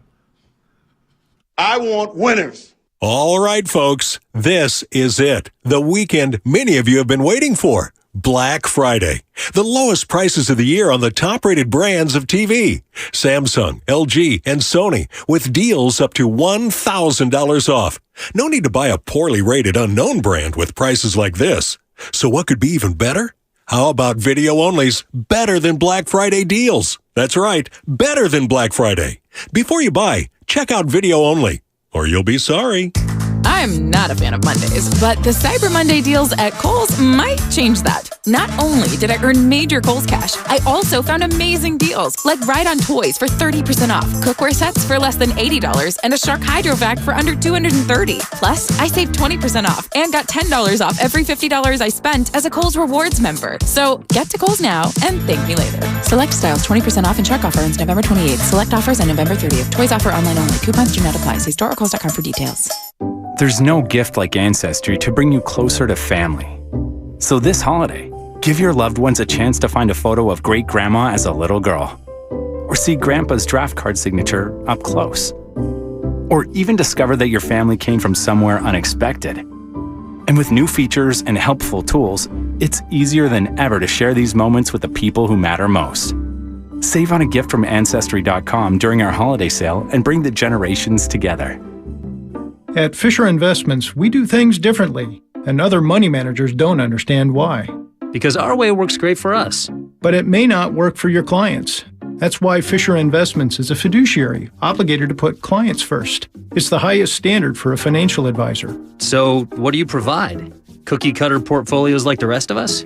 No cookie-cutter portfolios here. Fisher Investments tailors portfolios to meet each client's goals and needs. But you do sell investments that earn you high commissions, right? And make commissions when you make trades for your clients? No, Fisher Investments doesn't sell any commission investment products, and we never earn commissions on trades. So what's in it for you? Fisher Investments fees are structured so we do better when our clients do better. When it comes to helping clients achieve a comfortable retirement, we're clearly different. Visit FisherInvestments.com to find out why investors like you switch to us. Fisher Investments, clearly different money management. Investments in securities involve the risk of loss. Hi, I'm Aaron, owner of California Deluxe Windows. Ever notice? When your neighbors get new windows, there is a large black eye of broken stucco, uneven plaster, and even mismatched paint. At California Deluxe Windows, we never leave a ring around the window. Why? Because we are one of the only companies in California who custom crafts every window and door to your home's exact measurements. Almost everyone else on the radio is a distributor. They grab a window from a warehouse, break open your walls, shove it in, and patch things up. At California Deluxe Windows, we take pride in our work. Our installation technique is so precise, we do not break your stucco. Your house could be covered with potato chips, and we wouldn't crack one. Call now, and for a limited time, you get 30% off your entire order and 24 months of interest-free financing. 800-874-3600. 800-874-3600. That's 800-874-3600. California California Deluxe Windows. Windows engineered for life. Certain terms and conditions apply. CSLB number 774518. Locked On Warriors is a daily podcast covering your favorite team, the defending world champion Golden State Warriors. I'm your host, Cyrus Softs, and every Monday through Friday, Locked On Warriors brings you all of the biggest Warriors stories in around 30 minutes. We cover Stephen Curry and the dynasty that is one of the greatest teams in the history of this beautiful game. Listen to the Locked On Warriors podcast every day on the Odyssey app or wherever you get your podcasts. Hi there, I'm your host, Dog, filling in for the human who's normally here and bringing you the smells and sounds of the holidays, courtesy of Beggin' Dog Treats. We wish you a begging Christmas. We wish you a begging Christmas. Dog rest ye merry Doberman, let begging you acquire. Deck the halls with strips of begging. Arf, arf, arf, arf, arf, arf, arf, arf. Remember, for bacon-loving dog excitement this holiday, it's beggin'! I wanted to know why some people who get COVID-19 get it so bad. I found out it may be because they have a high risk factor, such as heart disease, diabetes, being overweight, smoking, and asthma. Even if symptoms feel mild, these factors can increase your risk of COVID-19 turning severe. So if you're at high risk and test positive, there are things you can do, like asking your healthcare provider if an authorized oral treatment is right for you. Learn about an option at treatcovid19.com. This message is sponsored by Pfizer. Attention passengers, this is your pilot speaking. Looks like we're gonna have to land immediately. And hurry to the Xfinity Black Friday sale. Folks, we've got clear skies and lots of binge watching ahead. Stream your heart out when you get the ultimate streamer setup. We'll be cruising in so new Xfinity customers can get 400 megabit internet with unlimited data and Xfi Complete for just $55 a month for 2 years with no annual contract. And a free 4K streaming box included. Plus, for a limited time, get HBO Max included for 1 year. So, sit back and relax with internet made for streaming and access to classic favorites. Flight attendants, prepare for binge watching. Drop everything and get to the Xfinity Black Friday sale, now through December 5th. Go to Xfinity.com, call 1-800-XFINITY, or visit a store today. Restrictions apply. Requires paperless billing and autopay with stored bank account. Taxes and fees extra. Ad-supported plan of HBO Max. After promo, regular rates apply to all services and devices. You're listening to 95.7 The Game, KGMC FM at HD1 San Francisco. Always live on the free Odyssey app.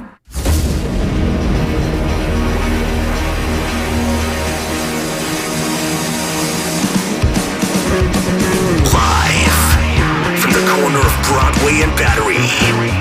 You're listening to Damon Bruce and Ray Ratto on 95.7 The Game. So after the last 4 or 5 days, all of America's watched an awful lot of football. Record audiences showing up on Thanksgiving. Very cool slate yesterday from the NFL. We had rivalries happening all over college football. Big rivalry games, not so big rivalry games. An awful lot of football just passed before these eyes. But I got to tell you, Ray, and hi, honey. Good to see you again. Gobble, gobble. Hope turkey was good. I survived. Good. The 49ers trying to hold on to that second half shutout streak was maybe the most entertaining thing that happened in football, just in terms of can they do it? Can they get this done? And there were several times where the odds were just so against them. I mean, you give an NFL team cracks from their own 5-yard line. You reset down in distance, basically, with penalties in the end zone. If New Orleans just kicks a field goal right there, goodbye streak, didn't happen. They tried to stay aggressive, and it ended up contributing to a 13-0 shutout for the 49ers. Ray, we didn't agree on much, but we do agree that the last couple of weeks, style points just not necessary. Go and beat the Cardinals in Mexico City. Come on home, handle your business against the Saints, and then start the biggest 3-game stretch of the entire year. They did what they were supposed to do. Well, and style points don't matter from here on out anyway. Right. I mean, that's the other thing. It's, they only got 13. Well, what do you care? They gave up 0. And they're not going to give up 0 every week, but they're going to be around 0. I mean, that's how good that defense is. It seems special. It seems special. There's a lot of football left to play. Don't declare anything the best and all-time. Nothing. It's not the time to do that. But if you're looking into the numbers, if you're just looking at the numbers to explain what kind of defense you have right now, number 1 in points per game, number 1 in yards per game, number 1 in rushing yards per game, number 1 in yards per rush, number 1 in downs per game, number 1 in passing touchdowns allowed. I mean, there are very few boxes left to check for this defense. And D'Amico Ryans, I hope you're all enjoying what he's doing, because the only question about his head coaching future, Ray, is will it be next year or a year or two after? That's it. If he wants to be a head coach, it's going to be out there for him eventually. I really think so. That's how overwhelming a job he is doing right now. Niners, I know fans, look, you want more points. I get it. And you don't want more points just based on style. You want more points because, look, as much talent as that offense has, not even the 49ers defense should be able to hold this 49ers offense to only 13 points. But, man, you know, we don't spend a lot of time giving credit to the other opponent. You know who else had a great defensive afternoon on Sunday? The New Orleans Saints. They were really good. They were much better than I thought that they would be. That Saints defensive line gave the 49ers more than they or I were expecting them to give. Well, the thing that was surprising was that they made it as hard as they did for the 49ers to move the ball on the ground, because that's their weakness. They're very good against the pass. And it's why they're ranked, I think, 11th overall. But they're not very good against the run, and yet, you know, the 49ers, who like to establish what they want to do on the ground, got nothing. I mean, they were not a factor. They needed to win to the extent that they did, throwing the ball more than they ran the ball. And that's not the way Kyle Shanahan is comfortable. No. But at the same time, he at least adjusted and did what he needed to do. And one of the criticisms we've had for Kyle is he coaching the game that's actually in front of him at times? We saw Jimmy Garoppolo throw 28 first-half passes. That's the most first-half passes for Jimmy in his entire career in a first half. So, they were trying to, maybe for the second week in a row, use the pass to set up the run. The run never really got set up. And for the 49ers to post a shutout on a day where their offensive strength clearly wasn't working for them, again, tip of the cap to the New Orleans Saints defensive line. They were a monster. They were hard for this offensive line to handle. It was a good win, a very good win for the 49ers. And after we see, the offense getting ready for its close-up in Mexico City, an awful lot of the spotlight, and rightfully so, hits this defense. They were spectacular. The New Orleans Saints hadn't been shut out in 332 games. No, is it 332 games? Going all the way back to 2001. Yeah, it's 21 years. The longest active streak in football. I mean, that just shows you how hard it is to shut out anyone, because the Saints are, they're the Saints.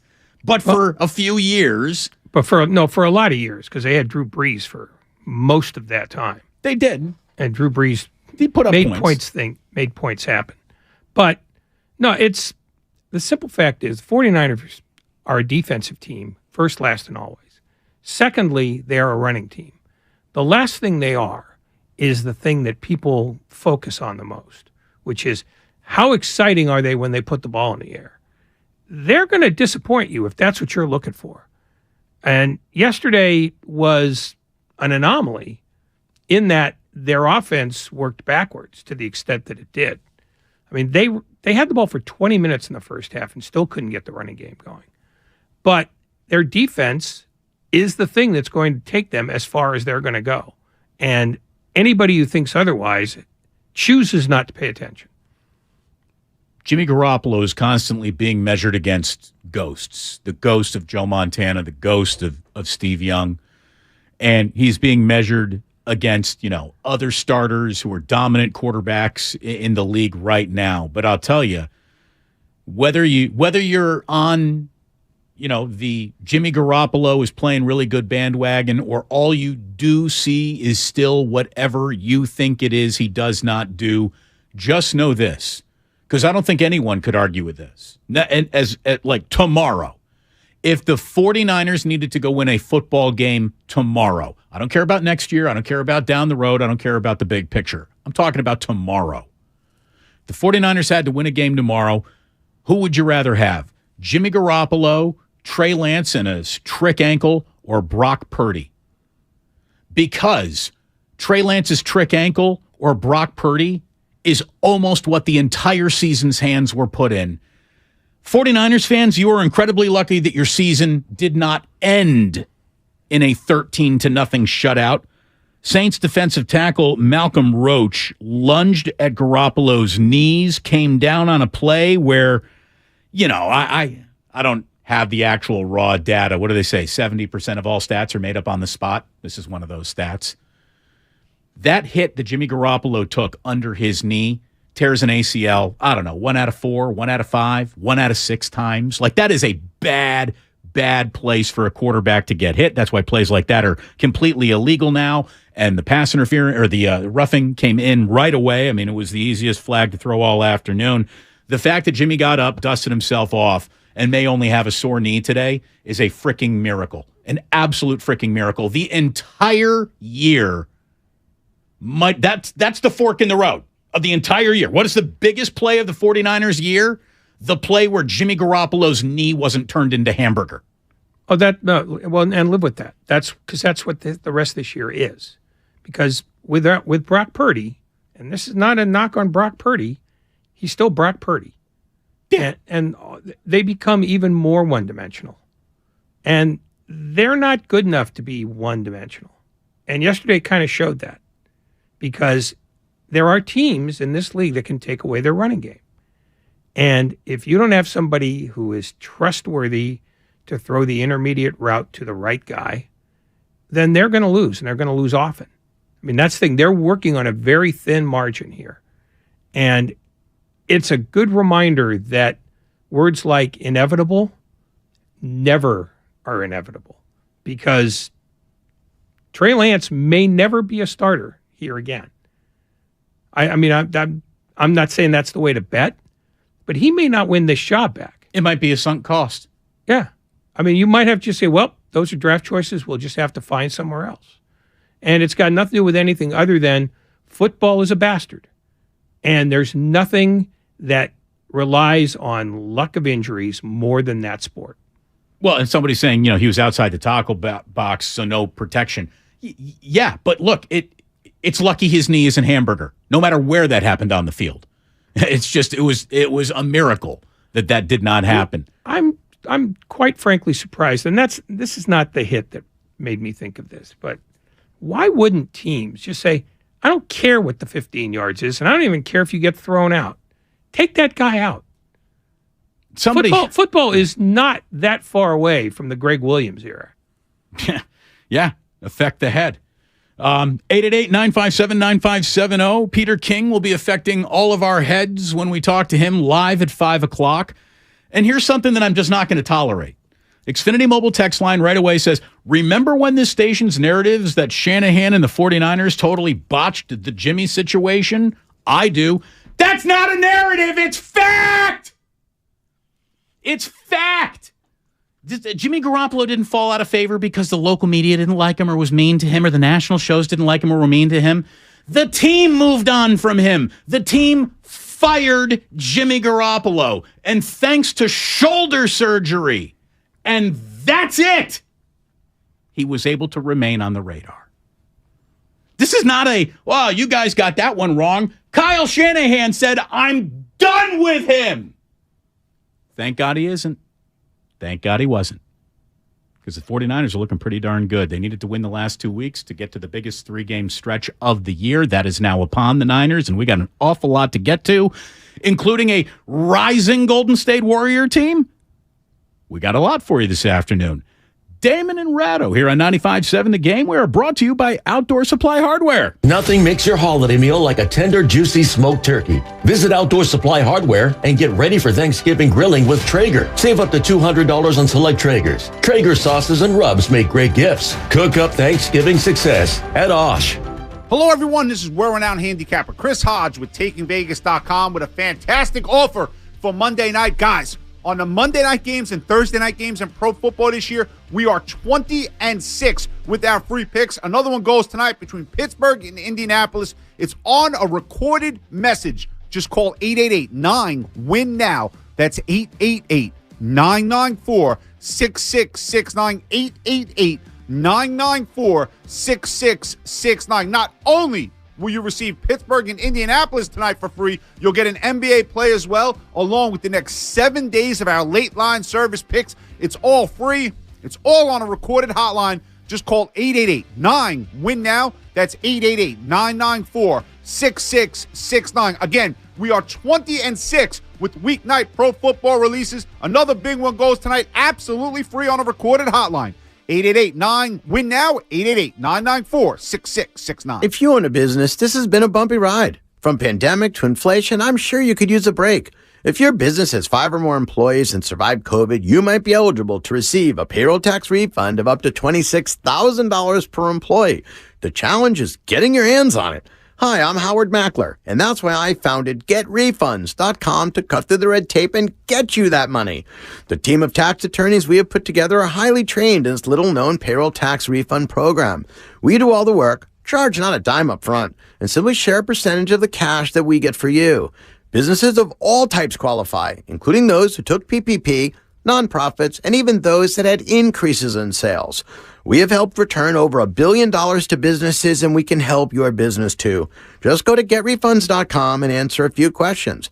This payroll tax refund is only available for a limited period of time.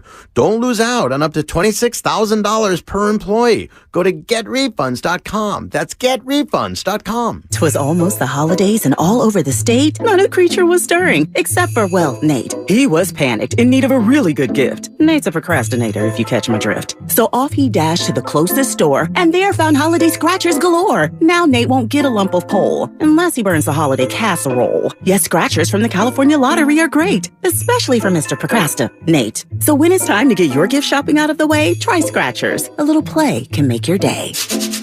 Please play responsibly. Must be 18 years or older to purchase player claim. Someday, you might be with friends in the Bay Area, telling the story of how you navigated these complex times. The market was all over the place, so you reached out to a Merrill advisor, and with their help, charged ahead. And unlike your fishing stories, you won't have to go overboard. Find an advisor at ml.com/bullish. Merrill, a Bank of America company. What would you like the power to do? Investing involves risk. Merrill Lynch, Pierce, Fenner & Smith Incorporated, registered broker-dealer, registered investment advisor, member SIPC, a wholly owned subsidiary of Bank of America Corp. Universal Studios Hollywood is where the holidays come together. We've tested it. Festive food with refreshing Coca-Cola. Family, friends, and fa-la-la. Dazzling lights cranked up to maximum merriment. The Grinch and his dog Max stealing your tree. All the science adds up. It's the awesomest celebration of the season. Save $20 on a Coca-Cola 2-day general admission ticket. Offer ends 12/14/22. Restrictions apply. Details at universalstudioshollywood.com/Coke offer. Alice at 97.3 is celebrating the return of Alice in Winterland. Friday, December 2nd at the SAP Center in San Jose. Starring John Mayer. One Republic. See you at Alice in Winterland.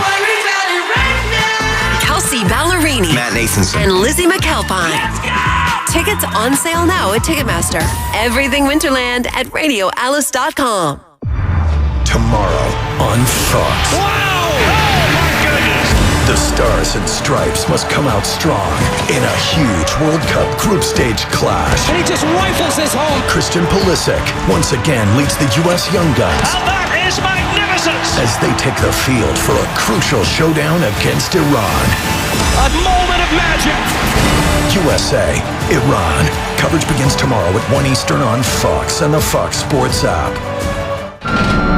You're the one who protects the flock, and that requires an eye for detail. Because when safety and well-being are on the line, it's the details that can save lives. Even when no one else is watching, you see everything. Grainger gets you, and we're here for you, and all the ones who get it done with a wide range of safety products and solutions, plus board-certified safety consultants here to answer your questions. Call, click Grainger.com, or just stop by. Grainger, for the ones who get it done. Get in zone, AutoZone. Welcome to AutoZone. What are you working on today? Thinking about gas mileage. You know, changing your oil with a full synthetic oil like Pennzoil Platinum can help your engine get more miles. Right now, you can get 5 quarts with an STP extended life oil filter for only $38.99. Get everything you need for better fuel efficiency at any of our 6,200 stores or on AutoZone.com. Get in the zone, AutoZone. Restrictions apply. Charging a cell phone can be like getting a booster shot. A booster is given to enhance or restore protection after a primary series vaccination, which wanes over time. Schedule an appointment when you are eligible. Sponsored by Pfizer and BioNTech.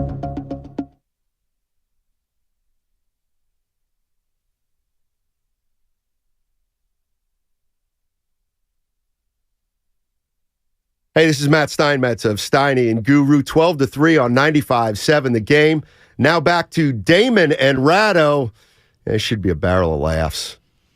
Oh, stick around. The comedy comes up in the 4 o'clock hour. Ray's been working on an entire bit. It's going to be great. Stick around. Peter King live at 5. And we got a couple things to just let you know about. We got a little breaking news for you right now. Nick Wagner is reporting that Elijah Mitchell does indeed have an MCL sprain. It's serious. What, isn't serious? No, is serious. I was about to say, what are you saying? Because he's out 6 to 8 weeks. It sounds pretty serious to me. So that's not good. It's not. It's not. Probably should have hung on to Jeff Wilson Jr. I remember thinking that live in real time, too. But there is a new Niner to talk about because they have signed veteran quarterback Janoris Jenkins. Maybe a lucky jackrabbit's foot will get them all the way to and through the Super Bowl, Ray. So there you go. That was a game where there was a toll paid for the win. I mean, there absolutely was. Elijah Mitchell, the sprained MCL that we now know about. I guess we're going to hold out to wait for Spencer Burford's update. He had to leave that game with an ankle, didn't return. McCaffrey was actually doing stretches on the sideline there. Looked like his knee was causing him a problem. He did come back into the game. And Deebo Samuel even looked like he was working out a little quad problem. He did come back to the game. Hopefully there will be no lingering issues from either of them. And also Spencer Burford sprained his ankle yesterday. But I said that. Did you get Spencer Burford? I get Spencer Burford in Okay, because you were enjoying the lozenge that you're. Well, the lozenge I need, otherwise you won't hear me. The show's pro lozenge. Yeah. No, I was looking at the other injuries. That's okay. And so I missed the Spencer Burford. I'm sorry. That's all right. I failed you. I forgive you completely. I should leave. No, stick around. We got a lot to get to. Look, somebody here is like, hey, same guy. We're not going to relitigate the Jimmy thing every day. It's just, I'm done with it. But at the same time, I'm not going to let people say that we, the station, the show, got this one wrong. When they signed Jimmy Garoppolo, 95.7 said, first of all, 95.7 has never said a thing. Put a name on it. What host are you talking about? The station doesn't speak. Individuals speak on the station. But okay, it says, when they signed him, you said they botched it. It's okay, Damon. You can admit you're wrong once. They did botch it. They totally botched the process. They said, we don't want him back. That right there means they botched the process because Jimmy's the only reason why they are where they are right now in terms of competent quarterback play, which you don't think Trey Lance or Brock Purdy would be giving them. You shouldn't think that either one of those guys would be giving them that right now anyways. So you've got they tried to get rid of him, couldn't. They then told his agent, go ahead and get him traded for any price anywhere, see if you can. He couldn't. So they've double botched it right there. The surgery, which everyone said botched their ability to get the trade done, is literally the saving grace, the safety net under the trapeze that is the football season. So, it would be and could be if it weren't for the fact that, Jimmy is a pro. He's never going to say anything bad about the 49ers coming or going, and I don't think he'll do it in an interview 30 years from now. He had mentioned that, hey, it hurt his feelings a little bit that all this happened, and it feels really good to feel a little appreciation coming his way right now. Not a single talk show host, not a single caller, not a single fan, not a single tweet could have ever led Jimmy out of town. Kyle Shanahan took him by his hand and walked him to the taxi line and said, get in it, get out of here. We're done. We're done. But for whatever reason, a reason that has nothing to do with Niners evaluation or competency, it's all luck that taxi never showed up. So yeah, if Jimmy and the Niners do win a Super Bowl this year, it will be in spite of the decisions made by Kyle Shanahan. Except for the one that brought him back, because that's a crow-eating exercise that he was willing to do because he didn't really have a choice. But they never really brought him back. He was always there. The question was, would they waive him? Yeah, well, none of He was this- under contract. Yeah, but they didn't waive him. And it takes me to the thing that I've always believed most about football more than anything else. It's better to be lucky than good. Because they were lucky. I mean, it just, whatever your plan is, nothing makes God laugh louder than when you have one. And the 49ers, and I hate giving them credit, the 49ers were at least flexible enough to recognize that their hand had changed and the deck of cards had changed. There are some coaches and GMs who would have been so stubborn that once they got on the path, they would have never walked off of it. So yes, they get credit for not being stubborn boobs the whole way through. Well, I mean, and truthfully, there was nobody who was complaining when they were trying to get rid of them. It's a valuable lesson in don't ever assume that you've got enough of anything. Because they thought they had enough quarterback. Well, they also just thought they had enough running back, didn't they? Yeah. They thought and then they decided, no, we don't have enough running back because he went down and they went out and got Christian McCaffrey. And now, then they said, we have enough running back, and they got rid of Jeff Wilson, and now Mitchell goes down, and they need more running back. Yeah. That's the cruelty of the roster. You got to fit these guys in somewhere. And, look, if they do what I think is fairly unthinkable and they win this whole thing, somebody's going to be the executive of the year, but it's not going to be coming from that building. They lucked into all sorts of good fortune this year. They've had a bunch of injuries, yes, but everybody has a bunch of injuries. It's the nature of the game. Nobody loses their job anymore. They lose their health, unless you're Zach Wilson. The fact is, sometimes you're going to be lucky. Sometimes you're not going to be lucky. And, maybe the Elijah Mitchell thing blows their offense up. They were struggling without him before. So the thing is, they are day-to-day like everybody else is. And when you look at their schedule, that we thought these next 3 weeks were going to be enormous, I'm not sure anymore. Because I don't know if you saw Tampa yesterday, but they looked awful. They sure did. And they're in 2 weeks. And the week after that, they're at Seattle. And I'm not sure what to make of Seattle anymore because they had a bunch of chances yesterday to put that game away early against the Raiders and didn't. And the week after that on Christmas Eve, Washington, all of a sudden they're a tough out. Yeah. And I have no idea why. So it might be that they have tough game, easy game, coin flip game, tough game. So, if you read down the schedule too long, you'll end up having to change your mind at some point. And now it might be time to rethink that. Well, I thought that the 49ers' next 3 weeks got summed up pretty well by David Lombardi of The Athletics when he's looking at what's coming up. And he basically says what you have here, if you're looking for a little headline drama, it's simply this. Shanahan versus McDaniel next week. Garoppolo versus Brady the week after that. And just 49ers versus Seahawks the week after that. Pete Carroll's got the kryptonite that has really been a thorn in the side of the 49ers. We all know that. We know that Pete Carroll's going to show up with his pocket full of kryptonite. He seems to kind of do that always throughout the records. When those two teams play, who knows? And yet, say what you want about the Tampa Bay Buccaneers. Do they stink? Does their division stink? Yeah. First place. They're in first place. That's a first-place football team. In a division to be impressed by? Nope. But that's first place. And Tom Brady is officially at the age now where we can say, yeah, he can have a bad week 1 week, but 2 weeks after that, he could look like Tom Brady. Now, I also saw that Tristan Wirfs is going to be out the next 2-3 weeks. If he is out, and they're lucky that it's that because they carted him off the field yesterday. Yeah, if he is out, I like the Niners in that game. Look, it's a home game. You should like the Niners in all remaining home games if they really want to go where they really want to go. Well, Tampa's not very good against the run. So there's that. Seattle is awful defensively. I mean, genuinely awful. So that doesn't seem like as difficult a game as history would suggest. And they got beat by the 49ers 27-7 in week 2. And their defense has not gotten any better. I mean, they got a 40 bomb dropped on them. I mean, their offense. Their offense is okay, but you could see that, people are starting to figure out that you just sell out on Geno and the 2 wide receivers, and you got a fighting chance. The fact that they got 34 against the Raiders just tells me that was an average offensive output, because the Raiders are god-awful on defense too.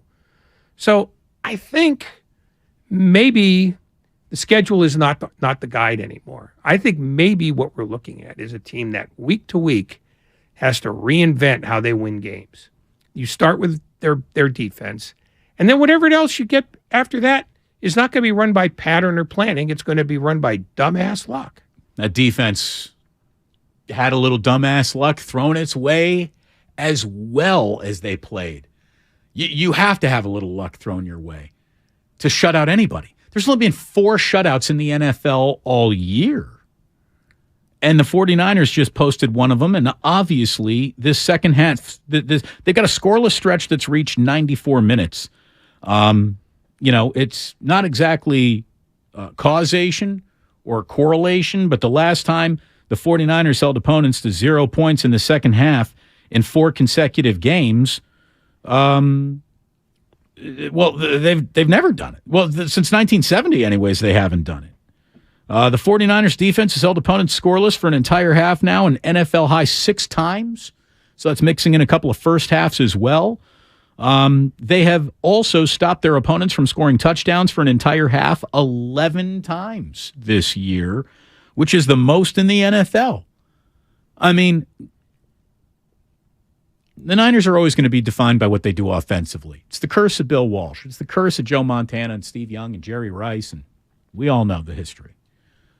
Good God, this defense is really something else, and let's see what they do against a real good offense that's coming next week with Mike McDaniel and the Dolphins. And I'll tell you, we've already got a little bulletin board material being passed back and forth. I don't know if Raheem Mostert meant to do that in any way. Raheem's a pretty nice guy.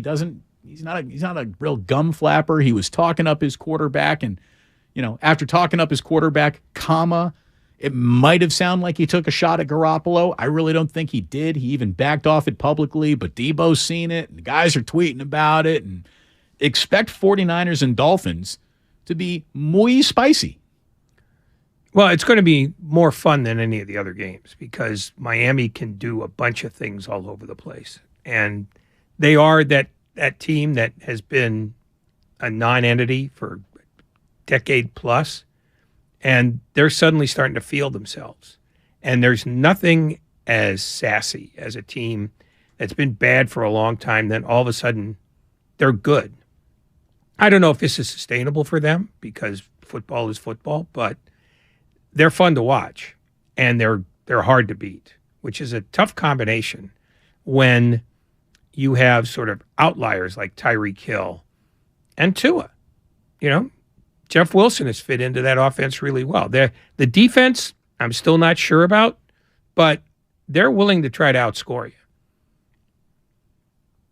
We will see if they got enough offensive firepower to do to the Niners defense what the Kansas City Chiefs did, but that's really the only afternoon where the Niners took a pounding defensively this entire year. Everything else has either been exemplary or an acceptable level effort. And, the old cliche, it's not offense, it's not special teams, it's defenses win championship. And to summarize, the 49ers have allowed the fewest points, the fewest total yards, the fewest rushing yards, the fewest first downs, and the fewest passing touchdowns in the NFL. That's a really nice home base to be operating from. Yeah, and the team that's probably close to them is Philadelphia, who's got the best record in football. Third, Denver. Isn't that something else? And I'll tell you, it feels like if you're looking for the bottom of the barrel, that loss in Carolina, that might be if Hackett is fired by the end of the show today, I wouldn't be surprised, Ray. I really wouldn't. I mean, it just ain't going to be him. You can ride out the year with him and do it, or you could do it today. He cannot return next year. There is no confidence in him. And obviously, Russell Wilson has the he ain't going anywhere investment, so you got to change the head coach. That's just all there is. I'm not thinking about the quarterback. I'm thinking about the general manager, too, because they thought it would be a brilliant idea to get rid of Vic Fangio, too. And what they did was they got rid of a guy who's not a creative thinker, but he built a defense that is saving them from being 0-11. That's all they got. And, at some point you got to think, maybe the football operations people don't have this right, which means maybe John Elway doesn't have it right, because he's still looking for a quarterback that will last more than 2 years. He's still looking for himself. He's looking for the next John Elway. Yeah, and the closest he ever got was that rental of Peyton Manning. Got him a Super Bowl, got everybody infinite contracts, but they're not good. I mean, they're aggressively not good. They are. And it looked like the finger pointing and the screaming was happening on the field and on the sideline. And it really looks like somebody's going to punch Russell Wilson the next time he says, let's ride. So I would not say that again if I were him. Well, I think they've already told him, so will you stop tweeting that nonsense? Enough. Did you see this stat during the game? I thought that a pretty interesting graphic hit Fox where basically they were looking at the record as Niners starters through their first 59 starts. That sounds like sort of an arbitrary number. It's a cherry pick. It's a cherry pick, but I understand why they did it, because they wanted to compare it to Steve Young and Joe Montana. And Steve Young and Jimmy Garoppolo are both 40-19 in their first 59 starts now. Steve Young and Jimmy Garoppolo are both 40-19 in their first 59 starts as the 49ers quarterback. Now, we want to, again, return to the fact that there is no team that is only winning or losing games based on its quarterback play. But it is a stat that we attach to them. And I can also tell you, not having been here firsthand, but knowing and having enough conversations with Ralph throughout the years where he used to tell me, Damon, there was nothing better than just opening up the lines and saying Joe or Steve. The entire 4-hour show was done by the callers after that. and Steve Young was officially in the category of he's never going to be good enough for us. We aren't impressed. I don't care how many MVPs he wins. He's not going to be Joe. And look, maybe he never is and never was. And maybe there is some truth to all of that anyways. Having said all that, first 59 games as a starter, Joe Montana was 37-22. I mean, it's just nuts. It's nuts. The price you pay for just stepping up to be a 49er quarterback it's a good thing that for whatever reason, all wide receivers never get measured against Jerry Rice. They really don't. No one's going to say, well, he ain't rising, he ain't rising, he ain't rising, he ain't rising, which is basically what you can say about every single wide receiver who ever played the game. They're not Rice. But man, Joe Montana set a standard that not even Steve Young could meet. And we all know that Steve Young is a standard bearer of excellence in any way you'd ever want to make an argument about what was excellent. We all know that. And Jimmy Garoppolo really is a little bit Steve Young 2.0 without the razzle-dazzle God-given talent. More of a system guy, more of a game manager than Steve was. Steve could break a game open just by being Steve Young. That's what made him a Hall of Famer. Jimmy is not going to be a Hall of Famer. But he will, maybe by the end of this year, have an opportunity to put as many Lombardi trophies in that trophy case as Steve did. Maybe, but if he gets credit for it, it's a misapprehension. It's a misdirection, because whatever they get out of this season, you hang it on the defense. Well, but it's all got to fit together. It's all got to fit together. The defense is so much better than not only any other defense in football, but the gap between their defense and their offense is wider than anybody else's. I mean, Philadelphia can put up points. They have very good defense, but their offense is properly great.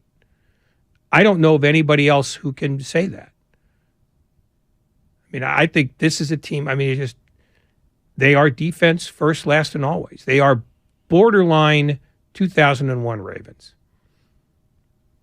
I'll take that. I will buy that 10 out of 10 times. I'm sure you would. And You know, if you're telling me you can have an offense that razzle-dazzles but might not show every week, but a defense that packs and plays like this no matter where it's playing, you take this defense every single time. It's impressive. We'll go through some of the sound from yesterday. How big is that Bosa contract going to be? It's from the 650 on the Xfinity mobile text line. They'll be able to pay it. Don't worry. Right. Well, here's the answer. However big Bosa's agent tells them it should be, that's how big it'll be. Yeah, the only argument, I think, is going to be how long. Because health and football they're strangers. And Bosa's got a history. And so how long do you commit? I mean, he's a guy I would overpay, and cheerfully. But I think football players by and large, get underpaid routinely. Has he shown you enough to be the first defensive end with a 100% guaranteed contract? That will never happen. I mean, but short, not a long-termer. No, I don't think the NFL would approve it. I think they are so furious to this day about the Deshaun Watson contract that they will find ways to say, no, you're not going to get that. Well, there's even a little, isn't it's the prerogative of the owner, isn't it? It's the prerogative of the owner, but the owner works with other owners. Would you say it's the parag marate of the owner? I wouldn't. I'll let you do that. No, I think, if for no other reason than politically, Jed York is not a guy who fights the power. Jimmy Haslam does. And it's one of the reasons why he's now basically a pariah among his fellow owners. I don't think Jed's going to do that. I also don't think you give that to a defensive lineman anyway, because they get hurt on nearly every play. Right, the chop block waiting to happen everywhere. Yeah, I think it's, I would want every contract to be fully guaranteed in my ideal world. But given that we're dealing with the NFL and that we've already seen the blowback from the one fully guaranteed contract we've seen, I don't know that a defensive lineman's going to get one ever. Can I just say this too? And I want to spend the final minute of this segment just basking in Talanoa Hufanga. Oh my God. He's a heat-seeking missile. And I mean it right now. He is my single favorite San Francisco 49er. We love the interview that we did with him. He was as humble as a hat in the hand. He was just the kind, nice young man to talk to who was clearly raised by parents who brought him up the right way. And, oh, by the way, he could be the best safety in football. And if he's not already the best safety in football, he is no further away than the second or third best safety in football. That guy is awesome. He's awesome. Jack might be getting a Talanoa Hufanga jersey for Christmas. Don't you think Jack should be able to ask for that? He's 3 years old. If it comes red, if he can't say Talanoa Hufanga, make him wait. I wonder what word might actually come out of his mouth if I made Let's him say find Hufanga. Out. We will. Go home tonight, pretend you're a parent for 5 minutes, have him say that. If he can't say it, no jersey. By the way, Jillian is in Paris on business, so I'm not pretending to be a father this week. I'm a father this week. This is going to be the biggest test of my fatherly life here. I've never gone more than 72 hours with just 2 kids and yours truly. I got 5-6 consecutive nights of. There's going to be a lot. Oh, what we also got to give a little credit to and love to before today's all said and done? The Wizard of Oz. Folks, The Wizard of Oz has still got it. The Wizard of Oz was made in the 30s. And my kids, the 1-year-old, Ozzy too, entranced. I got Jack just walking around singing, "We represent the Lollipop Guild, the Lollipop." And he throws in the kick. Oh, it's great. It's fantastic. Lions and Tigers and Bears, oh my. Stick around. Damon and Ratto here on 95.7 The Game. We got much more coming up. Again, crazy love to Talanoa Hufanga. Oh, that guy can play football. We are brought to you by Fremont Bank. Full service banking, no compromises. It's an action-packed Monday on 95.7 The Game. Garoppolo throws, deflected. Tyrann Mathieu with the deflection. Jawan Jennings with the touchdown. Play in transition, dialing long distance, and there's an answer from the right wing.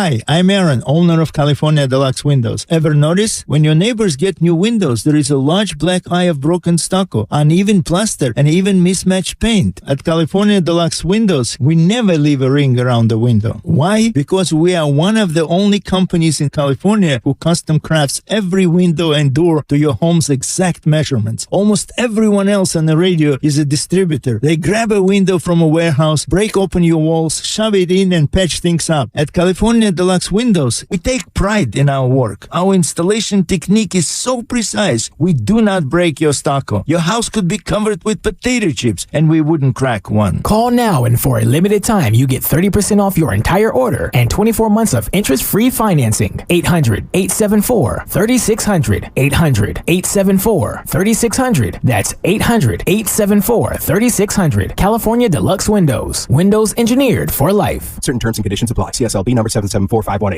If you run a small business, you need the most from every investment. That's why Comcast Business gives you more. Like more innovation with our new gig speed Wi-Fi, plus unlimited data. More speed from the largest, fastest, reliable network for small businesses. And more savings, up to 60% a year with Comcast Business Mobile. All from the company that powers more businesses than any other provider. When you need more, you need Comcast Business. Powering possibilities.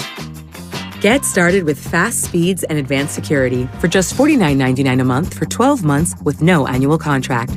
Plus, ask how to get up to a $750 prepaid card with a qualifying bundle. Offer ends 12/5/2022. Restrictions apply. EcoBill and AutoPay required. New 50 megabits per second internet and Security Edge customers only. Equipment, taxes, and fees extra and subject to change. Mobile Savings compares pricing of top 3 carriers. This football season, adopt a new tradition that's sure to turn fans into family. The Jim Beam Highball. That's beam and soda over ice with a lemon slice. Share one at the stadium or make one at home. Kentucky Straight Bourbon Whiskey, 40% alcohol by volume. Copyright 2022, James B. Beam Distilling Company, Claremont, Kentucky. Drink smart. At 7-Eleven, our coffee is fresh or it's free. We don't compromise on our premium beans, and neither should you.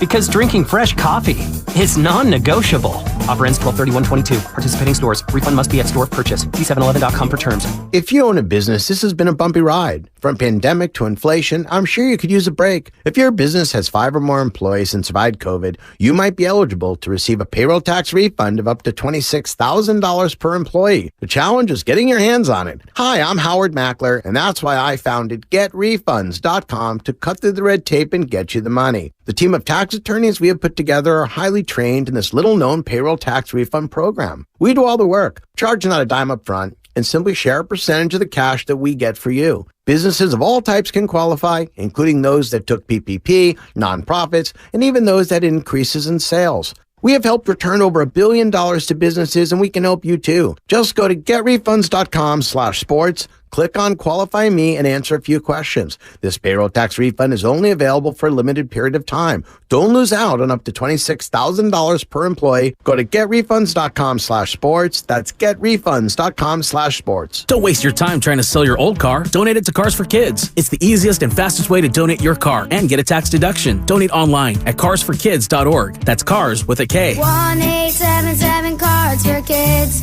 Donate your car today. Every morning at 8:50, the Morning Roast presents the Xfinity Flex of the show. Fonte and Shasky flex with their best moment of the day. Replayed at 8:50. You win it, 4th championship. Steph, Draymond, Clay helped the Warriors win this one alongside Jordan Poole, Kuminga, Moody. Nobody can say anything. They can't take this one away.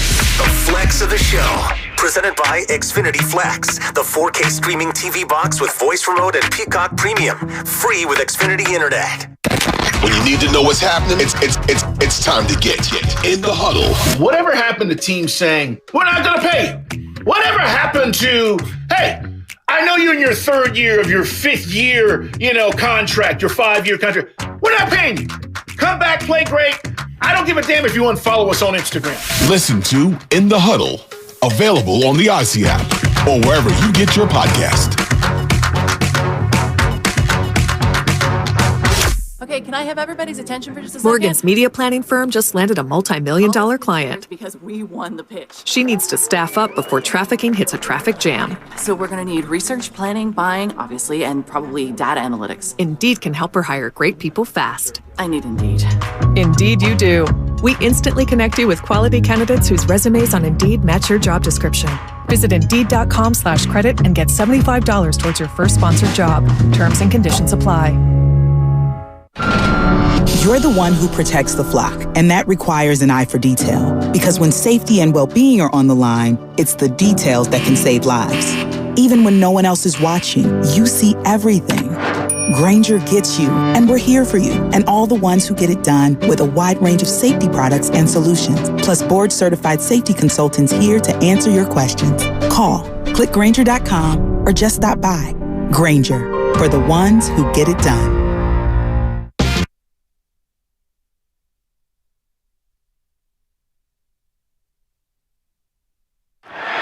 Kamara, nice move in the backfield to get away from penetration from Hufanga. The ball popping out at the end of the carry, and it'll belong to the San Francisco 49ers. Second and goal at the 6. Bolton will go to the air. Throws it short. Kamara at the 3, at the 2. Ball is out! Ball is out! Caroming around, pinballing around at the 1-yard line. San Francisco's got it. The scoreless streak continues in the second half. Play clock at 2. Dalton gets the shotgun snap. Dalton backside pressure. Bosa got him. No flags on the field. No points on the board. Hey, it's Willard or Willard and Dibs, 9 to noon. But now let's get you back to Damon and Ratto. Guys, keep those big smiles on your faces. Take it away. Nice montage. And thank you very much, Mark. Grandy giving good montage there. Kevin Kugler on Fox with all the calls of a defensive paint-a-masterpiece, if you will, by the San Francisco 49ers on Sunday afternoon down in Santa Clara. They were very good defensively, and they needed to be very good defensively because the New Orleans Saints were pretty damn good defensively, too. All afternoon, I think, gave the Niners a little bit more of a headache than they would even admit that they expected defensively. I think that they were a little taken back when, every single run is stopping before you get 3 yards past the line of scrimmage, basically, all afternoon. I mean, there was no space. There were no holes. There were no gaps. There were no cutback lanes. They're just when it was all said and done, what did they finish with? I got the raw data right here. What the Niners have? 98 rushing yards, 96 rushing yards. You turn your mic on, Ray. It's more than a T-shirt. It's a request. By the way, the merch store is open, everybody. Go ahead, Ray. 29 carries, 96 yards, an average of 3.3. I would have, having not seen, or I did look at the back score. I knew it was in the 90s. Didn't it feel like they ran for about 50, 60 yards? Not even. Yeah, that number is more generous to the actual production that we saw. Well, and the weird thing is that New Orleans was a much better pass defense team this year overall than they were a running team. So basically, I think they just said, we're going to sell out. We're going to sell out in the run. We're going to make them beat us by throwing the ball. And the 49ers did beat them, and they did throw the ball, but that's not the reason they won. They won because they didn't let New Orleans do either of those things. I mean, they took Alvin Kamara out of the game. Fumbled twice. Yeah. They beat the living snot out of him.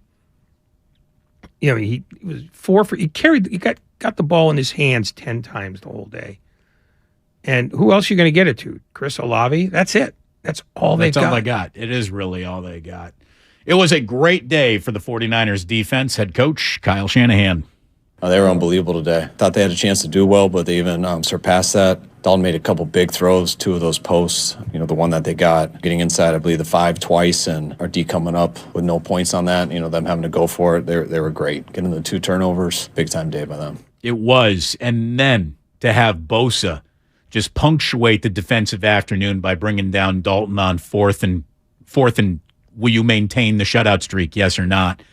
this happened. I mean, usually it's a matter of time. I mean, that was a great time to do it. I thought he was getting close. He's always having to battle that every play with the chips and just those guys doing whatever they can to block him. But he was moving all day, and that was a big time play by him to get that sack when he did. They were pulling out tight ends. They were pulling out guards to come on by, pull, and chip block Bosa. I mean, they did an incredible job trying to slow Bosa down. When it mattered most, they couldn't. Nick Bosa, the guy's a monster. Somebody on the 925 says, how'd that Khalil Mack contract work out?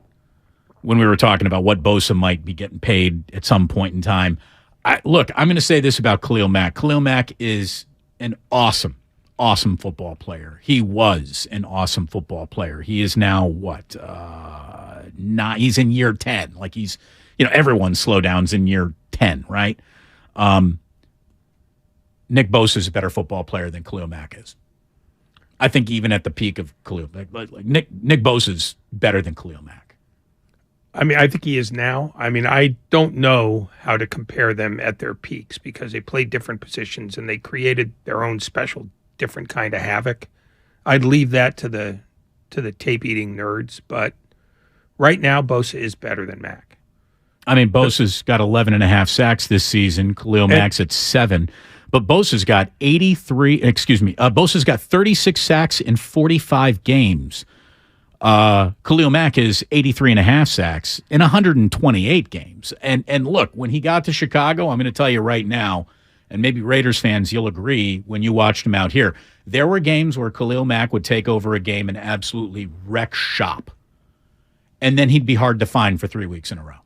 But in fairness to him, and I think you could say this about Bosa as well, is when teams make that guy the focus to block and send 3 guys to do it, you will disappear. But Bosa's still getting a sack a game. I mean, he's 10 games this year. I mean, he's got more than a sack a game. He's got more sacks than they have games played. But he's more than just a sack guy. I think you rely on him to do a lot more things than that. So he's an ultimate edge setter. Yeah, I mean, he's very good, and we don't have to have a debate about that. But I think he and Mack at his best were guys that teams literally schemed around. And neither the Raiders nor the Bears were good enough to figure out how to make him their best guy because they had so many other problems in so many other places. I mean, there's a reason why one team's got 4 wins and the other has 3 this year, and that's about average for each of them. By the way, just so no one's thinking we're doing Homer located in San Francisco radio, that Nick Bosa sack, he was offsides. He absolutely jumped that guy. Oh, no question. Just a little. He was a little. He was a heartbeat up, and his head was certainly in the neutral zone when that ball was snapped. So Bosa got caught. If he does get a sack there, then you got to think right, maybe he's not as good as people think he is. But look, there were penalties negating a lot of big plays in that game, right? I mean, you had the Jimmy pick that wasn't, thank goodness, because it keeps an interception streak, a non-interception streak alive. And that could have been a huge turning point in the game. You had a big Debo gain that was called back for holding. The game got very flag happy early on in that third quarter. And you had, in the first half, you had Kittle's holding call wiping out what would have been an Elijah Mitchell touchdown. I mean, that thing was the biggest run play all afternoon. And did Kittle hold? Yeah. I mean, he grabbed the arm. He held him a little, but he wasn't in the jersey. He wasn't. But it was out where an official could see it. Yeah, I guess when you grab someone directly by their elbow, that you can see it. It was in the middle of the field of play too. He had no line of scrimmage confusion helping him up. There were times where I really thought that they were just straight up tackling Nick Bosa at the line of scrimmage too, and you have to. I mean, Dalton took a pounding. Garoppolo took a pounding yesterday. That was a tough football game. Yeah. That was a big boy football game. It really, really was. No, the Saints have no discernible offense, but they get to stay in games because they'll beat you up. They're a lot like Atlanta that way. Atlanta's got its own list of limitations, but the day you play Atlanta, you're sore for a week and a half. And the same thing is true of the Saints. Look, there was a lot of interesting stuff that happened this past weekend, and we're going to, chop it up with Peter King, who's going to join us live at 5. I know that he talked to Fred Warner after the game on Sunday. Fred Warner talking to the media after the game on Sunday. Feels great. It feels great. You know, that's our goal every week is to shut them out, right? It's easier said than done. This one was really special because the way we had to get it, though, you know, it's not like they were just behind the 50-yard line all game. Like, they were right there sniffing the goal line multiple times. And for guys to stand up, like, time kind of slows down in those moments where you're looking your teammates in the eyes and, like, saying, like, we gotta pull this off, you know. And, you know, these are the ones you remember forever.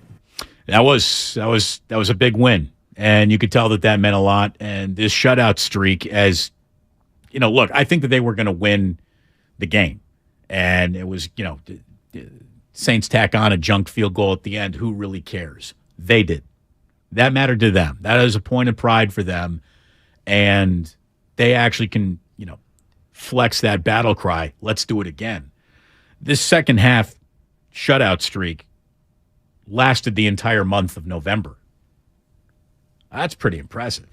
The entire month of November, they shut out everyone in the second half. We have talked about how Kyle sometimes doesn't make those halftime adjustments. D'Amico Ryans certainly is. And D'Amico Ryans is getting he runs a base defense. And when you got a defensive line like that, you can do it. You don't need to go blitz happy. Saleh was the same way. He didn't blitz very much either. He just ran base. D'Amico Ryans is timing his blitzes almost perfectly, whether they're coming from Hufanga or Warner or Ebukam, wherever they're coming from. They come at the right time, and they usually get home to just, if nothing else, disrupt the play. And that's why when you say that Shanahan doesn't make defensive adjustments, I don't think he ever does. I think that's the job of the defensive coordinator. He leaves that guy to make the adjustment. So if you've got to complain about their adjustments defensively, you go to Ryans the way you used to go to Saleh. I think they're the guys who are responsible for that. Kyle Shanahan delegates for his coaching staff more than he does for his general managing staff. I think I need to let you know that the Jim Irsay collection is at the Bill Graham Civic Auditorium on December 10th. Free tickets still available. JimIrsayCollection.com. Let me welcome everyone to your 4 o'clock hour. You're listening to 95.7 The Game, KGMZ FM and HD1 San Francisco. Always live on Twitch, YouTube, and the free Odyssey app. Damn well better be free. You should just be, if you're a 49er fan, thanking the Lord that the entire season did not go up in smoke when Jimmy got his knee smoked by defensive tackle Malcolm Roach. That could have absolutely ended the entire year. Jimmy, none too happy about the hit. You know, it is football, but you got to be smart. As players, look out for one another. I mean, there's no place for that, but I'm all right. A little sore, but nothing bad. I mean, here's the thing. It didn't seem like an act of malice by Roach as much as it was just gravity, pulling a big guy down who thought he could make a tackle because the quarterback was out of the pocket. Look, how did that happen? The answer on a football field is football. Football is how things like that happen. I don't think that there was any intent. There was no hit list. There was no I'm taking Jimmy out really behind that. But, God, that could have absolutely taken Jimmy out. He was asked post-game, was he close to actually coming out of the game? No, I was staying in the game. That wasn't the only hit that was questionable like that. I mean, throughout the whole game, it was like that. It was a gritty game. Proud of the guys today, just how they fought through all the adversity that was thrown at us. I mean, it was all types of adversity, and we just kept going, man. I think that was a good win for us. That is one of Jimmy's better days, considering it was not a great day for the 49ers offensive line. You know, they protected him at times. He got slaughtered at other times. And really at no time did they open up the running game, which is, you know, how you uncork the bottle of wine to let everything start breathing in the first place. So they're pretty darn lucky that they got out of that with Jimmy Garoppolo intact. And Kyle Shanahan was talking about that was a gritty performance from his quarterback. Yeah, Jimmy, I mean, he took some hits today. I don't have anything exactly on him, but I know he's sore than usual. So we'll check him up in here and see how he is tomorrow. But, you know, he had a very gutty performance. And I know he got hit a bunch in this game. And I didn't see the hit on that and looking down the field. But when I looked back and he was on the ground, you could tell it was pretty physical just by his reaction. And I thought there was a couple more on him in the game that I heard. But no, Jimmy had a real tough game. Yeah, when you can hear your quarterback getting sacked, he's getting hit hard. Yeah. Oh no. It was a beating. And I use that in the most graphic way I can. The other thing, though, is the 49ers did try to run the ball more in the second half. They went away from it in the first half more than I thought they would. And I suspect that's because they saw that New Orleans was fully committing to the run. But they weren't much more effective the second half. That's the and that's the takeaway from that game. If there is a disappointment, it's that they weren't able to run against a below average run defense. And Elijah Mitchell has a sprained MCL. That's something that Kyle Shanahan began his conference call talking about, and we will have that conference call for you when we come back from break in a little bit. So stick around to hear the latest from Kyle. The Niners added Janoris Jenkins, the veteran corner, today. The Jackrabbit is now in the building, so we'll see whether or not he gets thrown into the mix of a defense that's really doing a great job holding its own week in, week out, and never more evident than in a shutout against the New Orleans Saints. By the way, in the second halves now, the 49ers have outscored all of their opponents 57-0 in the month of November. Like, that's pretty darn good. The last time the New Orleans Saints, by the way, got shut out was in 2001. It was week 17, and remember, that used to be the final week of the year, so I'm sure they were pack it up and go home mode, but the Niners weren't. In 2001, in week 17, the 49ers shut out the Saints. That was the last time the Saints had been shut out by anybody. A 38-0 win at the Superdome.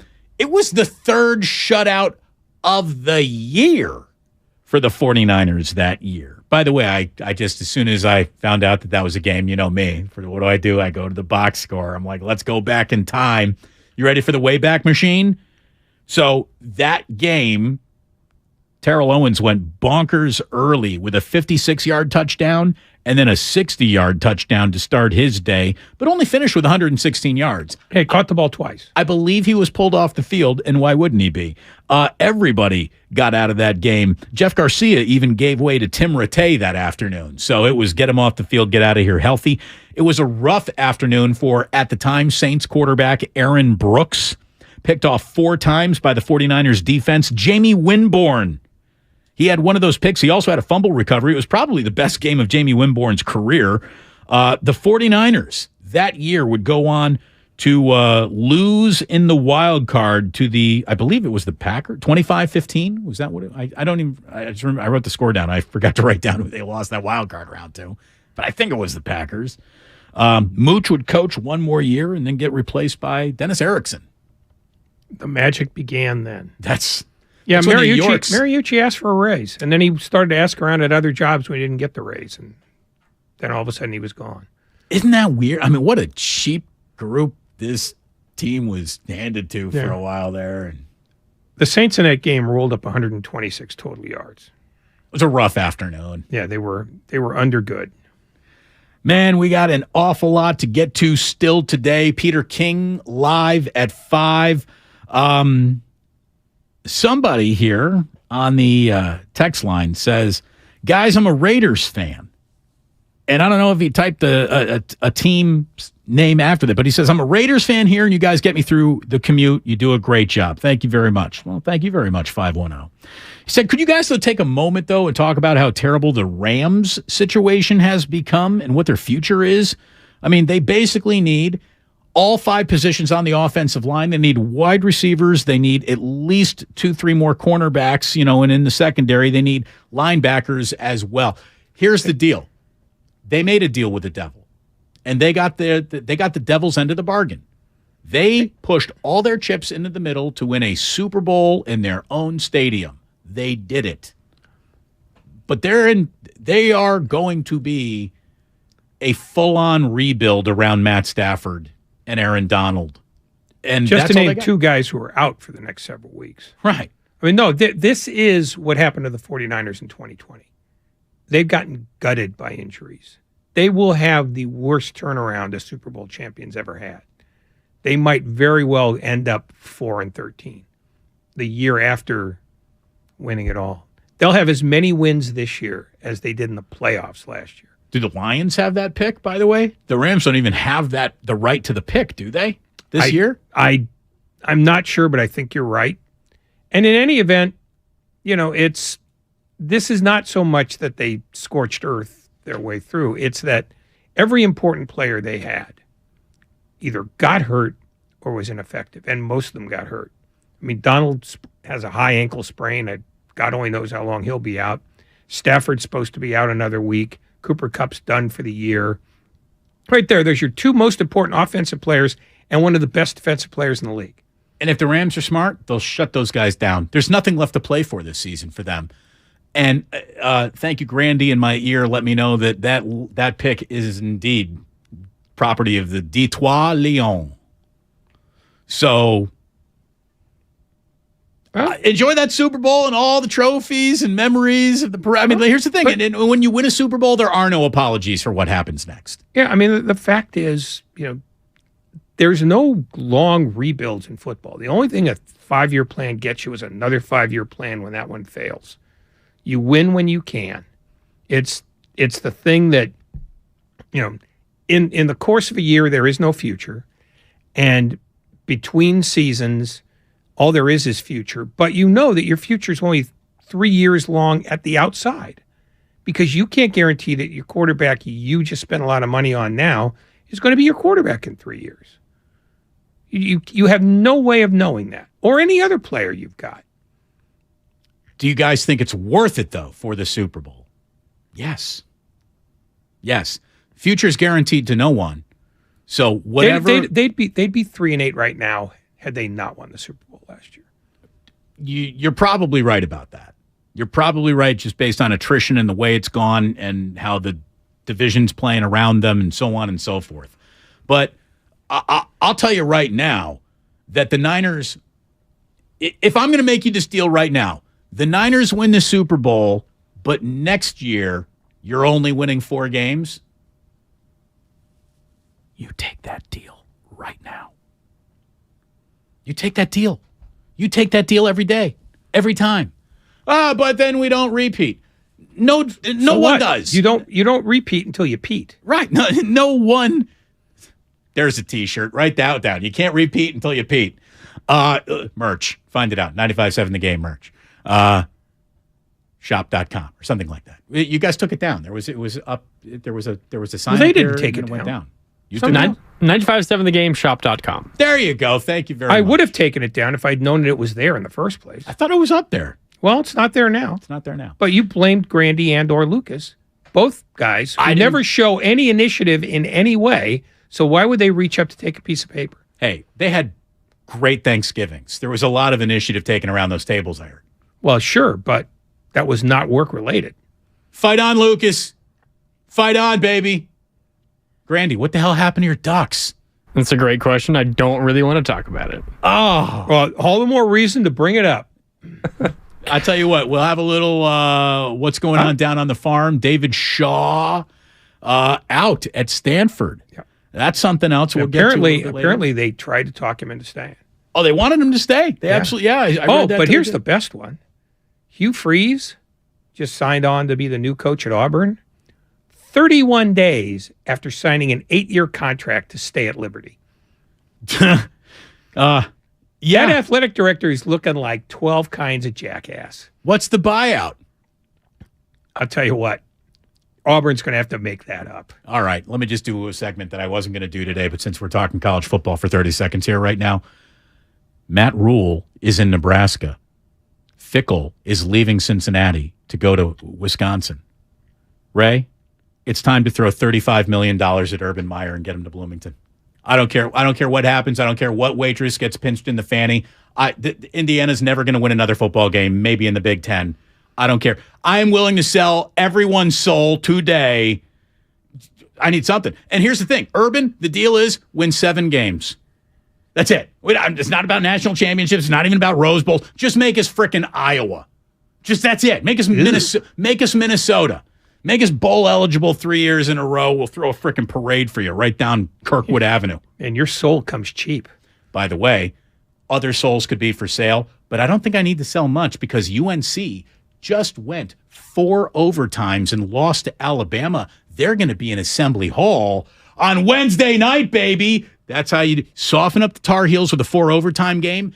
It's a 9:30 local time tip-off at Assembly Hall. To say that the entire state of Indiana and everyone in Assembly Hall is going to be fired up for that game is the understatement of the college basketball year. Congratulations. You've managed to take every person driving home tonight to pull over to the side of the road and take a nap. Hoosiers are back. Hoosiers are back, baby. It's college basketball season in Bloomington. The rest of you can finish up your college football however you need to. We have Peter King live at 5 today. It's good to have you around. Open lines talking about the Niners' defensive dominance and some Week 12 results around the dial. All of that is next here on 95.7 The Game, brought to you by Solo. These days, there isn't enough easy to go around. So here's some. Meet Solo, the revolutionary single-seat commuter that makes EV easy. Easy to drive, easy to change, and at under $19,000, easy to afford. It's even easy to order at drivesoloev.com. 2000, 2008, 2022. When it comes to the economy, those are some scary years. .com crash, housing crash, and the roller coaster we're going through right now. It's a dangerous time to not know your numbers. But over 31,000 businesses have the confidence and clarity they need because they rely on NetSuite by Oracle, the #1 cloud financial system. NetSuite gives you visibility and control of financials, inventory, HR, planning, and budgeting. Manage risk, get reliable forecasts, improve margins. Everything you need all in one place. So, how do you prepare for uncertain times? The answer, NetSuite. NetSuite helps you identify rising costs, automate your business processes, and easily see where to save money. That's why 93% of customers say they improved their visibility and control when they upgraded to NetSuite. What are you waiting for? NetSuite is offering a one-of-a-kind flexible financing program. Head to netsuite.com/radar. netsuite.com/radar. If you own a business, this has been a bumpy ride. From pandemic to inflation, I'm sure you could use a break. If your business has 5 or more employees and survived COVID, you might be eligible to receive a payroll tax refund of up to $26,000 per employee. The challenge is getting your hands on it. Hi, I'm Howard Mackler, and that's why I founded GetRefunds.com to cut through the red tape and get you the money. The team of tax attorneys we have put together are highly trained in this little-known payroll tax refund program. We do all the work, charge not a dime up front, and simply share a percentage of the cash that we get for you. Businesses of all types can qualify, including those that took PPP, nonprofits, and even those that had increases in sales. We have helped return over $1 billion to businesses, and we can help you too. Just go to getrefunds.com/sports, click on Qualify Me, and answer a few questions. This payroll tax refund is only available for a limited period of time. Don't lose out on up to $26,000 per employee. Go to getrefunds.com/sports. That's getrefunds.com/sports. Universal Studios Hollywood is where the holidays come together. We've tested it. Festive food with refreshing Coca-Cola. Family, friends, and fa-la-la. Dazzling lights cranked up to maximum merriment. The Grinch and his dog Max stealing your tree. All the science adds up. It's the awesomest celebration of the season. Save $20 on a Coca-Cola 2-day general admission ticket. Offer ends 12/14/22. Restrictions apply.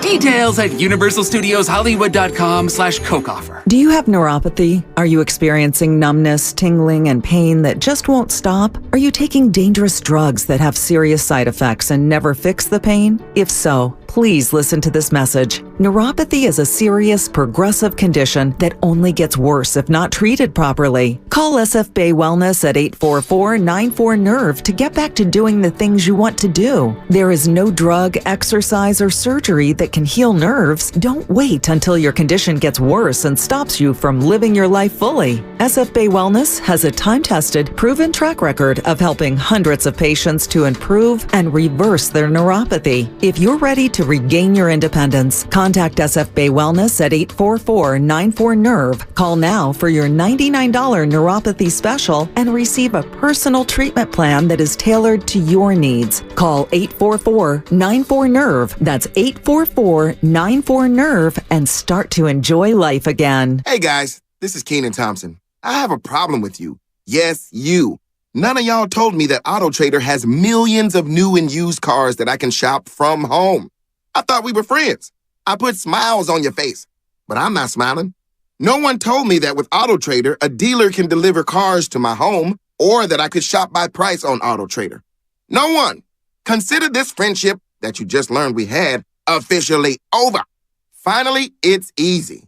AutoTrader. When people have a craving to explore new and traditional Asian cuisines, they head to P.F. Chang's, where scratch-made dishes come from the 2,000-year-old tradition of wok cooking. P.F. Chang's wanted to explore new possibilities for their website. They turned to AmericanEagle.com. AmericanEagle.com re-architected P.F. Chang's website, integrating multiple third-party systems to create a unified digital experience. The results? Improved page speed and performance, personalized content based on users' location, intuitive online ordering, an increase in organic search visibility, and a 40% increase in new users. For scratch-made Asian cuisine, visit your local P.F. Chang's or go to pfchangs.com for website design, development, digital marketing, and hosting that produce efficiency, revenue, and results. Visit AmericanEagle.com. P.F. Chang's and AmericanEagle.com. Another example of the best businesses in the world, turning to the best in the business for websites. Go to AmericanEagle.com or call 877-WEB-NOW1. That's 877-WEB-NOW1.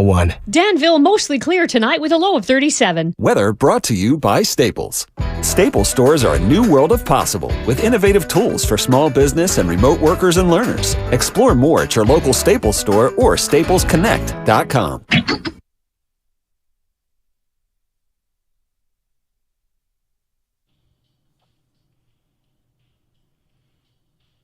Now back to Damon and Ratto on 95.7 The Game.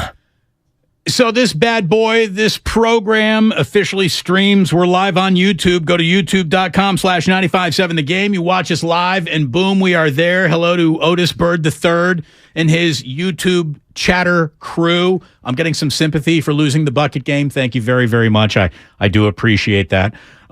Great to have you all around today. Good to have you. Good to hear from you, as always, at 888-957-9570. And we will be hearing from Peter King live at 5 o'clock. But right now, we're going to spend a little time on Kyle Shanahan's conference call. Happened today, just about an hour ago, not even. And Kyle began by obviously addressing the media about some of the injuries after yesterday's win, including Elijah Mitchell's MCL sprain. The injuries from the game, Elijah had the MCL sprained. Wasn't the news we were looking for. He'll be out longer than that, most likely 6 to 8 weeks. McCaffrey has some knee irritation. We'll manage him throughout the week. Spencer Burford had an ankle sprain. Hopefully we'll get him back later in the week. And that's it from the game. Kyle, how did Jimmy check out? Obviously, you didn't mention him, so he's okay, but was that kind of a relief that he didn't come in this morning with major swelling or anything? Yeah, no, it was a relief that, no serious injuries came up. I know he's pretty sore today and stuff, so hopefully he'll work that out by Wednesday, but nothing serious. Do you feel like Jimmy gets his fair share of calls? No, I don't. I think a lot getting missed on Jimmy. Do you think there's any reason certain quarterbacks that are protected more than others? I don't think so. I think it's just coincidence, but I'm not sure. Each ref and crew is different. Each game's different, so you try to adjust and feel it out during those games. But I do feel like Jimmy's had a number missed on him. With Elijah, have you had an opportunity to talk to him with him just coming back, and how is he doing mentally suffering another injury like this? He's pretty disappointed. Everyone knows how good Elijah's been, how hard he worked to get back from his last one, how good he's been playing since he came back, and to kind of be right back there I know he was real down on it. It's unfortunate for him. He's just had some real bad luck. You see the hit that it happened on. Again, he got rolled up on, and it was just a bad position for him to be in. So the good thing that he's proven that, all I told him was he knows what's ahead of him. The stuff doesn't end up affecting him. He's ended up being able to recover great. Every time he comes back, he's always the exact same guy. He's just going to have about 6 weeks and stuff of frustration, but hopefully we can do our job here so when he comes back, we're still playing. And Kyle, that happened on the first play of the second half? Yes, I believe it was. And he stayed in a little bit after that? Yeah, same thing that he did last time. He stayed in, hoping it wasn't bad, and once he got a couple more plays in, he realized he had to come off. I apologize for not knowing the rule, but can he go back on IR, or do you have to keep him on the 53-man? Yeah, you can go back on IR. Okay, and that's the plan, to just kind of to put him on there and then hope that he can be back in the postseason? Yes. Okay, thank you. With Janoris Jenkins, obviously he's been available all season. Why the timing now to add him to the practice squad? Because he was willing to do it. I don't think that was the case all year. We've been in contact with him for a little bit, and he was willing to do it. And, I've always been a fan of Janoris. I know most people have. He's played at a very high level in this league. And to get a player who's been like that throughout his career to come to our practice squad, we felt pretty fortunate. So we'll get him here. I think he gets here today, possibly tomorrow. We'll see him out there Wednesday and start getting some looks at him. What with Armstead this week? Armstead had a real good week last week. He had a real good day yesterday. I'm hoping to get him back here into practice on Wednesday. With Elijah out for an extended period, how good was to see what JP did in that last 6-18 when you hadn't been able to really get anything going on the ground, but were able to kill the last end of the clock? It was really impressive. The way he came in there and ran the ball, the way he protected it too, wasn't loose with it at all, and really, I think you could feel him like he did in the preseason when he got those carries. I know we could from the sidelines, we could see it on the tape, and you could tell our players spelled it out there when he was running. So that was real encouraging, and it's going to open up some opportunities for him and also for Ty to get a chance to get back out there. With regard to Jimmy, he mentioned afterwards that the play where he got hit in the knee wasn't the only time that he had gotten hit, which he thought might have been a little late in that game. Is it safe to say that there's a film going to the league on more than one hit on him? That happens every week. There's always stuff that we think they possibly missed, and then we give our opinion and we send a number of stuff in, and then they send back and tell us either they did or they educate us on why they didn't. So those are the things we always do, and there'll definitely be some this week also. Did Jimmy forfeit his low hit protection by getting out of the pocket on that play where he did get hit in the knee? He was outside the tackle block. That's something that the refs can decide, but he never forfeits it on his own. I believe that's what they called. Kyle, I know it's early, but have you had a chance to look at all at Miami, and what jumps out at you so far about what Mike's doing down there? We jump into Miami really right after this, but just what I've seen throughout the year. He's doing what he always does, moving guys around well. Using his personnel very good. Their quarterback seems to be playing at a very high level. Their receivers are as scary as it gets, and I know just from seeing some of the crossover of that defense and things like that over the years that how active they are, how aggressive they are in their blitzes, how aggressive they are in their coverage. And to me, it's not a coincidence why that team's playing so well. Raheem Mostert said, among other things, that last year when he decided to have season-ending surgery, the team was not happy, and they wanted him, to have just miss 8 weeks. Is there any truth to that? Oh yeah, there was all different types of opinions during that. From where we were at, Raheem, his agent, everybody, just like there always is. There's first opinions or second opinions. So yeah, there's always different opinions on those things. All right, guys. See you guys Wednesday. In other words, what Kyle Shanahan wanted to wrap up with at the end there is, opinions are an awful lot like a-holes. Everyone's got them, no doubt. Look, Raheem Mostert was one of those star-crossed, incredibly talented in moments and incredibly banged up in others. And, if you could guarantee a guy health, they would have kept a guy like that around. There's no doubt. But nothing is guaranteed. And obviously Elijah Mitchell, we really hope that guy's career isn't, starting to get defined as injury prone. But when you got two big injuries at the beginning of your career, that's kind of the frame you get put in. One bad news for one guy is maybe opportunity, for someone else, though. We know it's the Christian McCaffrey show more often than not. But look, maybe Jordan Mason actually does something. Maybe he's a huge shock. Ty Davis-Price hasn't even been dressing for games. He's going to be up and dressed now, I would imagine. Maybe that rookie from LSU comes in and gives the Niners a kick in their running game they really weren't expecting. Maybe, though, that's not the way to bet. I think you're probably going to see more from McCaffrey. He's going to get them all more than maybe even Shanahan would like him to. Well, and because the drop-off after him, it wasn't great from him to Mitchell, meaning that they were relatively close. But the drop-off from him to those other guys is a chasm. It's big. It's big. There is just no doubt. But maybe you get lucky. Maybe someone is just waiting to show you how special they might be someday, and maybe Ty Davis-Price is that guy. It's a next man up league. There's next man up opportunities coming around. I want to get back to Jimmy because I know he was a great subject of the conference call, and look, it's really important that guy stays healthy. I mean, more than anybody else, really, truly, on this team right now. Because Jimmy Garoppolo is doing everything you could ask the driver of this offense to do. The number one ask week in, week out is avoid making mistakes. Avoid making mistakes. And Jimmy has now gone the longest stretch of his career, 4 consecutive games as a starter, without throwing an interception. Did he get bailed out on a call last weekend? Yep. But you know what that goes on? That is a straight-up car was coming, do-over. Never even think about it. Never even happened. He has not thrown an interception in 4 straight weeks now. Yesterday, he was 26 of 37 for 222 yards, a touchdown, a passer rating of 94.7. And look, the numbers are just very much in Jimmy's corner right now. He's thrown 16 touchdowns and only 4 interceptions. He hasn't thrown an interception since the Chiefs game. He's played in 10 games this year, and the 49ers, when he throws no interceptions, they are 7-0. When he throws at least 1 interception, they're 0-3. Causation, correlation, both. I mean, both, for sure. When Jimmy avoids interceptions, the Niners are mathematically and beyond just this year, historically, hard to beat. From 2018, including the playoffs, the 49ers are 14-4 when Jimmy doesn't throw an interception. They're 16-11 when he throws 1 or more.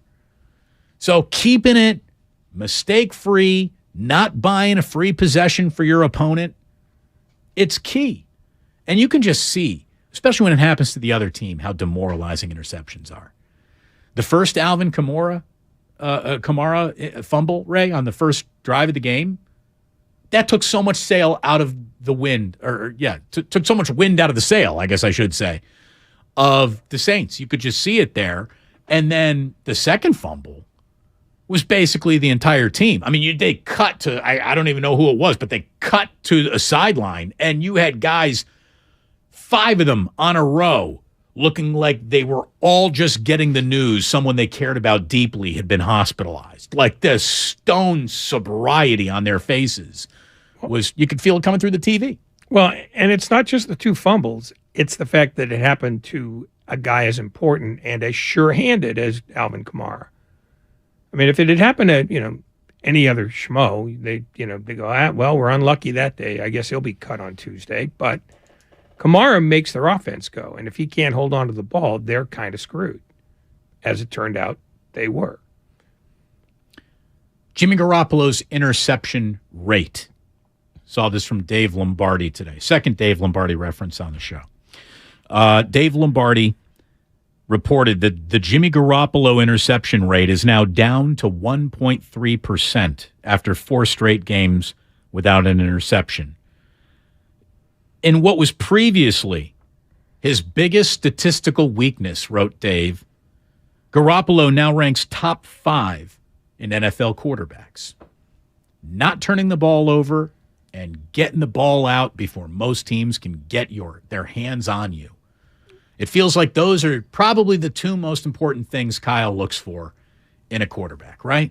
Well, in this quarterback anyway. And Jimmy's giving it to him. Yeah. He gets the ball out like Tom Brady or Aaron Rodgers fast, and he is not turning it over anymore. No, it's 1 interception every 76 throws. That's his average this year. You did a little show prep. You didn't just pull that out. Nope. Did you just do the math? Simple math. Look at you. 4 into 304. Did you do that in your head? Yeah. You really did. How hard is it? Well, I mean, you do have a calculator. No, I don't. You're the only guy who's got a calculator. 4 into 300 is 75. Add 4, 76. I don't care. I'm impressed. Oh, you went to Indiana. I get it. Stop it. Don't put the ball on a tee and expect me not to swing. Jeez. I'm proud of you, though, Ray. I'm proud of the show right now. The show's feeling smart right now. Ray's doing math live on the air and in his own head. Look out, America. How are you going to deal with that? And usually by drinking. For math that really you don't need to do at all, because I'll just give you the rankings right now. Defensively, the 49ers, they are number one in football in points per game. They're number one in football in yards per game. They're number one in football in rushing yards per attempt. They are number one in rushing yards per game. They are number one in preventing first downs per game. They are number one in passing touchdowns allowed per game. So again, just real quick, the Niners defense is number one in football in points, total yards, rushing yards, first downs, passing touchdowns. It's pretty good. You really can't improve much upon being number one in all of those categories. That is a wish list that very few fans would even bother putting together because it's too much of an ask. Santa's not bringing a pony. Stop asking. To be number one in that many categories defensively, Santa usually doesn't bring that to anybody. Yeah, but Santa brought that pony to San Francisco 3 years ago, too. So fans shouldn't be that surprised. Right.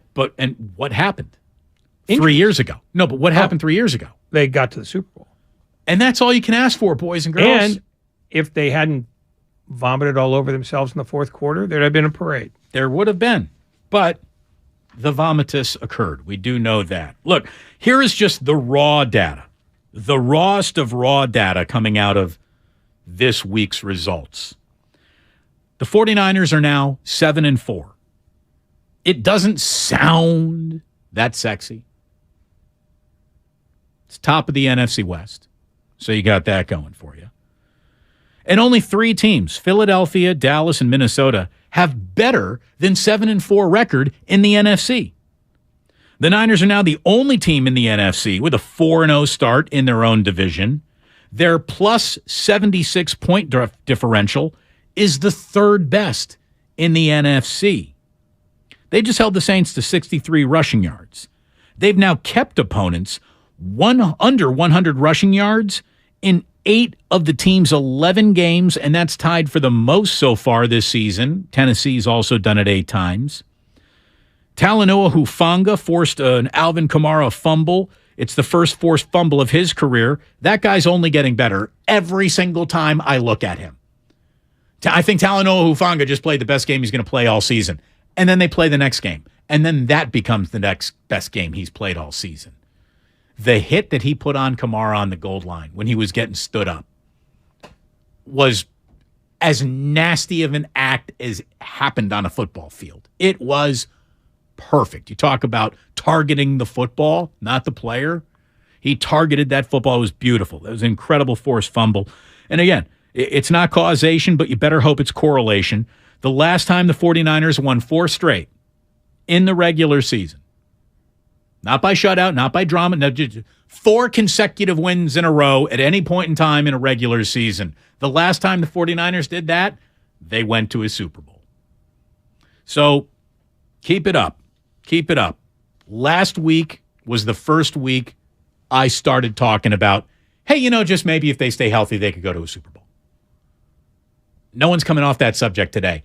Now, in the everyone on Sports Talk Radio always wants more than whatever they see, and that's just kind of the way it goes, I do want to talk about 1st and goal from the 6-yard line because the 49ers have way too much talent to be held to 13 points, even by their own defense. They have too much offensive talent to be held to 13 points by anybody. I hated that sequence of plays that Kyle Shanahan sent in. You got on 1st down, you got Garoppolo passing to Kyle Juszczyk for a no-yard gain. A lot of those passes just go along the line of scrimmage, if not even behind or a yard away from it. So that was a throwaway play. Then you got Elijah Mitchell going up the middle. He gets to the 2-yard line. And then on 3rd and goal, Jimmy throws for 1 yard to Jennings because they're on the 2-yard line. So another, just you catch it, you're getting tackled. They didn't throw a single attempt into the actual end zone. And I know it's a catch and yak yard team, but we're talking about 1st and goal from the 6. So a 6 to 16-yard pattern is all we're talking about. And that's the wheelhouse of this team's passing attack. At one point, McCaffrey had absolutely nobody covering him, but Jimmy's looking at the other side of the field, and the pressure was bearing down on him, so he didn't even see him. That's frustrating. And if you're telling me, what are you worried about? I'm not worried about the Niners making the big play. They seem to be scoring from distances that are well outside the red zone or well outside first and goal. But as soon as the Niners get to first and goal, like there's a reason that Robbie Gould is over there warming up. And it's not for the extra point. It's because he knows this is probably going to be a field goal attempt. The Niners got red zone problems that someone who is so good at calling offense should be able to overcome. Like Kyle Shanahan needs to put together these 9 out of 10 times get me 5 yards. He needs those plays. And he needs to put them all in right now, install them, memorize them, and use them the next time he's looking at first and goal. It's ridiculous how often this team settles for a field goal when they get the ball inside their own 10-yard line. Like, if you're asking, how did the 49ers bow out of the playoffs this year? It's because they're settling for field goals instead of touchdowns. I also think it's really hard for a team that is run first when they get inside the 10 to create the kind of space you're asking them to create. Play action. Play action. Nobody's going to take their play action seriously because they don't run play action. They know that that's not going to end up being a play they want to run. I mean, yeah, does that put Kyle Shanahan in a bind? Yeah, but if he goes play action, it's doing something they're not used to doing. And if you're not used to doing it, the chances of something bad happening are far greater than if you just go to your strength. The problem that they've got is that they have to operate in space for their offense to be as good as it can be. There's no space down there. There's just no space. You know, I mean, there isn't for anyone at that point on the field, and other teams with lesser talent figure it out all the time. Well, except that they don't. The 49ers are they're 15th in the red zone, which is not a bad number. It's not a great number. Right. It's average. Aren't they built to be better than average than that now? I don't believe so. I mean, I think they have flaws, and I think this is one of them. And I think it's been now 12 weeks and 11 games. At some point, your flaws become who you are. And I think this is just something they're not good at. And even at that, they're average, maybe slightly above average. This is Larry in San Francisco. Larry, thank you very much for the call. What do you got? Hey, Damon. Hey, I got to tell you something, man. This has been a problem since Jim Harbaugh was the coach. You know, Jim Harbaugh, we needed 4 yards, we'd get 3. We needed 9 yards, we got 8.5, and then we kick a field goal. That's just how the 49ers have been for the last 20-something years, right? I mean, I'm not going to argue with you. That feels like it was a problem too, and maybe that's why Jim Harbaugh never won a Super Bowl. That or just give the ball to Frank Gore. I mean, here's the thing. If running is what you do best, then put your best foot forward when you're on the precipice of the end zone. And if you get stuffed running the ball 4 times in a row, I'm better than that, than Jimmy having to go into a panic scramble because nobody got open from 4th and goal from the 1. Wait, what? Juwan Jennings talks about he likes the nickname 3rd and Juan? He needs to start becoming 4th and Juan, for goodness sakes. I like to turn 3rd and Juwan. I like that one. Yeah, 3rd and Juwan. Sorry. Forgot the J on that. Juwan Jennings. By the way, Juwan Jennings did have a hell of a touchdown. The concentration after the tip to see the ball into his hands and then keep his feet in bounds, that's maybe his best play as a 49er, man. He's been good on 3rd down, but that touchdown was big. Here he is talking about it. My assignment was just to run a simple corner route. I was running to the pylon. I saw the safety, go away from me, so which I knew Jimmy was going to come to me. And when I looked back, the ball was in the air. And I was so excited, I'm thinking it's just going to drop in, and it got tipped, and it was just a load of events, and ultimately it was a touchdown. I was happy. That's the thing. He thinks it's falling to him like, oh, here it is. And then, nope, tipped. I got to adjust. He did. Good hands. Juwan Jennings, no doubt about it.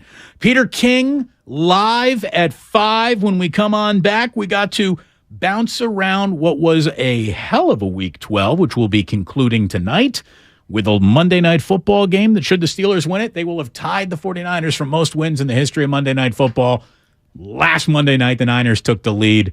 Will the Steelers meet them back at the pole position again after tonight? We will all find out together as we put the finishing touches here on already Week 12. Peter King live at 5. It's Damon and Ratto here on 95.7 The Game, brought to you by Fremont Bank. Full-service banking, no compromises. 'Twas almost the holidays, and all over the state, not a creature was stirring, except for, well, Nate. He was panicked, in need of a really good gift. Nate's a procrastinator, if you catch my drift. So off he dashed to the closest store, and there found holiday scratchers galore. Now Nate won't get a lump of coal, unless he burns the holiday casserole. Yes, scratchers from the California Lottery are great, especially for Mr. Procrastinate. So when it's time to get your gift shopping out of the way, try scratchers. A little play can make your day.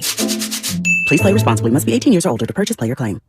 And, oh, by the way, the Steelers are playing in Indianapolis tonight, and a little bit of the Colts is actually coming to the Bay Area in terms of the Jim Irsay collection. He is the owner and CEO of the Indianapolis Colts, and he's one kind of groovy dude who took his billionaire fortune and just bought a lot of cool stuff, like a lot of incredible rock memorabilia, sports memorabilia, presidential memorabilia, from Jackie Robinson to Muhammad Ali to JFK and others, guitars plus much, much more.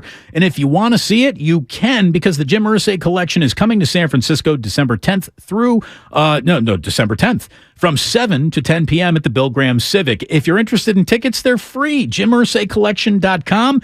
And there's going to be a free concert put on by the Jim Irsay Band, which has Ann Wilson of Heart, legendary Buddy Guy, and John Fogerty is scheduled to make a special appearance. Tickets are free, but space is limited. Sign up right now. You'll be glad you did. It seems like a pretty cool night coming through. And again, for free $99, you can't argue with it. JimIrsayCollection.com. One night only at the Bill Graham Civic Center on December 10th. JimIrsayCollection.com. Attention passengers, this is your pilot speaking. Looks like we're gonna have to land immediately. And hurry to the Xfinity Black Friday sale. Folks, we've got clear skies and lots of binge watching ahead. Stream your heart out when you get the ultimate streamer setup. We'll be cruising in so new Xfinity customers can get 400 megabit internet with unlimited data and Xfi Complete for just $55 a month for 2 years with no annual contract. And a free 4K streaming box included. Plus, for a limited time, get HBO Max included for 1 year. So, sit back and relax with internet made for streaming and access to classic favorites. Flight attendants, prepare for binge watching. Drop everything and get to the Xfinity Black Friday sale now through December 5th. Go to Xfinity.com, call 1-800-XFINITY, or visit a store today. Restrictions apply. Requires paperless billing and auto pay with stored bank account. Taxes and fees extra. Ad-supported plan of HBO Max. After promo, regular rates apply to all services and devices. No one knows where this market will go. Things could change tomorrow, next week, or next month. At Merrill, we've been here before, and history shows this is the time to stay focused on your future. Because through every market, the bull will always have your back. Find an advisor in the Bay Area at ml.com/bullish. Merrill, a Bank of America company. What would you like the power to do? Investing involves risk. Merrill Lynch, Pierce, Fenner & Smith Incorporated, registered broker-dealer, registered investment advisor. Member SIPC, a wholly owned subsidiary of Bank of America Corp. This holiday season, tee it up at the Golf Mart for the hottest gifts from TaylorMade and Bushnell. Featuring the TaylorMade Stealth Carbon Woods with 60 layers of carbon for faster ball speeds. And while you're there, grab a dozen TP5 golf balls. And from Bushnell, save up to $75 on the Tour V5 and Tour V5 shift rangefinders. There's also gift cards for those favorite golfers on your list. Don't miss these holiday gifts and more happening now at the Golf Mart, home of the 90-day satisfaction guarantee. At 7-Eleven, we have fresh coffee 24/7. And if it's not fresh, it's free. That's 7-Eleven confidence. 7-Eleven, take it to 11. Offer ends 12/31/22. Participating stores. Refund must be at store purchase. See 7-Eleven.com for terms. Hi, I'm Aaron, owner of California Deluxe Windows. Ever notice? When your neighbors get new windows, there is a large black eye of broken stucco, uneven plaster, and even mismatched paint. At California Deluxe Windows, we never leave a ring around the window. Why? Because we are one of the only companies in California who custom crafts every window and door to your home's exact measurements. Almost everyone else on the radio is a distributor. They grab a window from a warehouse, break open your walls, shove it in, and patch things up. At California California Deluxe Windows, we take pride in our work. Our installation technique is so precise, we do not break your stucco. Your house could be covered with potato chips, and we wouldn't crack one. Call now, and for a limited time, you get 30% off your entire order and 24 months of interest-free financing. 800-874-3600. 800-874-3600. That's 800-874-3600. California Deluxe Windows. Windows engineered for life. Certain terms and conditions apply. CSLB number 774518. When back to the office means back in traffic. Blocking the 3 right lanes, multiple emergency crews on the scene. You can rely on your Northern California Honda Dealers Traffic Center. On the shoulder now, so that's good. Traffic is getting by. From your traffic leader, KCBS. Without the ones like you, who work tirelessly to keep things running, everything would suddenly stop. Hospitals, factories, schools, and power plants, they all depend on you. No matter the weather, emergency, or time of day, you're the ones who get it done. At Grainger, we're here for you 24/7, with supplies and solutions for every industry, and access to product specialists ready to help. Call, click Grainger.com, or just stop by. Grainger, for the ones who get it done. Ray Magliozzi here for eBay Motors. So you have to drive 300 miles to your cousin's wedding. Okay, so it's his fourth. But you know what they say, fourth time's the charm. Well, here's the problem. Your tires are as bald as I am. But lucky for you, eBay Motors has tires for just about every make and model. Plus wheels, lug nuts, jack stands, and more. 122 million parts. Do they have tissues? Oh, good, because I'm definitely a crier. Get the right parts at the right prices. eBay Motors. Let's ride.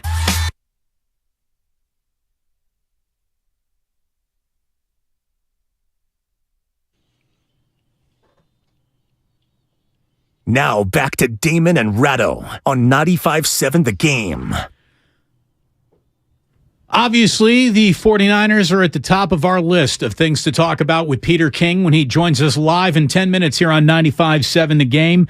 But we're going to bounce around some Week 12 results with him as well. It was a fascinating weekend of football. It really was. As you are starting to turn your attention, by the way, to the holidays, I feel like I need to tell you, number one, that the 95.7 The Game merch store is live now. You can go and shop around if you like. 957thegame.shop.com for all of our station's swag. I will also let you know that the Guardsman Tree Lot is officially open down at Fort Mason from like 9 a.m. to 9 p.m. Ray and I are going to be down there. Ray, take a note because this applies to you. I believe we're going to be there Wednesday next week. We're going to be down at the Guardsman Tree Lot doing our annual show from down there. I'll bring a jacket. Bring a jacket. We'll go ahead and Irish up a couple of coffees for you. A couple? Get you nice and loose. And we're going to give away a Christmas tree at some point in time. Maybe even more than one to someone who comes on down and says, hi, I want a Christmas tree.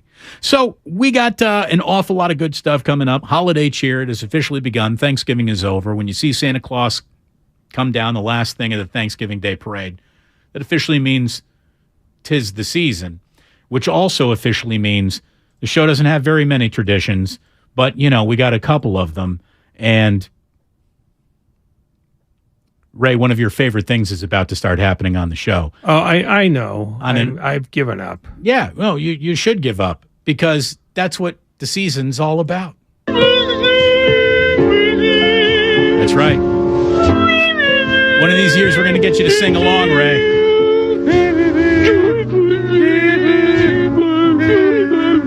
Before that happens, I want the sweet release of death. Happy holidays. Yeah, in your hat. From 95.7 The Game, but mostly Ray. We got, like I said, the man, the myth, the legend himself, Peter King, joining us at 5 o'clock. Interesting results, right? Look, so the Eagles, who I thought were, you know, one of those hard to prepare for teams, but might have peaked too early. They keep on chugging, man. They're good. They are 10-1. That is the best record in football. They just beat the Packers in a game that saw a combined 73 points.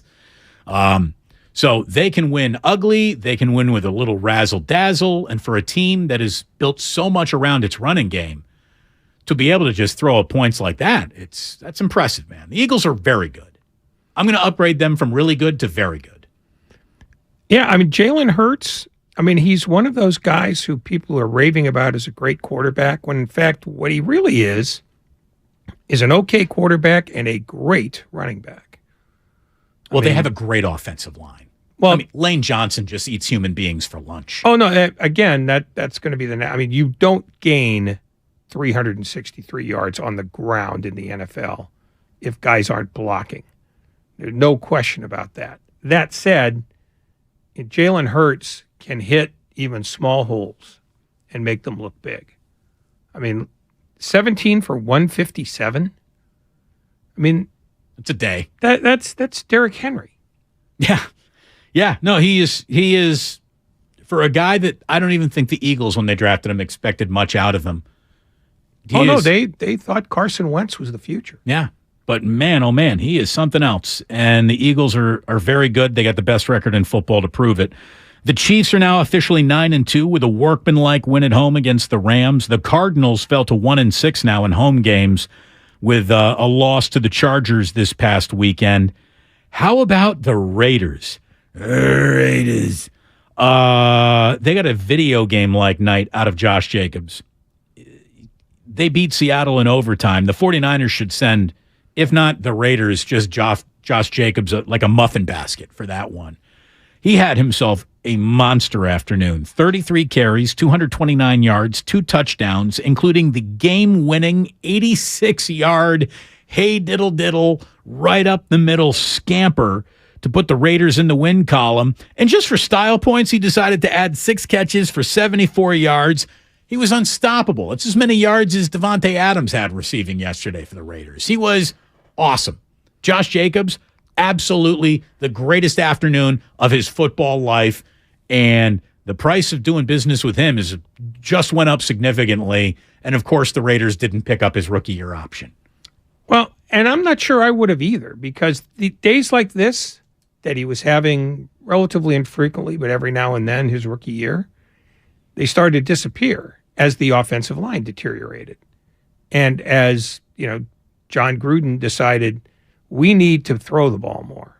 And he went away from Jacobs, and so they looked at him and they said, I don't know if he's going to last for us.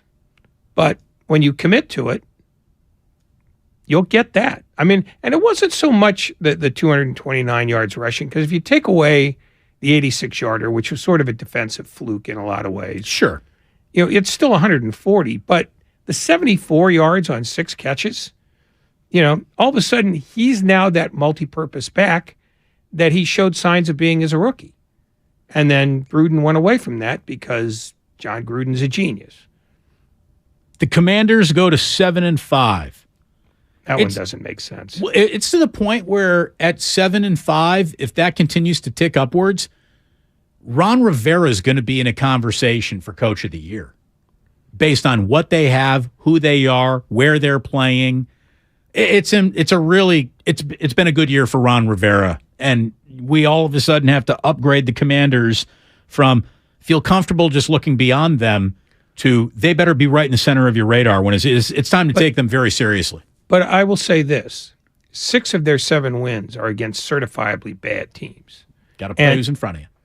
I understand that, but in terms of deciding who they actually are, I think you sort of have to, hold back. I mean, their losses to the Lions in week 2, and the Eagles, the Cowboys, the Titans, the Vikings. And coming up, they've got back-to-backs with the Giants, the 49ers, game against the Browns, which is a throwaway, and then the Cowboys. So I'm not convinced that Washington is there for the long haul. I still think they're probably going to end up being the worst team in that division. But 7 wins is more than I thought they'd have at any point. Yeah, I mean, if they do anything other than fade, it's a good year, right? If they fade, what? They'll be 8-9. It's not, and that with Taylor Heineke. The Bengals are quietly 7-4. Just shh, nobody's talking about the Cincinnati Bengals. And I don't even know if we really should talk about the Cincinnati Bengals. Oh, because they were 4-4 after 8 weeks. There you go. They're 7-4 right now. The Browns beat Tom Brady and the Buccaneers. There was actually a rally skunk seen inside the stadium. Cleveland, speaking of rally skunks, is going to get Deshaun Watson back next week. His suspension has officially been served. And not that there is a suspension, but the benching of Zach Wilson. Look, they've invested enough, the New York Jets have, in Zach Wilson, Ray, where he is going to get one more bite at the apple here. It's going to happen. And that's not like a New York pun either. At some point in time here, Mike White will step out of the career day that he just had and the public displays of affection which the Jets are giving him, and that is very much a middle finger to Zach Wilson and how little they like him as well. But he's going to get one more bite at the apple after this, and that's going to be it in New York for him, if that is not a successful chew when he gets that bite. Well, the other thing is there's an excellent chance he'll get hurt too, because that's who the Jets are. But I'm not sure that Zach Wilson isn't buried there. And the reason why is because when Robert Saleh announced that he was not going to start, he said it with a fair amount of gusto. Like he'd been hoping to have this press conference for a while. I think he's essentially fed up with Wilson. And when the end of the year comes, he's going to go upstairs and say, I don't want him back. I don't care how much money you have to eat. I can't stand him.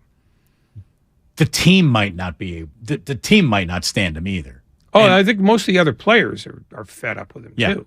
I mean, they were giving Mike White public displays of affection that rivaled lovebird teenagers sitting on the same park bench in that postgame. I mean, everyone went out of their way to say, not only did he play well today, but what a great guy. Man, we love playing around him and hard for him. That is a team telling their starting quarterback, we don't like you nearly as much as this guy. And, you know, at some point, you have to make a call as an owner and a general manager. Is it about the money or is it about the football? And most of the time, the answer is it's about the money. So I wouldn't say that Zach Wilson's in trouble, but if it was up to Robert Saleh, he'd be an ex-Jet next year. There is enough of an institutional investment in him as the number 2 overall pick in the draft, where, again, he will get one more shot. It might not be this year, but it'll be an open camp competition with, Mike White and the number 2 pick in the draft next year. So there's something very interesting going on there. Less interesting than the disaster that has become the Denver Broncos for sure. And we'll get into all of that. But we start, obviously, with the 49ers getting a big shutout win over the New Orleans Saints this past weekend. Before we say hello to Peter King, we need to greet our 5 o'clock hour. You're listening to 95.7 The Game, KGMZ FM and HD1 San Francisco. Always live on Twitch, YouTube, and the free Odyssey app. Damn well better be free. Peter King, live at 5. Can't ask for more than that after another win for the 49ers, after a historically significant people watching the NFL Thanksgiving Day. Sunday was fascinating as well. Peter, thank you for joining us. Always good to talk to you. We hope it was wonderful with friends and family over Thanksgiving. Very good. Yeah, hope it was great for you guys, too. I had a good time. Excellent. Thank you so much. We did as well. Well, I don't want to speak for Ray. I don't know if that's possible, but I did.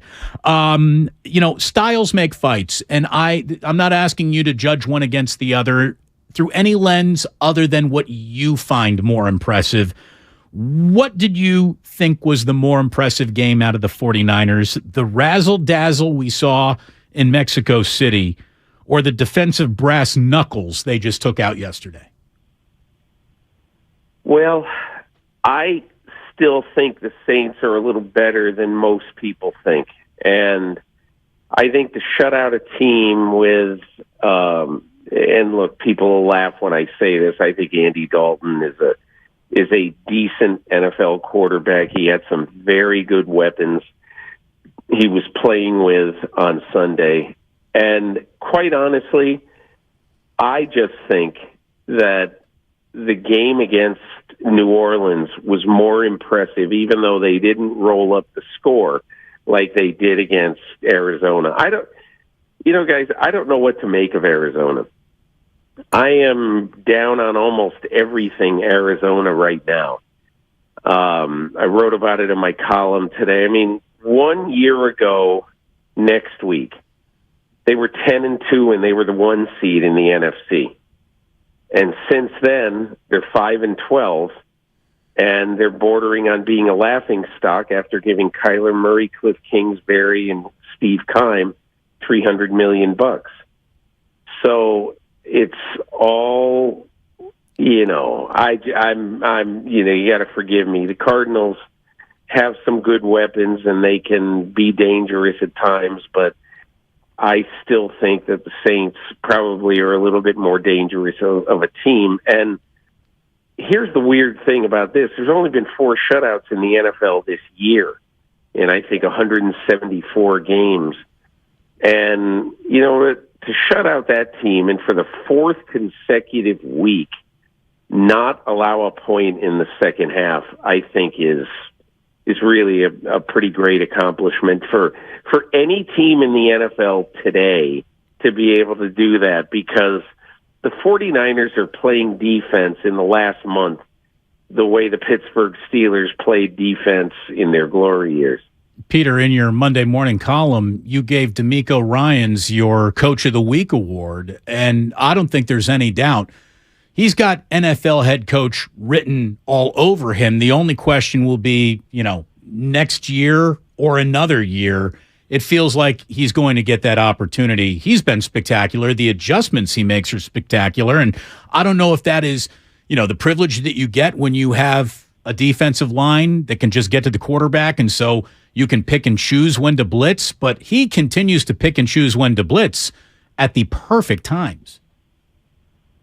So last night after the game, I spent, 10 or 15 minutes on the phone with Fred Warner. And one of the things that we talked about was just the fact that he knows that, that D'Amico Ryans is probably going to get a shot. Who knows? But he told me 2 interesting things last night, okay? He said, number one, because D'Amico played before, he has the sense of a player. He knows about the flow. He kept talking about the flow of the game, okay? And he just said he knows exactly what to call in every single moment.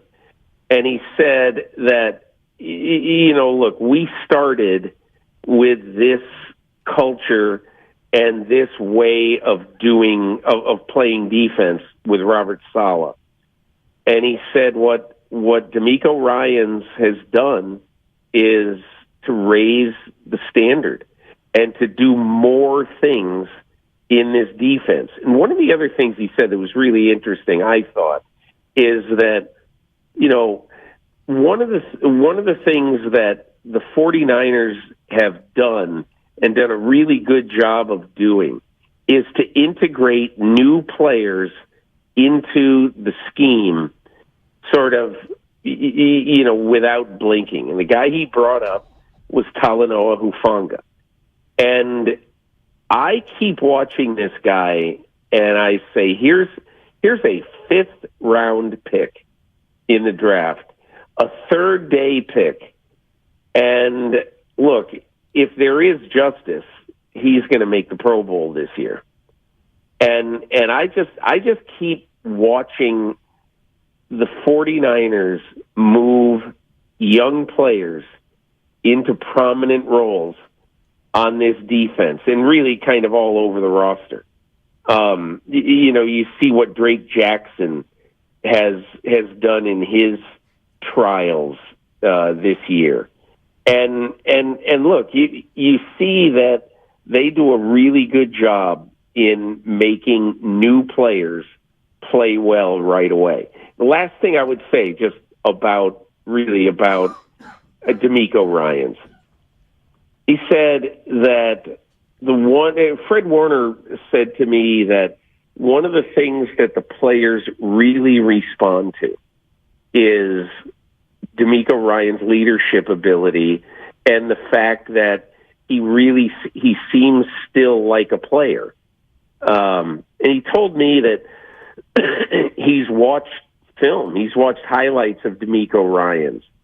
And one of the things that really impressed him as a player was his instincts. And, the fact that on the field, it appeared that he was never really surprised. So I think that sort of leadership role, I would guess that most of the guys on that defense think that in the tenor of the times that the NFL is in right now, where there is going to be a tremendous amount of pressure to ratchet up on all teams who have vacancies, the ability to look very seriously at candidates of all color, that I think DeMeco Ryans, he would get a job if he were green, but I also think that DeMeco Ryans and how great he has performed at his task this year, I think he has got a great chance to be a head coach in 2023. The biggest knock on him, though, is that he's on the side of the football that most owners don't tend to pay attention to. Is that going to be the reason why he doesn't get a job if that's what happens? Hey, Ray, one of the things I was thinking of when I've got a little list that I just keep. It's on the side of my desk here where, I've got like 30 names on this list. And, it's all these guys who've got a chance to be head coaches very soon, and only 7 of them are on the defensive side of the ball. But as of now, as of today, DeMeco Ryans easily is in the top 5. Okay. But there was only one defensive coach named in the last cycle last year. And so you look at that and you say, well, maybe NFL teams should look at coaches differently than they have in the past. But I think, Ray, one of the things that if you're a general manager, if you're an owner right now and you're looking for a coach, Matt Eberflus was the one defensive general manager, or the one defensive coach hired last year. And so theoretically, I think you would say, well, maybe they'll catch up this year, and maybe finally they will look at defensive coaches as aggressively as they look at offensive coaches. Here's the problem, right? Like Matt Eberflus, even though they've traded so many of his guys, Matt Eberflus right now has a bottom half of the NFL defense. And when you think about that, I think going into this weekend, they were like 27th in the NFL in scoring defense. And then they gave up 31 points to the Jets. So, they're going to have to love DeMeco Ryans for who he is, not necessarily for, not necessarily. They're going to have to interview DeMeco Ryans and like him for who he is, but also, DeMeco Ryans is going to have a very solid plan for the offensive side of the ball a month from now when those interview requests start, or a little bit more than a month, when those interview requests start coming in. Peter King here on 95.7 The Game. And I'm going to agree with you in terms of the Saints are better than I thought that they would be. Their defensive line certainly spent as long of an afternoon frustrating the 49ers in a running game as I've seen the 49ers running game frustrated in a while, and all credit in the world to Jimmy for doing enough to, put up enough offensively through a passing game that really had to carry the day. We've learned that Elijah Mitchell's sprained MCL is going to have him back on the IR now. And what was the deepest, it felt like it was billed at times as one of the deeper backfields in all of football that only got deeper when they added Christian McCaffrey, is just 2-3 weeks later now maybe as shallow as Christian McCaffrey, and that's about it. And good luck with Jordan Mason and a Ty Davis-Price, a rookie that's not even dressing. What level of regret do you think this team might have of giving Jeff Wilson away for future picks? I'm sure they would not have done it had they known that Elijah Mitchell again was going to miss some time. I think what happens a lot of times is that, and again, I don't have the list of 49er draft picks in front of me, but I think a lot of times what a team does, and I'd be surprised if John Lynch and Adam Peters didn't, and Kyle Shanahan didn't philosophically work this way, that if they were missing, let's say, a 5th or 6th round pick and had a chance to recoup it for, let's say, the 3rd running back on the roster, they're going to take that. And again, it reminds me this year in the NFL, what you're seeing over and over and over again, there have been an absolute epidemic of injuries at the wide receiver position, almost for every team in the league. Who has been unscathed by receiver injuries? I don't know any team. But again, if you're touching the ball and you're a physical player and a physical runner, you've got a chance to get hurt, and that's what happened. And I mean, look, the real disaster will be obviously if McCaffrey has to miss any time, and that's why if I'm Kyle Shanahan, I'm thinking in very conservative terms with how I use him, because look, Christian McCaffrey is going to be gigantic in however far the 49ers go. So whenever they have a chance to rest him, even if it means, as you say, they're going to have to play Davis Price some, whether they feel he's ready or good enough or whatever. I mean, shoot, didn't they pick him in the 3rd round? Yeah. I mean, if you pick a guy in the 3rd round, you've got to think at some level that he's going to be able to help you, and that time might be coming fairly soon. When you look at San Francisco's defense, if you're forced to compare it to the one in 2019, which one is better and why? Well, I guess what I would say right now is that I think healthy, the secondary in 2019 was a little bit better at the corner position, okay? But that doesn't necessarily mean that that at least as of right now, that this group can't be significantly better over time. But I think if Bosa is there and Bosa is healthy, obviously that helps your secondary, like by a lot. And so to me, I don't really think there is a major difference other than, look, I guess I would say I've really become smitten with Hufanga, and watching him play and seeing how smart he is and how good he is at every level of the field. He's obviously excellent in run support. He's clearly a guy who is mature beyond his years. And look, that isn't to say that Jaquiski Tartt was a bad player at all. I think he was playing strong 3 years ago. But I think that having Richard Sherman in a solid role in 2019 and having, I think, a real good nickel, K'Wan Williams, in 2019, that's probably where this group has the edge.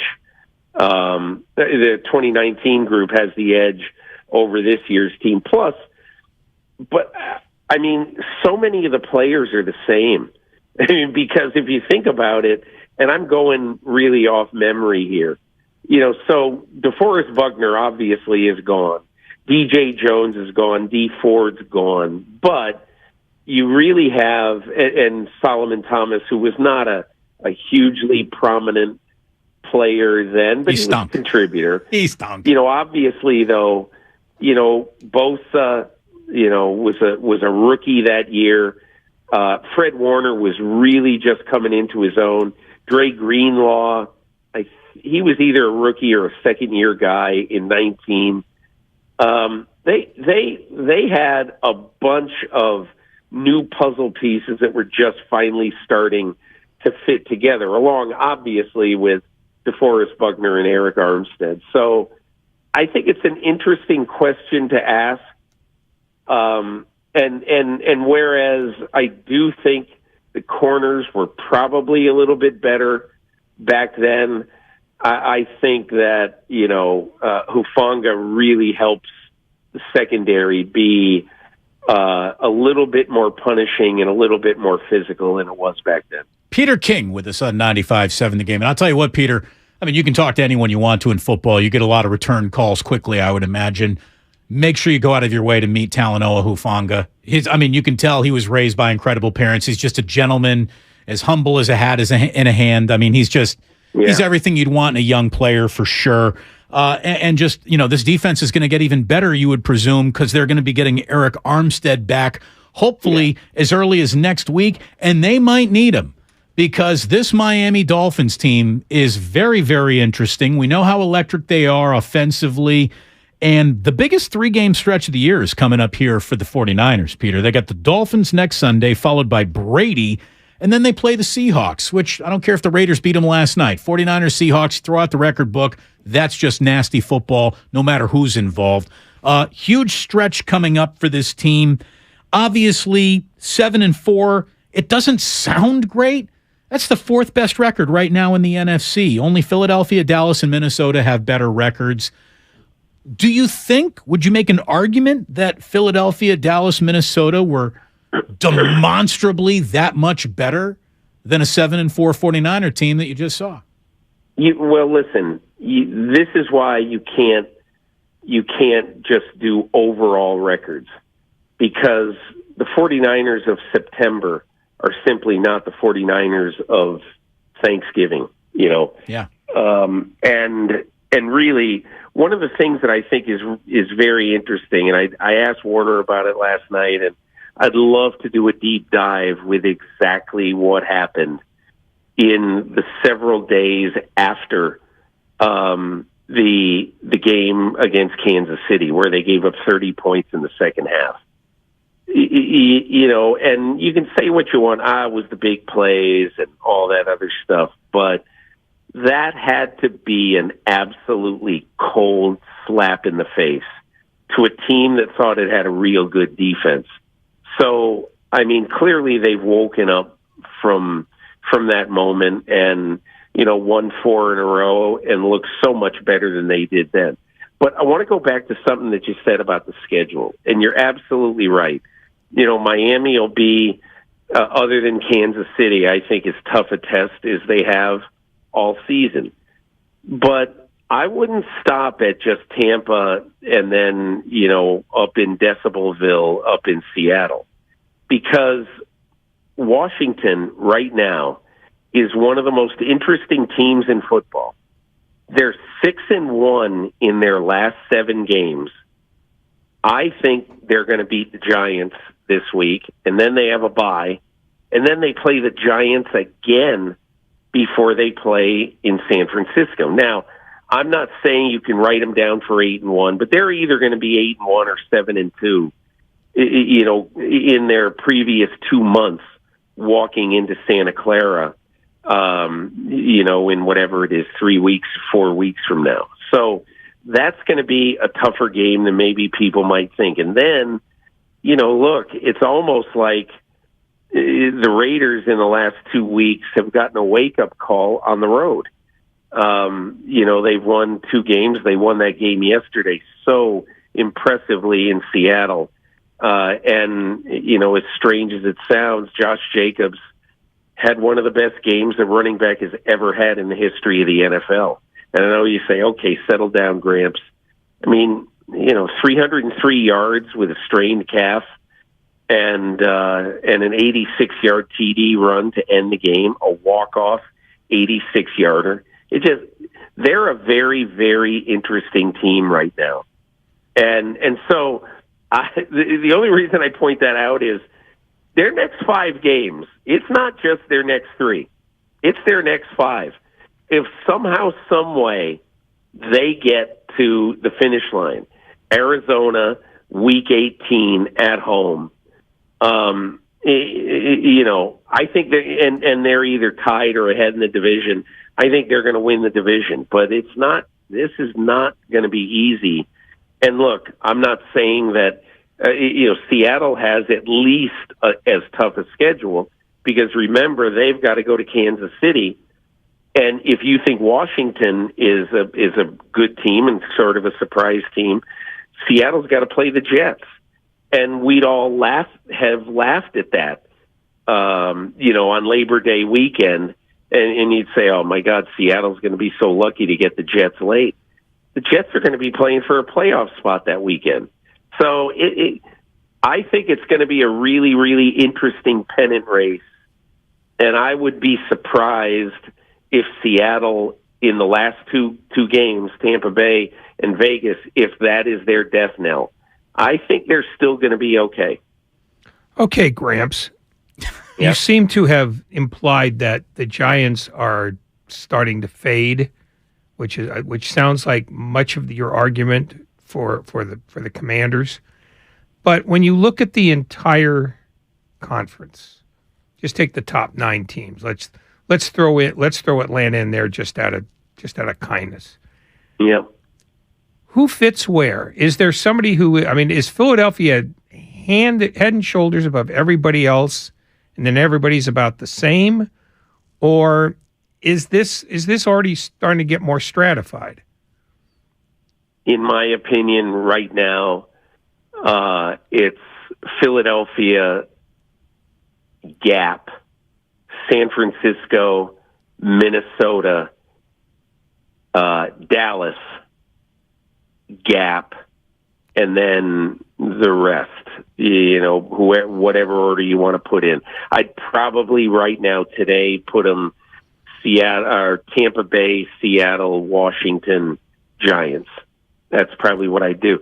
And even though they're not going to make the playoffs, I think right now today, I think Detroit is better than the Giants. The only problem is Detroit's 4-7 and the Giants are 7-4.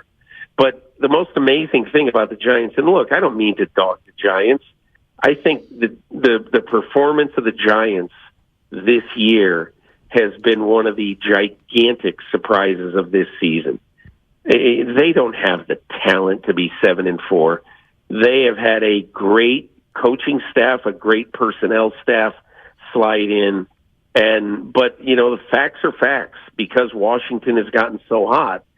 If Washington beats the Giants Sunday, we will exit Week 13 with the New York Giants being alone in last place in the NFC East. After, much of the last 5 or 6 weeks, they were the darling of the league. And now look at their schedule. They got a tough run the rest of the way. I kind of think it's going to be difficult for them to make the playoffs. And can I tell you one other quick little inside football story, or inside baseball, whatever the bad cliche is? It's that, and it's an oddity, okay, that the NFL tonight, because Roger Goodell has to make the decision tonight, and they have to announce it tomorrow morning. And I'm sure that there's a lot of conversations going back and forth. But the Tampa Bay, San Francisco game, 2 weeks from now, is one of those games that has been protected by Fox. Okay? What that means is that it is in the Sunday late afternoon window, not late afternoon on the West Coast, but late afternoon window, the second window, and Fox, the networks, Fox and CBS, are allowed to protect a certain number of games during the year. Can't get flexed. So they don't lose them and they don't get flexed. And so that's probably the game, honestly, that the NFL really would like to flex on that weekend. Might be Tom Brady's last game ever in the Bay Area, and the Bucs will desperately need the game, and the 49ers obviously would need it too. But now you look at the rest of the games on the schedule. Philadelphia and the Giants, Buffalo and the Jets, God, I'm forgetting one. But the reason why they're looking at that is that the Sunday night game in 13 days is Kansas City and Denver. And while so many people would categorically say we are not flexing out of Patrick Mahomes, here's a question for you. Are you flexing out of Patrick Mahomes versus the worst offense that most of us have seen in years? I mean, Denver is absolutely futile, and this game could be 21-0 early in the second quarter, and then nobody's watching it. So you figure that Mahomes will give you a good number, but he may not give you a good number if the game's not competitive. So the NFL has a really interesting and I think pretty difficult decision to make about those games that weekend. And the last one is Miami at the Chargers, which I think if I were Roger Goodell, that's the game I would choose, because it's two teams battling for the playoffs, and it is two teams with huge young quarterbacks drafted back-to-back 5 and 6 a couple of years ago, and Tua and Justin Herbert. So that's probably what I would take. I have no idea what they're going to do, but I think there's a good chance. It's not certain, but I think there's a good chance they're going to flex that Sunday night game. Certainly been a ratings bonanza for the NFL, the most watched regular season game in league history, the most watched Thanksgiving Day across the board in football history. So even if they make the wrong choice, something tells me this league is going to come out ahead when it's all said and done. Peter, let's wrap up with this, only because you just brought up Denver. Which Wilson has the brighter future, Zach Wilson or Russell Wilson?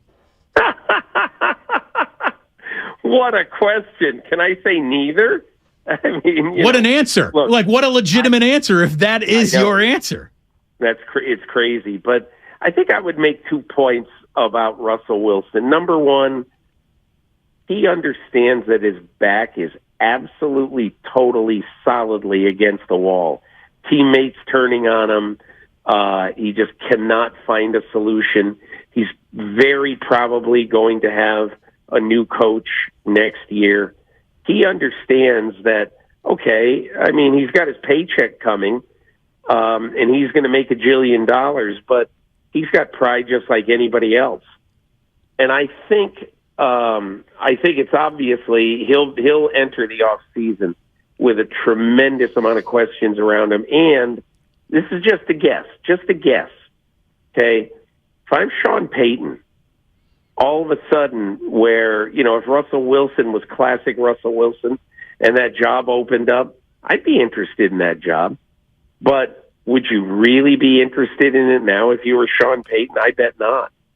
And as far as Zach Wilson goes, look, I realize that this is going to sound almost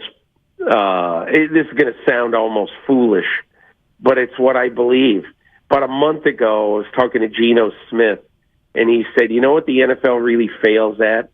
Giving quarterbacks a real chance. Because look at, after 1 year of Peyton Manning, Steve Young, Troy Aikman, I want you to look at their stats after 1 year and look at the whispers that were going on. God, is this guy really going to be a guy? Is he going to be good? And so I think everybody is saying the same thing about Zach Wilson now. And I'm not putting him in their category at all. But Geno Smith had 1.5 to 2 years, and then he sat for 7 years. And so I think you got to be really careful in making value judgments on young quarterbacks, especially after you've picked them very high. I do exactly what the Jets are doing right now. You play Mike White, and you give him a legitimate chance, and he's got to play his way out of the job. I get it. But I am not throwing out Zach Wilson with the trash. I think one of the big differences, though, between the list of Hall of Famers and where Zach Wilson sits is at no point in time did early struggles did it feel like they tangibly lost the faith of their locker room, where it really feels like Wilson has. Excellent point. But just remember, Steve Young was in Tampa, and Steve Young was not good in Tampa. So I would have to go back to that era. And after that 1 year that he played, I remember he played a game in Green Bay and he got tackled really hard in a snowstorm and he couldn't even breathe because his face mask was full of snow. But that was a debacle of a franchise, to put it mildly. And he was lucky to get out of there. But you wonder, with a losing team, a losing franchise, how many quarterbacks have been ruined by that? Probably ruined Archie Manning. Not that the Jets are losing anymore, but I just say with a guy like Zach Wilson, even if he doesn't play the rest of this year, he still has a chance to reclaim his career. Peter, you give us more time than any guest we have each and every week. We thank you for it very, very much. Always a pleasure. You take care. Hey, really appreciate it, guys. Thank you. Thank you. Gramps. Yeah, by the way, you can't say see you, Gramps, as your voice isn't working. I know. You old doing man. Doing the best I can. How many lozenges are we into this show? 8. Yeah, really? Yeah, I'm dying here. Well, you're doing a great job for a dying man. I want to applaud you. Just you stop it. Tiny little bit of applause stop, for you, Ray Stop. Peter was talking about how the 49ers do have a strength, and that's incorporating new players. One of those new players that they will be incorporating is Janoris Jenkins. Now, just go along with me here while I make a sudden pivot to a completely other subject, but related by the fact that it's about evaluating young players. I want to take you back to the Golden State Warriors game against the Utah Jazz. But I don't want to take you back there to talk about the game. I want to take you back there for what I thought, Ray, was the single most interesting thing I have heard from Draymond Green in a post-game soundbite in a very, very long time, if not his entire career. And one of the things that we were talking about last week was, we know that Draymond's never going to stop talking. The question is everyone going to continue to listen to him? I think Draymond might have earned an ear or two back should that ear or two be attached to a head that turned away from Draymond. Because here is something that Draymond said on Friday night after the Jazz game, talking about how hard it is to be a young Golden State Warrior. I think this is absolutely fascinating, and I think everyone listening will too if you haven't already heard it. Here's Draymond. You see not quite the final product because we're still working, but you see the final product of Steph Curry. You see the final product of Klay Thompson and myself and Wiggins. Quite frankly, I don't think you see it of Jordan Poole yet. He's still young and figuring it out. And so I think, everybody get to that point and then you start to see the final product and you forget those early days. But we all went through it. And so I think it's just important for all of us to understand that it takes time and you can't skip the process that you have to go through in order to be good in this league. One of the things I've even spoke about with the young guys is just the tough spot that they're in. Jonathan Kuminga's a 7th pick. Moses Moody's a 14th pick. James Wiseman is a 2nd pick. Those types of guys usually are on teams that suck, and they can do whatever they need to do to improve. That's not their situation. They're expected to contribute at a championship level in year 1 last year, in year 2 this year, in year 1 1/4 for James Wiseman. You're expected to contribute at a championship level. It is incredible pressure. And it's being thrown right into the pressure cooker where other players, as Draymond is talking about, get to go thrive in situations where there is no man. Therefore, you are the draft pick that has now become the man. So you don't need to go around deferring to a system because there's nothing more important to that team's future than your individual future at the time. Normally, teams that are developing great young talent are never about the present. Therefore, whatever you got to do to get through tonight's game, learning and playing the best you possibly can is all you need to do, kid. And therefore, you're going to put up stat lines that make everyone say, well, how come the Warriors young guys aren't able to put up those stat lines? There won't be an opportunity there for them to do it. And I think that Draymond framing that and going public with that is something that all Warriors fans, patient, impatient, all of us, people who cover the team, need to think about as we're watching their young talent try to figure it out in the NBA. But this is not the first time he said that, and it's not the first time other people have said that. When you get picked by a good team and you have to fit into a system, it is radically different, because if you're taken by a bad team, you're going to be the system around which everybody else on your roster fits. It's a much easier way to go. And with this team, insisting on defense and insisting on understanding nuances and insisting on that of guys who are 19 and 20 when they first start out. It's a ridiculously difficult ask, but Steve Kerr is to be credited for holding them to that standard, even though they've been taking a beating. I mean, Jordan Poole, is still being held at this point to a standard that says, you're a better defender than this. You're going to have to get better if you want to get the kind of time and the kind of run that you believe you've earned with your shot. And the truth is, like most guys, his shot comes and goes. But defense is something that's always there if you want to apply yourself. And that's the message here. And it's why, people falling in love with Poole based on his offense last year probably set him back some. Because he thought, well, if I'm shooting it, I'm doing everything I need to do. And on this team, no, it's not. In fact, it's the second of the two things you need to do.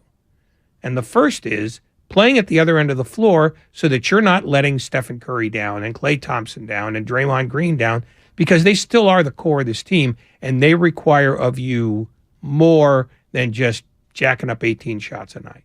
By the way, the Warriors won big in Minnesota yesterday. They announced their presence with a 47-point opening quarter. Draymond was playing like Magic Johnson. He had 19 points and 11 assists. Jordan Poole had 24 off the bench. Steph Curry had a ho-hum 25 points. And look, it's a really good night for the Warriors when Curry can have a ho-hum game and they still win. They out-rebounded a team that starts Rudy Gobert and Karl Anthony Towns 39-25. And Jonathan Kuminga, one of those young guys that the Warriors were just talking about, Draymond was just talking about, he seems to have found a little bit of a spot in this rotation now. And he's doing the things that Kerr wants to see him do. And Klay has scored 20 or more in 4 of his last 5. So things are getting a little bit better for the Warriors. And that's good because they needed to. Yeah, in fact, the rebounding difference was 47-31. You were looking at the defensive rebounds. Oh. The total was even wider. Thank you very much. And the other thing is Green is playing a fair amount with the second unit now. Yeah. And that's helped solidify that, at least to a certain extent. It's still not good, but it's a sign that A, Steve Kerr is willing to do just about anything to try to fix that. And B, at some point, it's going to be on the young guys to figure out how much time they've put into trying to make that second unit better. And it's time for them to give some of that back. When we come on back for our final segment of the show, a couple of NBA news and notes and a goodbye note to David Shaw. That's how we're going to wrap up this afternoon on 95.7 The Game, brought to you by the Jim Irsay Collection. Come to the Bill Graham Civic Auditorium December 10th for free tickets. Visit JimIrsayCollection.com.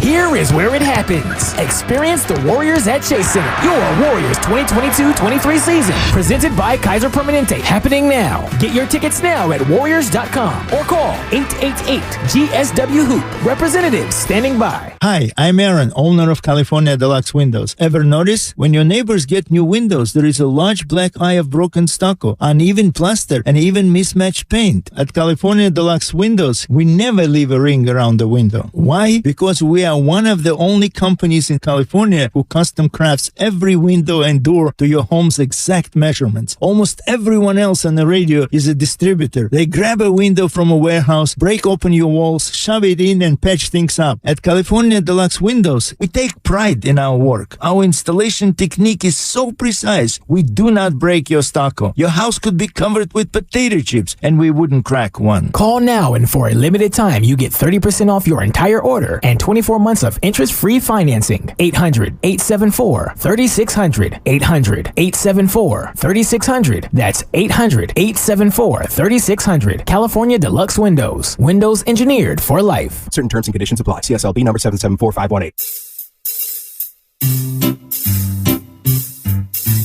1-877 Cards for Kids. KARS Cards for Kids. 1-877 Cards for Kids. Donate your card today. 1-877 Cars for Kids. KARS Cars for Kids. 1-877 Cars for Kids. Donate your car today. With car prices at an all-time high, our donors are now getting highest receipts ever. Donate at carsforkids.org and your car can be picked up tomorrow. 1-877 Cars for Kids. KARS Cars for Kids. 1-877 Cars for Kids. Donate your car today. Now accepting donations of land, homes, buildings, or any kind of real estate. Universal Studios Hollywood is where the holidays come together. We've tested it. Festive food with refreshing Coca-Cola. Family, friends, and fa-la-la. Dazzling lights cranked up to maximum merriment. The Grinch and his dog Max stealing your tree. All the science adds up. It's the awesomest celebration of the season. Save $20 on a Coca-Cola 2-day general admission ticket. Offer ends 12/14/22. Restrictions apply. Details at universalstudioshollywood.com/Coke offer. At 7-Eleven, our coffee is fresh or it's free. We don't compromise on our premium beans, and neither should you. Because drinking fresh coffee is non-negotiable. Offer ends 12/31/22. Participating stores. Refund must be at store of purchase. See 7-Eleven.com for terms. If you run a small business, you need the most from every investment. That's why Comcast Business gives you more. Like more innovation with our new gig speed Wi-Fi, plus unlimited data. More speed from the largest, fastest, reliable network for small businesses. And more savings, up to 60% a year with Comcast Business Mobile. All from the company that powers more businesses than any other provider. When you need more, you need Comcast Business, powering possibilities. Get started with fast speeds and advanced security for just $49.99 a month for 12 months with no annual contract.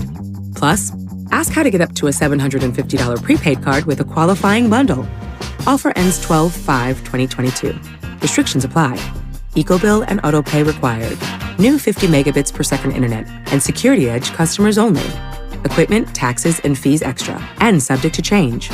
Mobile Savings compares pricing of top 3 carriers.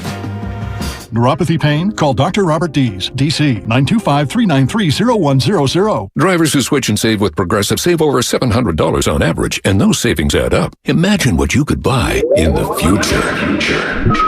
Hey, remember how 20 years ago I switched to Progressive? Well, now it's the future, and I used all those savings to buy this new hologram phone.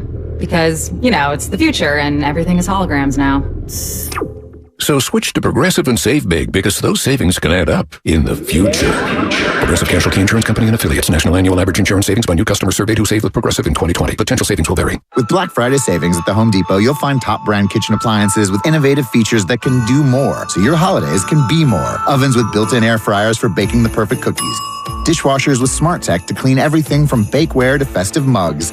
And high-capacity refrigerators to keep leftovers fresh.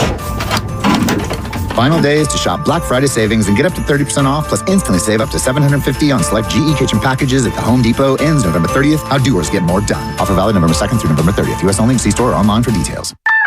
People who come to Cricket stay with Cricket. Why is that? Well, if you ask someone with one of the latest and greatest phones from Cricket, they might tell you it's because of the amazing phones. Like the new iPhone 14 that lets you capture stunning photos in low and bright light.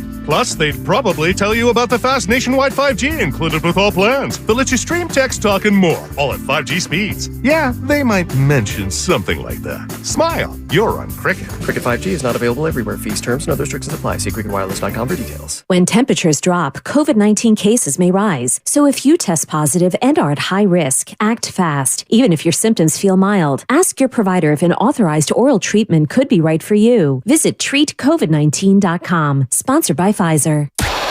Here's what happened today on The Game. Presented by the County of Santa Clara. The morning roast from 6 to 9. You guys have all watched games with me. You have all been in group threads with me. There's only one way that I live my life. 150 miles per hour at all times, okay? Willard and Dibs from 9 to noon. It very much looks like the 49ers in week 1 of the playoffs. Levi's Stadium, lights will be on. Steiny and Guru from noon to 3. All in all, partner, this team has all the ingredients to go back to the Super Bowl or back to the NFC Championship. And Damon and Ratto from 3 to 6. Xfinity Mobile text line right away says, remember when this station's narrative is that Shanahan and the 49ers totally botched the Jimmy situation? That's not a narrative, it's fact! The best of the game, presented by the County of Santa Clara. Book a COVID-19 booster shot now at sccfreevax.org or call 211. Now back to Damon and Ratto on 95.7 The Game. Well, thanks so much to Peter King for being our one and only guest tomorrow. Coming up next, brought to you by Fremont Bank, it's the Football Hour with Sean Salisbury and Lorenzo Neal to talk about the one and only shutout on yesterday's NFL schedule. The 49ers beat the Saints. Good things happened. They will have much more on that. Tomorrow, Ray, it's going to be your favorite show of the week because it is our shortest show of the week. We only have an hour. It's 25 minutes of you and me talking about whatever we want to talk about, I guess. And then 25 minutes leading into Warriors basketball. They got Luka Doncic tomorrow night in Dallas. Luka leads the NBA in scoring at 33.1. Steph, second in the NBA in scoring at 31.4 points per game. The Warriors have quietly won 3 in a row. A couple of them even happening on the road here. And a couple wins finally coming on the road anyways. And believe it or not, they're just 3 games out of first place in the most jumbled up Western Conference anyone has seen in a real long time. Yeah, the only team that you can bank on at this point is Phoenix. Everything else is teams that you thought might struggle to get to the play-in. But instead, it's Phoenix and then an angry mob. The conference has done as much to help the Warriors tread water as any time the NBA has ever helped the Warriors during the course of this dynasty. So really the league has played back to them. They need to take a step forward, and hopefully they'll start doing that. By the way, Warriors starters, their cumulative plus-minus is plus 141 for the season. No other 5-man combination in the NBA is better than plus 66. So when the Warriors got their 5 on the floor, they're very, very good. By the way, Klay Thompson has risen all the way to a 3-way tie for second in the NBA now in threes made per game. Steph Curry is number 1 with 5.2 made threes per game. Nobody in the NBA averages 4. But Klay Thompson's in the 3-way tie now for second place, 3.9, which you could round up to 4, but for the sake of saying no one else is even at 4, I didn't. But he's tied with Donovan Mitchell and Anthony Simmons. So Klay really rounding into form is a very good development for the Golden State Warriors. By the way, speaking of other good developments, Ray, the Kings have filed for a trademark of Light the Beam. Oh, they've done another one. What's that? Beam Team. Beam Team as well? Yeah. Beam Team. Okay, no, so maybe that's it. Maybe they're trying to trademark Beam Team. I knew they tried to trademark something.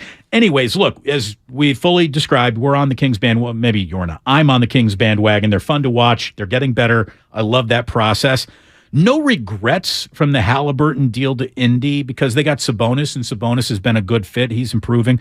But has anybody else seen what Tyrese Halliburton's doing? He's leading the NBA with 11 assists per game. He's getting almost 20 a night. He's also tied for 4th in the NBA at 1.8 steals per game.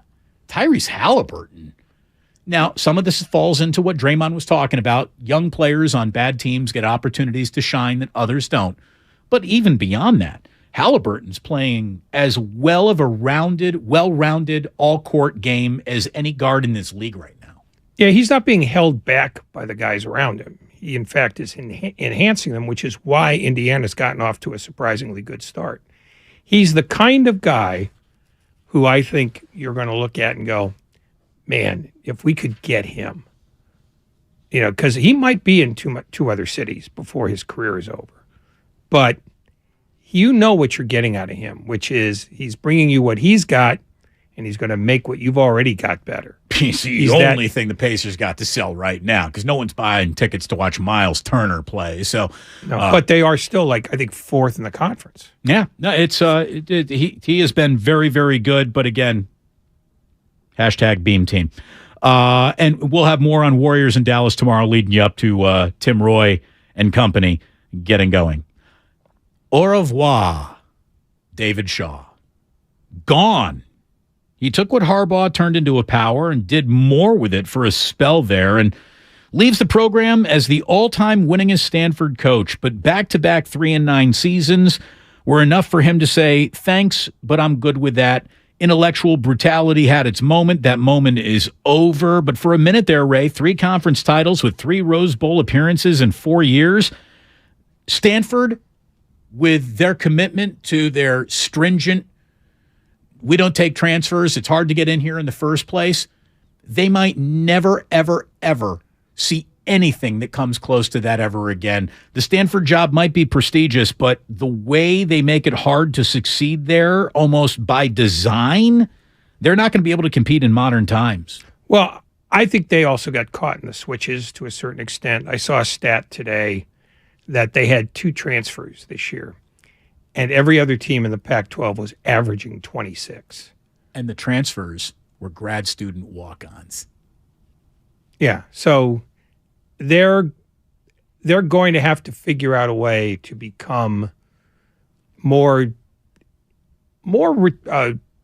competitive recruiting-wise, and by that I mean get guys who don't want to leave. Because if you can't bring guys in, you have to hold what you've got. So you can't make a lot of mistakes in recruiting. And I think David Shaw, saw the handwriting on the wall. He was 14-28 in his last 4 years. So I think COVID hurt them more than most teams. And I think ultimately he probably did the right thing. I don't think he was going to get fired this year, but at some point somebody was going to have to think about it, because Saturday night's game, which was played almost in the middle of the night against BYU, they drew 25,000. Stanford doesn't allow transfers beyond their freshman or sophomore year. There is an exodus of talent with little to replace it. It's going to be tough. It's going to be tough. You thought that, hey, with UCLA and USC leaving the conference, that's going to be good for Stanford. I don't know. I really don't know. Yeah, it'll be better because there'll be at least one game a year where they aren't horrifically overmatched. But I'm more interested to find out what Shaw does next, because he said he wanted to coach again. So I was going to ask you. Well, I'd fire Tom Allen today. Let's hire him in Bloomington. I'll take David Shaw in Bloomington. We'll run nothing but 3 tight end jumbo sets and just try to ram it down every single Big Ten football team. And I would do that. Yeah, I don't think he's coming, right? But here's the thing. He's 50. I think he could get a better job than Indiana. But I also think, given the fact that he's done TV before, he could be a potential star there. He could. So what do you think? The only caveat is that even at age 50, he sounds kind of like an old FUD. He didn't like NIL. He didn't like the liberalized transfer rules. He likes the business of football as it was 10 years ago, and that